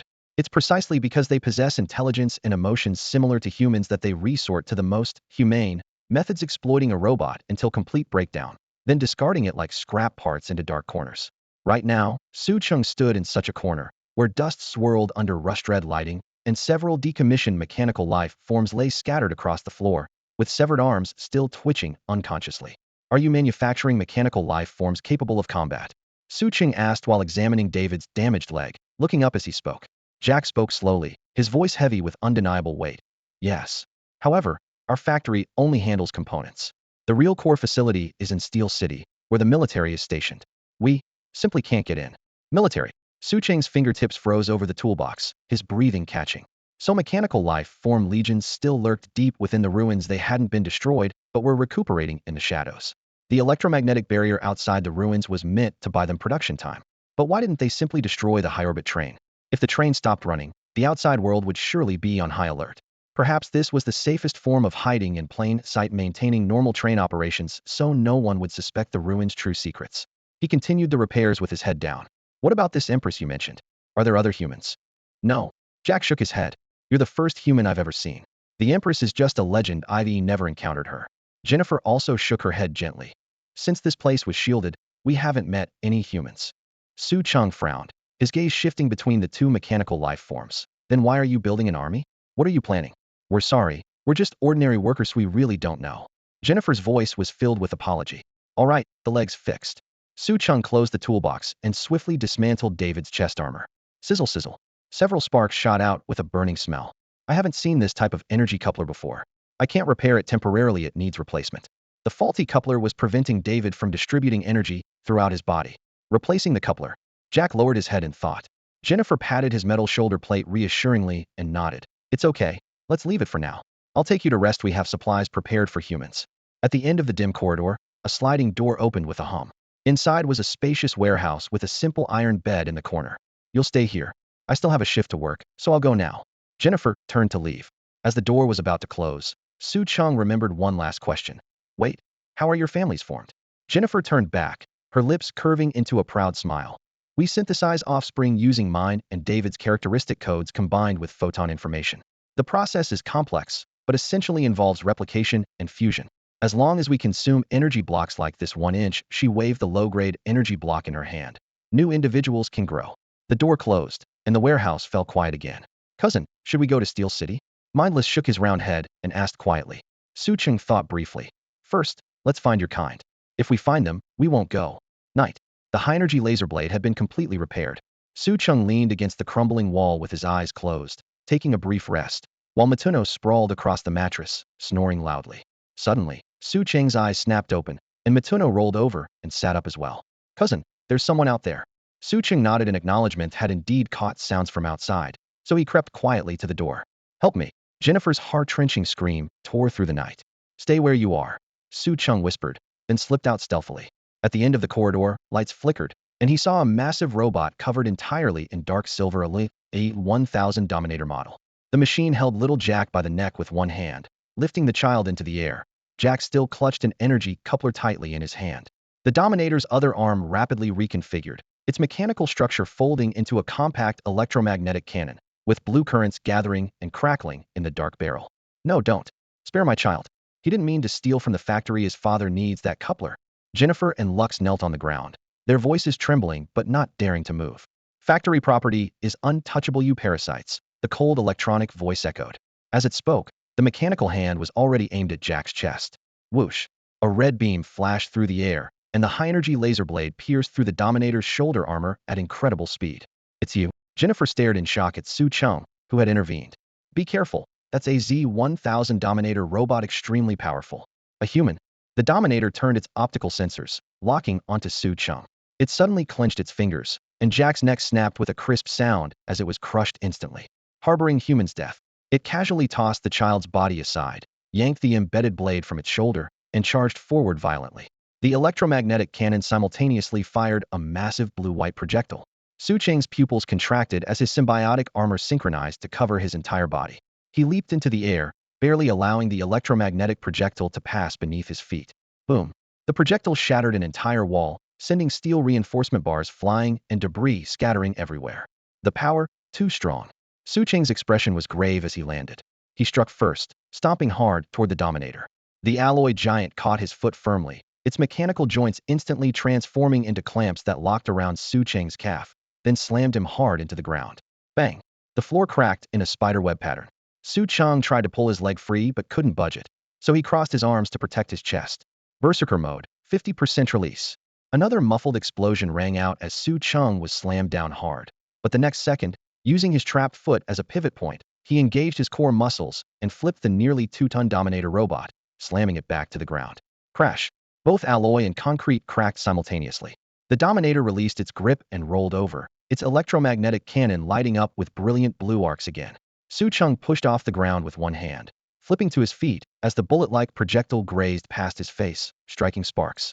Fine purple electricity danced across the surface of his symbiotic armor before fading away. He charged forward the moment he landed, his figure becoming a blur as he closed in on the Dominator. Just as the robot raised its cannon, Su Cheng had already gripped the mechanical arm with both hands and locked his legs around its neck. A technique from Sergei's combat chip, the deadly scissor hold. The terrifying combined power of the symbiotic armor and berserker mode erupted, and amid the grinding sounds of twisting metal, Su Cheng directly snapped the Dominator robot's neck. Sizzle, sizzle. Sparks erupted from the Overlord robot's neck as its body convulsed a few times before gradually going limp, the light in its eyes dimming and fading away. Jack, oh my Jack! Jennifer knelt beside Jack, her voice trembling with grief. Jack's neck had also been snapped, leaving only a few half-melted circuits crackling and sparking, the tiny flashes illuminating his darkened face. Su Cheng hurried over and crouched down to examine the break, then shook his head. This can't be fixed. The internal structure of mechanical life forms was far more intricate than prosthetics without specialized tools or complete replacement parts. There was nothing he could do. It was nothing like David's simple prosthetic leg. Sizzle. Another burst of sparks shot up from Jack's neck. With great effort, Jack raised his arm and pressed the stolen energy coupler into Su Cheng's palm. Father, can be fixed. He can work, support you all. Help me. Replace. The coupler felt heavy in Su Cheng's hand as he nodded and accepted it. As Jack's words faded, the light in his eyes went out completely. Jennifer and Lux exchanged glances, silently grasping Jack's hands and pressing the cold metal fingers against their cheeks. They had no tear ducts, yet still tried to weep through these gestures. Su Cheng clutched the coupler and headed into David's room, lifting the armor plate on David's chest to replace the component. David watched him anxiously. Sir, my son, how is he? His realistic expression was filled with worry. Su Cheng sighed softly and shook his head. He can't be repaired. David, the mechanical father let out a long, mournful wail, as if all strength had been drained from him, and collapsed onto the bed. Without time to think, Su Cheng yanked out the burned-out old coupler and jammed the new one in. He wasn't sure if the hot swapping would fry David's delicate internal circuits, but he had no choice. Fortunately, David came back online, thanking him repeatedly before rushing toward the living room. In the living room, Jennifer's family formed a semicircle, 3 beams of light shooting from their eyes and converging on Jack's chest, as if performing some ancient mechanical ritual. Su Cheng moved to the Overlord robot and dragged the heavy shell over to Brainless. Brainless crossed his arms and snorted disdainfully. Damn, that can't be one of my kind, ugly as hell. Let's try anyway. It's a combat model with advanced-looking tech. Su Cheng activated his dimensional eye. Locking on, lock failed. Non-compatible tech product. Cannot synthesize upgrade. Su Cheng hurled the massive frame onto the floor. Different model, as expected. Brainless put his hands on his hips smugly. Told you so. I'm obviously handsome and dashing. How could I be this brute design? Let's dismantle it for research. Su Cheng suggested. Working together, they violently dismantled the Overlord robot, separating the shell, power cylinders, and neural bundles piece by piece. As Su Cheng dismantled and compared the structure, he found many similarities to the semi-mechanical life forms or had created or must have encountered mechanical life forms, perhaps even had direct connections with them. Night gave way to dawn. Jennifer's family had kept vigil beside Jack's body all night until morning light streamed through the windows, and only then did they slowly rise. Thank you. Jennifer approached them. We need to take Jack to the graveyard. The factory won't let us go, and we have to leave this place. You'd better get out of here soon too. Graveyard. Su Cheng caught the keyword. Are there many robots there? Yes, it's a robot graveyard. Jennifer nodded. Su Cheng turned to Brainless. We'll go with you. As long as the models match, good or bad, they can all be synthesized for upgrades. All right. Jennifer agreed. David hoisted Jack's body onto his back while Lux dragged out a suitcase, and the group left the dilapidated dwelling together. Let's go. Su Cheng and Brainless followed close behind. After their figures disappeared around the narrow alley corner, the eyes of the Z-1000 Overlord robot on the floor suddenly flickered once. Su Cheng and his group walked along the crumbling road. Cracked asphalt buckled under wild grass growing through the fissures, bent road signs creaked in the wind, and occasionally squirrels leaped across the broken walls. Su Cheng looked up to see the sun slowly rising behind distant mountains, its clear morning light flowing like freshly washed water, a stark contrast to the perpetual yellow haze that shrouded the ruined city. Compared to evening, the roadside teemed with wildlife. Wild deer stepped through morning dew, gray rabbits darted between bushes, and even rare colorful birds perched atop broken telephone poles. Without human habitation, plants grew wild, rivers ran clear, and the air carried the bittersweet scent of vegetation. Lux surveyed their surroundings and finally spoke for the first time, her voice so soft it seemed afraid of startling the birds. The environment is much better. Su Cheng searched for words to argue, but found none. The ruined city was indeed a hellscape. Filthy streets, people living in debauchery, corpses everywhere. This place, however, seemed like a paradise isolated from the world. Lux suddenly turned to him, her eyes gleaming with curiosity. Do you think humans are the masters of Earth? Su Cheng frowned slightly. Yes and no. Humans do control most of Earth's resources, though now most people have migrated to other planets. Lux smiled faintly. In our eyes, humans are just parasites. Without humans, there would be no wars, and Earth would be better. Sorry, sir, my daughter doesn't know how to speak properly. She doesn't mean it that way. Please don't be angry. Jennifer hurriedly grabbed Lux's arm, signaling with her eyes for her to stay quiet. David chimed in from ahead, his voice steady. Yes, we were created by humans and bear no ill will toward them. Lux nodded. Exactly, we consider humans completely. After the Century War, the Queen judged that human-made weapons would eventually backfire, and humanity's unchecked desires might lead to self-destruction. To protect humans, she devised a survival plan. Reduce population, control reproduction, destroy weapons. Unfortunately, humans were ungrateful. Do you think the Queen was right? Of course not. Su Cheng looked at her with surprise, puzzled why she was discussing this with him. No species' fate should be decided by another species. Besides, humans aren't the only ones who cause wars. Competition and killing are natural laws. Lux wanted to argue, but the weapons humans created before she could finish, Jennifer gently pulled her back. Enough, Lux. You shouldn't offend the sir. Jennifer whispered. Lux nodded apologetically to Su Cheng and fell silent. The group continued forward until the sun's shadow approached noon. Under the blazing white sunlight, a massive black silhouette gradually emerged, like a steel wall suddenly rising from the ground. Drawing closer, Su Cheng realized it was a mountain formed from countless mechanical life form remains, metal parts reflecting blinding cold light in the sunshine. Could this be an old battlefield? Wu Tu Nao's eyes widened. Yes. Lux's tone was unusually somber. This was one of the sites where the Queen fought humans. Those are all sacrificed mechanical life forms. Now they rest here, a mechanical life form graveyard, our cemetery. David bent down and carefully placed Jack's body at the edge of the burial mountain. Lux and Jennifer stood side by side, and all three shot thin beams of light from their eyes, bidding their final farewell to their companion. Here, you might find others like you. Su Cheng gazed at the towering mountain of wreckage, which displayed mechanical life forms of various models from the Great War period to the present. We'll definitely find robots of the same model as Wu Tu Nao. Plus, this place is on the edge of the ruins, close to that blue electromagnetic barrier. Wu Tu Nao raised his arm, his tone half joking, half sincere. Great. We can't escape the fate of rummaging through garbage dumps after all. At least it's not a garbage dump we're searching because your misplaced kindness left us broke. Su Cheng replied casually. Bang. Let's go, hurry up and search. Su Cheng casually slapped him, though the blow landed on the wrench. The alloy wrench in Mei Mao's hand vibrated with a resonant hum, like a struck bell. He shouted angrily. Just you wait. Once I'm restored, you might not be able to beat me. Su Cheng shook his palm and shot back. When you're restored, I'll slap you even more smoothly." Though their words were sharp, their feet were already moving side by side toward the graveyard, a gray-black wasteland piled high with mechanical life form debris, where metal fragments glinted with dim, cold light under the sun. The sheer number of mechanical life forms here would intimidate ordinary explorers, but for Su Cheng, he only needed to activate his dimensional eye and keep attempting to lock onto targets.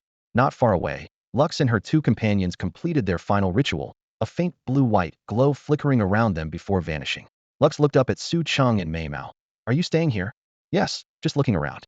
Pretty curious about this place," Su Cheng nodded. "Then we'll head out first. Good luck to you both." After a slight bow, the three stepped over the creaking metal fragments and departed. Su Cheng watched that slender figure disappear, his gaze growing more serious. Lux was definitely no ordinary mechanical life form. But there was no time to investigate further. He clapped his hands. "Let's get started." He activated his dimensional eye, blue-purple data halos flickering in his pupils as targeting commands appeared on his retina. He and Mei Mao synchronized their targeting. Lock failed, incompatible technology model. Lock failed, incompatible. Continuous failure notifications flashed like a scrolling screen, and after half a day of comparisons, they still made no progress. Su Cheng's frown deepened. "The outer models are too new. Let's look deeper for older machines." The dimensionalized targeting range was only 10 meters, so to hit targets buried deep, they'd have to physically drag the debris from the bottom layers. "Time to work," he growled, summoning his symbiotic armor. Black nanometal rapidly covered his entire body as sharp mechanical arms extended, digging through the garbage mountains. He never directly synthesized and upgraded those compatible debris. Who knew if these mechanical life forms could be controlled? They all had independent consciousness, and accidentally creating a powerful enemy would truly be digging his own grave. Time passed minute by minute. After another 3 or 4 hours of searching, Mei Mao collapsed to the ground with a thud, gasping heavily. "I can't do this anymore. I'm exhausted." Su Cheng glanced at him. "Theoretically, your body structure shouldn't feel fatigue." Despite saying this, he continued digging relentlessly. The mechanical remains they were uncovering now were extremely old, with structures much simpler than the latest models on the surface. Without realizing it, they had dug deep into the graveyard's core, surrounded by tightly packed debris that fortunately held firm without collapsing. Mei Mao patted his metal skull. "I'm mentally exhausted." He gritted his teeth and climbed back up to help again. Suddenly, he froze in place. "Buddy, I feel something calling to me." Su Cheng turned around to see Mei Mao's eyes locked onto a corner of the graveyard, as if magnetized. Su Cheng's spirits lifted. "It's very likely a mechanical life form of your same model." He immediately began digging in that direction, surprised that Mei Mao could actually sense compatible units. Minutes later, rust and dust flew everywhere as a mechanical life form with only half its body remaining emerged from the earth. Unlike the surrounding debris, its external armor had almost completely fallen away, exposing synthetic muscle fibers curled around a metal skeleton while maintaining high flexibility.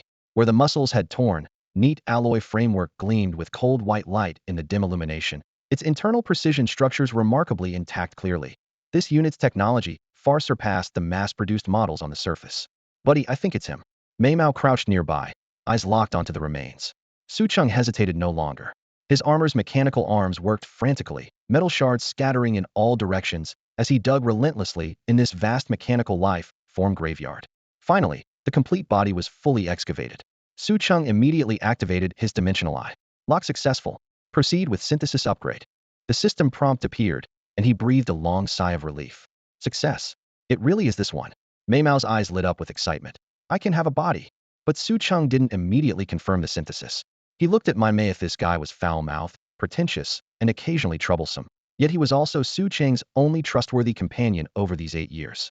If the synthesis upgrade restored Mei Mao completely, would he discard all these memories? Just then, a prompt appeared in his dimensional eye. "Option to retain existing memory core available." Su Cheng's heart eased, and he grinned slightly. Then, with a grave expression, he said to Mei Mao, "Brother, after synthesis upgrade, you'll lose all your current memories. You'll forget me, forget these 8 years together. Do you still want to proceed with the synthesis upgrade?" Memory loss. Brainless looked up at Su Cheng in bewilderment. The camera-like aperture in his eyes contracted rapidly several times, as if trying to focus quickly. Then he sighed, stood up, and waved his hand dismissively. "Titich, I'm perfectly fine right now. Why would I want to recover? I'm free and happy now. Who knows? After recovery, I might have to help you with other chores. I don't want that. You sneaky bastard, trying to trick me into working? I won't fall for it. It's not like I want to remember you, or anything." Su Cheng didn't get angry, but smiled playfully instead. "That won't do. I made you a promise, and I must keep it." His gaze sharpened, his tone resolute. "Synthesis upgrade. Retain current memory core." Hey, I don't want this. You bastard, damn you. I don't want to lose my memory. I don't want to forget you, you bah. Before Brainless could finish his protest, a strange red light suddenly burst from Su Cheng's palm, instantly enveloping him.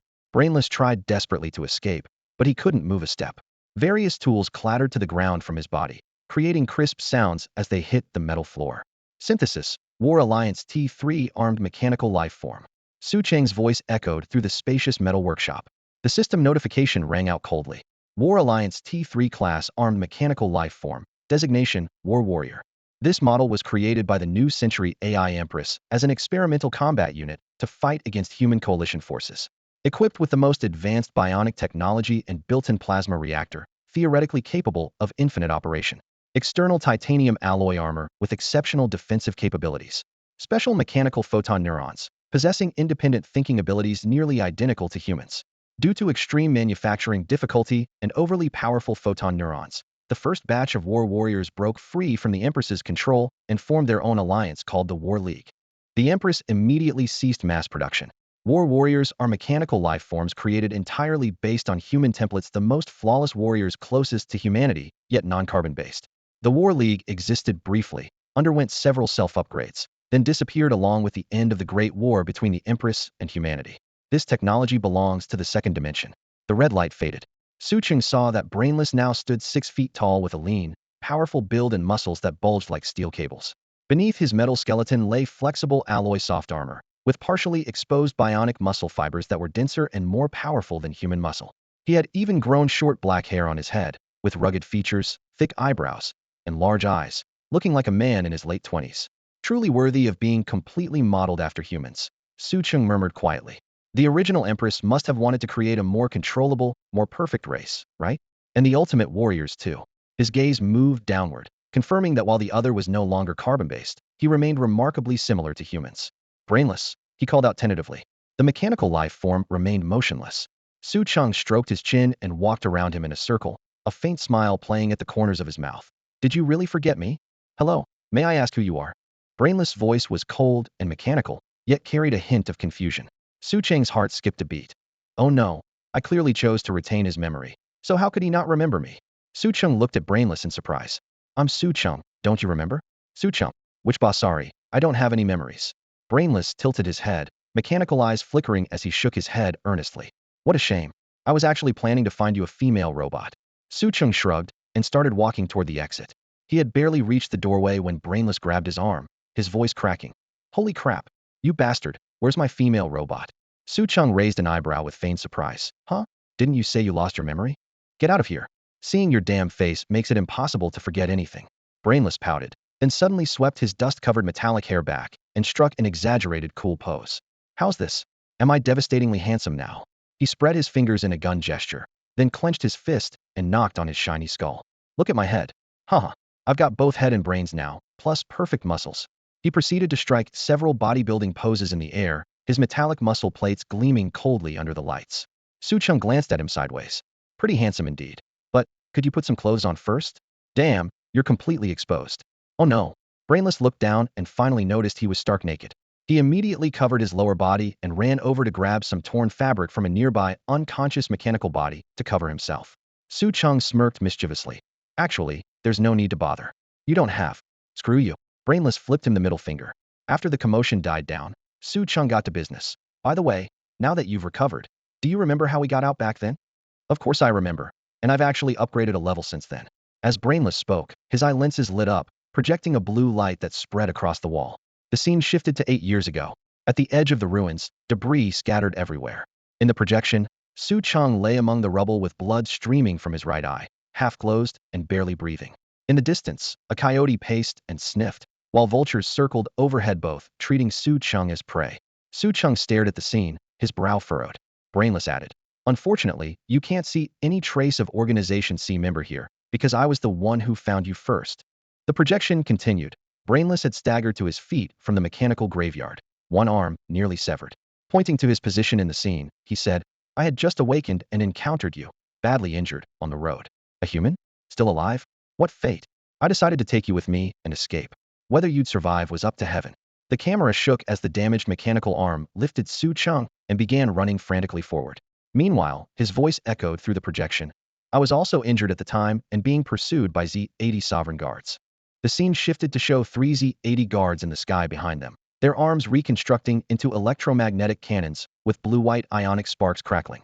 A barrage of cannon fire whistled through the air, explosions making the projection jump and shake. In the projection, Brainless accelerated toward an electromagnetic barrier ahead that glowed with an eerie blue light. Electromagnetic cannon shells exploded continuously around them, the searing current burning the vegetation along their path to charcoal.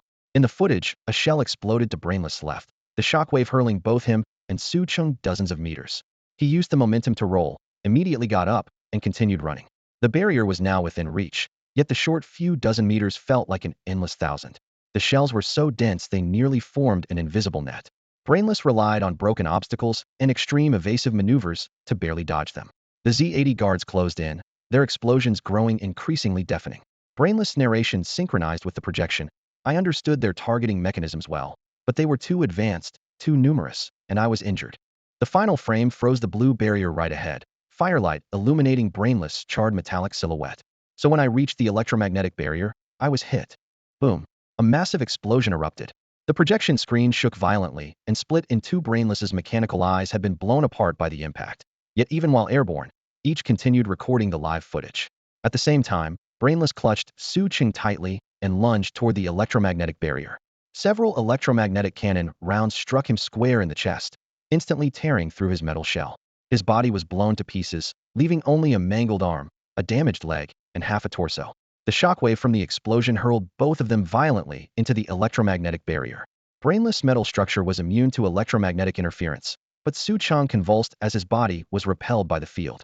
The built-in recorder activated as the sparking remnant of an arm reached towards Su Cheng.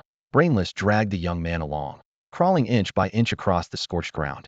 Outside the barrier, the Z-80 sovereign guards pursued them to the edge and stood silently, their cold lights flickering, yet they never crossed that boundary line. With each forward movement, Brainless' parts clattered to the ground. Eventually, even his remaining arm detached, leaving only half a torso struggling to inch forward. Finally, he pushed the electromagnetically-wrapped Su Cheng forcibly through the barrier and rolled out himself, his metal wreckage reduced to just a small core and a damaged mechanical photon brain. Time passed who knows how long before Su Cheng slowly regained consciousness. His single eye gazed confusedly across the surrounding ruins before settling on the twisted metal heap beside him. Brainless's remains. The weakened youth gritted his teeth, dragged the mechanical being's wreckage with him, and step by step through the scorching sandstorm, crossed the vast border desert until he finally crawled back to the ruined city. Their tenacious life force and indomitable will bound them together, one blown to smithereens yet refusing to abandon his companion, the other severely injured yet dragging dozens of kilograms of metal out of the dead zone. Their mutual salvation was indispensable. Had Brainless abandoned Su Cheng back then, the youth would have been picked clean by coyotes and vultures or executed on the spot by patrolling mechanical beings. Had Su Cheng not carried the wreckage from the ruins, Brainless would have been buried forever by the shifting sands, becoming desert refuse. So it was you who saved me, Su Cheng murmured to himself. He had always thought he had saved Brainless first. When his memory returned, all he saw before him was a pile of scrap metal. Using notes his father had left behind, he learned to repair things and gradually fixed Brainless. Only now did he realize that his companion had risked everything back then, refusing to leave him behind. Oh well, we're old buddies, why bring up such things? Brainless waved his still not fully repaired mechanical hand with a casual tone. But Su Cheng wasn't ready to drop the subject. Do you remember anything from even earlier? As a Battle Alliance armed mechanical being, you must know quite a few secrets. The youth had noticed that compared to the Cold Empress, Brainless showed remarkably high affinity toward humans, which was likely related to that great war between humans and machines. No clue. Brainless shook his head. Su Cheng had only restored recently damaged information in the depths of his photon brain. More distant memories had been lost in the explosion 8 years ago. At that time, his photon brain had been reduced to just a small core, and today's recovery was based only on the surviving fragments. The old data could never be retrieved. Su Cheng pressed on. Do you know anything about that Battle Alliance warrior from earlier? He was referring to the rare mech that had merged and upgraded with Brainless. That mechanical being, also belonging to the Battle Alliance, had been sleeping in the deepest layer of the graveyard but hadn't awakened with the explosion. It still lay deep in the metal waste sea. And because Battle Alliance warriors were so rare, while Brainless had awakened, that one had not remaining permanently in the deepest layer of the mechanical being's graveyard. Brainless tilted his head, frowning slightly as he pondered. If I remember correctly, he was my adjutant T-Bug, but he never managed to awaken. Seeing this, Su Cheng nodded gently. Can you still sense others of your kind? Since we're here, let's upgrade Brainless to the maximum level all at once. This is a graveyard. There might be other remains from the Battle Alliance forces. There are none. Brainless looked down at the pit where Tbug's remains had once lain, the blue plasma energy core flickering faintly in his chest. I don't remember the battle from back then, but here, there were only T-Bug and me. He struggled to recall, but could no longer piece together his fragmented memories. Cheng noticed his dejection and patted his shoulder. Let's go. We'll definitely find other Battle Alliance forces in the future. Maybe they're still alive. TCH, who'd want to think about those damn guys anyway? Brainless grinned and stepped over the scattered metal debris, heading toward the graveyard exit. Cheng followed. By the way, what was your name before? The current Brainless was no longer that rectangular metal box bristling with tools. Dressed in clothes, except for the faintly visible energy core in his chest, his appearance was almost indistinguishable from a human. I'm just called Brainless, duh. He shoved his hands in his pockets, speaking casually. Cheng smiled knowingly as the two walked side by side out of the mechanical life form graveyard. Home? Brainless turned to ask. Cheng nodded. Or can't possibly be here. Even the external photon brain from the upgraded dimensional eye synthesis can't penetrate the electromagnetic barrier of these ruins, so it couldn't transmit information from here either. Therefore, or can only be in the ruined city. Let's go home. After speaking, Cheng frowned. But you've changed too much. No, you're too conspicuous. If we go back like this, you might attract attention. Afraid I'll steal your spotlight? Brainless scratched his head. I have camouflage abilities, though I can't completely return to my original form. Watch this. The metal framework rapidly contracted. His legs instantly shortened by half, his arms retracted halfway into his torso, and the limb armor switched to internal mode, leaving only ordinary mechanical limbs on the surface. His entire form shrank from normal adult height to about 4 feet tall, 40 centimeters taller than before, yet appearing more compact and agile. Then his head sank down, revealing only his eyes and half his skull, his appearance disguised to resemble mechanical life forms like David. No hair, no skin, just flexible metal and pale blue light. Cheng's eyes widened. You can actually disguise yourself. I can only temporarily hide my handsome features for 247 days, and I must have a skull. Brainless struck an exaggerated pose. The small figure before him looked more comical compared to before, yet also more agile. Cheng chuckled, secretly marveling at the wonder of this mechanical structure. Look at you making such a big fuss. Brainless patted his shrunken chest. When the Heavenly Empress created us, infiltrating humans was part of our mission parameters, so we needed camouflage capabilities too. You've never seen my former boss. His camouflage capabilities were far superior. Even though I've upgraded by 1 level compared to before, he was T2 class, much stronger than me. Quite impressive indeed. Cheng responded casually, but his gaze fell on the half-bodied robot in front of him. Truly a flawless combat robot. Infiltrating enemies is also a form of warfare. He bent down to pick up the alloy wrench from the ground and unceremoniously poked at the exposed circuits of No Brain. Ouch. What are you doing? No Brain let out a pained cry mixed with electrical static. What a shame, it won't plug back in. Cheng raised an eyebrow, pressing the wrench against the interface again. Should I try applying more force? Damn you, get lost. I'll chop you down with one hand strike. No Brain struggled to swing his damaged mechanical arm, but couldn't reach Cheng. The two, or rather, one human and one machine, continued their bickering as they walked toward the electromagnetic barrier crackling with blue arcs ahead. Meanwhile, hundreds of meters away, atop a tilted, collapsed skyscraper, twisted steel beams stretched toward the sky like gnarled claws. Lux stood silently at the edge of the ruined wall, her gaze piercing through the debris to lock onto Cheng's direction.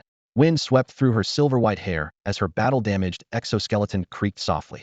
Master, shall we let that human leave? Jennifer and David stood side by side behind her, backs slightly bent in respectful and cautious postures. Human. Lux's tone was flat. Let them go. Have the Z-80 guards continue their watch. I have my own plans. David lowered his voice to remind her. But that person demanded we let no human escape. Any human we encounter must be eliminated. Lux slowly turned around, casting him a cold glance. He's also human, isn't he? But. Before he could finish, David's chest flashed with blinding red light, and electrical arcs instantly crawled across his entire body. Sizzle. His limbs convulsed violently, metal joints clicking out of alignment before he crashed heavily to the ground. The acrid smell of burning circuits filled the air as the light in his optical sensors rapidly dimmed. A dark gleam flashed in Lux's eyes. I am your master. Seconds later, David's eyes, now covered in burn marks, lit up again. Still lying among the rubble, his voice came out mechanically hoarse. We have a partnership and should trust each other. Not only did you prevent the guards from eliminating them after they entered, but now you want to let them go. This will bring danger to all of us. I think you're mistaken. Lux turned away, her voice cold as ice. You're merely my tool. As for what I do, that's none of your concern. David fell silent for a moment before asking. Fine. I'll follow your lead, but I want to know why. Lux didn't turn back, only raised her eyes to observe Su Cheng beyond the electromagnetic barrier. You don't need to know the reason. The next morning, Su Cheng and Brainless found a sheltered spot behind a sand dune near the edge of the electromagnetic barrier, where they spent the night. As dawn broke and the radiation storm finally passed, the two slipped through the blue and white electric arcs and stepped back onto the desert at the ruins' border. The fierce winds had swept away the dust storm, and the sand surface returned to its undulating pale gold color. The grains quietly buried the traces of destruction, though twisted heaps of metal and broken plastic panels remained scattered about, reminding them that the storm had indeed passed through. Su Cheng gazed across the endless sea of sand and pointed straight ahead. If we want to get back to the wasteland city, we need to walk in a straight line and pray we don't get blown off course by the wind. No need to pray. Brainless crossed his arms and puffed out his chest with a smug expression. Give me a signal source, and I can pinpoint our direction immediately. A signal? Easy enough. Su Cheng brought up his communication interface and dialed Yang Siki directly. When the screen connected, Yang Siki shot up from her chair, her delicate eyebrows furrowed with concern. You didn't actually go into the ruins, did you? Are you hurt? The signal cut out suddenly that day, and I thought something happened to you. If you were gone, what would happen to the mission you promised me? Su Cheng grinned and switched the camera to rear-facing, sharing his visual feed so she could see the electromagnetic barrier behind him. I'm alive and kicking, already made it out of the ruins. Really? You're completely unharmed? You actually made it out in one piece. Yang Siki's eyes widened. I've never heard of anyone surviving that place. You're the first. Su Cheng smiled without answering. He remembered 8 years ago, when he had escaped once before under Brainless guidance. Most humans could only pass over the ruins on high-orbit trains. Those explorers who ventured in alone almost always headed straight for the Steel City at the center, where they were intercepted by mechanical life-form legions and never got a chance to return. This time, he wasn't sure if it was good luck or even better luck. They hadn't encountered any Z-80 Sovereign Guards or other mechanical life forms, only spotting a Z-1000 Overlord robot in the outer areas searching for Jack. Perhaps it really was connected to Jack's family. The thought flashed through his mind as Su Cheng brought the conversation back to reality. I need to get back to the Wasteland City, but I can't find my bearings in this border desert. Just keep the call connected. I need your signal source. Don't be so reckless next time. Yang Siki settled back into her chair and tapped a few keys. Firewalls down. You can lock onto my position anytime. Copy that. Su Cheng nodded and shared the network connection with Brainless. Got it. Brainless immediately picked up the signal. Good thing we can get precise positioning. Otherwise, if we walk straight, 9 times out of 10 we wouldn't end up back at the Wasteland City. We'd head back to the ruins or even stumble into the Chaos Lands. That would be real trouble. The two set off following the signal's direction. Their current position formed a 90-degree angle with the Wasteland City, so they had to cut diagonally across. The Chaos Lands? What's that? Su Cheng asked as they walked. Beats might's just a name that popped into my head. Brainless shrugged and spread his hands. Su Cheng tossed the question to Yang Siki instead. Do you know? What do you think I am, an encyclopedia? I don't know either, never heard of it. Yang Siki said irritably. I've already sent you the Black Death virus suppression program, and that girl has been looking for you, but couldn't find you. Su Cheng nodded. Thanks. Also, Yang Siki raised an eyebrow. The black market has been intensifying their investigation on you these past few days. That person really wants to know your identity. She raised her hand and gestured, causing a blue-white information panel to leap out. With a gentle flick of her slender fingertip, the information instantly flew towards Su Cheng. A light screen unfolded before Su Cheng's eyes, displaying the intelligence network the black market had deployed in meticulous detail. Massive bounties, secret agents, and informants scattered throughout the Wasteland City, all focused on uncovering the true identity and location of Hunter Shadow. If it's not Lamey, then who could it be? Su Cheng's brow furrowed tightly. The black market had always been shady, and he couldn't determine whether they were friend or foe. The only thing he could be certain of was that he absolutely couldn't be exposed. Thanks to Yang Siki's covert interception, his personal information hadn't been leaked. The hunters in the Wasteland fighting arena also have people looking for you. Yang Siki propped her long legs on the desk edge and leaned back lazily in her chair. When you go back, you'd better be careful. These people's motives are all unclear. Su Cheng responded quietly. He had only been away for a few days, but he hadn't expected so many ripples to emerge in the Wasteland City. After returning, he would need to be even more discreet in his movements. The two continued walking until afternoon. From the ruins to the Wasteland City was a full 40 kilometers, and they had already covered more than half the distance. For their pace, this distance was merely a warm-up. Suddenly, Brainless squinted his remaining half-eye. There seemed to be people ahead, from Shenyang village. Su Cheng had already noticed those distant figures. They were bent over searching while facing the sandstorm. Could they be looking for us? Brainless muttered. Let's go see. Su Cheng quickened his pace. and the two soon approached the group of villagers. In the swirling yellow sand, the people from Xiangyang village looked dejected. Captain, maybe Su Cheng and the others are already dead. Yeah, that mechanical giant worm swallowed them, and then it exploded right after. Even if they weren't buried, they would have been swept into the border desert by the storm. The third day was a complete radiation storm. No living person could survive that. Wang Cheng's face was ashen. Keep searching. Even if only corpses remain, we must find them. Su Cheng has shown great kindness to our village. He raised his hand to signal. Have Xiaohong and the others continue digging the tunnel the worm made. We must bring them back. Someone nearby sighed quietly. The village chief's condition has worsened again. We can only hope they can go to the wasteland city to find a prosthetic repair technician. Wang Cheng clenched his fists. They definitely can.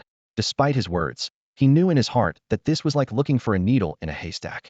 Just then, a sentry exclaimed, Captain, someone's coming. Who? It looks like Su Cheng. The sandstorm couldn't hide those two figures, one tall and one short. Wang Cheng rushed forward excitedly, and after confirming repeatedly, his voice choked up. Su Cheng, you're actually still alive. Su Cheng remained calm. Lucky me, the radiation lightning didn't strike me. But the third day was a complete storm. Where did you go? I went to the ruins and stayed there until this morning before coming out. What? Everyone's eyes widened. They had lived on the edge of the ruins for years, but never dared to truly set foot inside. The village chief had repeatedly warned them. Those who enter the ruins never return. Yet Su Cheng had not only gone in, but returned safely. Brainless crossed his arms and snorted. Of course, why would we lie to you? The ruins? I used to treat it like my own home. Everyone looked at his half-skull, still comical, yet somehow reassuring. Good. It's wonderful that you could return. Wang Cheng excitedly gripped Su Cheng's arm. Come with me quickly. The village chief needs you. Everyone arrived at Xiangyang village. After a full day and night of cleanup, the rubble piles had been hauled away, leaving only patches of loose soil scattered across the roads. Collapsed houses were visible everywhere, and Su Cheng's own home had been reduced to ruins. Village chief, Su Cheng is back. I brought Su Cheng back. Wang Cheng rushed into the village entrance, his voice hoarse from shouting. It's Su Cheng. Thank goodness, he's safe. He actually survived the radiation storm. That's incredible. The patrol team said he even went into the ruins and made it out in one piece. Unbelievable. Our village is truly blessed to have someone like him. Villagers busy with cleanup work stopped what they were doing, their voices rising in waves of shock and joy. Su Cheng followed Wang Cheng through the broken courtyard gate, stepping over scattered debris to enter the house. Sergei lay on a collapsed wooden bed, his gray metallic prosthetics exposed and stained with patches of black pus seeping from the wounds. Su Cheng, look at the village chief. His prosthetic infection has gotten much worse. Wang Cheng's voice trembled noticeably. Su Cheng approached, and Sergei opened his eyes. His gaze was clear and calm, as if he had already accepted his fate. Wang Cheng, go outside. Let Su Cheng stay, Sergei instructed softly. All right. Wang Cheng cast a pleading glance at Su Cheng before retreating to the doorway and closing the broken door behind him. Only the two men remained in the dim room. Sergei took a deep breath and spoke directly. Take me to the ruined city. I want to see someone. I know I'm beyond saving, and I can't die here. I can do that. Su Cheng had already planned to return to the ruined city anyway, so he nodded in agreement. Sergei managed a smile. Thanks. There's one more thing to tell them about my condition. I need you to activate my prosthetic overload mode. Prosthetic overload was similar to the life-burning technique of the #1 cyborgs. It caused both the prosthetics and photon brain to simultaneously overload, unleashing tremendous power in an instant. But the result was irreversible self-destruction. Su Cheng remained silent for a moment, then finally leaned down to operate the controls. His fingertips pressed the prosthetic maintenance interface points one by one, and the photon brain activated red alert mode. Buzz. The next second, Sergei shot upright, brilliant electric arcs flashing from the gaps in his metallic body. He flexed his joints, producing crisp clicking sounds, feeling a surge of vitality he hadn't experienced in years, as if his youth had returned. The long-suppressed killing instincts in his mind were forcibly contained. Thank you, Sergei said solemnly. It feels wonderful to experience being young again in my final moments. Su Cheng shook his head. It was nothing. Let's go. Don't worry, I won't let you make this trip for nothing. Sergei pushed aside the curtain and stepped outside. Outside in the courtyard, on the muddy path, Xiaohong had just received the news and hurried over, her dress hem stained with wet soil. Village chief, you're better? That's wonderful. You look so much more energetic. She blinked her eyes, overjoyed. Xiaohong, Grandpa village chief, is well again. Xiaoming proudly puffed out his chest. My big brother is amazing, right? Remember to give me credit for this. Yes, give Xiaoming the credit. Several villagers chimed in with laughter, instantly lightening the previously oppressive atmosphere. Seeing Sergei in high spirits, everyone collectively breathed a sigh of relief. their expressions noticeably more cheerful. Su Cheng then emerged from the house. Xiao Hong approached him and said earnestly and clearly, "Thank you, Su Cheng." Xiao Ming also ran over and grabbed Su Cheng's hand. "Big brother, thank you." Watuno stood to the side, and upon seeing this, first shouted out, "Brother, thank you for your help too. Brotherhood lives in the heart." After saying this, he patted his sturdy chest. "No big deal, buddy." Watuno patted his body again, his tone still cheerful. Seeing everyone's joyful expressions, Sergei smiled with relief. He first nodded to Sucheng, then turned to address everyone. "I'm going to the ruined city with Sucheng to visit an old friend." Xiaoming immediately rushed over and grabbed Sergei's sleeve. "Village Chief Grandpa, I want to go too. I've never been to the ruined city. I want to see Big Brother's home. He's so amazing. His house must be huge and luxurious." The people around chimed in one after another. "Yeah, Sucheng is so strong. He must be famous in the ruined city and definitely wealthy. Maybe he's nobility. I'd love to see how rich people live. Could it be that he came down from future city? So kind and helpful. He must be a young master from a great family. Actually, we're not that interested in rich people. But if it's Sucheng's place, we wouldn't mind taking a look, haha." Sucheng's lips twitched as he listened, while his mind conjured up his tiny room. He forced a smile. Watuno secretly nudged him with his elbow, teasing, "Buddy, so wealthy. Big house, so luxurious." Sucheng casually knocked him on the head. It felt even sturdier than before. He understood everyone's assumptions in this world. Great power often meant authority and wealth. Xiao Hong and Wang Cheng also looked expectantly at Sergei, with Xiao Hong stealing glances at Sucheng, imagining him as a prince charming from fairy tales. "No," Sergei shook his head, "I'm going alone. You're needed here at home." His voice grew stern. "Follow my arrangements." The villagers immediately fell silent and stood straight. "You'll stay home and rebuild the village. I'll inspect everything when I return." Sergei quickly assigned tasks. That abandoned laboratory can serve as a backup village. Develop it well. This area is temporarily safe. No more mechanical beasts will cause trouble. Wang Cheng, take the patrol team and thoroughly search the laboratory again to ensure there are no threats. "Yes, village chief. I'll definitely complete the mission." Wang Cheng stepped forward to accept the order. "Xiao Hong, you'll lead the repair team responsible for village reconstruction and farmland management." Sergei turned to her. "Wang Cheng will assist you." "All right, village chief." Xiao Hong nodded with slightly furrowed brows, sensing something unusual in Sergei's arrangements. "Good, everyone get to work." Sergei waved his hand. The villagers dispersed, and Xiao Hong and Wang Cheng exchanged glances before hurrying off with their teams. "What about me? Can I come along?" Xiaoming looked up at Sergei. "Stay with your sister and help her properly. Otherwise, I won't bring you any treats when I return." Sergei's tone was gentle but left no room for argument. "Fine," Xiaoming mumbled disappointedly. He waved to Watuno. "Brother, I'll come find you next time." "No problem, buddy. When you come, I'll show you a good time. We've got Luoli Island Bar over there. By the way, you're much more, well, handsome than before." "Of course. I'm a heartthrob," Xiaoming said with his head held high. "Well, I'm leaving now. Goodbye, brother, big brother." After seeing Xiaoming off, Sucheng said quietly to Sergei, "They'll find out eventually. This can't be hidden for long." Sergei smiled freely. "I've already left a letter behind. They'll discover it. I can't tell them now. The village still needs rebuilding, and I can't add more pressure on them." He patted Sucheng's shoulder. "Though your house collapsed, we managed to dig out some of your belongings. Take those boxes with you. Let's go." It had been so long since he'd returned. Sergei stood beside the boundary marker of the ruined city, surveying the crumbling walls that had been devoured by wind and sand, sighing softly. Sucheng glanced around, his expression calm. "This place doesn't compare to Xianyang village." "Ha!" Sergei laughed heartily, then looked at Su Cheng with sudden seriousness. "If possible, you can go to Xianyang village anytime. The villagers will listen to you." Sucheng nodded. "Once I finish my business here, I'll go." Sergei took a deep breath, his gaze heavy. "I don't know your true identity or your purpose, but promise me to put the children at risk, will you?" "I'll try my best." Sucheng spoke bluntly. "But this world is full of dangers. No one can keep them sheltered forever. I plan to develop Xianyang village, otherwise it'll eventually get swept into the storm." "I understand." Sergei smiled with relief, then reminded him, 1314, West Street. She should still be there. "Let's go together. I have something to give you both." The three had barely taken a step when they saw a broken-down truck hauling away Su Cheng's motorcycle. The bike was completely mangled, its frame twisted. Su Cheng didn't chase after it, knew retrieving it would be pointless. Not far away, several scavengers were sorting through metal scraps. "Huh? Those people look kind of familiar." "Where?" His companion looked up, focusing on Su Cheng's group. "Whoa, I think I saw them a few days ago. When the radiation storm hit, they rode a motorcycle straight into the boundary. It was them." "Don't be ridiculous. Nobody survives a radiation storm. Get back to work." Everyone bent back to their tasks, but the scavenger who'd found the motorcycle frowned. staring at Su Cheng's retreating figure. No. Wait. That short robot on the back seat. I remember it clearly. West Street, number 1314. The old inner-city street was tangled with vines, and the European-style stone building was weathered and peeling, though it still barely retained its former outline. Sergei paused before the door number, sighing softly. All these years have passed in the blink of an eye, and this place has only grown older. He seemed to be savoring memories of the past. Creak. The door opened from inside. An elderly woman with gray hair meticulously arranged emerged carrying a basket. When she saw Sergei at the doorway, her body trembled violently, and the basket clattered onto the stone steps. Are you well?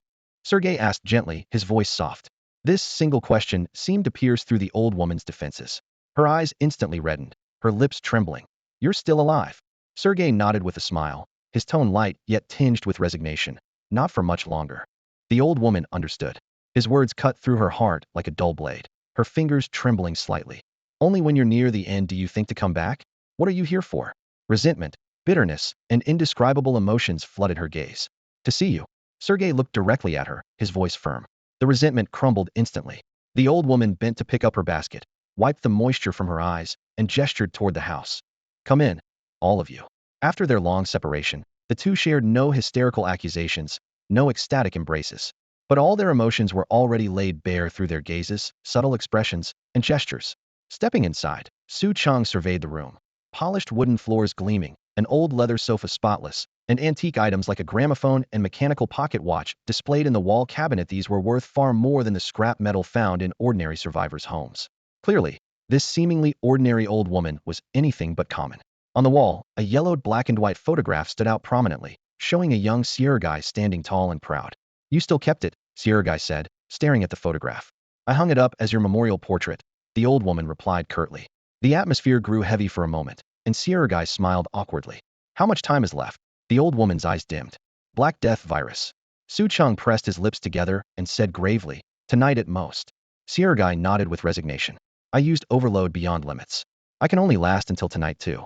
The old woman's shoulders trembled slightly. Then why did you come back? You left without a word back then, saying you wanted to chase dreams and distant horizons. And now that you're dying, you return. Her voice finally broke as she sobbed. I'm sorry, Sierra guy apologized, lowering his head, then looked up at her with deep affection. Sophia, I lied to you. I loved you so much, how could I bear to leave? It was your father who found me and made me leave you. Aren't you the king of combat? He told you to leave and you just left? You should have told me. If that old bastard dared to stop me, I would have torn the whole family apart. I knew your temper, so I didn't want to drag you down and make you turn against your family. Sierra guy smiled bitterly. Besides, your GRC family's power. I tried, but forget one king of combat, even several, even dozens wouldn't matter. We're just toys they cultivate. Sophia bit her lip tightly, silently acknowledging his helplessness. She didn't blame him for leaving. She only blamed him for not taking her with him. Do you know how I've lived these years? I don't care about any family. I don't want you thinking for may want you. Sierra guy quickly stepped forward and gently embraced her. I'm sorry. Hold me tight. Sophia wrapped her arms around him forcefully, burying her face in his shoulder as years of suppressed longing poured out. Su Cheng and Maituno tactfully retreated to the side. Su Cheng mentally noted, Jirs had heard that surname before. When he helped Xiangwei repair her prosthetics last time, he seemed to have encountered a young person from the GRC family. If even the king of combat was just a chess piece, it showed how immense the power of the Wasteland's elite truly was. He never imagined this old woman was actually from the GRC main bloodline. Maituno whispered, Cousin, our heads are really shining bright. A few minutes later, Sophia's emotions settled somewhat. She personally cooked and prepared a lavish dinner for Su Cheng and his companion, while also giving Maituno an exquisitely packaged premium energy block. Whether it was the meat dishes on the table prepared with rare seasonings or the energy block, both would be unimaginably luxurious to the survivors outside. After dinner, Sierra guy and Sophia went up to the second-floor balcony, quietly sharing stories of their years of wandering. Su Cheng and Maituno remained downstairs, gazing through the window cracks at the night sky in this old district. Light pollution was severe, making stars barely visible. Suddenly, Sophia's voice came from upstairs. You two can come up now. The two rushed to the second floor to see Sierra guy lying peacefully in Sophia's arms, eyes closed, with a faint smile on his lips. A legendary king of combat had taken his final bow. Thank you both, Sophia said, holding Sierra guy with an expression both sorrowful and content. He's traveling again, gone to a very, very distant place. This time, I'll be going soon too. Su Cheng felt deep respect. Even such a figure couldn't resist the powerful elite, spending his entire life separated from his beloved. only able to wander between cities. A beautiful figure also flashed through his mind. Sophia pulled a fingernail-sized metal piece from her pocket and handed it to Su Cheng. Before he left, he said he was grateful that you helped him return. He has a village that needs your care, and he told me to give you this, saying you'd need it. The metal piece felt cool to the touch. It was actually a future city identity key component, numbered 03. The future city identity key requires 9 components to form a complete identity card. This is a treasure of our GRC family, Sophia said, gently stroking Sierra Guy's hair. There was originally another piece that he took with him. He said he'd already given it to you. Now I'm giving you everything. Su Cheng's heart raced at already possessed 2 components. What everyone was fighting for was precisely the chance to enter Future City. Sophia held Sierra Guy a little tighter. It's useless to me. If you ever need help in the future, you can come find me.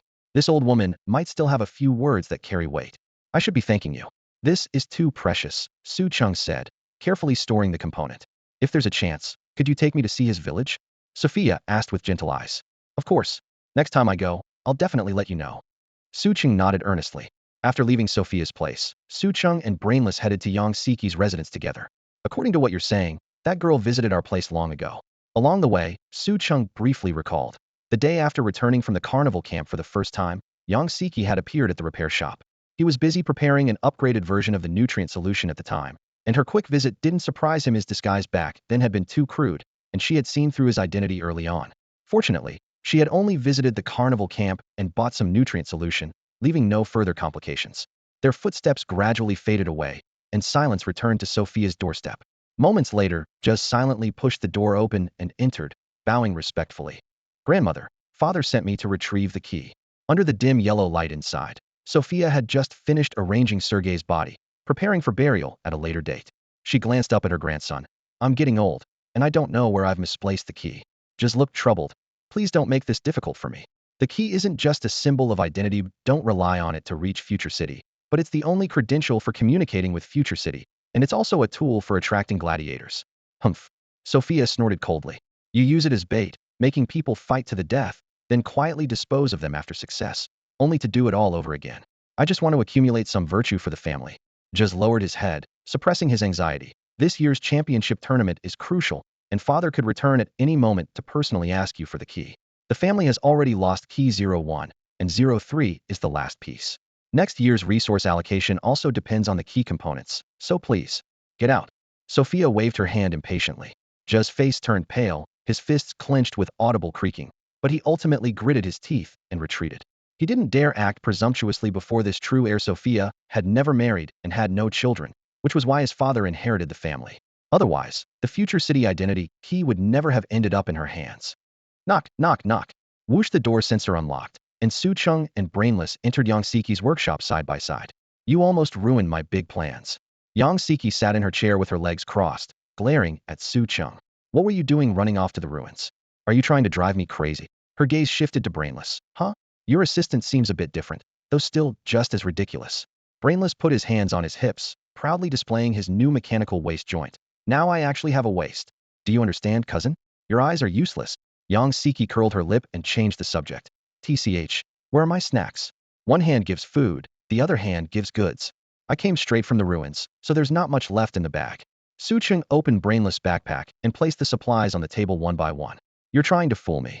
Yang Siki was about to explode when her gaze was caught by a flash of emerald green, her eyes suddenly widening. Vegetables? So fresh? Not bad, not bad. Su Cheng was also stunned and turned to Brainless. I don't remember bringing vegetables. Brainless crossed his arms with a smug expression.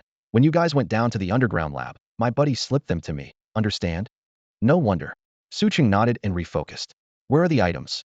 Yang Siki casually pushed over a box beside her. 6 external brain-machine interfaces in total. Don't ask me to make these again, theory, too much trouble. Thanks. Su Cheng picked up the box. Though small, the device was incredibly intricate, and with Yang Siki's limited machinery, crafting it by hand had been quite troublesome. It's fine, just don't bother me so much. Stop coming to see me every single day. Yang Siki waved her hand dismissively, then added, also, come find me tomorrow night. The shipment's arrived, and you need to help me retrieve it. No problem. Su Cheng nodded.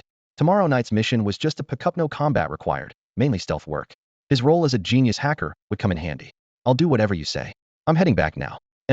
Be careful on your way back. People from the Wasteland Fighting Arena have been waiting at your place for days. They only left last night. Hearing this, Su Cheng frowned. People from the fighting arena? Xiang Wei would never make contact this way. She could easily reach him through Zhu Shan'er. It had to be some other faction. He'd only visited the arena once, yet he was already being watched. What a hassle. He and Matumo traveled swiftly, reaching the rooftop near his residence. All clear, let's go down. Matumo's eyes quickly swept the surroundings, finding no suspicious figures. Only then did they leap down from the rooftop and sneak in through the back door. We need to move. Su Cheng whispered. Somewhere with fewer people, more hidden. His mind drifted to the wasteland's edge, where only scattered scavengers roamed relatively safe. Back inside, he removed the external photon brain from his ear and opened the box containing the interface port. Inside lay several silver-white metal pieces arranged neatly. He took out the metal blocks one by one and began synthesizing upgrades. Synthesis, embedded self-made premium micro-external brain interface 3. Synthesis, micro-external photon brain 1. Synthesis, infinite gateway. Infinite gateway advanced hacker-type external optical brain. It inherited all the basic functions of the external photon brain while adding hacker defense modules. 1. Shield against radar scanning of any frequency. 2. Block hacker intrusion and all network detection. 3. Prevent cybernetic overload. 4. Penetrate electromagnetic barriers for signal transmission. 5. Direct connection to the main network. Cross-tier firewall penetration for communication. Second dimensional technology. Perfect. Su Cheng's eyes lit up. The ability to penetrate electromagnetic barriers meant he could maintain contact with the outside world even when entering the ruins. Radar immunity was like adding a layer of invisibility, and direct communication beyond firewalls meant I can shield you and penetrate you too. Though it lacked active intrusion capabilities for now, protection and concealment were exactly what he needed most. If he continued upgrading in the future, he might even be able to directly invade opponents' photon brains during combat. Just a 0.5-second delay, combined with his insight abilities, would be enough to determine victory. The golden metal sphere floated before him. Su Cheng raised his hand and gently pressed it behind his ear. Like liquid, the metal ball seeped beneath his skin the moment it touched, leaving only an imperceptible contact point. With a thought, the metal could seep back out through his skin and reform into a small sphere completely retractable. He attempted his first connection to the main network through the infinite gateway. Without any concern for tracking risks, his consciousness was instantly engulfed by a torrent of massive data. The world before his eyes transformed dramatically. A holographic information universe unfolded. Both sky and ground were flowing data streams, news, historical archives. Any public information was within reach here. Su Cheng walked forward, curious to see how deep this virtual world went. The further he walked, the less visible information surrounded him, until translucent information bubbles appeared ahead. He moved through them, continuing deeper. Soon, cotton-like white information clouds blocked his path. Stepping into the cloud layer, viscous data streams entangled and pulled at his consciousness as he struggled to push through the layers of resistance. After laboriously passing through this white information cloud, he saw a colorful, endless rainbow wall. What is this? Su Cheng stared in shock at the endless rainbow wall stretching beyond sight. The rainbow wall shot straight up from the ground into the sky, extending infinitely left and right, as if all networks were severed here, yet also as if all data originated from this very place. Countless streams of colored light raced at high speed, forming a flowing barrier. As his consciousness drew closer, he discovered that these light streams were actually composed of densely packed numbers. He reached out tentatively, his palm stopping before the light screen couldn't touch it or pass through it, as solid as a stone wall. Su Cheng applied more force, but the digital torrent remained unmoved, utterly impenetrable. Such a strange sight was beyond anything he had ever witnessed. With a thought, he tried calling Yang Siki, and surprisingly, the communication connected. It felt as though his entire being had fallen through an infinite gateway, plunging directly into the depths of the network. You just told me not to contact you, and now you're calling me again. What do you want? Yang Siki's voice carried clear irritation. Her projection appeared like an enlarged floating window, hovering to Su Cheng's right. Different from previous displays, it was directly mapped into his field of vision. Do you know about a wall in the network? A colorful wall made of countless characters. Su Cheng described the scene before him in detail. Yang Siki frowned deeply. How do you know about that wall? I'm standing right in front of it. Impossible. She shook her head decisively. Absolutely impossible. You couldn't possibly find the source network, let alone approach it. Source network. Su Cheng also frowned. I'm really here. Right now I'm like pure consciousness. I can't share the visual feed with you. Even more impossible. Yang Siki's tone showed no sign of softening. To reach the source network, you'd need massive virtual network pods and top-tier gateways to tear through the barriers just to observe from a distance. The Waste City doesn't have such equipment. Neither does Earth-only Future City or other floating cities are equipped with that technology. Su Cheng responded calmly. I have no reason to lie to you. I passed through cotton-like bubble clouds, then squeezed through a layer of viscous data ocean before seeing this wall. Yang Siki fell silent for several seconds, then suddenly became excited. How did you possibly manage this? The brain-computer interface I gave you can't allow consciousness to enter the network universe, let alone reach the source network. Only massive equipment can project consciousness. Only the most advanced gateways can get you there. Even I don't have access, even consciousness itself. Before she could finish, the call abruptly cut off. Another one. A ethereal voice suddenly echoed from all directions. Cheng looked around alertly. Who? The wireless gateway should have been able to penetrate electromagnetic barriers and ignore firewalls, even reaching the source network directly within the network universe. Yet it had been forcibly severed, indicating that this virtual space harbored an even more powerful unknown presence. Me? This time the voice came from the right. Cheng turned toward the sound. In midair, a barefoot young woman approached with graceful steps, her white gossamer dress swaying with each movement, her legs long and elegant. Moving upward, her flat abdomen and slender waist accentuated her full curves, two perfect shaped lines defining her figure. His gaze continued upward. Her exposed skin was like congealed cream, pale and tender with a subtle pink glow. Her full chest was wrapped in crisscrossing cream-colored fabric strips. Not as exaggerated as Remy's, but perfectly proportioned. Her smooth collarbone and slender neckline seemed carved by a master craftsman. The girl's face appeared pixelated, only her waterfall-like black hair visible as it cascaded over her flawless shoulders, with two white ribbons gently swaying within like a descending goddess. Here, I am alone. Cheng looked around at the empty void. The girl touched down lightly with her toes, hovering slowly near his head, tilting hers. You are the fourth person to appear here. Cheng frowned. This figure before him was most likely the source of his severed communications. He probed cautiously. Hurito, you mean the source network? Oh, you know about the source network too? The girl descended a few more steps. Anyone who could make it this far couldn't possibly not know. As she approached, Cheng's consciousness flickered several times, nearly fragmenting. Clearly, she was unaware of his earlier conversation with Yang Sikish had simply cut the signal in passing, indicating some connection between her and this network world, even with the source network itself. What's behind there? Cheng pointed toward the brilliantly colored rainbow wall in the distance. Explore it yourself. The girl smiled softly. It's like a cosmic singularity, both origin and perhaps ending. She knew the secrets beyond that wall and could most likely enter it herself. Cheng frowned again. Did you interrupt my communication? What? The girl raised her pale fingertip with a wave, white light rippling. I have a fixed field around me that automatically blocks external communications. Even the infinite gateway's encryption and amplification had been suppressed by her field. Cheng was secretly alarmed. This level of control far exceeded conventional network equipment. I need to go. He sensed no malice from her, but absolutely couldn't linger. Leaving already? The girl's voice dropped sadly. Will you come back? It's always just been me here, for so very long. Cheng considered. If I have time tonight, I'll come take another look. Good. She instantly brightened again. That's a promise then. Cheng nodded, disconnected, and left the network space. Wu raised his hand to the port behind his ear, his mind still echoing with the recent images. The network universe, the source network. What are you muttering about? Why are you spacing out?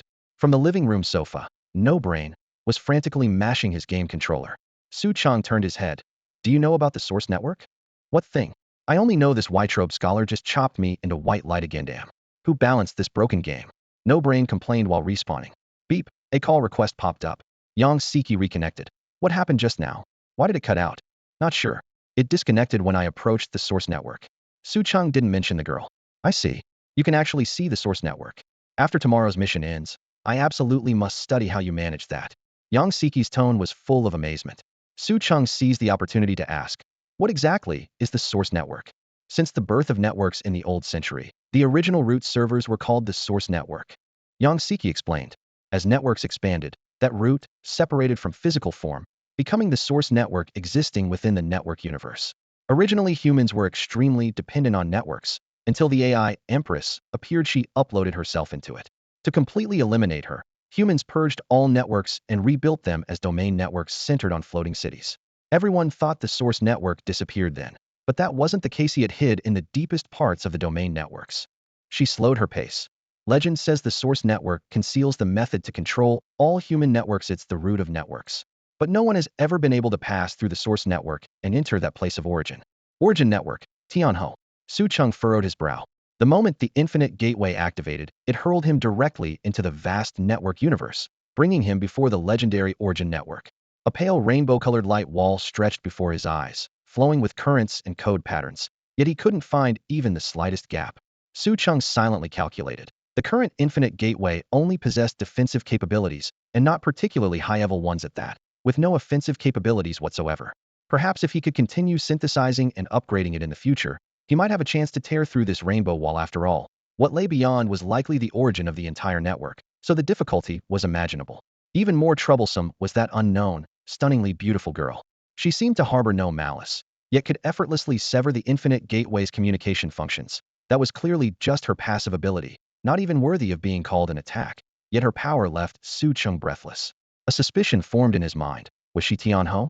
Yang Siki had once declared with absolute certainty that Tianho had been completely eradicated by humans, and all mechanical life forms had turned to dust along with her. But Su Cheng had clearly encountered mechanical life forms, and the ruins Brainless was one of them, and an entire mechanical army lurked there. If Tianho was truly dead, who could be commanding Steel City and these mechanical life forms now? If Tianho still existed, she would have long since uploaded her consciousness to the network. As humanity's first artificial intelligence, having evolved to the point of creating mechanical life forms and battle alliance armaments, she certainly had the power to reach the origin network. The girl's strength aligned perfectly with this theory.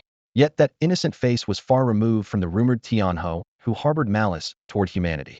Her identity remained uncertain, but one thing was clear: she was incredibly powerful, yet still hadn't entered the origin network. At least Su Cheng hadn't seen her touch that light wall. Even more intriguing was the girl's statement that Su Cheng was the fourth person she had encountered. Who were the first three? If she wasn't Tianho, could Tianho be among those three? Shrouded in mystery, Su Cheng lay back on his bed. To him, the network universe was both magical and mysterious, and the intelligence he currently possessed was pitifully scarce, mostly speculation. He pushed aside these distracting thoughts and refocused on reality. Had to find C's location as quickly as possible, and R was his only lead. Only by finding R first could he further investigate C. Regarding R, Su Cheng had compiled several key pieces of information. 1. R had thanked him for providing combat data on the ultimate weapon. 2. The number 1 cyborg was merely a tool for collecting data. 3. This meant R still possessed an ultimate modified mechanical life form, and needed more combat data to perfect his research. Since R wasn't in the ruins, he was most likely hiding in the Wasteland City. The groups with the most frequent combat in the Wasteland City were 3. Hunters, combat gladiators, various gangs, plus the HPC Guard Corps, who saw relatively less combat. The latter were lackeys of the elite and could be ruled out. If R wanted to collect data and cultivate ultimate weapons, the first 3 paths would be the best hiding places. In other words, R was most likely concealed behind these factions. Starting tomorrow, you'll use my hunter identity to take bounty missions and raise the hunter rank. Su Cheng turned to look at Brainless, who was still gaming. You'll impersonate Shadow. Your abilities should be more than sufficient. I'd also like to see the limits of Battle Alliance armaments. Brainless let out a light snort, fingers rapidly tapping the keyboard without even lifting his head. Not interested. It's much better staying home and playing games. Brainless curled his lip. If I'm going to do it, I'll be myself, not use your identity. Su Cheng didn't argue with him, looking directly into his eyes with unusual seriousness. I need you. Brainless glanced at him and snorted. I knew it. Once I recovered, you'd definitely make me do other stuff. Fine, fine. Since you can't live without me, I'll reluctantly agree. The next morning, dawn was breaking. Su Cheng got up early, retrieved the black combat suit that symbolized his hunter identity from the wardrobe, and handed it to Brainless. Adjust your build to match mine, then put this on. What? You want me to look like your scrawny self? Brainless rolled his eyes, slightly tightening his shoulders and waistline, while still maintaining his naturally more robust frame. Su Cheng fitted the silver-gray mask on him. In the mirror, their silhouettes nearly overlapped, differing only slightly in demeanor. Take more bounties, talk less. Su Cheng added an explanation. Brainless's Guangxi accent was too distinctive, and combined with his restless personality, he'd likely cause trouble the moment he opened his mouth. Brainless swayed left and right, admiring his reflection, dramatically popping his collar. Come on. Looking this handsome, it'd be a waste not to hit on a few female androids. A bit skinny, but the look's not bad. He glanced sideways at Su Cheng. What about you? Don't tell me you're planning to stay home playing video games.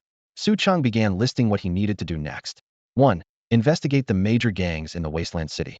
2. Secure a new safe house and vehicle for operational security. 3. Acquire sufficient weapons. 4. Have Zhu Shaner keep an eye out for suspicious activities at the fighting arena. As a cybernetic repair technician, he could freely enter gang territory. No one would deliberately antagonize a doctor. But with tensions running high lately and too many people conducting covert investigations, he needed to prepare second and even third safe houses.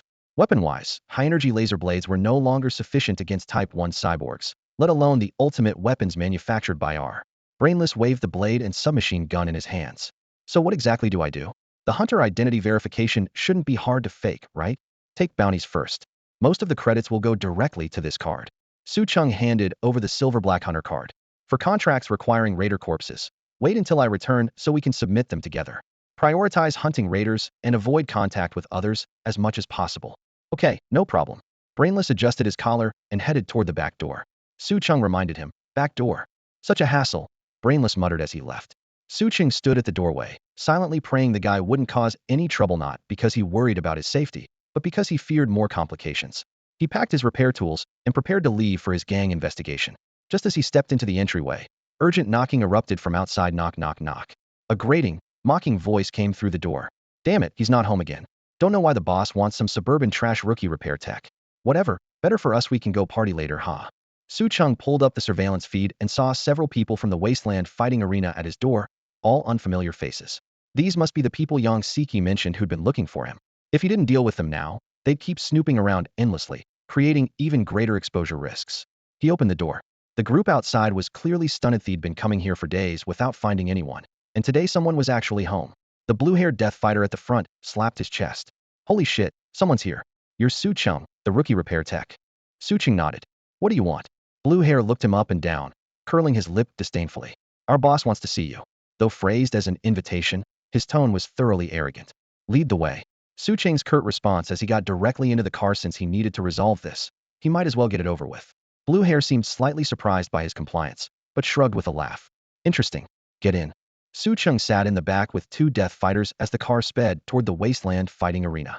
Shortly after they left, a roaring pro engine rumbled to life, stopping at Su Cheng's front door. Zhu Shaner happened to pass by just as that car crossed her path. She raised an eyebrow and immediately spun the steering wheel, flashing her high beams. Watching the car that had just crossed her path, Zhu Shaner immediately turned around and followed. Did you repair Qiangwei's prosthetic body? Kazarov's deep voice boomed through the narrow reception room as soon as he spoke. He wore a tight black leather outfit, his bulging shoulders and back suggesting the raw power of a bull beneath the fabric. With each word, his blackened teeth flashed through the cigar smoke, fierce and unsettling. Across from him, Su Cheng sat in a slightly lower single armchair, merely nodding quietly.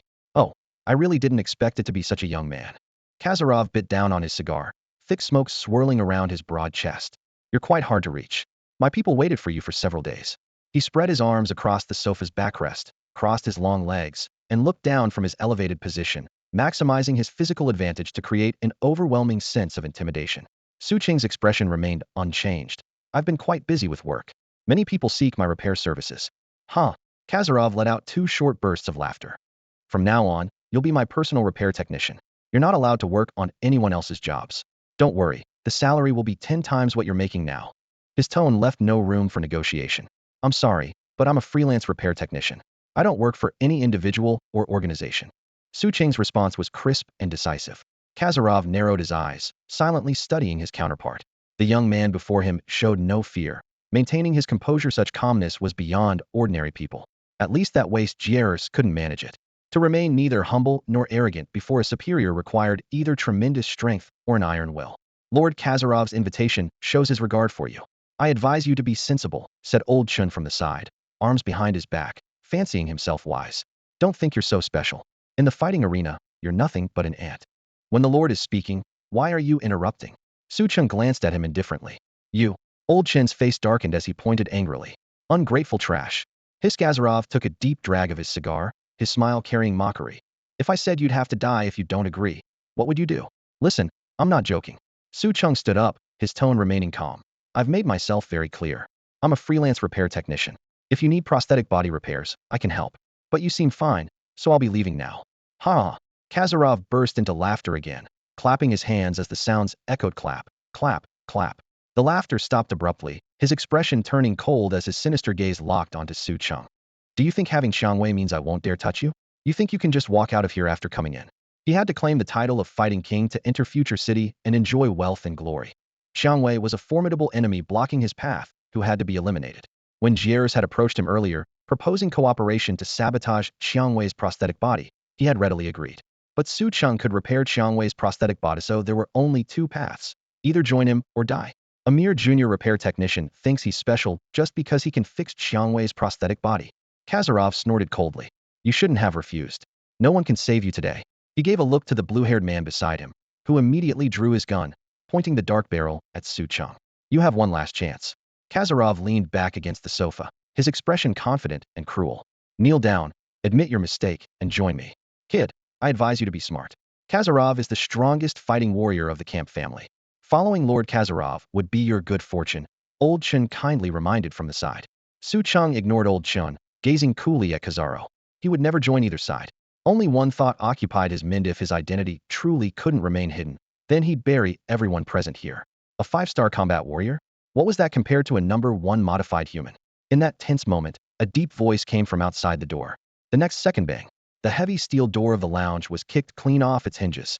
Flying metal fragments swept across like shrapnel, and the blue-haired bodyguard didn't even have time to scream before being crushed into bloody pulp on the spot. Rose burst in with several team members, radiating murderous intent. Zhu Shan'er almost instinctively rushed in front of Su Cheng, shielding him with half her body. Only then did Su Cheng notice the change in her chest badge. 3 stars had been promoted to 4 stars, at an astonishing speed. Kazaro's pupils contracted sharply, his gaze cold as a viper's. Rose, how dare you trespass in the Kemp family's lounge and kill my people? Rose showed no retreat, her fists clenched until her knuckles turned white. If you dare touch anyone from the Giles family, I'll make you pay in blood today. With both sides invoking their respective families, the air instantly froze. Kazaro glanced at Su Cheng and sneered. Oh? So he's from the Giles family? I've never heard of this. His tone turned sinister. Since you dare cause trouble here, none of you will leave alive. Kemp family members drew their energy weapons one after another, the sound of metal scraping filling the air. Rose tried to activate her prosthetics, but her arms only sparked with crimson electrical flashes, followed by muscle spasms. Su Cheng immediately spotted the malfunction. Rose's prosthetics had completely seized up at a critical junction. Prosthetic failure? Haha, what a pity. Kazaro shook his head mockingly. Old Chun chuckled dryly in agreement. I told you not to let a junior technician touch your prosthetics. Now they're broken and you're still defending him, foolish. Kazaro gave the order. Take them all down. With Rose's prosthetics paralyzed, no one present seemed capable of stopping the Kemp family. Just when everyone thought the situation was decided, Zhu Shan'er let out a low roar and directly activated full combat mode. Pink and white emigrated combat prosthetics instantly covered her entire body. First-generation military implants activated simultaneously, armor locking with bone structure in perfect synchronization, energy pulses flickering through the gaps in her armor. Kazaro shot to his feet, shock mixed with greed. A complete set of emigrated combat prosthetics plus military implants. Previously, Zhu Shan'er had never used her full power in combat because her opponents weren't worthy. Now, to protect Su Cheng, she held nothing back. Everyone, even Rose, was too stunned to speak. A girl living in the suburbs whose mother sold her body to survive actually possessed such astronomically expensive equipment. Su Cheng was also secretly alarmed. Had the poor in the suburbs really become this powerful? Zhu Shan'er controlled her armor, energy blades condensing at her fingertips, her gaze blood red. Anyone who dares touch big brother Su Cheng or sister Rose, I'll tear them to pieces. Her murderous intent forced the Kemp family guards to instinctively retreat. Kazuro's expression darkened. Rose had been neutralized, and he'd thought the problem was solved, only for the even more troublesome Zhu Shan'er to emerge. If she advanced to 5-star combat warrior before the King of Fighters tournament, this year's fighting champion would definitely be named Zhu. He absolutely couldn't let that happen. At that moment, Giles entered, his voice calm, yet carrying the authority of a superior. Rose, Shan'er, Lord Will has ordered you to return immediately. He and Kazuro exchanged glances for a moment, and the latter immediately understood, revealing a sinister smile. Once Rose and Zhu Shan'er left, Su Cheng would become a rootless drifter. Rose gritted her teeth. We can go back, but Su Cheng must come with us. Giles shook his head in refusal. Lord Will is fully aware of this matter. He's just a junior technician, unrelated to the Giles family. He's not worth us falling out with the Kemp family over. I said no one's taking this person away today. Kazuro's tone was ice cold, already eyeing the emigrated prosthetics within his grasp. Old Chun sneered, stepping forward. Just a junior technician from the suburbs. Last time he dared humiliate me, a senior technician from Way City, in public. Today is his death day. Before he finished speaking, a hoarse female voice suddenly came from outside the door, like rusted iron scraping against glass. I wonder if this old woman can take him away? Immediately after, she snorted coldly. Who says he has no connection to the Giles family? He's my person. Grandmother, we're talking about a suburban junior mechanics, just an ordinary survivor. Giles rushed out of the lounge while respectfully explaining, beads of sweat already forming on his forehead. Upon hearing this, everyone in the corridor felt their hearts skip a beat. Giles' grandmother? Could it be that lady? Old Chun, the eldest among them, turned pale instantly. Having seen the most of the world, this title struck him like thunder. Kizaru frowned and asked in a lowered voice, "Which one?" "The true heir of the Giles family lineage, Sophia Giles." Old Chen's voice trembled. Rumor has it she never married and had no children. The current Will Giles is merely from a branch family. Moreover, Giles' real name is actually Roger. He only calls himself Giles to show off his bloodline. Most importantly, Sophia is cold-hearted and ruthless. Old Chen swallowed hard, fearing that his earlier words might have reached Sophia's ears. Kizaru's heart sank, never expected such a major figure to arrive. The direct heir of the Giles family commanded respect even from the head of the Camp family. "I said he's my man." A cold female voice came from outside. "Deet," was Sophia.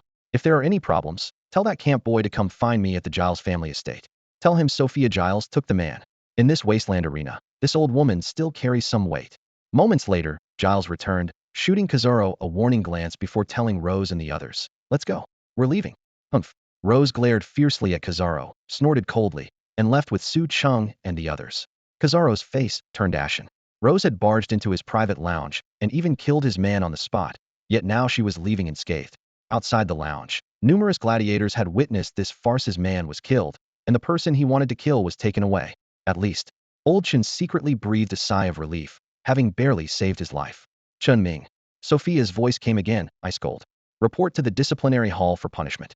Chen Ming was Old Chen's full name. As the words fell, his body shook violently. The disciplinary hall meant certain ruin, even if he survived. Sophia intended to destroy him. Before the powerful, all rules were meaningless. Not just a mechanic like him, but even five-star gladiators had to bow and obey. Who exactly is that junior mechanic to know Sophia and get me into such trouble? Old Chen felt hopeless. His knees gave way, and he collapsed with a thud, his eyes vacant. "I'm finished."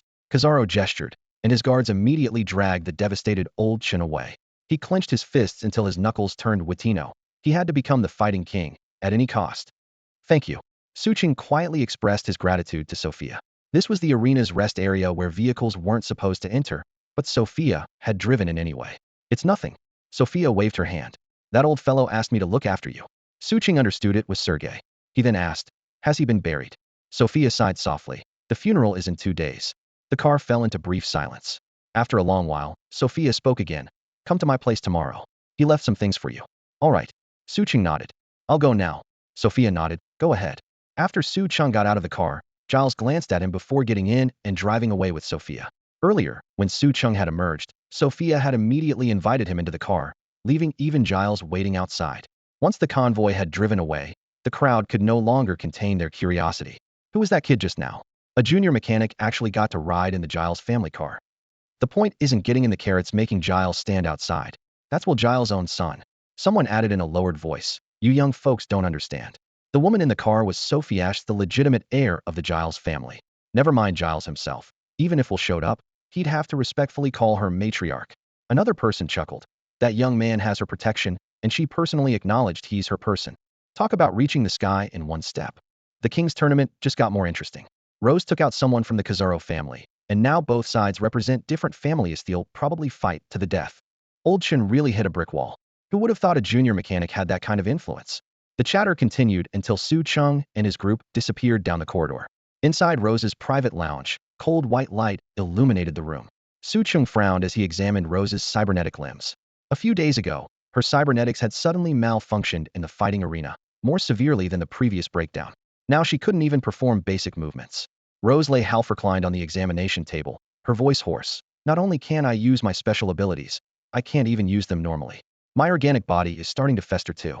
Su Cheng unbuttoned her jacket, only to discover she'd been binding her chest with cloth strips. Even so, her curves remained full. He focused intently, examining the interface between her cybernetic arm and organic body. Large patches of skin were ulcerated and oozing. Black veins snaked toward her chest. Metal joints occasionally sparked, and the temperature was scalding. Rose was enduring both burning and tearing agony. Su Cheng had never seen anything like this. It resembled an extreme rejection reaction. Yet Rose had been fitted with these cybernetics for years and theoretically shouldn't be rejecting them. Worse still, massive short-circuiting was clearly occurring internally. He took scissors and cleanly cut through the cloth binding her chest. As the strips fell away, her full breast sprang free. Su Cheng's gaze remained clinical as he continued examining how the infection was spreading. "It's advancing toward your heart. I'll treat the ulcerated areas first." He addressed Savatrina. "Disinfectant, hemostats, painkillers." Savatrina shrugged. "Only nobles can afford those things." Rose gritted her teeth, her eyes bloodshot. Then just scrape it out. All right. Su Cheng agreed. Steel forceps probed into the granulated tissue as he began debriding the wound. Beside them, Zhu Shanner's face went pale as she turned her head slightly. She knew that kind of pain all too well. Rose's cybernetic hands tried to grip the bed's edge, but lacked strength, so she could only bite down hard on her lips as sweat trickled down her temples. In just over 10 minutes, chunks of necrotic tissue were scraped away and dropped into a tray. Su Cheng quickly disinfected and bandaged the area. When finished, he held the scraped necrotic tissue under the light for closer examination. Zhu Shanner couldn't help asking, "How does it look?" Su Cheng's mechanical pupil rotated slightly in his right eye. Within that mass of rotting flesh, he detected countless tiny things writhing. Nanomicrorobots? Su Cheng controlled his right eye to continuously magnify the objects within the rotting flesh. The dimensional eye quickly locked onto the targets and displayed a prompt showing their designation, unknown model nanomicrorobots. In the magnified view, those gray-black metallic insects, no larger than a third of a fingernail, swarmed together in clusters. They resembled wingless locusts with sharp mandibles that opened and closed rhythmically, tearing apart, chewing, and devouring large chunks of flesh at a visibly alarming rate. What are those things? Xiang Wei covered her pale lips, her brow furrowed deeply. Someone is trying to harm you, Su Cheng said calmly. A normal human body could never produce such creatures. As he spoke, he bent down to remove Xiang Wei's prosthetic shell, the metal clasps snapping open with a crisp sound. Just as he suspected, the interior of the prosthetic was similarly infested with gray-black locusts. They clung to the precision circuits and alloy framework, gnawing voraciously. Each time they consumed a piece, they split into two, instantly doubling their numbers. Despite their simple structure, they possessed terrifying destructive efficiency. If Xiang Wei hadn't been equipped with an upgrade prosthetic and retained her original biological body, these microrobots would have already covered her entire form by now. Su Cheng quickly assessed the situation. The microrobots seemed unable to directly consume flesh and blood, only capable of destroying metallic structures, which limited their spread. However, once the prosthetic was completely compromised, they would begin tearing at the tendons and nerves connected to it, causing widespread ulceration and infection. None of his father's extensive notes had ever mentioned this particular model, suggesting someone had deliberately implanted them into Xiang Wei's body. Harm me? Damn it, don't let me find out who did this. Xiang Wei cursed angrily, her chest heaving with rage, causing the already loose cloth strips to slip away completely, revealing a pair of magnificent peaks as majestic as mountain ridges. Don't look. Xiang Wei showed a rare moment of shyness, instinctively trying to cover herself with her arms, but they trembled violently due to her damaged prosthetic. Being a woman is such a hassle. Su Cheng's mouth twitched. Was this humble bragging? Countless people would kill to be troubled by such problems. Beside them, Zhu Shanner stared with gleaming eyes, swallowing hard as she unconsciously compared her own chest with her hands, then sheepishly dropped them, realizing the gap wasn't something effort could bridge. Don't worry, I'm a repair technician. To me, they're just fatty tissue, Su Cheng said matter-of-factly, then looked away and returned to business. These robots are gnawing at your prosthetic and tearing at your flesh, which is why your biological body is ulcerating and infected. The good news is that your original body has blocked them currently. They've only extensively invaded your hands, still some distance from your heart. He continued his analysis. They haven't spread through your bloodstream, which means either they can't survive in a plasma environment, or they lack navigation capabilities and can only follow extremely simple commands while spreading blindly. They possess limited intelligence, but not much. If they only consume metal, perhaps we could lure them away with other materials. Without hesitation, Su Cheng commanded his symbiotic armor to manifest a dark alloy finger segment in his palm, gently pressing it against Xiang Wei's hand. The symbiotic armor possessed self-repair capabilities, so he wasn't concerned about damage. Then he raised his right eye, increasing the magnification once more. Through his enhanced vision, the microrobots actually avoided Su Cheng's finger. From the looks of it, their instructions were to destroy Rose's prosthetic body, so they wouldn't devour other prosthetics.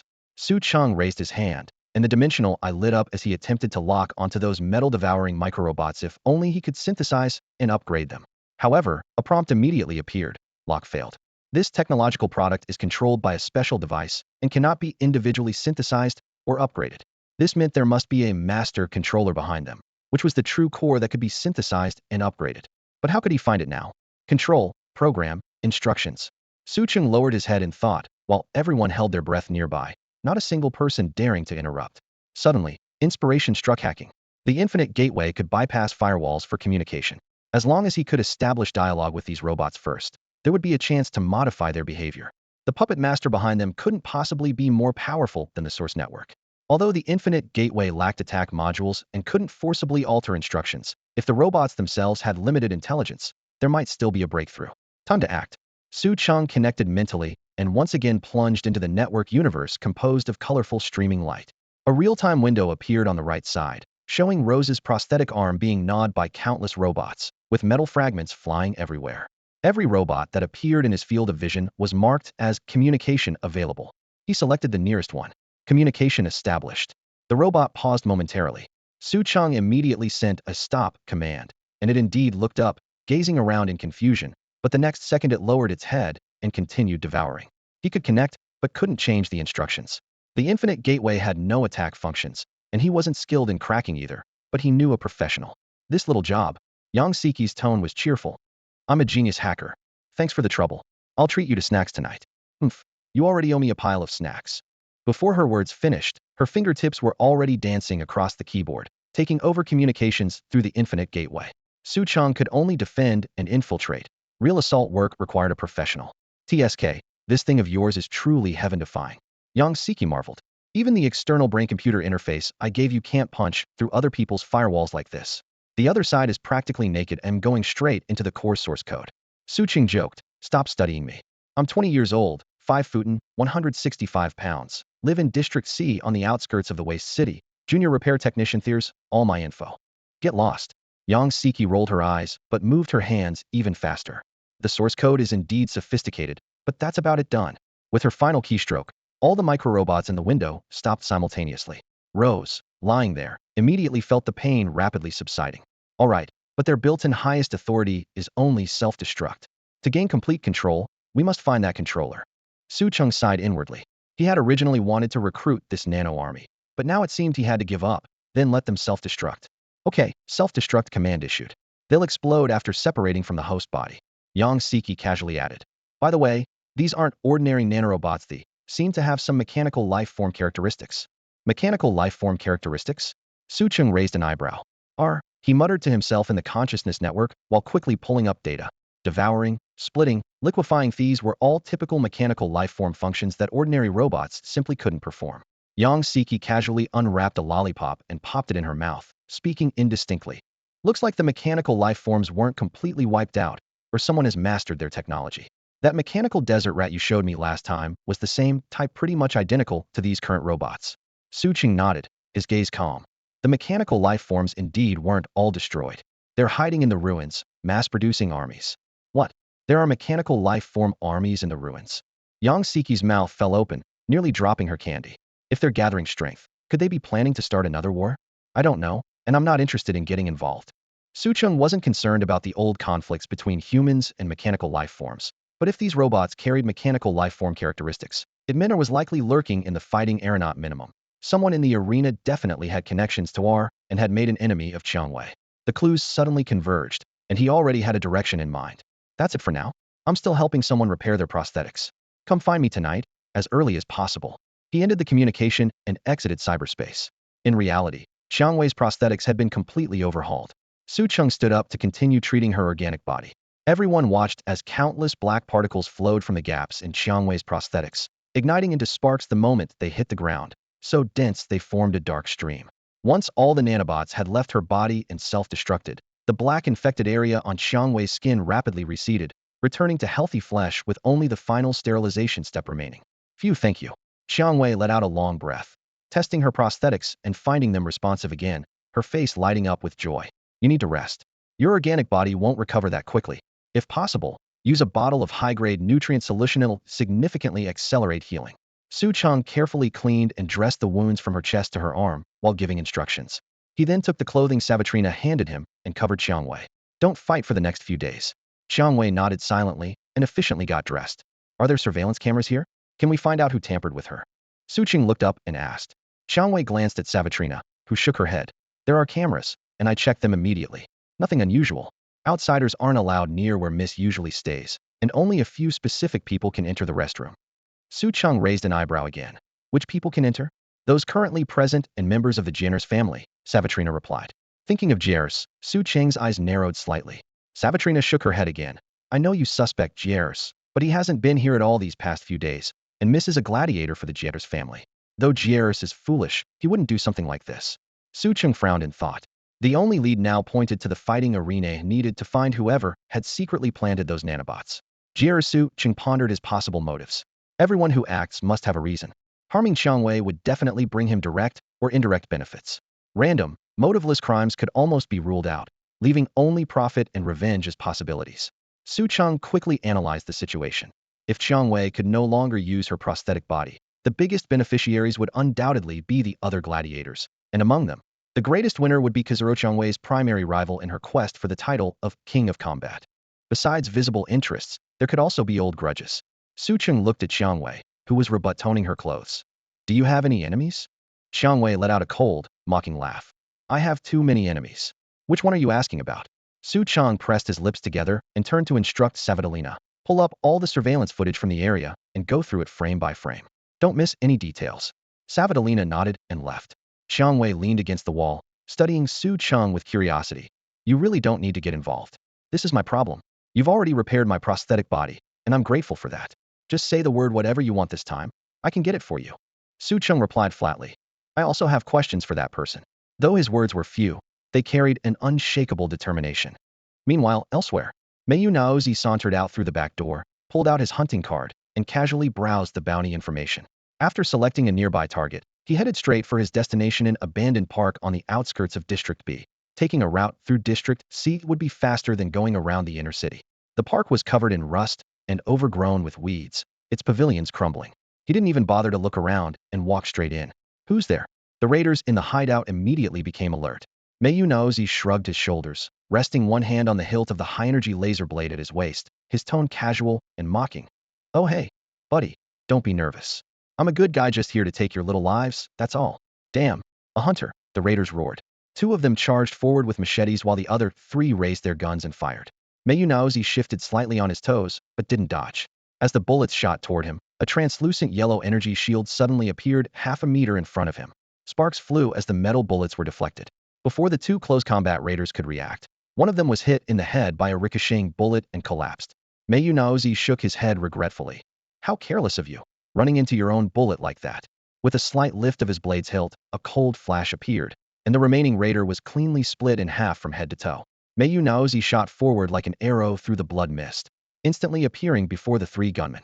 He grabbed one raider's rifle and kicked the man flying with a single foot, casually throwing his long blade. It overtook his movement and pierced through another raider's skull with a whoosh, leaving the corpse hanging on the wall, still trembling. Mayu Naozi then grabbed the last man, swung him around forcefully, and pulled the trigger. Rat-a-tat.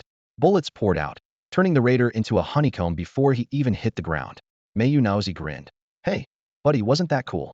The last remaining raider turned pale with terror. I'd am your mother. I'll kill your whole. Smack. Mayu Naozi swung the rifle but into his mouth, sending teeth and blood flying. He spat. Damn your mother. I just want your life and you're cursing at me? You deserve to die. His fist struck down again, sending the raider flying. A black shadow flashed as Mayu Naozi caught up, grabbed the man's wrists and yanked them back, then drove his knee savagely into his chest. Splurt. A mouthful of black biofluid sprayed out as his ribcage caved in. Time to fly. Mayu Naozi grabbed the man's head, spun around, and hurled him with tremendous force. Bang. The concrete wall exploded into a human-shaped crater, dust billowing everywhere. Mayu Naozi dusted off his hands and muttered with disdain. Ugh, how are you guys so weak? You all died before I even got serious. Not satisfying enough. The killing intent that had been dormant for 8 years was still boiling within him. He licked the corner of his mouth. No good. I need to find another hideout.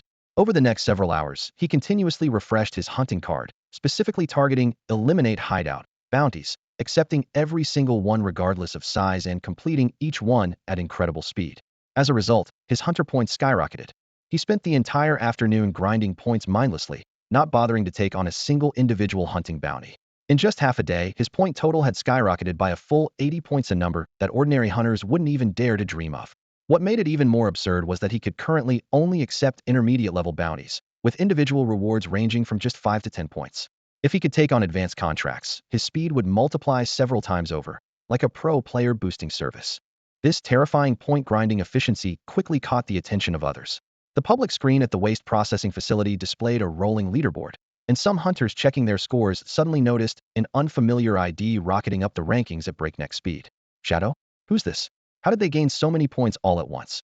Never heard of them, Probably a newbie. Records show they just got promoted to intermediate level recently, disappeared for a few days, then suddenly started grinding like crazy. Shadow? I've heard of him. Someone in the crowd recalled old news. He appeared during the last emergency bounty. He was still a beginner hunter then, but he managed to claim the highest point weight and both Rebecca and Remy were there. Right? A beginner hunter snatched the top weight from two advanced hunters, and now he's gained 80 points in half a day. Unprecedented. The crowd quickly did the math. Even if every job paid the maximum 10 points, he'd need to complete 8 outpost bounties. Not to mention travel time, only a complete speed run could make this possible. Forget intermediate hunters. Even most advanced hunters couldn't keep up with this pace. Even Remy in her heyday might not have been this fast, though with her true abilities, she might have barely managed it. Shadow has reappeared. Lock onto him immediately. Someone in the crowd whispered the order into their network. Copy that. Target is grinding points, taking only outpost bounties. Most likely aiming for a rank promotion. I'm sending you all the intermediate outpost locations, set up ambushes in advance. Don't cause trouble, just investigate his identity. We don't want unnecessary complications. Understood. In an instant, black market informants scattered throughout the wasteland mobilized, heading to various hunting outposts based on coordinates provided by their contacts. Wasteland Mishua Bingching coffee shop. Wu Tu now removed his shadow disguise and casually grabbed a window seat. One latte, no foam, no milk. Iced, thanks. His tone was nonchalant. His appearance was indistinguishable from humans, and he could consume food just like them. But he could rapidly extract nutrients and expel tasteless waste much cleaner than humans. After all, the Battle Alliance's armed forces were new humanoid life forms created by the Empress to replace humanity. The server rolled her eyes and shouted toward the kitchen. One iced Americano. Soon, the coffee arrived. Wu Tu now glanced at the ice cubes in his cup and took a deep breath. Chinese tea leaves still smell better, but this'll do. He sipped his coffee and pulled out his hunter card to check his updated points, frowning as he muttered to himself. All that work this morning for so few points. At this rate, it'll take another 2 days to reach the advanced hunter threshold. Too slow. With that, he pursed his lips and continued drinking his coffee. If other hunters heard this complaint, they'd probably be furious enough to cough up blood. What takes others months, or even years to slowly accumulate enough points, No Brain managed to gather in just 2 days, yet he still found the progress frustratingly slow. At that moment, a woman in a flowing crimson dress pushed through the door, her skirt swaying gracefully. The entire cafe fell silent instantly, with all eyes turning toward her. No Brain caught a glimpse of the newcomer through the reflection on his hunter card, glanced up briefly, then returned his attention to rapidly scrolling through the bounty list with his fingertips. Pretty is pretty, but robots are true love, he thought to himself. The woman in red passed behind him, gliding gracefully into a private booth. Through the crack in the door, she stared intently at his silhouette. Could he be Shadow? As she had walked by, she had clearly caught the information on his card. Intermediate hunter, codename Shadow. But his appearance differed from her expectations. Su Cheng had described Shadow as aloof, young, and handsome, while the man before her had sharp, defined features that made him appear more mature. She was certain she hadn't mistaken him, but why wasn't he removing his mask or coming to find her? What was keeping him so busy? Lamy stared, lost in thought. Could wearing or not wearing a mask really make such a difference? Or was he pretending not to see her? Today she wasn't wearing a mask, she had just come out casually to clear her mind. No Brain sensed that burning gaze, raised an eyebrow, tossed his hair, and thought narcissistically. Being too handsome really is a burden. I should find a mask to hide this magnificent face. Then he immersed himself back in the card information. Miss, what would you like to order? A waiter blocked Lamy's view. A cappuccino, she replied coolly. The waiter's eyes lit up like light bulbs. 100 Alliance coins. Enough for 2 or 3 days of partying at the Lily Island bar. He nodded repeatedly. Don't worry. I'll definitely find out. After handling the kitchen orders, he jogged over to No Brain's table. Sir, if I may ask, what type of women do you like? No Brain looked up, sizing him up. Buddy, you're not cross-dressing and hitting on me, are you? The waiter waved his hands awkwardly. No, no, no, just asking casually. Me? I like big wave, women. No Brain spoke seriously, even holding up 4 fingers. Remember that, those are 4 requirements. Big waves. The waiter looked completely puzzled. Finishing his coffee, No Brain stood up and left the shop with flair, continuing to refresh his hunting missions. The waiter returned to the private booth, and Lamy said softly, No need to tell me. I heard everything. Her brow furrowed slightly. Even his voice was disguised, suggesting he had noticed someone was investigating him. The big boss was looking into Shadow, and she was curious about Shadow's true identity too. What exactly were those 4 big wave requirements? She touched her smooth, long hair, feeling even more confused. Wasteland Fighting Arena. Su Cheng had spent the entire afternoon going through surveillance footage, examining every frame without missing even a fly. but still found no suspicious figures. Kazaro and his subordinates had never been to Rose's rest room or residence.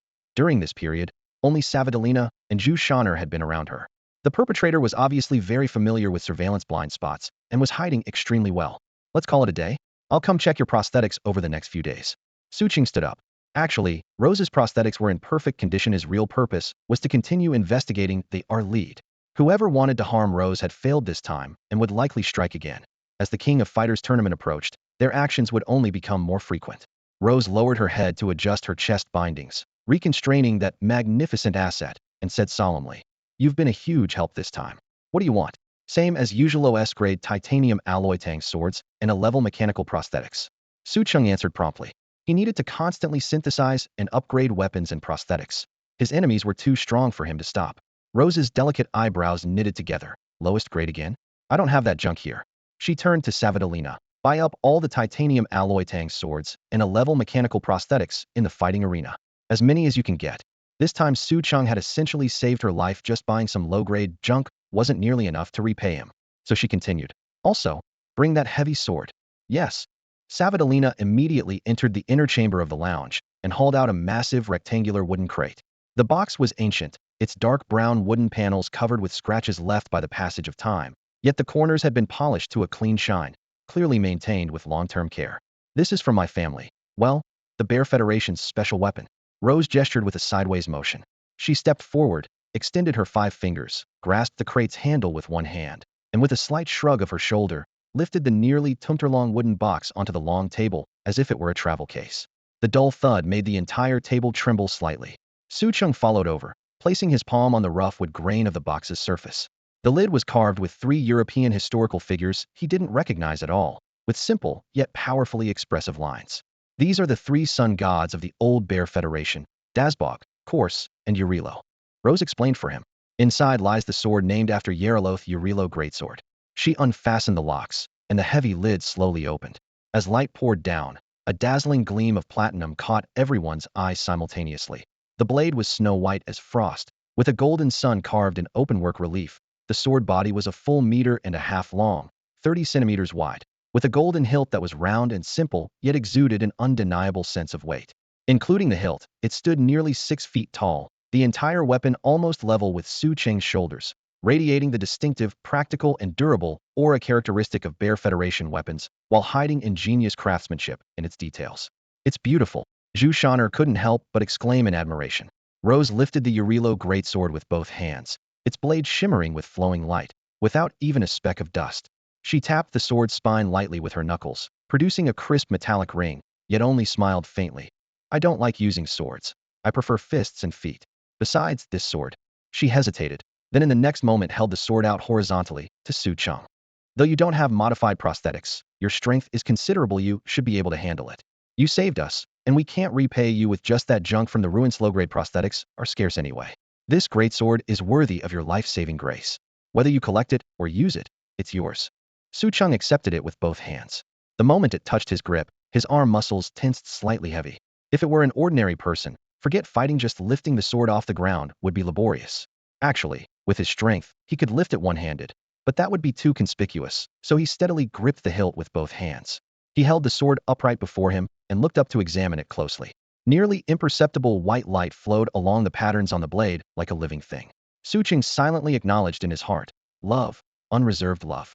Rose noticed that gleam of radiance, her pupils contracting as she immediately turned to look at Savidalina. The latter curved her lips upward, responding with a gentle smile. When Rose turned back, her gaze towards Su Cheng instantly carried several layers of complexity. This greatsword, even if ordinary people can lift it, they cannot truly activate it. She suppressed the strange stirring in her heart and reminded him softly. Try giving it a gentle swing.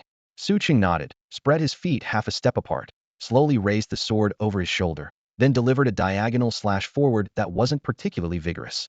There was almost no whooshing sound, yet a pale white curtain of light traced along the blade's edge, like ice layers peeling away or morning mist rolling. Though the movement was clearly slow, it seemed to produce a trailing effect that couldn't be explained as an afterimage. Looking closer, one could see a thin white aura tightly wrapped around the blade's edge. Rose's pupils blazed bright, waves of light surging in her beautiful eyes. She suddenly recalled the family's ancient texts. Only a true warrior could awaken the sword of the sun god. She turned to look at Savitolino again, who merely nodded lightly with a meaningful expression. He can do it. But what a pity. Rose sighed softly in her heart. The family had always revered warriors who could control the sun god's sword as supreme idols, and they were her clan's primary criterion for choosing mates. They must be warriors to continue that pure bloodline of combat. Su Cheng was indeed excellent, but ultimately just a prosthetic repair technician whose family had already fallen into decline. Thinking of this, the brilliance in her eyes dimmed. Excellent sword. Su Cheng exclaimed from the heart. He turned his wrist again, the heavy weight dropping with momentum, pulling at his tiger's mouth until it went numb. He understood that once the speed increased, inertia would make this sword even more frighteningly heavy. This sword is very heavy, and logically, swinging it with inertia should make it even heavier. However, when he wielded it, the weight remained completely unchanged, never becoming difficult to control due to massive inertia. The midday sunlight streamed through the floor-to-ceiling windows, cascading over the heavy sword. The blade seemed to come alive as pale golden patterns subtly shifted across its surface, as if greedily devouring particles of light. Rose suppressed the sudden flutter in her chest and began to explain. When true noon arrives, its power will fully unleash. She stepped closer, her fingertip lightly touching the sword's spine. Ohari metallin, extremely rare special alloy that can directly absorb solar radiation and convert it into characteristic particles. It not only amplifies the user's physical strength, but can also project these particles outward, creating searing strikes far beyond ordinary sword energy. Su Cheng bent down slightly, running his hand along the metallic patterns from end to end, feeling as though incredibly precise mechanisms were hidden within. I don't see any obvious energy chambers, yet it can maintain stable output. The structure must be incredibly complex. He then gently touched the blade's edge with his fingertip. The sharpness seems ordinary. Rose chuckled softly. Don't underestimate it. The closer to noon during the day, the more terrifying the amplification becomes. The specific magnitude depends entirely on how much the user's body can withstand. Theoretically, during that 1 minute at noon, it can provide a comprehensive tenfold amplification plus scorching destructive particle attacks. Tenfold.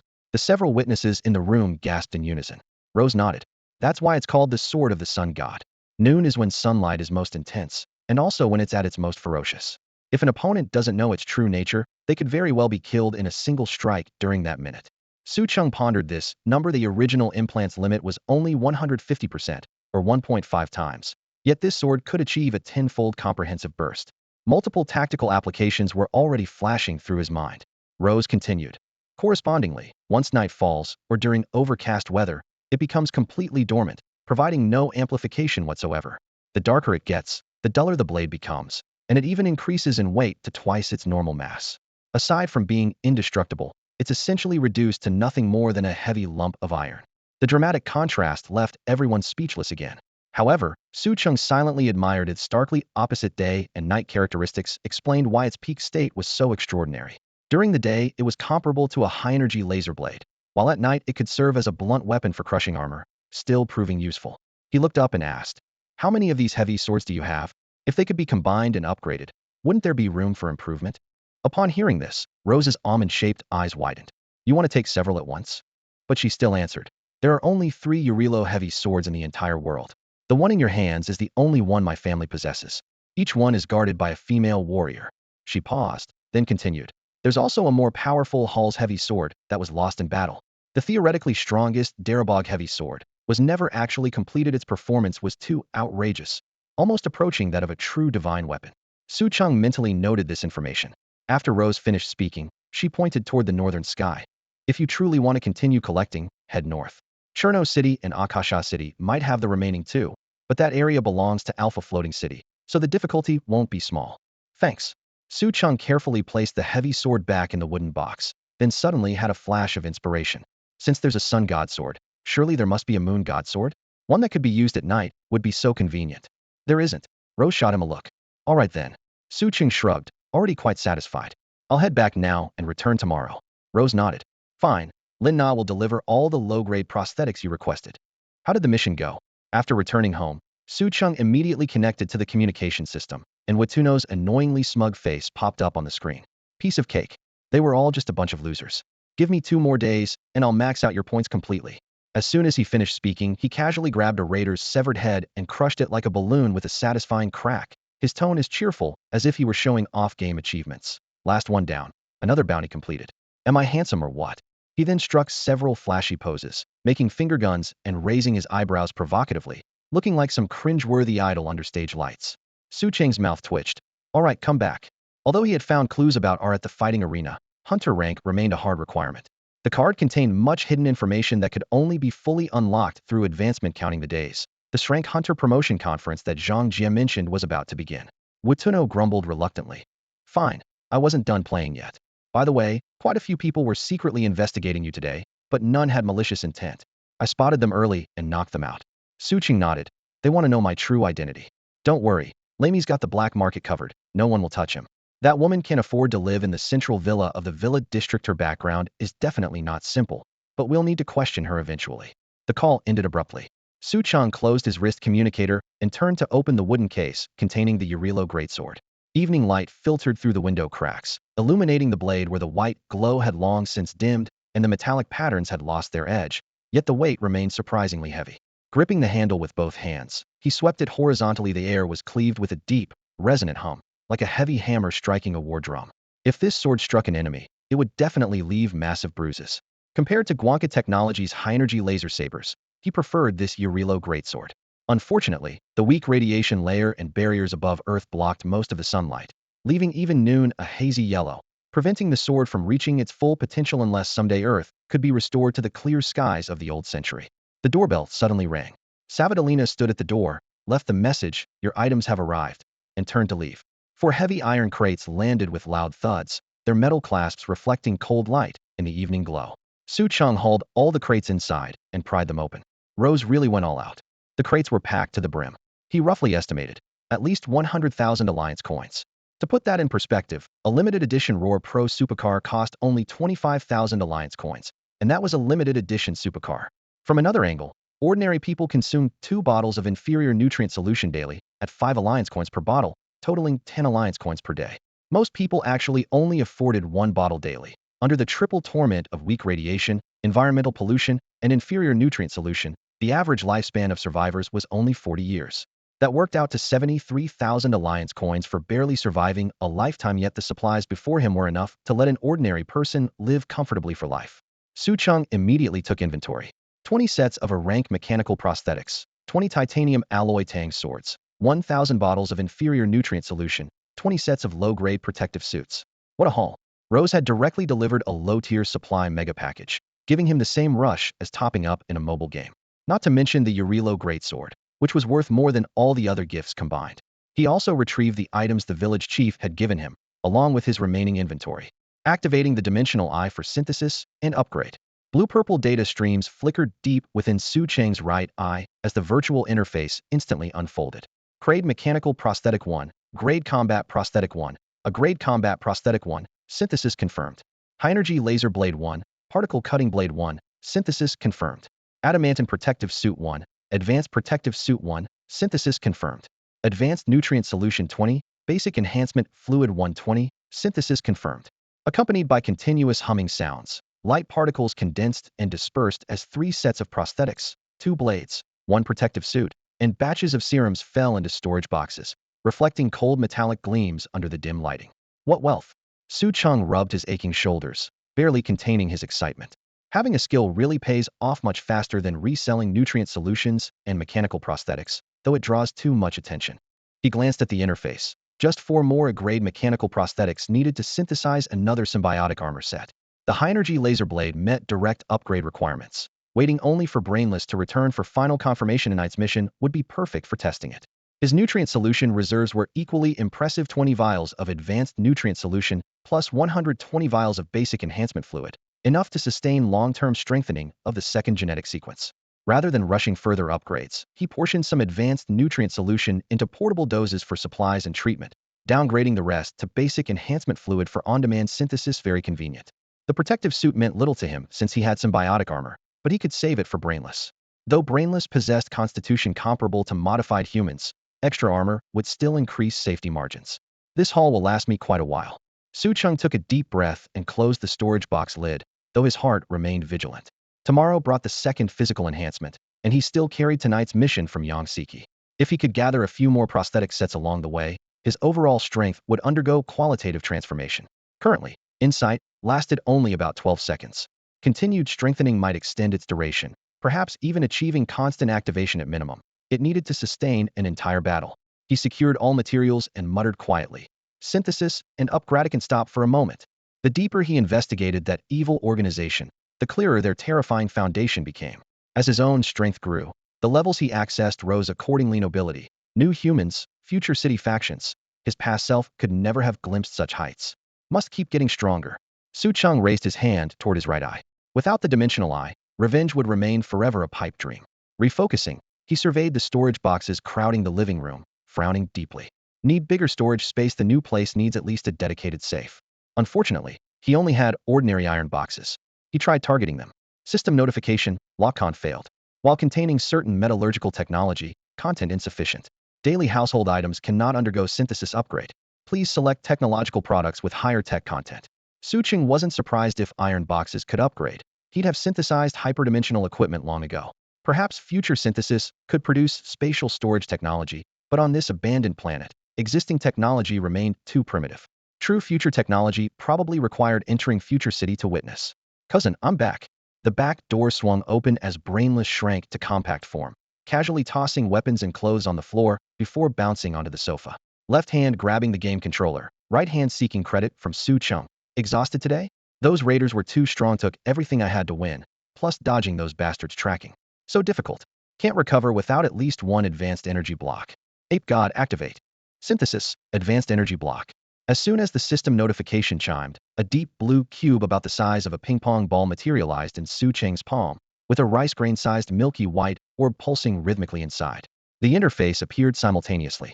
Advanced energy block. Contains 1024 units of pure energy, capable of providing 1 month of continuous power for large robots, engineering machinery, and heavy transport vehicles. Maximum output of 128 beams. Complex extraction process, classified as second dimension technology. This was Su Cheng's first time actually upgrading an energy block. Previously, he had only used low and mid-tier versions. Basic blocks were merely peanut-sized blue fragments, while intermediate ones were walnut-sized blue cubes. But this advanced version before him showed a clear leap in both volume and luminescence. Since we're at it, might as well see what the higher grades look like. He pulled several intermediate energy blocks from his storage originally reserved for no-brain and the high-energy laser blade planning to use them as catalysts. Synthesis, advanced energy block X1. Blue light exploded, but the system delivered a completely different result. Synthesis, glimmer crystal. The cascade of data flooding the interface made Su Cheng raise an eyebrow. Glimmer crystal, pure natural mineral energy source, created through extremely difficult mining and extraction processes, contains 4,098 units of pure energy, capable of outputting 384 full power beams. Second dimension technology, optimal energy source for high-grade combat robots. Holy crap, a glimmer crystal? No brain immediately detected the intense energy fluctuation, his mechanical frame spinning around instantly. The blue-purple cube in Su Cheng's hand was excised, with a yolk-sized white energy core glowing brilliantly at its center. Give it to me, give it to me. That's premium fuel. No Brain's 2 alloy arms immediately reached out. Don't you have a built-in plasma energy source? Why are you grabbing energy blocks? Su Cheng tucked the glimmer crystal back into his storage and synthesized another advanced energy block to toss over. Cheapskate. No Brain pouted, swallowing the expensive advanced energy block in one gulp as his throat energy conduits immediately lit up with pale blue patterns. The plasma core isn't infinite, he explained through muffled speech. Recharging lets me unleash maximum combat potential. Every attack drains energy, and plasma only outputs 96 beams max. Can't sustain prolonged high-intensity operations. Advanced energy blocks barely cut it, but with glimmer crystals, I wouldn't have to worry about power drops. Su Cheng silently compared the numbers. 4,098 units versus 1024 units. 384 beams versus 128 beams. Complete parameter domination. So basically, you're a money pit. Thinking about the cost of advanced energy blocks, his mouth twitched involuntarily. These things cost several times more than advanced nutrient solutions. Now almost every scenario demanded energy block consumption. Cybernetic modifications for the remnants, various equipment, transport behemoths. Demand was explosive. Basic blocks were cheap because they were just processed scraps. Intermediate and advanced were the real deal, naturally driving prices sky high. As for glimmer crystals, with their multiplied energy density and output power, the prices were absolutely ridiculous. No Brain smugly raised his non-existent eyebrows. Even with just 96 beam output, I'm unbeatable. Doesn't matter if I get them or not. Su Cheng shot him a sideways glance and picked up the high-energy laser blade from the ground, preparing to merge and upgrade it. Synthesis, V-type oscillating blade. This was a pure cutting weapon designed to seamlessly integrate with cybernetic bodies. Without any fancy enhancements, its sharpness alone reached the ultimate level, comparable to symbiotic armor grade. Forged entirely from rare Kuan steel and belonging to second-dimensional technology, it emphasized one thing: cutting. Su Cheng bent down to pick up the gleaming, white handleless blade. The blade was about 1.1 meters long, shaped in a sharp form. He gripped the base and made a light slash. The concrete floor split, like paper with no resistance whatsoever. In the next moment, he summoned his symbiotic armor, and black liquid metal instantly covered both arms. The blade also transformed into the same white liquid, merging with the armor. From then on, he only needed a thought to make the V-type oscillating blade extend and retract freely within the armor. Swoosh! The blade reappeared, its surface displaying interwoven patterns of dark red and black. Su Cheng casually struck out, and the air split silently. The metal rack ahead broke soundlessly into two pieces, the cut surface smooth as a mirror. Sharp and convenient. After retracting the blade into his armor, he reflected, weapons and cybernetics above a grade truly had completely revolutionary design concepts. Not only did performance skyrocket, but they also emphasized modularity and portability. Don't wander around the house while I'm gone. I'm going to buy some oranges. I'm heading out for a bit. After a brief explanation, Su Cheng changed into hunter's clothing, pulled his cap low, and carried no firearms. This mission focused on stealth and retrieval, and guns would only cause unnecessary trouble. Ora, ora. Brainless kept staring at the controller, button mashing frantically, without looking back as he advised. Call me if there's danger. Don't try to be a hero. Here. Su Cheng tossed over a microlight crystal. Use it when needed. He had planned to give it to him anyway, just wanted to tease him a bit. Tisk, all right, buddy, you're pretty thoughtful. Brainless happily caught the crystal and examined it closely, while his character in the game got combo killed by the boss due to lack of control. Damn, died again. Su Cheng left through the back door and contacted Yang Siki. I'm ready now, can we set off? You're done already? Yang Siki rubbed her sleepy eyes, having just dozed off at her desk. When she lifted her head, a strand of drool stretched out. She flicked her tongue to wipe away the trace, then shared the map. Go to the Death Rock core stronghold in Zone B. Let me know when you arrive, don't rush in. Can I ask what we're retrieving? Su Cheng confirmed while walking. Something from the distant Akasha city-state, related to Future City. Akasha city-state. Wasn't that the place Rose had mentioned? If it was truly related to Future City, then the target obviously wasn't the Yurilo heavy sword. Besides, Yang Siki was a hacker, so a heavy sword would be meaningless to her. Su Cheng probed. Is it a Future City key component? Holy crap. How do you know? Yang Siki instantly snapped awake, her eyes wide with shock. Su Cheng remained calm. I know of this thing, but I'm unclear about its purpose. He certainly wouldn't mention that he already had two pieces in his possession. All right. Yang Siki took a deep breath. Future City key components are not only essential passes for entering Future City, but also the keys for establishing contact with Future City. All the major families guard them jealously. They represent a family's foundation. You understand, Earth has been abandoned for hundreds of years, and our technology lags far behind. The super technology of humanity's new era exists only in Future City. To communicate with that place, you need key components, so every organization wants to get their hands on them. So do you want to go to Future City? Or do you want to contact Future City? Su Cheng swept across the rooftop like the wind, then leaped down the rail stairway leading to Zone B. Upon arrival, he slipped into a dark alley, landed in a few steps, and blended into the flowing crowd on the street. Of course I want to go to Future City. Yang Siki replied without hesitation, her voice crisp and clear through the earpiece. But I'm not going for a better life. I want to access more advanced hacking technology. Equipment that can connect to the source network is currently only available in the floating Future City. Su Cheng nodded. Everyone had their reasons for heading to Future City, where their respective dreams resided. As for Earth, let's leave it at that. Contact me when you arrive. I'm going to wash my face. Yang Siki patted her delicate face and cut the communication. Su Cheng walked forward with his head down, suddenly sensing a faint gaze locked onto him from behind. He glanced sideways and saw a dark-haired middle-aged man holding a newspaper, pretending to stroll casually. Su Cheng continued walking without showing any reaction, most likely a spy sent by the black market. To feed false information to the black market, he deliberately walked onto the main street. Taking advantage of the crowd's cover, he suddenly turned into a pitch-black alley entrance, leaped up to the rooftop, and hit against the wall.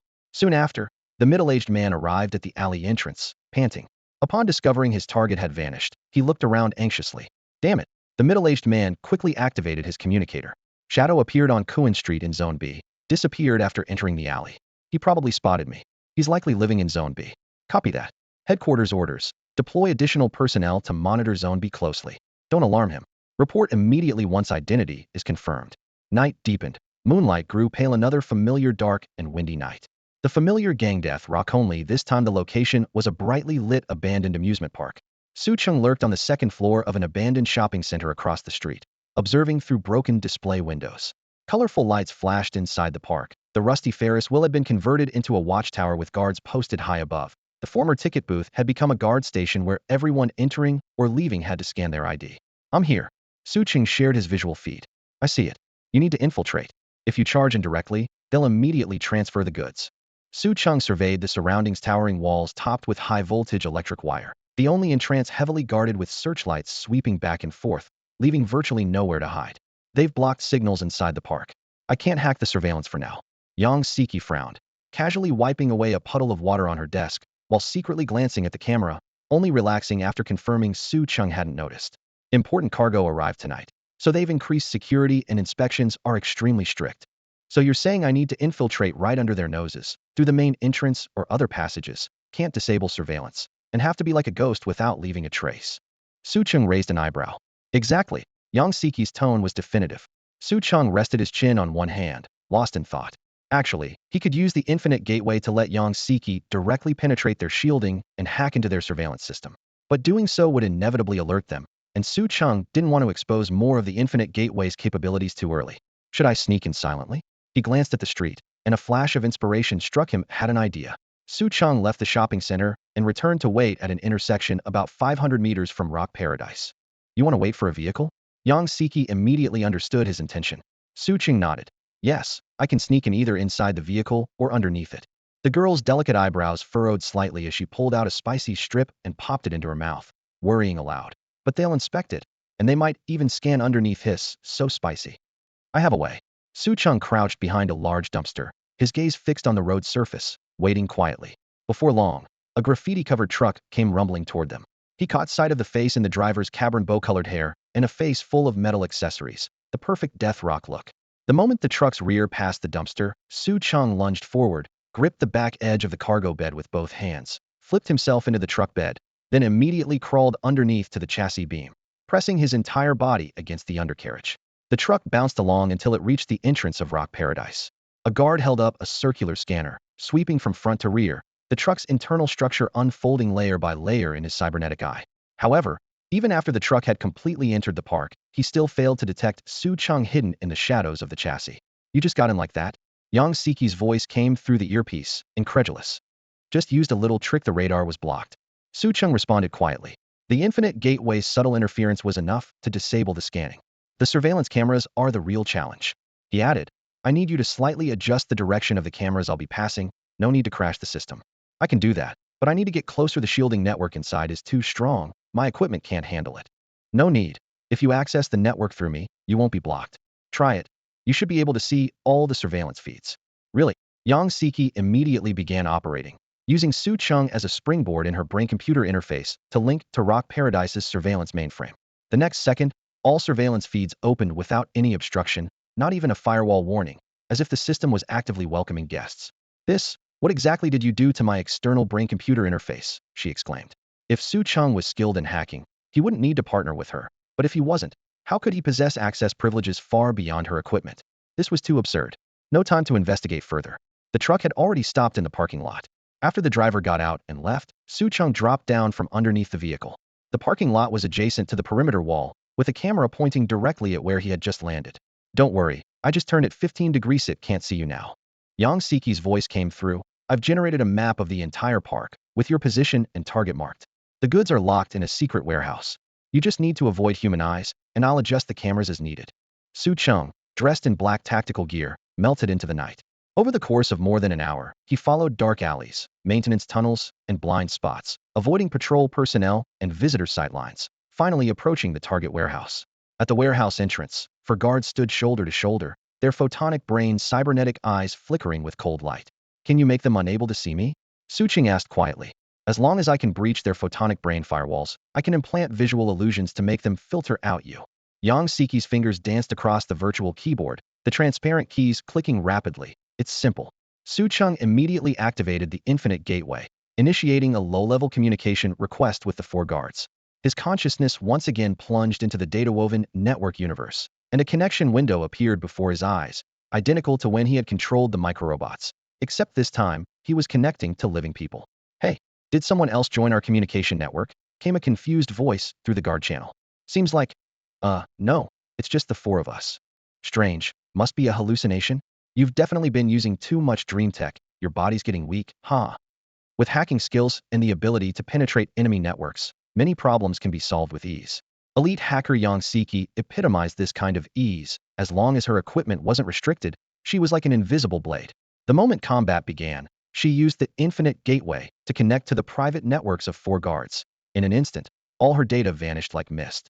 While the infinite gateway could forcibly establish communications, it lacked stealth capabilities, and its traffic should have triggered red alerts in their systems. Unlike simple surveillance hacks that only sent single commands, brain infiltration required long-term concealment. The brain was always online, and even the slightest foreign information would trigger suspicion. There were only two solutions: disguise and illusion. Yang Siki employed both. She not only layered her data with disguises, but also breached the guards' visual nerves. Even those who still retained their original organic eyes couldn't escape interference. The backup photon brains essential to cyborgs became the perfect entry point, through which she continuously fed false images to their actual brains. Whether cybernetic eyes or flesh eyes, all signals ultimately returned to the brain, so everyone fell victim. You can proceed now. Through the comm channel, she lowered her voice and exhaled deeply. Move fast. I've locked their current visual feed on this frame, but if the image stays static too long, their neurons will eventually detect the anomaly. Understood. Su Cheng first scanned the corridor, confirmed no other personnel were present, fine-tuned all surveillance camera angles, then boldly stepped out from the shadows. The four guards' gazes remained vacant in their eyes. Nothing existed before them. What do you think that thing actually is? The boss is being so secretive about it. No idea, but it's definitely important. Think anyone will try to steal it? Steal it?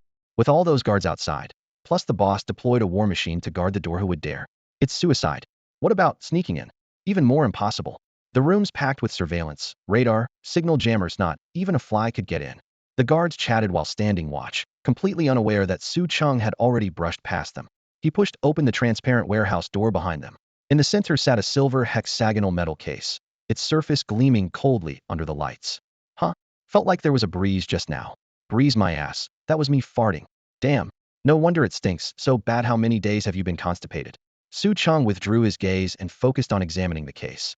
A red fist emblem was prominently displayed on its surface, with an eye carved in the center of the fist, surrounded by 6 short lines representing lines of sight. That's it. Yang Siki's voice carried barely contained excitement. The fist represents Akasha city-state. Grab it quick. That case has special mechanisms, can open it here. Bring it back, and I'll figure out how. Su Cheng nodded, picked up the hexagonal case, and turned around, but an unsettling unease rose in his heart. Everything had gone too smoothly. The infinite gateway combined with Yang Siki's coordination could indeed render the most secure defenses useless. But this was the future city key, Deathrock's core stronghold. Could it really be this easy for him to obtain? Moreover, the case was placed in the center of a transparent warehouse, almost like bait deliberately set out. Sure enough, just as he turned to leave the transparent warehouse, suddenly, thud, thud, thud, thud. Four massive alloy panels crashed down from above, sealing the exit without a single gap, instantly transforming the entire warehouse into a metal cage. Huh? How did the mechanism get triggered? A guard outside roared in bewilderment. Could there be someone inside? Impossible. We've been standing guard here the whole time. Unless someone's invisible. Are you kidding me? Another guard stared at the surveillance screen and suddenly slammed the table. Wait, the footage I'm seeing has been looping. Damn it. Someone's tampered with the surveillance. Mine too. Shit, no, we're in trouble. Someone definitely got in. A piercing alarm immediately blared throughout the area, WO, sending tension through the entire rock paradise. Screech. The harsh sound of metal grinding suddenly erupted as a triangular silver blade pierced through the wall, effortlessly penetrating the supercarbon chain G3 alloy. The blade carved a straight trajectory, cutting out a rectangular opening 1 meter square in the blink of an eye. Shit, there really is someone. That's G3 military-grade alloy, monster steel 100 times stronger than titanium-tungsten, and it just got sliced through. How could any weapon cut through it so easily? All the guards' pupils contracted simultaneously. The surveillance footage, compromised by their alertness, could no longer deceive anyone as the cutting edge reflected in everyone's retinas. On Yang Siki's end, her fingers danced across the keyboard like wind. They rigged the box with a mechanism. Picking it up triggers the trap. Obviously a setup. Good thing you got the item. I've disabled their surveillance and online communications. Time's limited, get out now. There's an autonomous taxi waiting in the alley 1 kilometer from the back exit. I've sent you the location. At the breach in the metal wall, Su Cheng emerged fully clad in symbiotic battle armor, clutching the metal case in one hand while a shaped vibroblade extended from his other forearm. The blade swept horizontally along the wall, cutting like through tofu to widen the opening. In the next second, he kicked the entire severed piece of G3 alloy, sending the massive metal chunk flying through the air to crush two guards at the door, blood and metal fragments scattering together. A flash of cold light, and the remaining two guards only saw a white shadow streak past their vision before their sight plummeted toward the ground. Finally, settling on a pair of combat boots racing away, their heads had been instantly severed from their bodies. Su Cheng didn't retrace his original route or use any existing passages. Instead, following Yang Siki's pre-drawn map, he locked onto the shortest straight line. Whatever blocked his path, he charged straight through. Metal walls met his shaped vibroblade. Ordinary walls met his kicks, sending reinforced concrete scattering like paper bricks. He moved like an enraged beast, crushing all obstacles with absolute force. On his way in, avoiding patrols had cost him considerable time. Now that exposure was a fact, he sought only speed. Bursting out of the warehouse district, the interior of the park erupted into chaos. With Yang Siki cutting their online communications, the guards without coordination could only rely on shouting to relay information, and with all surveillance blacked out, they couldn't track the intruder's position. I see him. Damn it, open fire. Shoot him down, a captain screamed. He broke in, and you idiots only noticed now. Are you all blind? Dense gunfire swept towards Su Cheng. Though the guards' equipment was considerably better than the carnival camp's makeshift weapons, it was still just noise against the symbiotic armor. Su Cheng simply didn't dodge, lowering his head to smash through a shipping container's side wall, steel plates curling away like paper. Holy shit, is that guy a robot? He just punched straight through a shipping container. His cybernetic defense is insane. Our ammunition can't even scratch him. Quick, he's heading north, get the war machines up there. Deploy heavy, armor-piercing weapons. But the communication channels remained dead silent. Someone angrily smashed their radio. Is there a hacker working with him? The network's been hacked? Are the signal jammers just for show? Su Cheng had now reached the northern perimeter fence, leaving behind a trail of rectangular and human-shaped holes like markers left by a steel juggernaut. In the surveillance room, Yang Siki watched through synchronized satellite footage, covering her mouth in shock. How? How did you suddenly become so strong? She remembered Su Cheng from just days ago, cautious and restrained, but now he was as wild as a cannonball, ignoring doors to smash through walls, all to save those precious few seconds. It's only been a few days, but you've become ridiculously powerful. Your entire fighting style has changed. You're absolutely terrifying. If they returned the same way or took the normal route, they would inevitably face various obstacles. Su Cheng raised his hand and struck forward, instantly shattering a rough stone wall as debris flew everywhere. You saw it yourself when we infiltrated just how many people are gathered here, how many weapons are stockpiled. Taking the normal route would only be more dangerous. You're not wrong, but doing it this way is just too. Yang Siki's voice trembled with shock. This was her first time witnessing someone make such a choice, yet she could see that Su Cheng remained as calm as ever. What seemed like reckless ramming was actually his calculated conclusion. Breaking straight through was the fastest and most optimal approach, provided one had sufficiently powerful equipment to back it up. Your strength has improved way too quickly. Were you hiding your abilities all along, or just never using your full power? Yang Siki couldn't help but question. As long as we achieve our goal, the method doesn't matter. Su Cheng grinned, his armor's elongated visor gleaming in the firelight. Ahead, the war machine, the guards had mentioned, slowly came into view, a three-mid-turtle tank-like iron beast with thick armor plating that reflected light, making the ragtag soldiers from those carnival camps look utterly pathetic by comparison. Su Cheng now possessed a complete symbiotic battlesuit with comprehensive defensive capabilities and far more combat options than during the infiltration. That's actually a ZZ-4 war machine. Yang Siki gasped through their shared visual feed as she beheld the steel behemoth. 1. Twin electromagnetic cannons mounted on each shoulder, armor-piercing heavy artillery that no ordinary firearms could match. 2. Both arms gripped 10-barrel kinetic acceleration Gatling guns with dark red muzzles. 3. A 24-tube high-explosive rocket launcher was embedded in its back, with an ammunition pack on one side capable of storing 128 high-explosive rockets. This was a mobile artillery platform, a ground-based firepower monster built specifically for the battlefield. Death Rock was just a small gang, yet military-grade machinery had appeared here. Something was definitely wrong. The central sensor eye of the turret glowed red, immediately locking onto Su Cheng upon detection. Watch out. It's equipped with supercarbon chain G3 alloy armor that even high-energy laser blades can't cut through easily. Combined with electromagnetic cannons, rocket launchers, and kinetic Gatling guns, your cybernetic body might not withstand if those electromagnetic cannons are battlefield-grade armor-piercing heavy artillery. Yang Siki spoke rapidly. Got it. Su Cheng responded in a low voice, suddenly charging forward. Take this thing down, and no one in Rock Paradise can stop me. Blood Rage Mode, 100% unleashed. Inside continuous activation. In an instant, Su Cheng's world slowed to a crawl. Electric light crawled along the electromagnetic cannon muzzles like snails, the twin Gatling guns just beginning to spin, orange flames trickling out strand by strand, shell casings floating like brass leaves. The first rocket ejected from its launcher, its miniature engine whining as it ignited. Thump thump thump.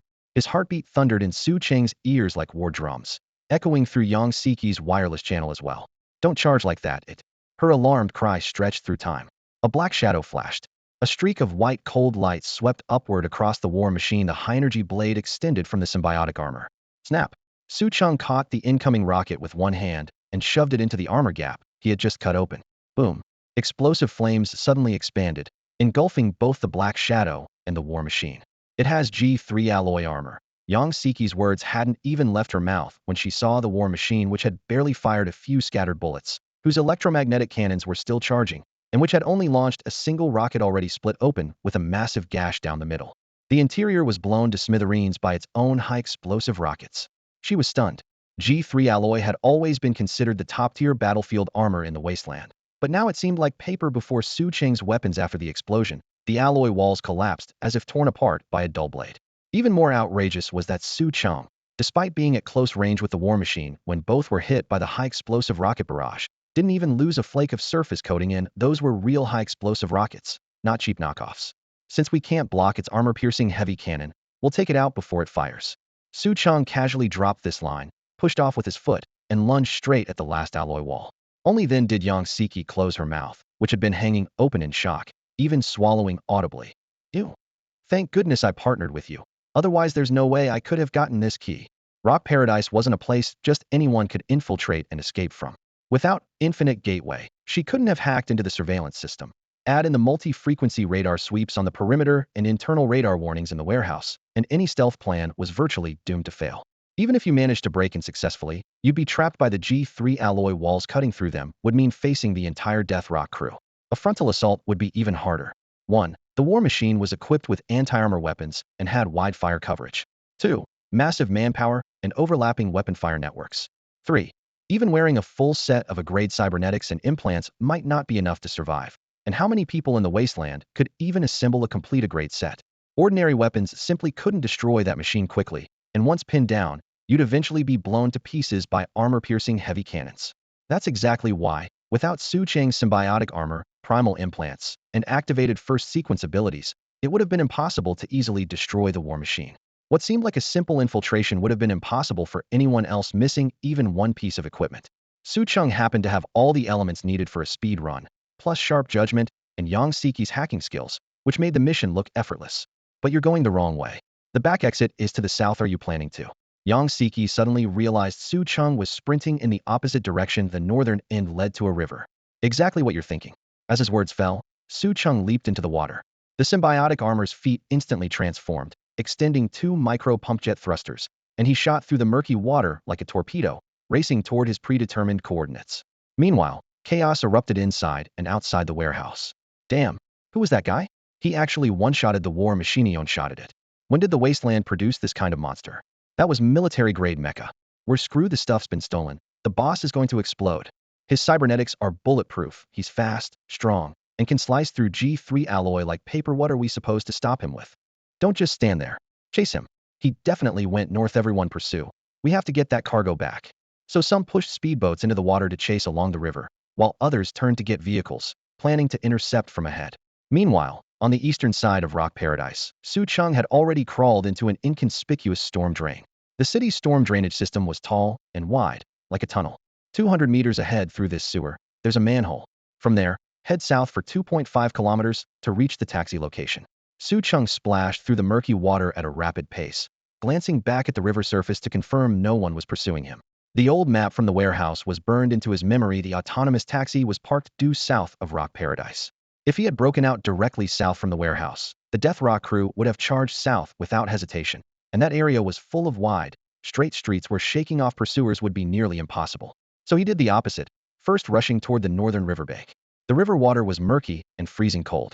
He jumped in without hesitation, the surface closing over him instantly, leaving only faint ripples. The north bank was just a decoy. After entering the water, He didn't continue north, but instead followed the underwater current eastward and westward, using the muddy water to erase his tracks. Then he climbed ashore through a storm drain, soaking wet but breathing steadily, and turned south again. The route took a wide detour, but he maintained control throughout. The northward charge created the first layer of deception, while the underwater east-west movement added another false lead. Even if the Death Rock crew found the storm drain he'd used to exit, they'd still have to deal with the headache of the crisscrossing drainage system. Two wrong directions plus the maze-like pipe network doubled the difficulty of their search. The rest of the journey went surprisingly smoothly. Although Death Rock expanded their search range along the river, they never managed to pinpoint Su Cheng's location. By the time Su Cheng made it through the final alley and reached the hidden lane where the autonomous taxi was parked, the crew had only just tracked down his storm drain exit point. Damn it, send more people. We have to find that guy. Wait, Captain. The boss just sent word says we don't need to look anymore. What? Stop looking? We lost a war machine and had our stuff stolen. Are you sure? That's right. It's the boss's order. The driverless taxi quickly arrived at the bottom of the ancient city apartment building. A familiar figure appeared behind the glass door, and a familiar gaze shot through the light at the entrance. Su Cheng had already changed into the clothes he'd prepared in advance and hurried up to the third floor, knocking twice on Yang Siki's door. Whoosh! The door opened immediately. Yang Siki, with her hair in twin ponytails, blocked the doorway and raised her hand, saying, "Let me see your brain computer interface." Su Cheng tilted his head slightly, revealing the silver interface pressed against the back of his neck. "Can't take it off, it's permanently attached." He deliberately spoke vaguely, unwilling to expose the secret of the dimensional eye. "You're full of it. Don't try to fool me." Yang Siki squinted, glaring at him fiercely. "Really? Come closer and see for yourself." Su Cheng bent down, bringing the interface right up to her eyes. "You dummy. This interface is completely different from the one I gave you." Yang Siki leaned in to examine it, her warm breath brushing against Su Cheng's neck, making him feel a bit ticklish. "I happened to receive guidance from an expert and made some small upgrades to your external interface." Su Cheng straightened up, casually touching his neck. "If you could modify it further, I might be able to continue improving." "Like hell I believe you." She pouted with a look of disdain. "If you don't want to tell me, just say so. Don't make up excuses to fool me, or I'll headbutt you to death." Before her words finished, the 5'5" girl suddenly jumped up, ramming her head straight into Su Cheng's chest. Bang!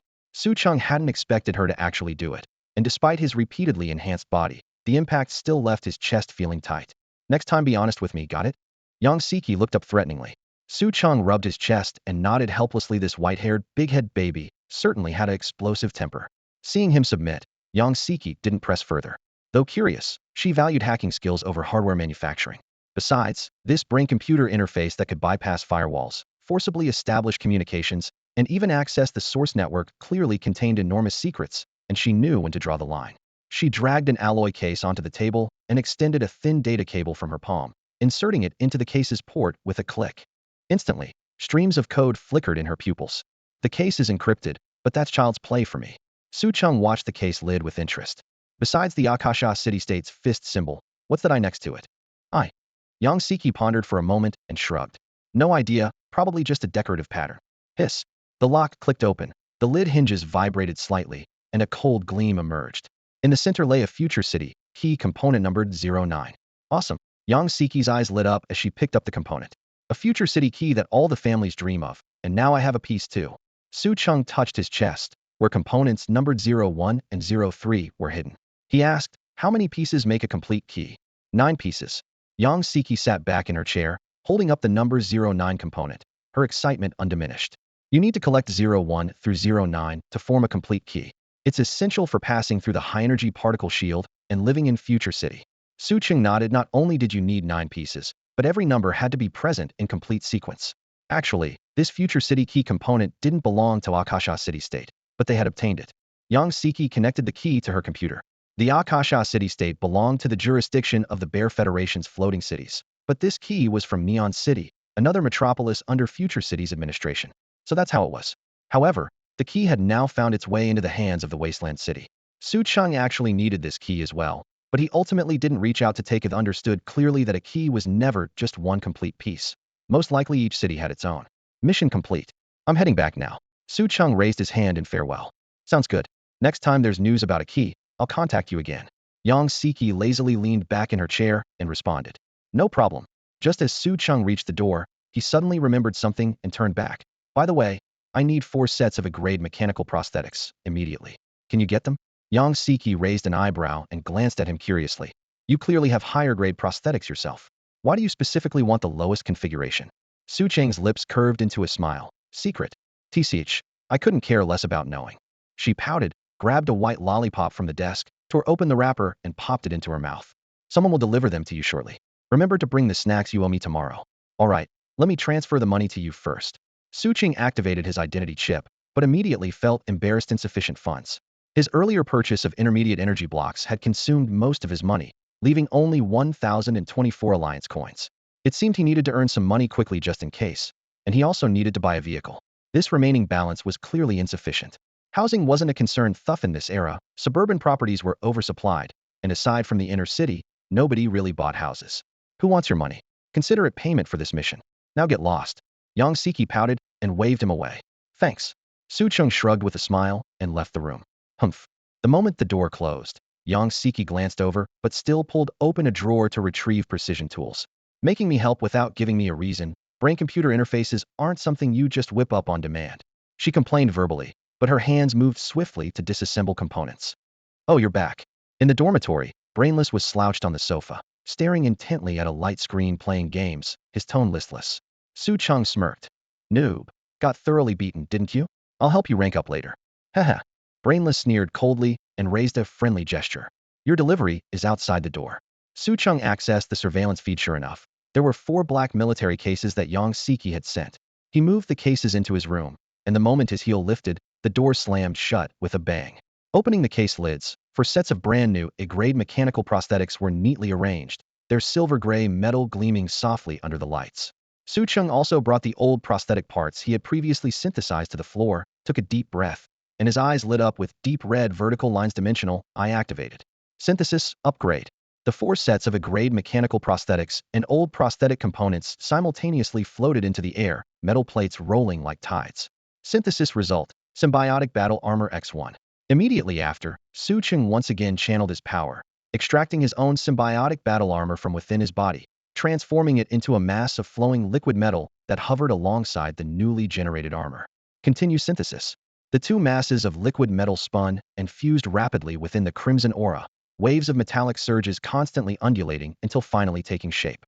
Synthesis complete. Fearless class, symbiotic battle armor type shock blade. Fearless class, symbiotic battle armor. Perfectly optimized 2nd generation symbiotic battle armor, official model. Compared to the 1st generation, performance improved by 85.7. Armor enhancement.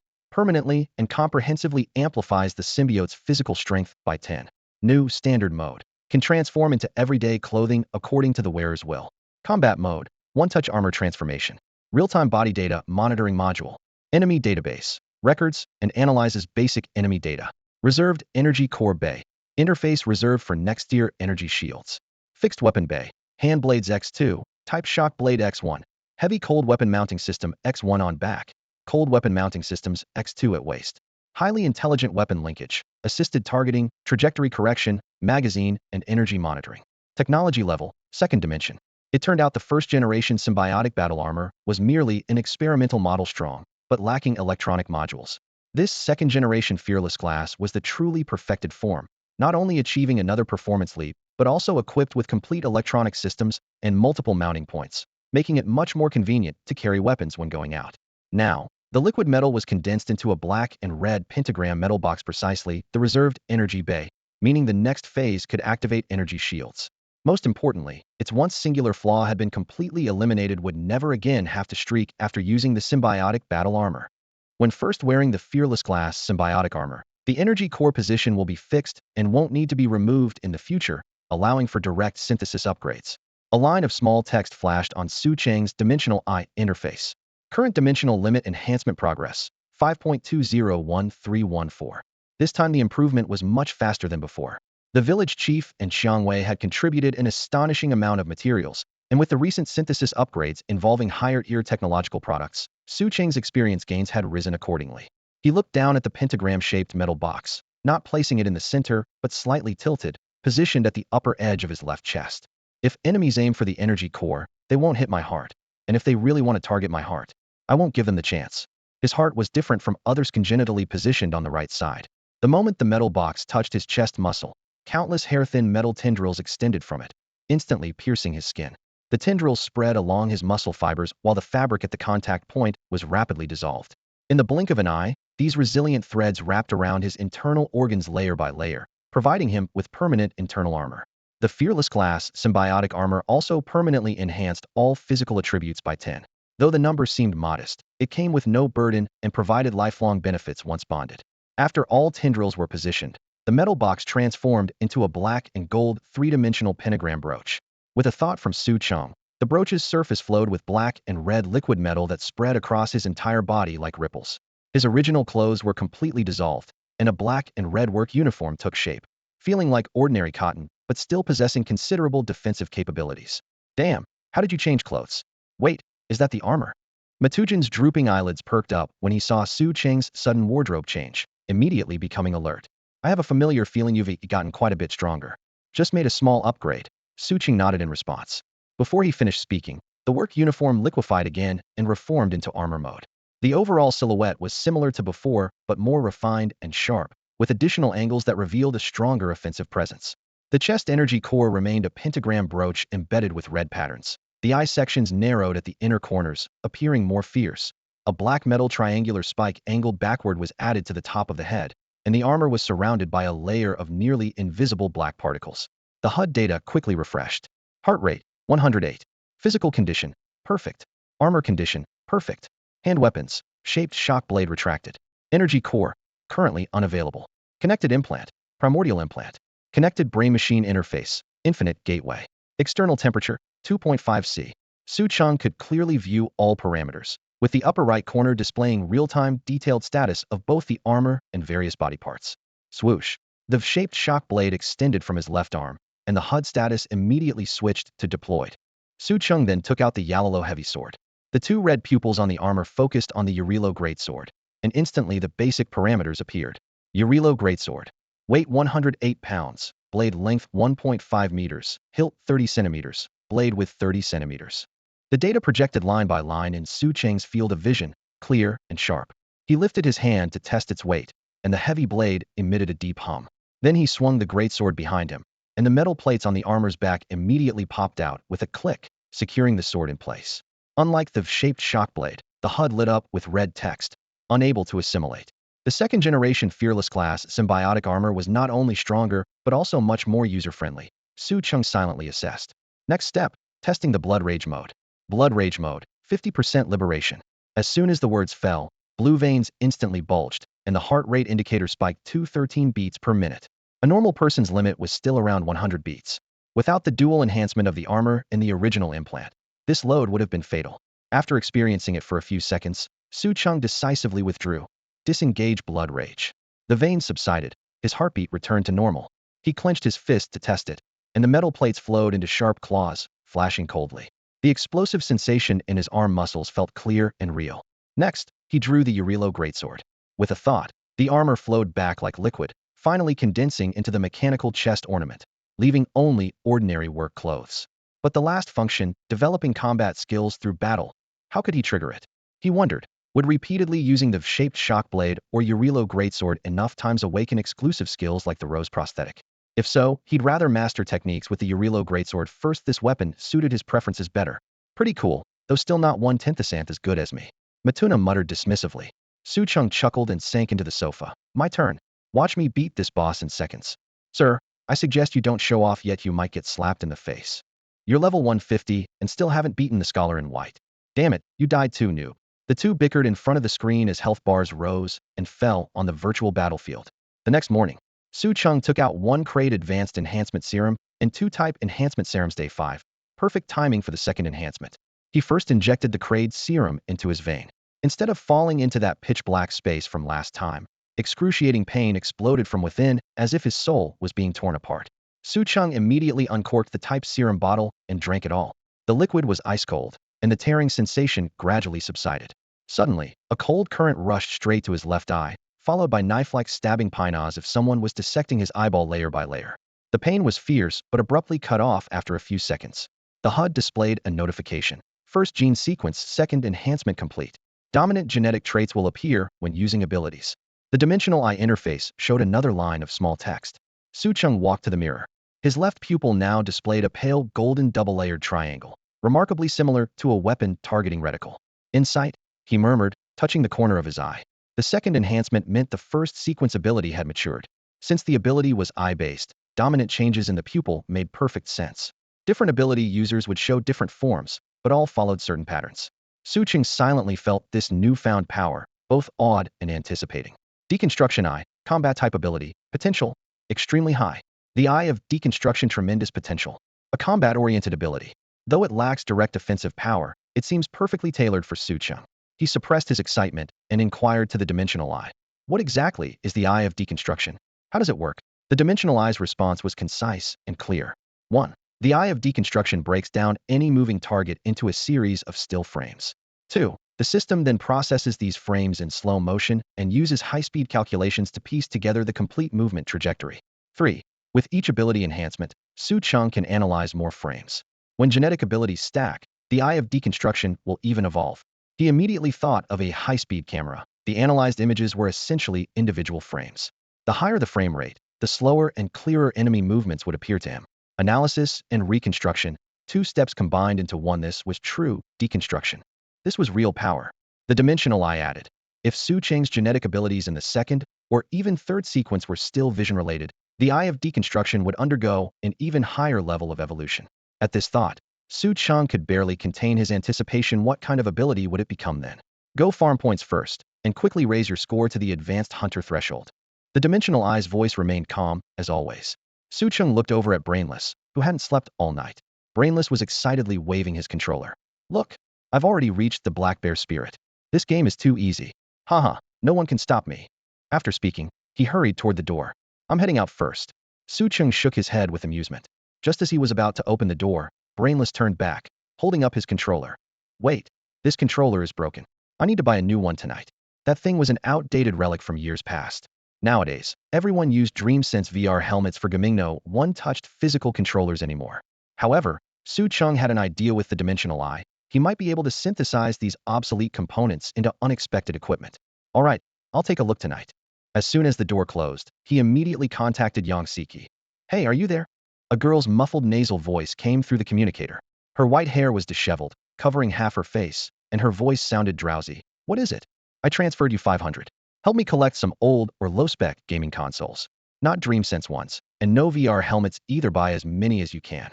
In Star City, even the lowest-grade entertainment devices were more expensive than daily necessities, let alone discontinued vintage machines. Cheng only knew Yang Siki had access to such channels.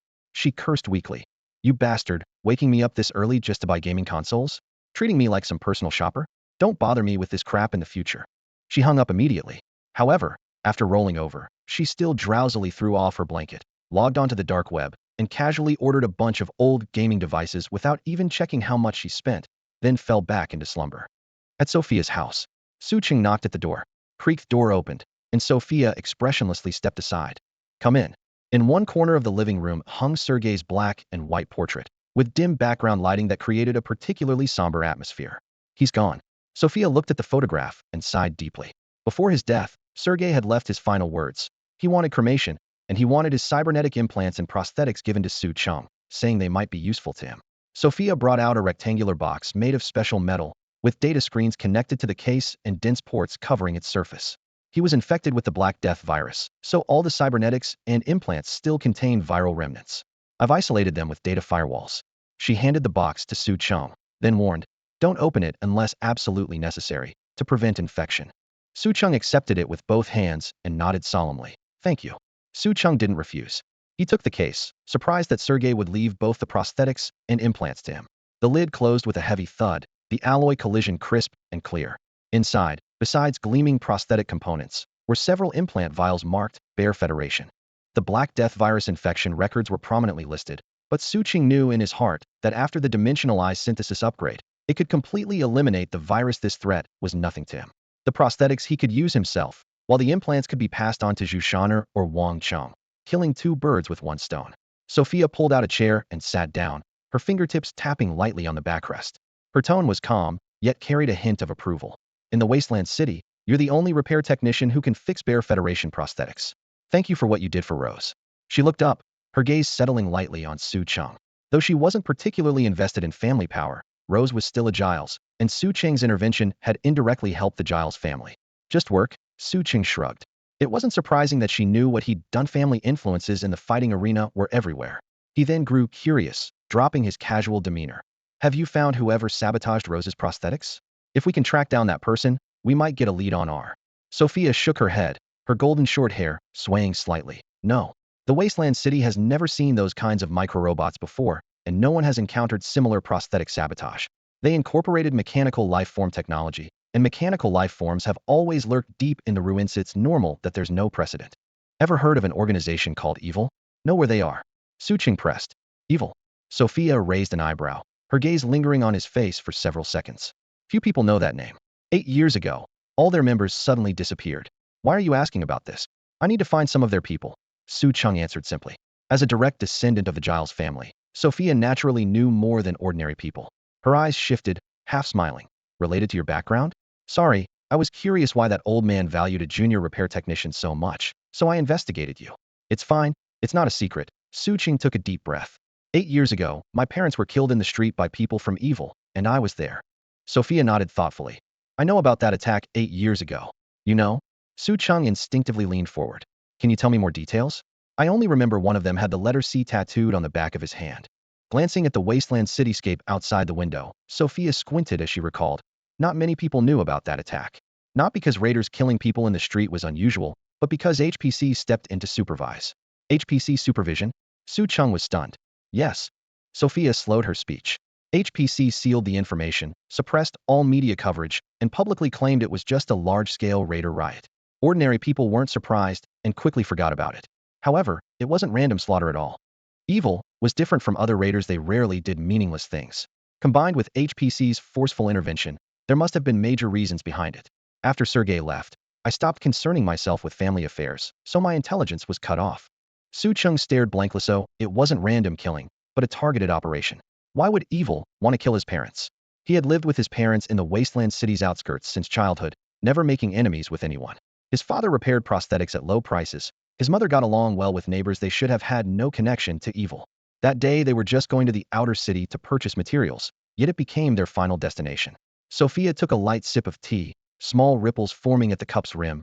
Many people died that time, mostly ordinary citizens. Perhaps the real targets were only 1 or 2 among them, with the rest being sacrificial pawns to cover their tracks. If you want revenge, you'll need to become stronger. By now, Evil's power has probably surpassed the Wasteland families. From a power perspective, someone ranked at level has already created semi-mechanical cyborgs capable of fighting Su Cheng when he activates his symbiotic armor and unleashes his blood rage form. And he still has ultimate weapons. It's hard to imagine how terrifyingly powerful the even stronger Evil 4 would be. This also demonstrates the family's formidable strength from another angle. I used to think advanced hunters stood at the top of the food chain, but now it seems they barely scratched the surface.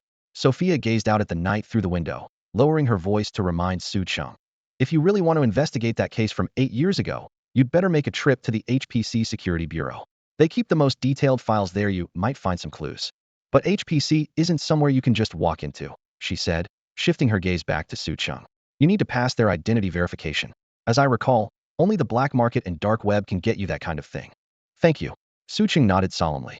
Though he hadn't uncovered more intelligence about the Evil 4, he had at least pinpointed a key lead about the attack 8 years ago. It definitely wasn't a random massacre by ordinary raiders. Moreover, what Xia Ergai had left him far exceeded his expectations. Don't mention it, Sophia smiled slightly. I trust that old man's judgment.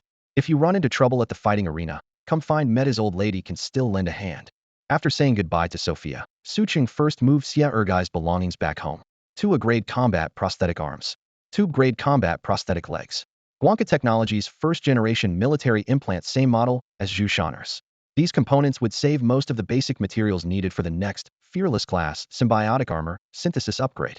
The house was empty. Brainless had obviously gone off to farm points again. The 5-point star brooch on Su Cheng's chest flashed with dark red light, instantly transforming his ordinary clothes into a patch-covered black coat. He put on another mask and sent a message to Brainless. Stop for now, quit farming points. What? I'm having fun here, Brainless replied, one hand resting on his sword hilt, foot planted on a dying raider. I need to go out as Shadow, so people don't suspect the you whose farming points is fake. Take a break. Fine, I'll go grab some coffee. Met a red-haired beauty at the coffee shop yesterday. Shame she's not a robot. As Brainless spoke, he crushed the raider's head with his foot, found a secluded corner to change out of his combat gear, and hummed a tune as he strolled toward the Mishuarashing coffee shop in the city. Su Cheng left through the back door and called Lamy. Are you at the black market? Lamy was surprised that Su Cheng had contacted her first, her voice filled with delight. I'll head back right now. She hung up immediately. Su Cheng had wanted to suggest meeting somewhere else. Every trip to the black market meant paying entrance fees and having to see Jack's sleazy face again. 10 minutes later, he arrived at the black market's perimeter again. The strict security checks, dim corridors, and walls plastered with illegal advertisements were all the same as last time, and he smoothly entered the Villa district. This time, however, he was stopped. Mr. Shadow, please come with us. Two burly men spoke politely, but brooked no refusal. Su Cheng figured this was probably the group that had been secretly investigating him finally showing themselves. Gu'd been looking for a chance to deal with this matter anyway. He followed the two men through fountain-dotted paths lined with sculptures and surveillance cameras, arriving at a 3-story standalone mansion at the very heart of the central villa complex. The big boss. Su Cheng raised an eyebrow. The most central location in the black market usually belonged only to the true power holder. Anyone who could establish themselves here had to be the black market's big boss. So it had been the big boss investigating him all along. But he didn't even know the big boss. Pushing through the door, he entered a lavishly opulent living room with triple-height ceilings. A massive crystal chandelier hung from the ceiling like a frozen waterfall suspended in air. In the center of the sofa sat the corpulent big boss, half slumped in his seat. A jagged scar ran across his broad face, splitting it in half and giving him a menacing appearance. So your shadow? His voice was deep and gravelly, like sandpaper scraping against steel. Su Cheng nodded calmly. The big boss surveyed his subordinates around the room and spoke in a sinister tone. You've got some skills. With all my men, I still can't figure out who you are, and someone's been blocking my investigation. Speak. What's your real identity in the wasteland? And what's your purpose in getting close to my daughter? Daughter? Lamy. Su Cheng was slightly surprised, so Lamy was actually the big boss's daughter. The black market had always forbidden inquiries into identities. He responded calmly. Are you planning to destroy the rules you set yourself? If so, the security of black market transactions becomes a joke. The big boss grinned, the scar pulling at his facial muscles making him look even more grotesque. Well said, but provocation won't work on me. I am the king of the black market. My word is law. The strong make the rules. Only the weak need to follow them. Su Cheng shook his head, no comment. As for Lamy, we're just conducting normal black market business. We're both hunters who happened to cross paths. The air suddenly fell deathly silent. The big boss shot to his feet like a mountain of flesh rising from the earth. He slammed his palm down, instantly pulverizing the marble table before him. His gaze locked onto Su Cheng with icy coldness, his killing intent almost tangible. An invisible pressure swept through the entire living room, leaving everyone silent as cicadas. They knew the big boss's violent temper well, and today was already considered mild. Anyone who dared defy him would meet a gruesome end. Su Cheng, standing directly opposite, felt it most intensely. What people called presence was actually the body's instinctive combat response when sensing hostility. Some would tremble with fear, others would become excited. His brow furrowed slightly, but he showed no trace of fear. Dad, came Lamy Annie's voice from the doorway. She pushed through the door, her delicate brows slightly furrowed. What are you doing? The moment she appeared, the big boss's towering shoulders instantly sagged, his intimidating presence completely dissipating. Only then did everyone dare to breathe again. Sweetheart, what brings you here? He hurriedly rubbed his hands together, his massive frame actually bending 90 degrees as he scurried over to Lamy. Good day, miss, his subordinates chorused. You brought my guest here, so naturally I had to come. Lamy's tone was displeased. The big boss chuckled awkwardly, his fierce appearance paired with his current fawning demeanor looking almost comical. His men kept their heads down, shoulders trembling slightly, not daring to make a sound. I just wanted to find out who he really is. I'm worried he might hurt you. That's not your concerns, mine. Lamy glared at him. The big boss immediately froze. Dad's just looking out for you. Afraid you might get hurt. He smiled bitterly. I'm taking him with me. Don't investigate him anymore. And don't give him any trouble. Lamy commanded on the spot, grabbing Su Cheng's hand to leave. You know I don't like coming here. Don't let there be a next time. And stop calling me sweetheart. Yes, of course. The big boss nodded and bowed, escorting them all the way to the door. Sweeter, daughter, take care. Only after Lamy and Su Cheng left did he straighten his back again. Get out. With one command, everyone fled through the door. Alone in the vast living room, he gazed out the window and sighed. For that girl to come here personally, that's no small feat for this place of mine. If that boy comes around regularly, maybe she'll come more often too. Recalling how Su Cheng had remained unfazed under his pressure, he quietly assessed. Temperament, ability, strength all excellent. He can evade the black market spies, and his ranking is climbing fast. As long as he has no ill intentions toward my daughter, he'd make a suitable successor. He'd better behave himself and not lay a finger on my precious girl. At the neighboring villa. The moment Lamy closed the door, she pressed Su Cheng against the wall, her entire body leaning into him, her breath hot and enticing. Why haven't you come to see me for so long, or even contacted me? They were standing a bit too close. Su Cheng shifted sideways, gently pushing Lamy back half a step with his elbow, then smoothly changed the subject. I'm here because I need an HPC identity. Can you get me one? Lamy's eyelashes fluttered like wind-blown petals as she asked with a hurt expression, Am I not beautiful? Su Cheng remained silent. Lamy was indeed beautiful, but this wasn't about appearances. He had long since noticed her feelings for him, yet couldn't understand why she would like him love at first sight. People from the old world were all crazy, each one more than the last. I have someone I like, he said softly, but with unmistakable clarity. Lamy's fingertips instantly tightened, her knuckles turning white. A stream of thoughts raced through her mind. He rejected me. He already has someone he likes. He's rejecting me because he's loyal. So devoted. I like him even more. Even more. Even more. The corners of her mouth involuntarily curved upward, but after a few seconds, she forcefully suppressed her emotions. When she looked up again, her expression had returned to calm. It's fine. As long as I like you, that's enough. Su Cheng's brow furrowed slightly. It seemed he'd have to visit her less often in the future. He wouldn't accept her feelings, nor did he want to delay her from finding someone else. What do you need the HPC identity for? Lamy walked toward the sofa as if nothing had happened, deliberately lifting her long, straight legs and crossing them as she curled up against the soft leather backrest. Su Cheng looked away. I need to access some case files. Lamy shifted her position following his gaze, a mischievous smile playing on her lips. I can give it to you. But what's in it for me? Su Cheng had to turn to the other side. What do you want? Lamy adjusted her position again, the fabric of her clothes shifting gently with her movement. You? Is that possible? I've always kept my bed ready for you. Su Cheng simply stopped avoiding her gaze, calmly lifting his eyes to look directly at her without reservation. As a repair technician, he'd seen plenty of what there was to see. You know that's not happening. Lamy didn't back down, nor was she surprised by his answer. Then I want nothing at alley. Don't lack for anything. Let this be a favor you'll owe me forever. As the daughter of a black market boss, she was born at the top, with power and resources at her fingertips. Su Cheng pressed his lips together. Fine, but I might not repay it. Doesn't matter. Lamy smiled with satisfaction. Come get it tomorrow. I'll have someone prepare it today. Thank you. And one more thing, stop investigating me. It could put me in danger. With that, he pushed open the door and left. Lamy rushed to the window, tracing his silhouette through the cold glass with her finger, her cheeks flushed pink, her eyes full of infatuation. You're mine. Jers, what the hell is going on? I'm helping you here. In the dim warehouse, Kizaro's voice grated like a rusty blade on iron as he stared intently at Jers. Jers clenched his back teeth, explaining helplessly. I don't know why that old hag Sophia knows Su Cheng, and why she's protecting him. Damn it. Rose's prosthetic body has been repaired again. How are you handling this? Kizaro growled in a low voice. Jers' brow furrowed deeply. Don't worry, I'll keep finding ways to sabotage Rose's prosthetic body. As long as she can't participate in the King's tournament, that's enough. No, that's not enough. Kizaro shook his head, shadows sliding across his fawn-like smile. There's also that crazy Lolish's my biggest threat. Shawnir can't be hurt. Jers immediately objected, his voice nearly cracking. Idiot. Kizaro leaned forward, forcing Jers to retreat until he had nowhere left to go.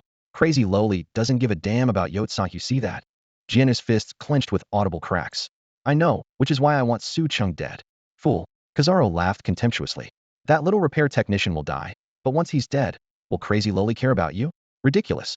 Listen to me destroy the Crazy Loli's cybernetic body and replace it with junk parts. That way, she'll lose all ability to resist, and then she'll be completely at your mercy. Giles' eyes immediately lit up upon hearing this. Of course, Kizaro continued. We both know the Crazy Loli's true identity. Why do you think she came to the fighting arena? Obviously to seek revenge against that lord. If you cripple her, you'll earn that lord's favor, which will definitely give you more weight in your family. Haven't you always been jealous of your brother? This is your perfect opportunity. Giles' expression gradually grew determined. You're right, but you must deal with Su Cheng quickly. Even if I destroy Qiangwei and Zhu Shan'er's cybernetic bodies, he can still repair them. Kizaro grinned wickedly. Don't worry. This time I'll send someone directly to his house to kill him. He's just a junior repair technician. Good. With that, Giles left the house where they had held their secret meeting. Humph. After exiting the building, Giles snorted coldly, a smirk playing at the corners of his mouth. He glanced back at the dilapidated house before departing. Inside the room, Kizaro curled his lip disdainfully. Idiot. Just a little manipulation, and this fool falls for it completely. Giles didn't go to the wasteland fighting arena, nor did he return to his family compound. Instead, he walked into the ordinary gladiator quarters behind the arena. He randomly entered what appeared to be an extremely run-down dormitory. Doctor, Please give me just a few more microrobots. I promise to bring you more test subjects and nutrients. Giles kept his head down, not daring to look around carelessly. In the dark dormitory, a figure wearing round glasses and a white lab coat, with his brain encased in a transparent special material dome, stood before a pile of equipment with his back to Giles. Countless tubes connected from behind the instruments, leading into the deeper darkness of the building. On both sides of the room sat rows of people dressed in gladiator uniforms. All of their skulls had been opened. Data cables were plugged directly into their brains. Under the overhead spotlights, you could see their brains pulsating.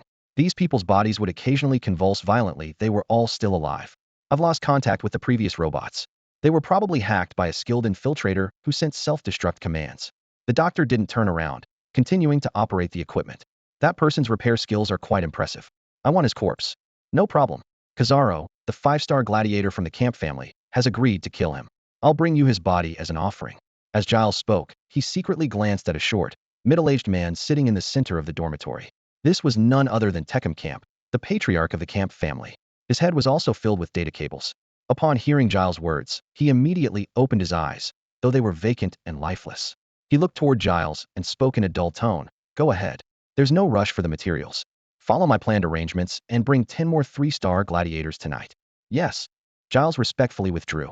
Almost there. Almost complete. Huh.